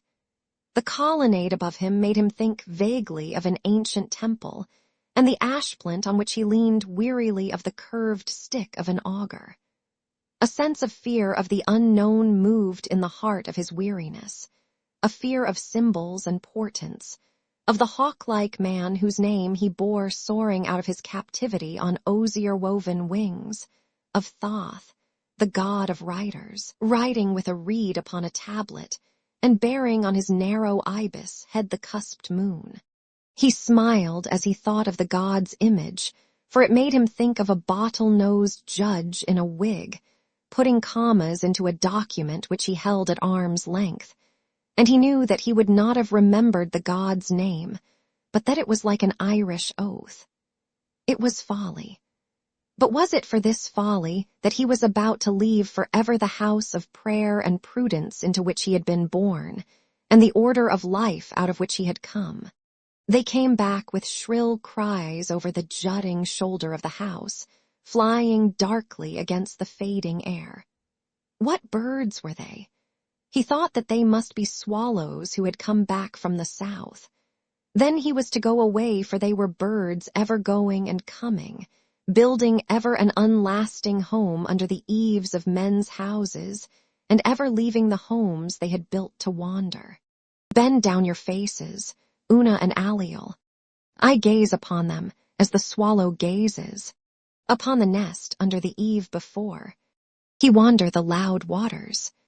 A soft, liquid joy like the noise of many waters flowed over his memory, and he felt in his heart the soft peace of silent spaces of fading tenuous sky above the waters, of oceanic silence, of swallows flying through the sea dusk over the flowing waters.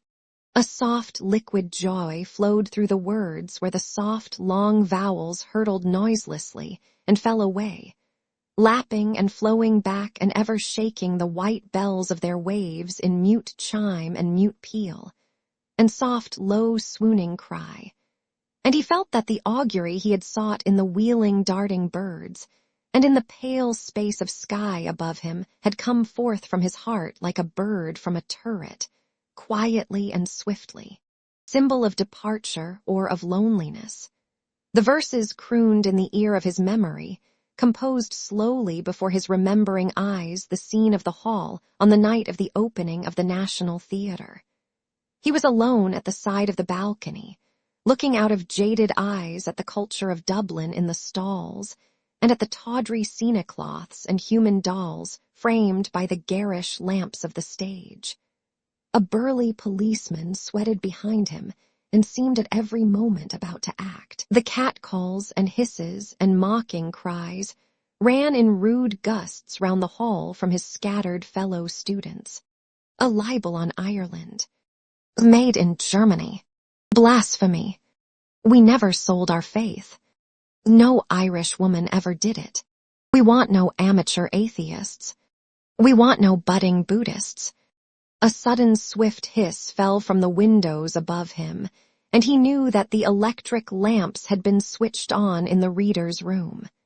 He turned into the pillared hall, now calmly lit, went up the staircase and passed in through the clicking turnstile. Cranley was sitting over near the dictionaries.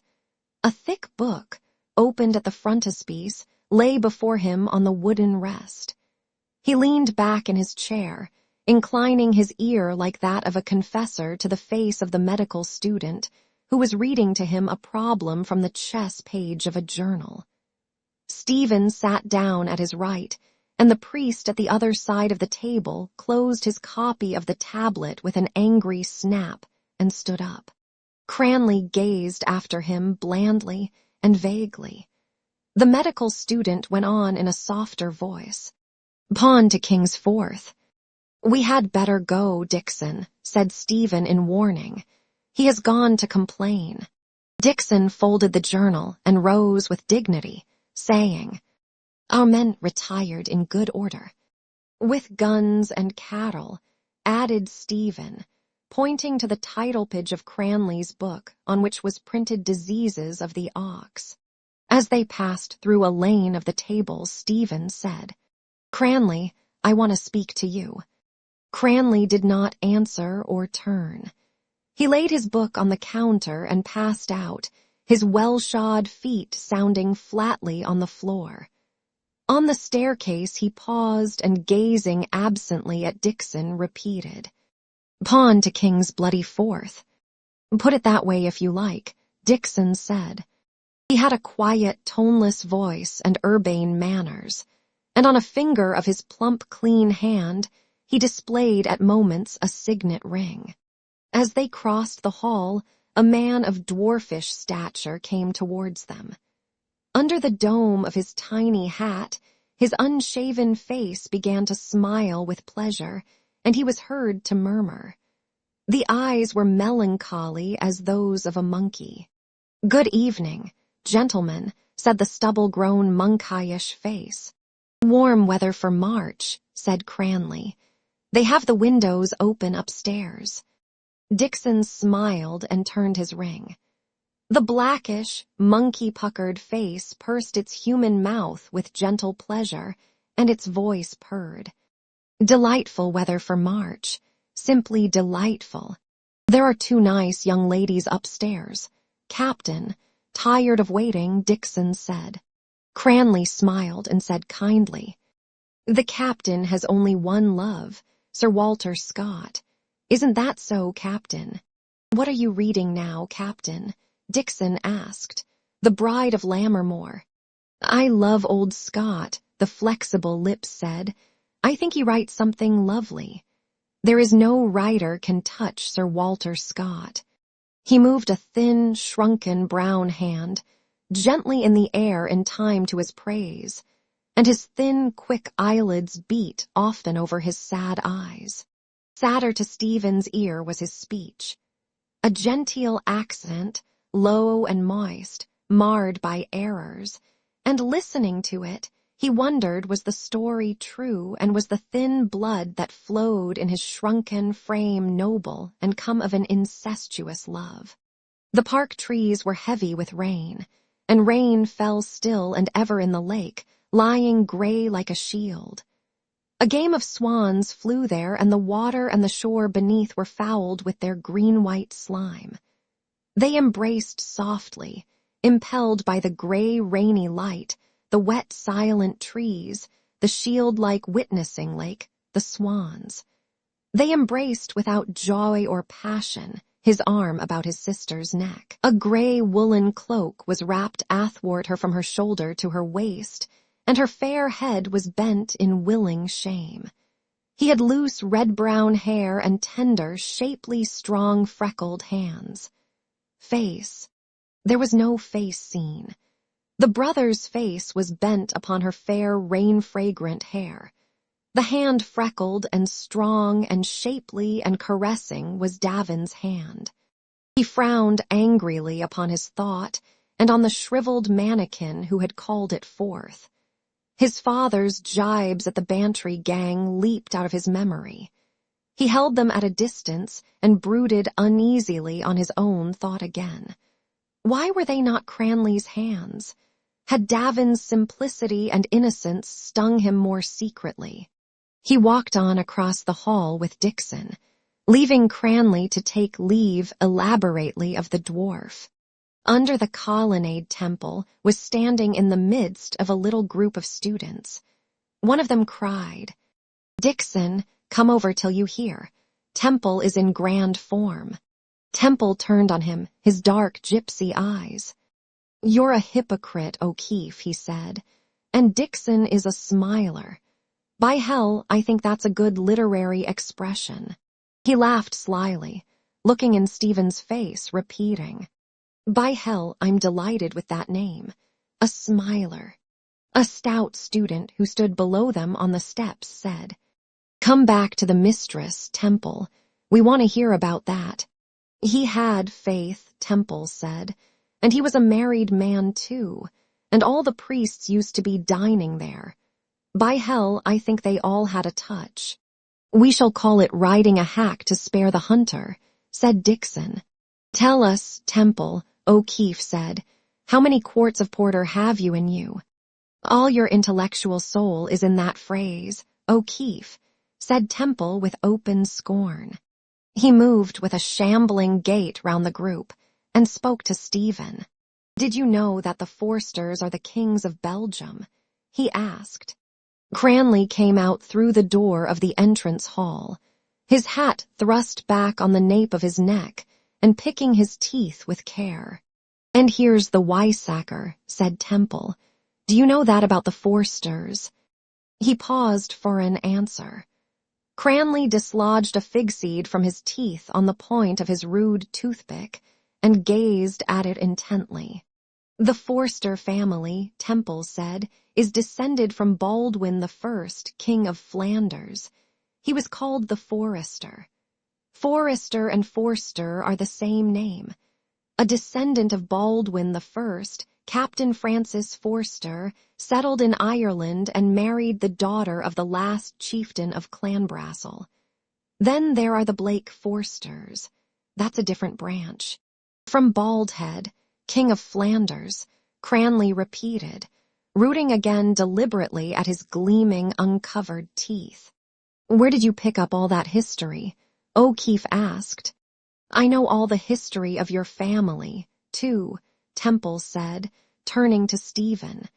Do you know what Giraldus Cambrensis says about your family? Is he descended from Baldwin, too?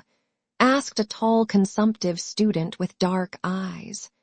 Baldhead, Cranley repeated, sucking at a crevice in his teeth. Per nobilis et per vetusta familia, Temple said to Stephen. The stout student who stood below them on the steps farted briefly. Dixon turned towards him, saying in a soft voice, Did an angel speak? Cranley turned also and said vehemently, but without anger, Goggins, you're the flamingest dirty devil I ever met, do you know? I had it on my mind to say that, Goggins answered firmly. It did no one any harm, did it? We hope, Dixon said suavely, that it was not of the kind known to science as Apollo post futurum. Didn't I tell you he was a smiler? Said Temple, turning right and left. Didn't I give him that name? You did. We're not deaf, said the tall consumptive. Cranley still frowned at the stout student below him. Then, with a snort of disgust, he shoved him violently down the steps. Go away from here, he said rudely. Go away, you stinkpot, and you are a stinkpot. Goggins skipped down onto the gravel and at once returned to his place with good humor. Temple turned back to Stephen and asked, Do you believe in the law of heredity? Are you drunk, or what are you trying to say?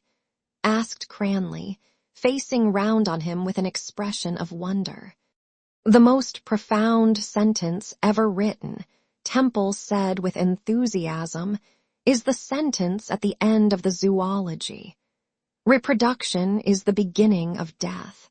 He touched Stephen timidly at the elbow and said eagerly, Do you feel how profound that is because you are a poet?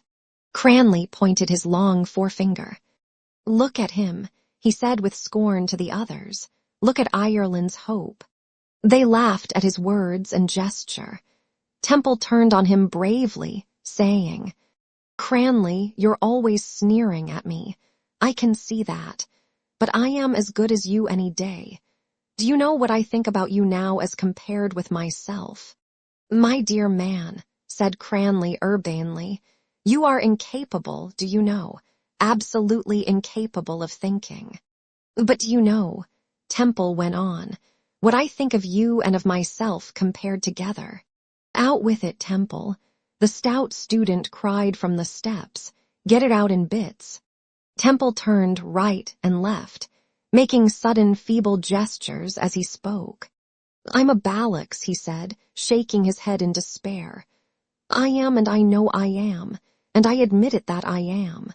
Dixon patted him lightly on the shoulder and said mildly, And it does you every credit, Temple.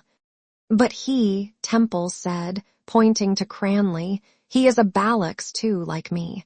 Only he doesn't know it. And that's the only difference I see. A burst of laughter covered his words. But he turned again to Stephen and said with a sudden eagerness, That word is a most interesting word. That's the only English dual number. Did you know? Is it? Stephen said vaguely. He was watching Cranley's firm-featured suffering face, lit up now by a smile of false patience. The gross name had passed over it like foul water poured over an old stone image, patient of injuries. And as he watched him, he saw him raise his hat in salute and uncover the black hair that stood stiffly from his forehead like an iron crown. She passed out from the porch of the library and bowed across Stephen in reply to Cranley's greeting. He also— was there not a slight flush on Cranley's cheek, or had it come forth at Temple's words? The light had waned. He could not see. Did that explain his friend's listless silence, his harsh comments, the sudden intrusions of rude speech with which he had shattered so often Stephen's ardent, wayward confessions? Stephen had forgiven freely, for he had found this rudeness also in himself. And he remembered an evening when he had dismounted from a borrowed, creaking bicycle to pray to God in a wood near Malahide. He had lifted up his arms and spoken in ecstasy to the somber nave of the trees, knowing that he stood on holy ground and in a holy hour. And when two constabulary men had come into sight round a bend in the gloomy road, he had broken off his prayer to whistle loudly an air from the last pantomime. He began to beat the frayed end of his ashplant against the base of a pillar. Had Cranley not heard him? Yet he could wait. The talk about him ceased for a moment, and a soft hiss fell again from a window above. But no other sound was in the air, and the swallows whose flight he had followed with idle eyes were sleeping. She had passed through the dusk, and therefore the air was silent save for one soft hiss that fell, and therefore the tongues about him had ceased their babble. Darkness was falling. Darkness falls from the air. A trembling joy, lambent as a faint light, played like a fairy host around him. But why? Her passage through the darkening air, or the verse with its black vowels and its opening sound, rich and lute-like. He walked away slowly towards the deeper shadows at the end of the colonnade, beating the stones softly with his stick to hide his reverie from the students whom he had left, and allowed his mind to summon back to itself the age of Dowland and Bayard and Nash. Eyes opening from the darkness of desire, eyes that dimmed the breaking east. What was their languid grace but the softness of chambering? And what was their shimmer but the shimmer of the scum that mantled the cesspool of the court of a slobbering Stuart? And he tasted in the language of memory ambered wines, dying fallings of sweet airs, the proud pavan, and saw with the eyes of memory kind gentlewomen in Covent Garden wooing from their balconies, with sucking mouths, and the pox-fouled wenches of the taverns and young wives that, gaily yielding to their ravishers, clipped and clipped again.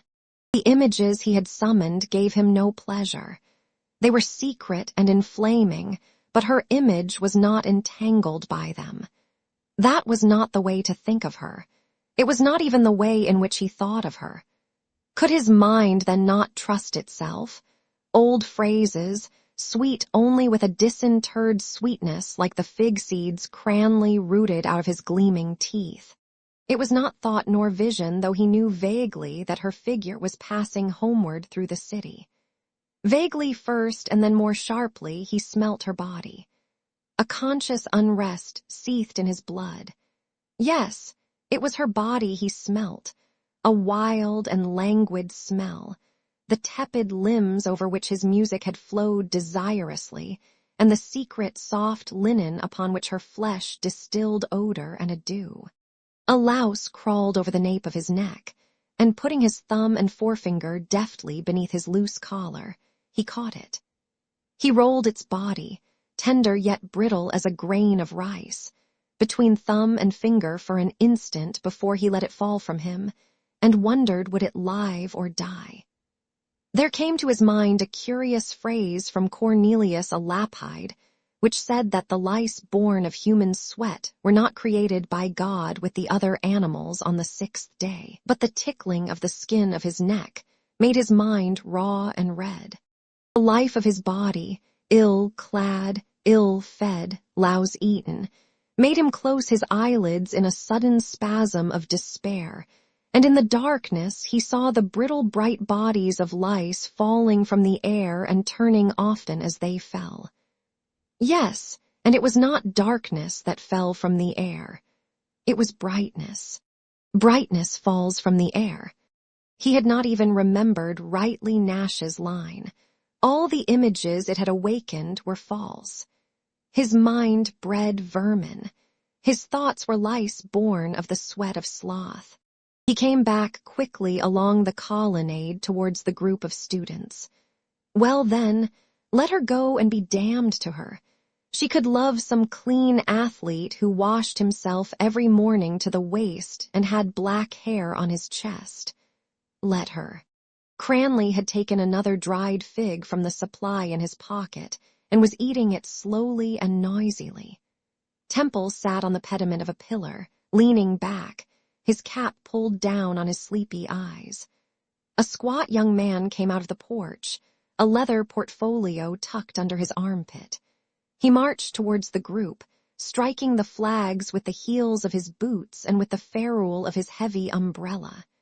Then, raising the umbrella in salute, he said to all, "Good evening, sirs." He struck the flags again and tittered, while his head trembled with a slight nervous movement. The tall, consumptive student and Dixon and O'Keefe were speaking in Irish and did not answer him. Then, turning to Cranley, he said, "Good evening, particularly to you." He moved the umbrella in indication and tittered again. Cranley, who was still chewing the fig, answered with loud movements of his jaws. "Good, yes, it is a good evening." The squat student looked at him seriously and shook his umbrella gently and reprovingly. "I can see," he said, "that you are about to make obvious remarks."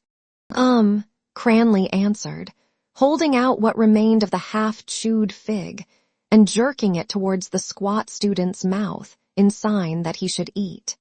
The squat student did not eat it, but, indulging his special humor, said gravely, still tittering and prodding his phrase with his umbrella, "Do you intend that?"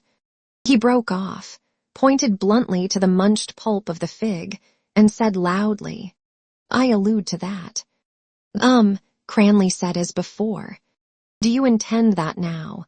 the squat student said, as ipso facto, or, let us say, as so to speak. Dixon turned aside from his group, saying, "Goggins was waiting for you, Glynn. He has gone round to the Adelphi to look for you and Moynihan. What have you there?" he asked, tapping the portfolio under Glynn's arm. "Examination papers," Glynn answered. "I give them monthly examinations to see that they are profiting by my tuition." He also tapped the portfolio and coughed gently and smiled. "Tuition," said Cranley rudely. "I suppose you mean the barefooted children that are taught by a bloody ape like you. God help them." He bit off the rest of the fig and flung away the butt. "I suffer little children to come unto me," Glynn said amiably. "A bloody ape," Cranley repeated with emphasis, "and a blasphemous bloody ape." Temple stood up and, pushing past Cranley, addressed Glynn. "That phrase you said now," he said, "is from the New Testament about suffer the children to come to me." "Go to sleep again," Temple said O'Keefe. "Very well, then," Temple continued, still addressing Glynn, "and if Jesus suffered the children to come, why does the church send them all to hell if they die unbaptized? Why is that?" "Were you baptized yourself, Temple?" the consumptive student asked. "But why are they sent to hell if Jesus said they were all to come?" Temple said, his eyes searching Glynn's eyes. Glynn coughed and said gently, holding back with difficulty the nervous titter in his voice and moving his umbrella at every word, "And, as you remark, if it is thus, I ask emphatically whence comes this thusness." "Because the church is cruel like all old sinners," Temple said. Are you quite orthodox on that point, Temple? Dixon said suavely. St. Augustine says that about unbaptized children going to hell, Temple answered, because he was a cruel old sinner too. I bow to you, Dixon said, but I had the impression that limbo existed for such cases. Don't argue with him, Dixon, Cranley said brutally. Don't talk to him or look at him. Lead him home with a sugan the way you'd lead a bleating goat. Limbo, Temple cried. That's a fine invention too, like hell. But with the unpleasantness left out, Dixon said. He turned smiling to the others and said, I think I am voicing the opinions of all present in saying so much. You are, Glynn said in a firm tone. On that point Ireland is united. He struck the ferrule of his umbrella on the stone floor of the colonnade. Hell, Temple said, I can respect that invention of the grey spouse of Satan. Hell is Roman, like the walls of the Romans, strong and ugly. But what is limbo? Put him back into the perambulator. Cranley, O'Keefe called out. Cranley made a swift step towards Temple, halted, stamping his foot, crying as if to a fowl. Whoosh! Temple moved away nimbly. Do you know what limbo is? He cried. Do you know what we call a notion like that in Roscommon? Whoosh, blast you, Cranley cried, clapping his hands. Neither my arse nor my elbow, Temple cried out scornfully, and that's what I call limbo. Give us that stick here, Cranley said. He snatched the ash splint roughly from Stephen's hand and sprang down the steps. But Temple, hearing him move in pursuit, fled through the dusk like a wild creature, nimble and fleet-footed. Cranley's heavy boots were heard loudly charging across the quadrangle and then returning heavily, foiled and spurning the gravel at each step. His step was angry, and with an angry, abrupt gesture, he thrust the stick back into Stephen's hand. Stephen felt that his anger had another cause, but, feigning patience, touched his arm slightly and said quietly, Cranley, I told you I wanted to speak to you. Come away. Cranley looked at him for a few moments and asked, Now? Yes, now, Stephen said. We can't speak here. Come away. They crossed the quadrangle together without speaking. The bird call from Siegfried whistled softly followed them from the steps of the porch. Cranley turned, and Dixon, who had whistled, called out, Where are you fellows off to? What about that game, Cranley? They parleyed in shouts across the still air about a game of billiards to be played in the Adelphi Hotel. Stephen walked on alone and out into the quiet of Kildare Street, opposite Maple's Hotel. He stood to wait, patient again. The name of the hotel, a colorless, polished wood, and its colorless front stung him like a glance of polite disdain. He stared angrily back at the softly lit drawing-room of the hotel, in which he imagined the sleek lives of the patricians of Ireland, housed in calm. They thought of army commissions and land agents. Peasants greeted them along the roads in the country. They knew the names of certain French dishes and gave orders to Jarvies in high-pitched provincial voices, which pierced through their skin-tight accents.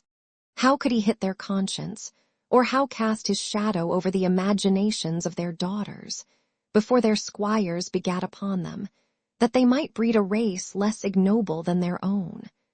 And under the deepened dusk, he felt the thoughts and desires of the race to which he belonged flitting like bats across the dark country lanes, under trees by the edges of streams, and near the pool-mottled bogs. A woman had waited in the doorway as Davin had passed by at night, and, offering him a cup of milk, had all but wooed him to her bed, for Davin had the mild eyes of one who could be secret, but him no woman's eyes had wooed. His arm was taken in a strong grip, and Cranley's voice said, Let us eke go." They walked southward in silence. Then Cranley said, "That blithering idiot, Temple. I swear to Moses, do you know, that I'll be the death of that fellow one time." His voice was no longer angry, and Stephen wondered, was he thinking of her greeting to him under the porch? They turned to the left and walked on as before. When they had gone on so for some time, Stephen said, "Cranley, I had an unpleasant quarrel this evening." "With your people?" Cranley asked. "With my mother." "About religion?" "Yes," Stephen answered. After a pause, Cranley asked, "What age is your mother?" "Not old," Stephen said. "She wishes me to make my Easter duty." "And will you?" "I will not," Stephen said. "Why not?" Cranley said. "I will not serve," answered Stephen. "That remark was made before," Cranley said calmly. "It is made behind now," said Stephen hotly. Cranley pressed Stephen's arm, saying, "Go easy, my dear man. You're an excitable, bloody man, do you know?" He laughed nervously as he spoke, and looking up into Stephen's face with moved and friendly eyes, said, "Do you know that you are an excitable man?" "I dare say I am," said Stephen, laughing also. Their minds, lately estranged, seemed suddenly to have been drawn closer, one to the other. "Do you believe in the Eucharist?" Cranley asked. "I do not," Stephen said. "Do you disbelieve then?" "I neither believe in it nor disbelieve in it," Stephen answered. "Many persons have doubts, even religious persons, yet they overcome them or put them aside," Cranley said. "Are your doubts on that point too strong?" "I do not wish to overcome them," Stephen answered. Cranley, embarrassed for a moment, took another fig from his pocket and was about to eat it when Stephen said, "Don't, please. You cannot discuss this question with your mouth full of chewed fig." Cranley examined the fig by the light of a lamp under which he halted. Then he smelt it with both nostrils, bit a tiny piece, spat it out, and threw the fig rudely into the gutter. Addressing it as it lay, he said, "Depart from me, ye cursed, into everlasting fire." Taking Stephen's arm, he went on again and said, "Do you not fear that those words may be spoken to you on the day of judgment?" "What is offered me on the other hand?" Stephen asked. "An eternity of bliss in the company of the Dean of Studies." "Remember," Cranley said, "that he would be glorified." "Aye," Stephen said somewhat bitterly, "bright, agile, impassible, and above all subtle."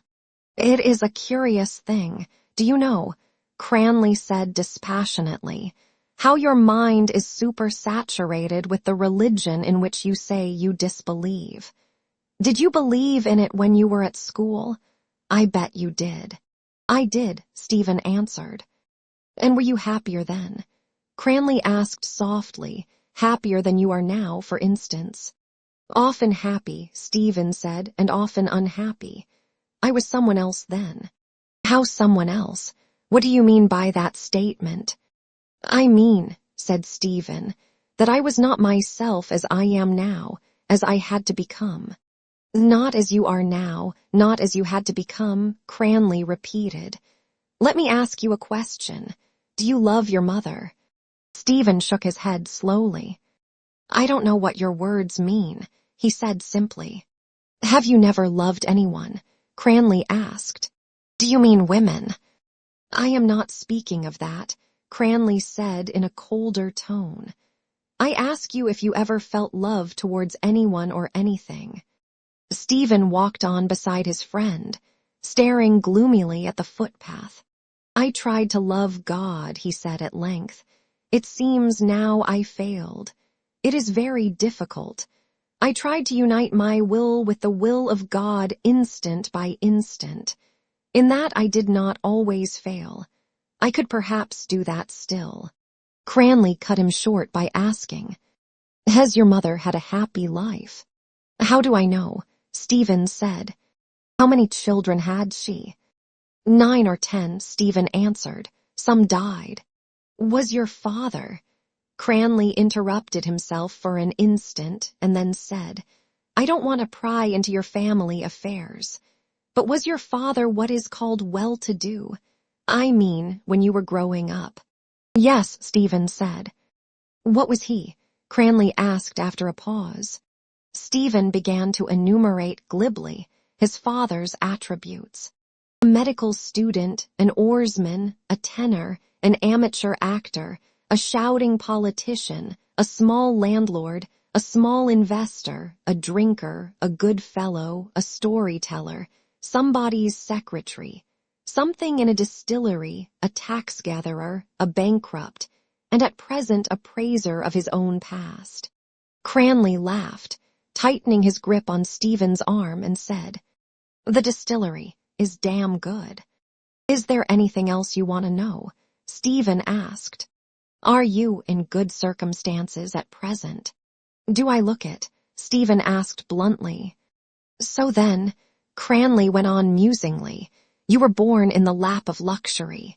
He used the phrase broadly and loudly, as he often used technical expressions, as if he wished his hearer to understand that they were used by him without conviction.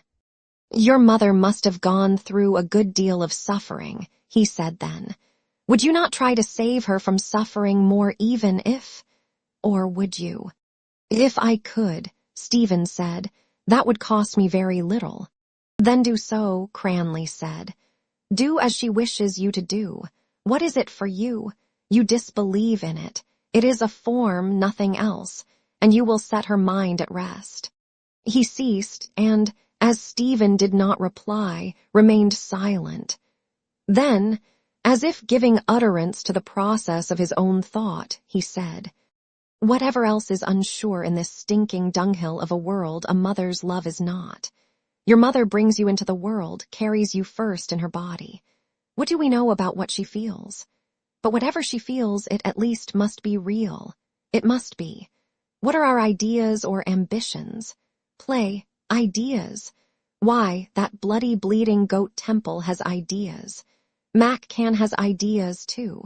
Every jackass going the roads thinks he has ideas.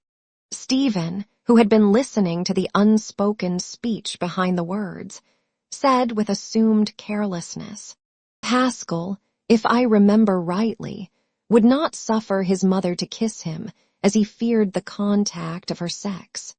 Pascal was a pig, said Cranley. Aloysius Gonzaga, I think, was of the same mind, Stephen said. And he was another pig then, said Cranley. The church calls him a saint, Stephen objected. I don't care a flaming damn what anyone calls him, Cranley said rudely and flatly. I call him a pig. Stephen, preparing the words neatly in his mind, continued. Jesus, too, seems to have treated his mother with scant courtesy in public, but Suarez, a Jesuit theologian and Spanish gentleman, has apologized for him. Did the idea ever occur to you, Cranley asked, that Jesus was not what he pretended to be? The first person to whom that idea occurred, Stephen answered, was Jesus himself. I mean, Cranley said, hardening in his speech, did the idea ever occur to you that he was himself a conscious hypocrite, what he called the Jews of his time, a whited sepulchre? Or, to put it more plainly, that he was a blackguard? That idea never occurred to me, Stephen answered. But I am curious to know, are you trying to make a convert of me or a pervert of yourself? He turned towards his friend's face and saw there a raw smile which some force of will strove to make finely significant. Cranley asked suddenly in a plain, sensible tone, Tell me the truth. Were you at all shocked by what I said? Somewhat, Stephen said. And why were you shocked? Cranley pressed on in the same tone. If you feel sure that our religion is false and that Jesus was not the Son of God.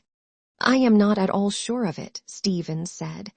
He is more like a son of God than a son of Mary. And is that why you will not communicate? Cranley asked. Because you are not sure of that too. Because you feel that the host, too, may be the body and blood of the Son of God and not a wafer of bread. And because you fear that it may be. Yes, Stephen said quietly. I feel that and I also fear it. I see, Cranley said. Stephen, struck by his tone of closure, reopened the discussion at once by saying, I fear many things. Dogs, horses, firearms, the sea, thunderstorms, machinery, the country roads at night. But why do you fear a bit of bread? I imagine, Stephen said, that there is a malevolent reality behind those things I say I fear. Do you fear, then, Cranley asked, that the God of the Roman Catholics would strike you dead and damn you if you made a sacrilegious communion? The God of the Roman Catholics could do that now, Stephen said. I fear more than that the chemical action which would be set up in my soul by a false homage to a symbol behind which are massed 20 centuries of authority and veneration. Would you, Cranley asked, in extreme danger, commit that particular sacrilege? For instance, if you lived in the penal days. I cannot answer for the past, Stephen replied. Possibly not. Then, said Cranley, you do not intend to become a Protestant. I said that I had lost the faith, Stephen answered, but not that I had lost self-respect. What kind of liberation would that be to forsake an absurdity which is logical and coherent, and to embrace one which is illogical and incoherent? They had walked on towards the township of Pembroke, and now, as they went on slowly along the avenues, the trees and the scattered lights in the villas soothed their minds. The air of wealth and repose diffused about them seemed to comfort their neediness. Behind a hedge of laurel, a light glimmered in the window of a kitchen, and the voice of a servant was heard singing as she sharpened knives. She sang, in short broken bars, Rosie O'Grady. Cranley stopped to listen, saying, Mulier cantat. The soft beauty of the Latin word touched with an enchanting touch the dark of the evening, with a touch fainter and more persuading than the touch of music or of a woman's hand. The strife of their minds was quelled. The figure of a woman as she appears in the liturgy of the church passed silently through the darkness, a white-robed figure, small and slender as a boy, and with a falling girdle. Her voice, frail and high as a boy's, was heard intoning from a distant choir the first words of a woman, which pierced the gloom and clamor of the first chanting of the Passion. Et tu cum Jesu Galileo eras. And all hearts were touched and turned to her voice, shining like a young star, shining clearer as the voice intoned the preparoxyton and more faintly as the cadence died. The singing ceased. They went on together, Cranley repeating in strongly stressed rhythm the end of the refrain. And when we are married, oh, how happy we'll be, for I love sweet Rosie O'Grady, and Rosie O'Grady loves me. There's real poetry for you, he said. There's real love. He glanced sideways at Stephen with a strange smile and said, Do you consider that poetry, or do you know what the words mean? I want to see Rosie first, said Stephen. She's easy to find, Cranley said. His hat had come down on his forehead. He shoved it back, and in the shadow of the trees Stephen saw his pale face, framed by the dark, and his large dark eyes. Yes, his face was handsome and his body was strong and hard. He had spoken of a mother's love. He felt then the sufferings of women, the weaknesses of their bodies and souls, and would shield them with a strong and resolute arm and bow his mind to them. Away then, it is time to go. A voice spoke softly to Stephen's lonely heart, bidding him go and telling him that his friendship was coming to an end. Yes, he would go. He could not strive against another. He knew his part. "Probably I shall go away," he said. "Where?" Cranley asked. "Where I can," Stephen said. "Yes," Cranley said. "It might be difficult for you to live here now, but is it that makes you go?" "I have to go," Stephen answered. "Because," Cranley continued, "you need not look upon yourself as driven away if you do not wish to go, or as a heretic or an outlaw. There are many good believers who think as you do. Would that surprise you? The church is not the stone building, nor even the clergy and their dogmas. It is the whole mass of those born into it. I don't know what you wish to do in life. Is it what you told me the night we were standing outside Harcourt Street Station?" "Yes," Stephen said, smiling in spite of himself at Cranley's way of remembering thoughts in connection with places. "The night you spent half an hour wrangling with Doherty about the shortest way from Salagap to Lara's." "Pothead," Cranley said with calm contempt. "What does he know about the way from Salagap to Lara's? Or what does he know about anything for that matter?" And the big slobbering washing pot head of him. He broke into a loud, long laugh. "Well," Stephen said, "do you remember the rest?" "What you said, is it?" Cranley asked. "Yes, I remember it. To discover the mode of life or of art whereby your spirit could express itself in unfettered freedom." Stephen raised his hat in acknowledgement. "Freedom," Cranley repeated. "But you are not free enough yet to commit a sacrilege. Tell me, would you rob?" "I would beg first," Stephen said. "And if you got nothing, would you rob?" "You wish me to say," Stephen answered, "that the rights of property are provisional, and that in certain circumstances it is not unlawful to rob. Everyone would act in that belief, so I will not make you that answer. Apply to the Jesuit theologian Juan Mariana de Talavera, who will also explain to you in what circumstances you may lawfully kill your king, and whether you had better hand him his poison in a goblet or smear it for him upon his robe or his saddle-bow. Ask me rather, would I suffer others to rob me, or, if they did, would I call down upon them what I believe is called the chastisement of the secular arm? And would you? I think," Stephen said, "it would pain me as much to do so as to be robbed." "I see," Cranley said. He produced his match and began to clean the crevice between two teeth.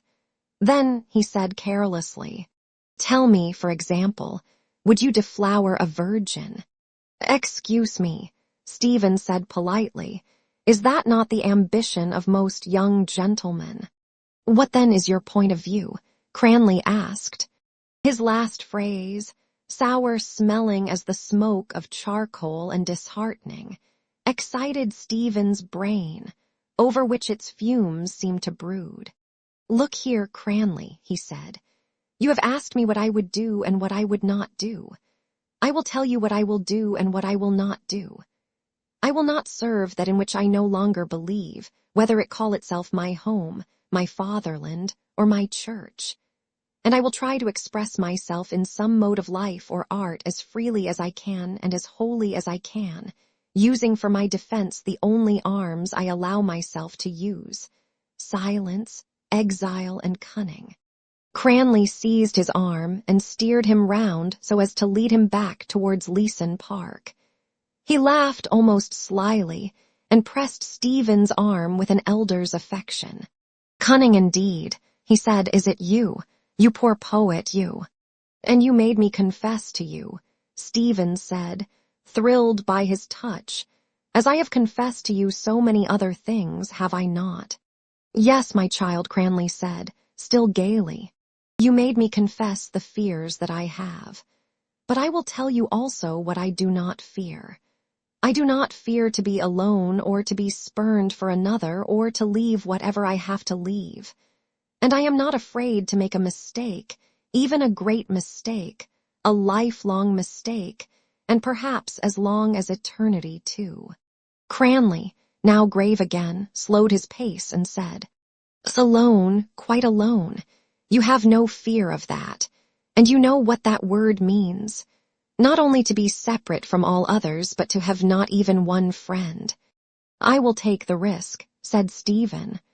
"And not to have any one person," Cranley said, "who would be more than a friend, more even than the noblest and truest friend a man ever had." His words seemed to have struck some deep chord in his own nature. Had he spoken of himself as he was or wished to be? Stephen watched his face for some moments in silence. A cold sadness was there. He had spoken of himself, of his own loneliness which he feared. "Of whom are you speaking?" Stephen asked at length. Cranley did not answer. March 20. Long talk with Cranley on the subject of my revolt. He had his grand manner on. I supple and suave. Attacked me on the score of love for one's mother. Tried to imagine his mother, cannot. Told me once in a moment of thoughtlessness his father was 61 when he was born. Can see him, strong farmer type, pepper and salt suit, square feet, unkempt, grizzled beard. Probably attends coursing matches. Pays his dues regularly but not plentifully to Father Dwyer of Lara's. Sometimes talks to girls after nightfall, but his mother, very young or very old, hardly the first. If so, Cranley would not have spoken as he did. Old then, probably, and neglected. Hence Cranley's despair of soul, the child of exhausted loins. March 21, morning. Thought this in bed last night but was too lazy and free to add to it. Free, yes. The exhausted loins are those of Elizabeth and Zachary. Then he is the precursor. Item, he eats chiefly belly bacon and dried figs, reed locusts and wild honey. Also, when thinking of him, saw always a stern severed head or death mask, as if outlined on a gray curtain or veronica. Decollation they call it in the fold, puzzled for the moment by St. John at the Latin gate. What do I see? A decollated precursor trying to pick the lock. March 21, night. Free, soul free and fancy free. Let the dead bury the dead. Aye, and let the dead marry the dead. March 22. In company with Lynch followed a sizable hospital nurse. Lynch's idea. Dislike it. Two lean, hungry greyhounds walking after a heifer. March 23. Have not seen her since that night. Unwell. Sits at the fire perhaps with Mamma's shawl on her shoulders, but not peevish.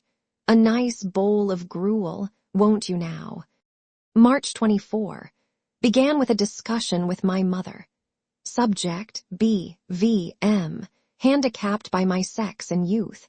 To escape held up relations between Jesus and Papa against those between Mary and her son.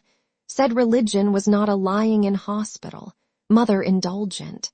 Said I have a queer mind and have read too much. Not true. Have read little and understood less. Then she said I would come back to faith because I had a restless mind. This means to leave church by back door of sin and re-enter through the skylight of repentance. Cannot repent. Told her so and asked for 6pence. Got 3pence. Then went to college. Other wrangle with little roundhead rogues I gezzy. This time about Bruno the Nolan. Began in Italian and ended in pidgin English. He said Bruno was a terrible heretic. I said he was terribly burned.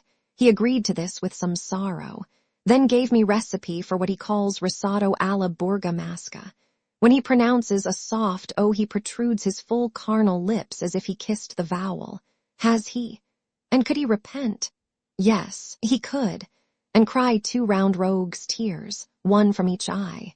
Crossing Stephen's, that is, my green, remembered that his countrymen and not mine had invented what Cranley the other night called our religion. A quartet of them, soldiers of the 9th Infantry Regiment, sat at the foot of the cross and tossed up dice for the overcoat of the crucified. Went to library, tried to read 3 reviews. Useless. She is not out yet. Am I alarmed? About what? That she will never be out again. Blake wrote, I wonder if William Bond will die. For assuredly, he is very ill. Alas, poor William. I was once at a diorama in Rotunda. At the end were pictures of big knobs. Among them William Ewart Gladstone, just then dead.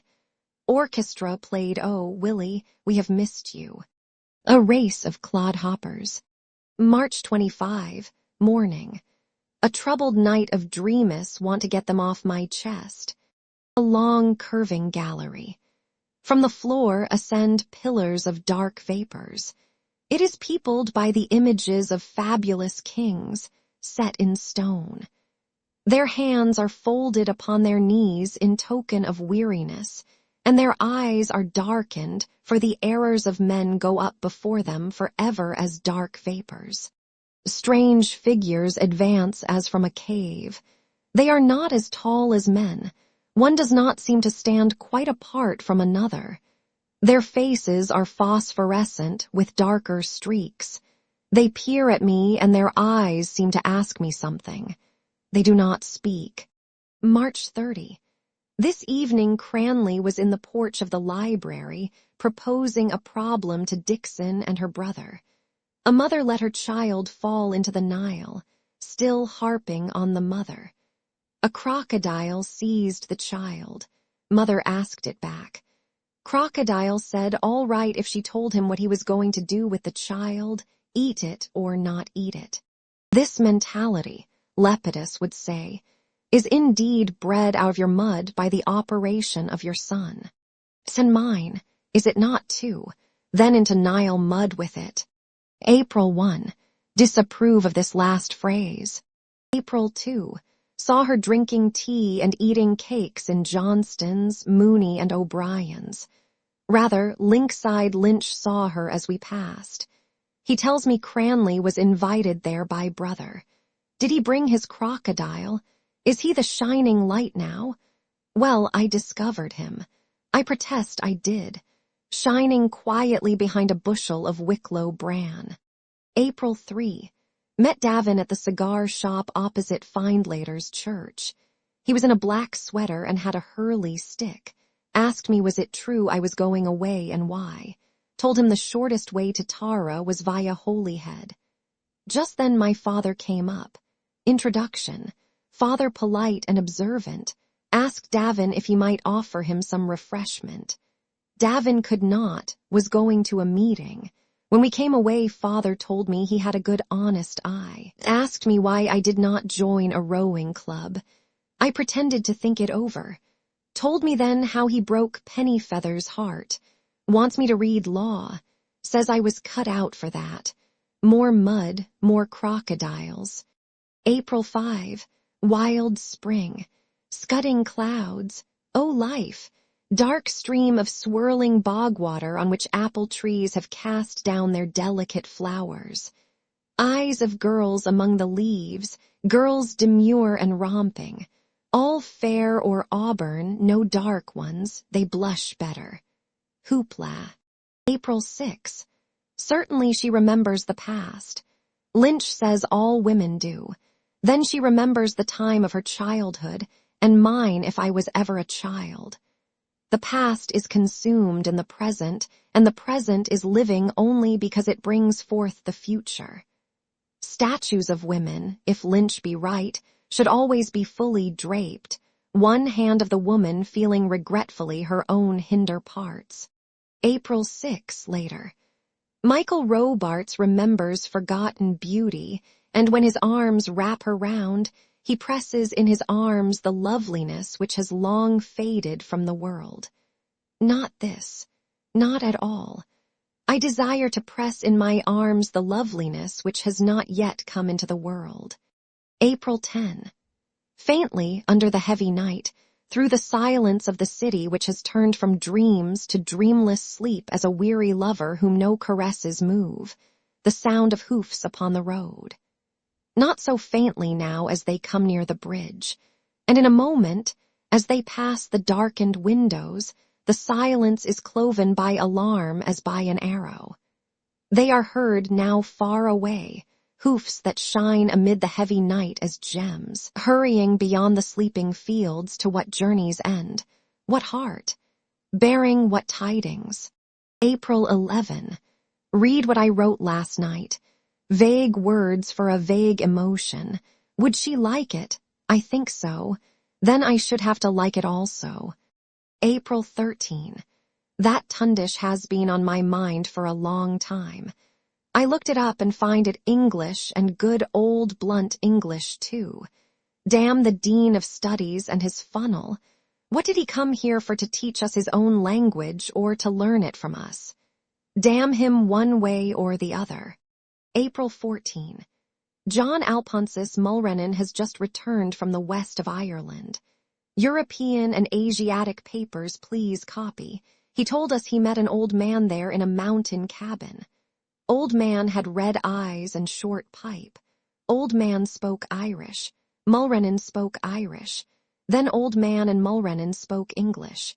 Mulrennan spoke to him about universe and stars. Old man sat, listened, smoked, spat, then said, "Ah, there must be terrible queer creatures at the latter end of the world. I fear him. I fear his redrimmed, horny eyes. It is with him I must struggle all through this night till day come, till he or I lie dead, gripping him by the sinewy throat till what? Till he yield to me. No, I mean no harm." April 15. Met her today point blank in Grafton Street. The crowd brought us together. We both stopped. She asked me why I never came, said she had heard all sorts of stories about me. This was only to gain time. Asked me was I writing poems. About whom? I asked her. This confused her more, and I felt sorry and mean.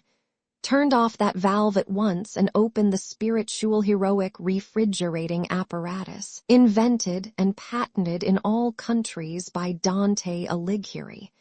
Talked rapidly of myself and my plans.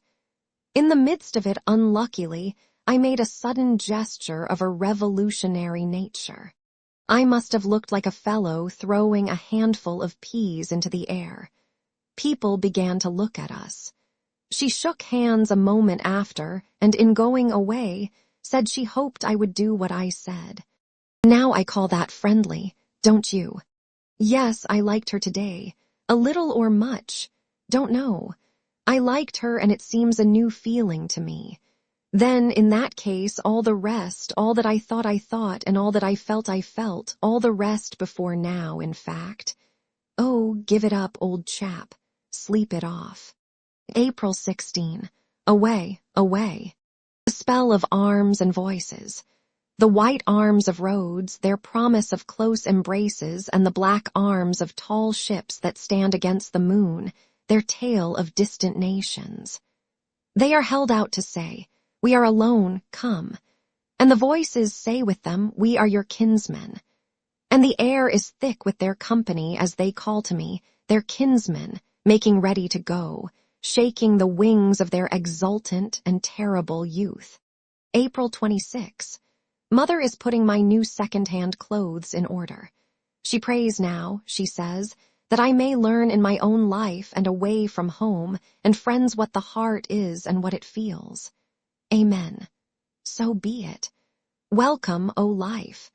I go to encounter for the millionth time the reality of experience and to forge in the smithy of my soul the uncreated conscience of my race. April 27. Old father, old artificer, stand me now and ever in good stead. Dublin, 1904. Trieste, 1914.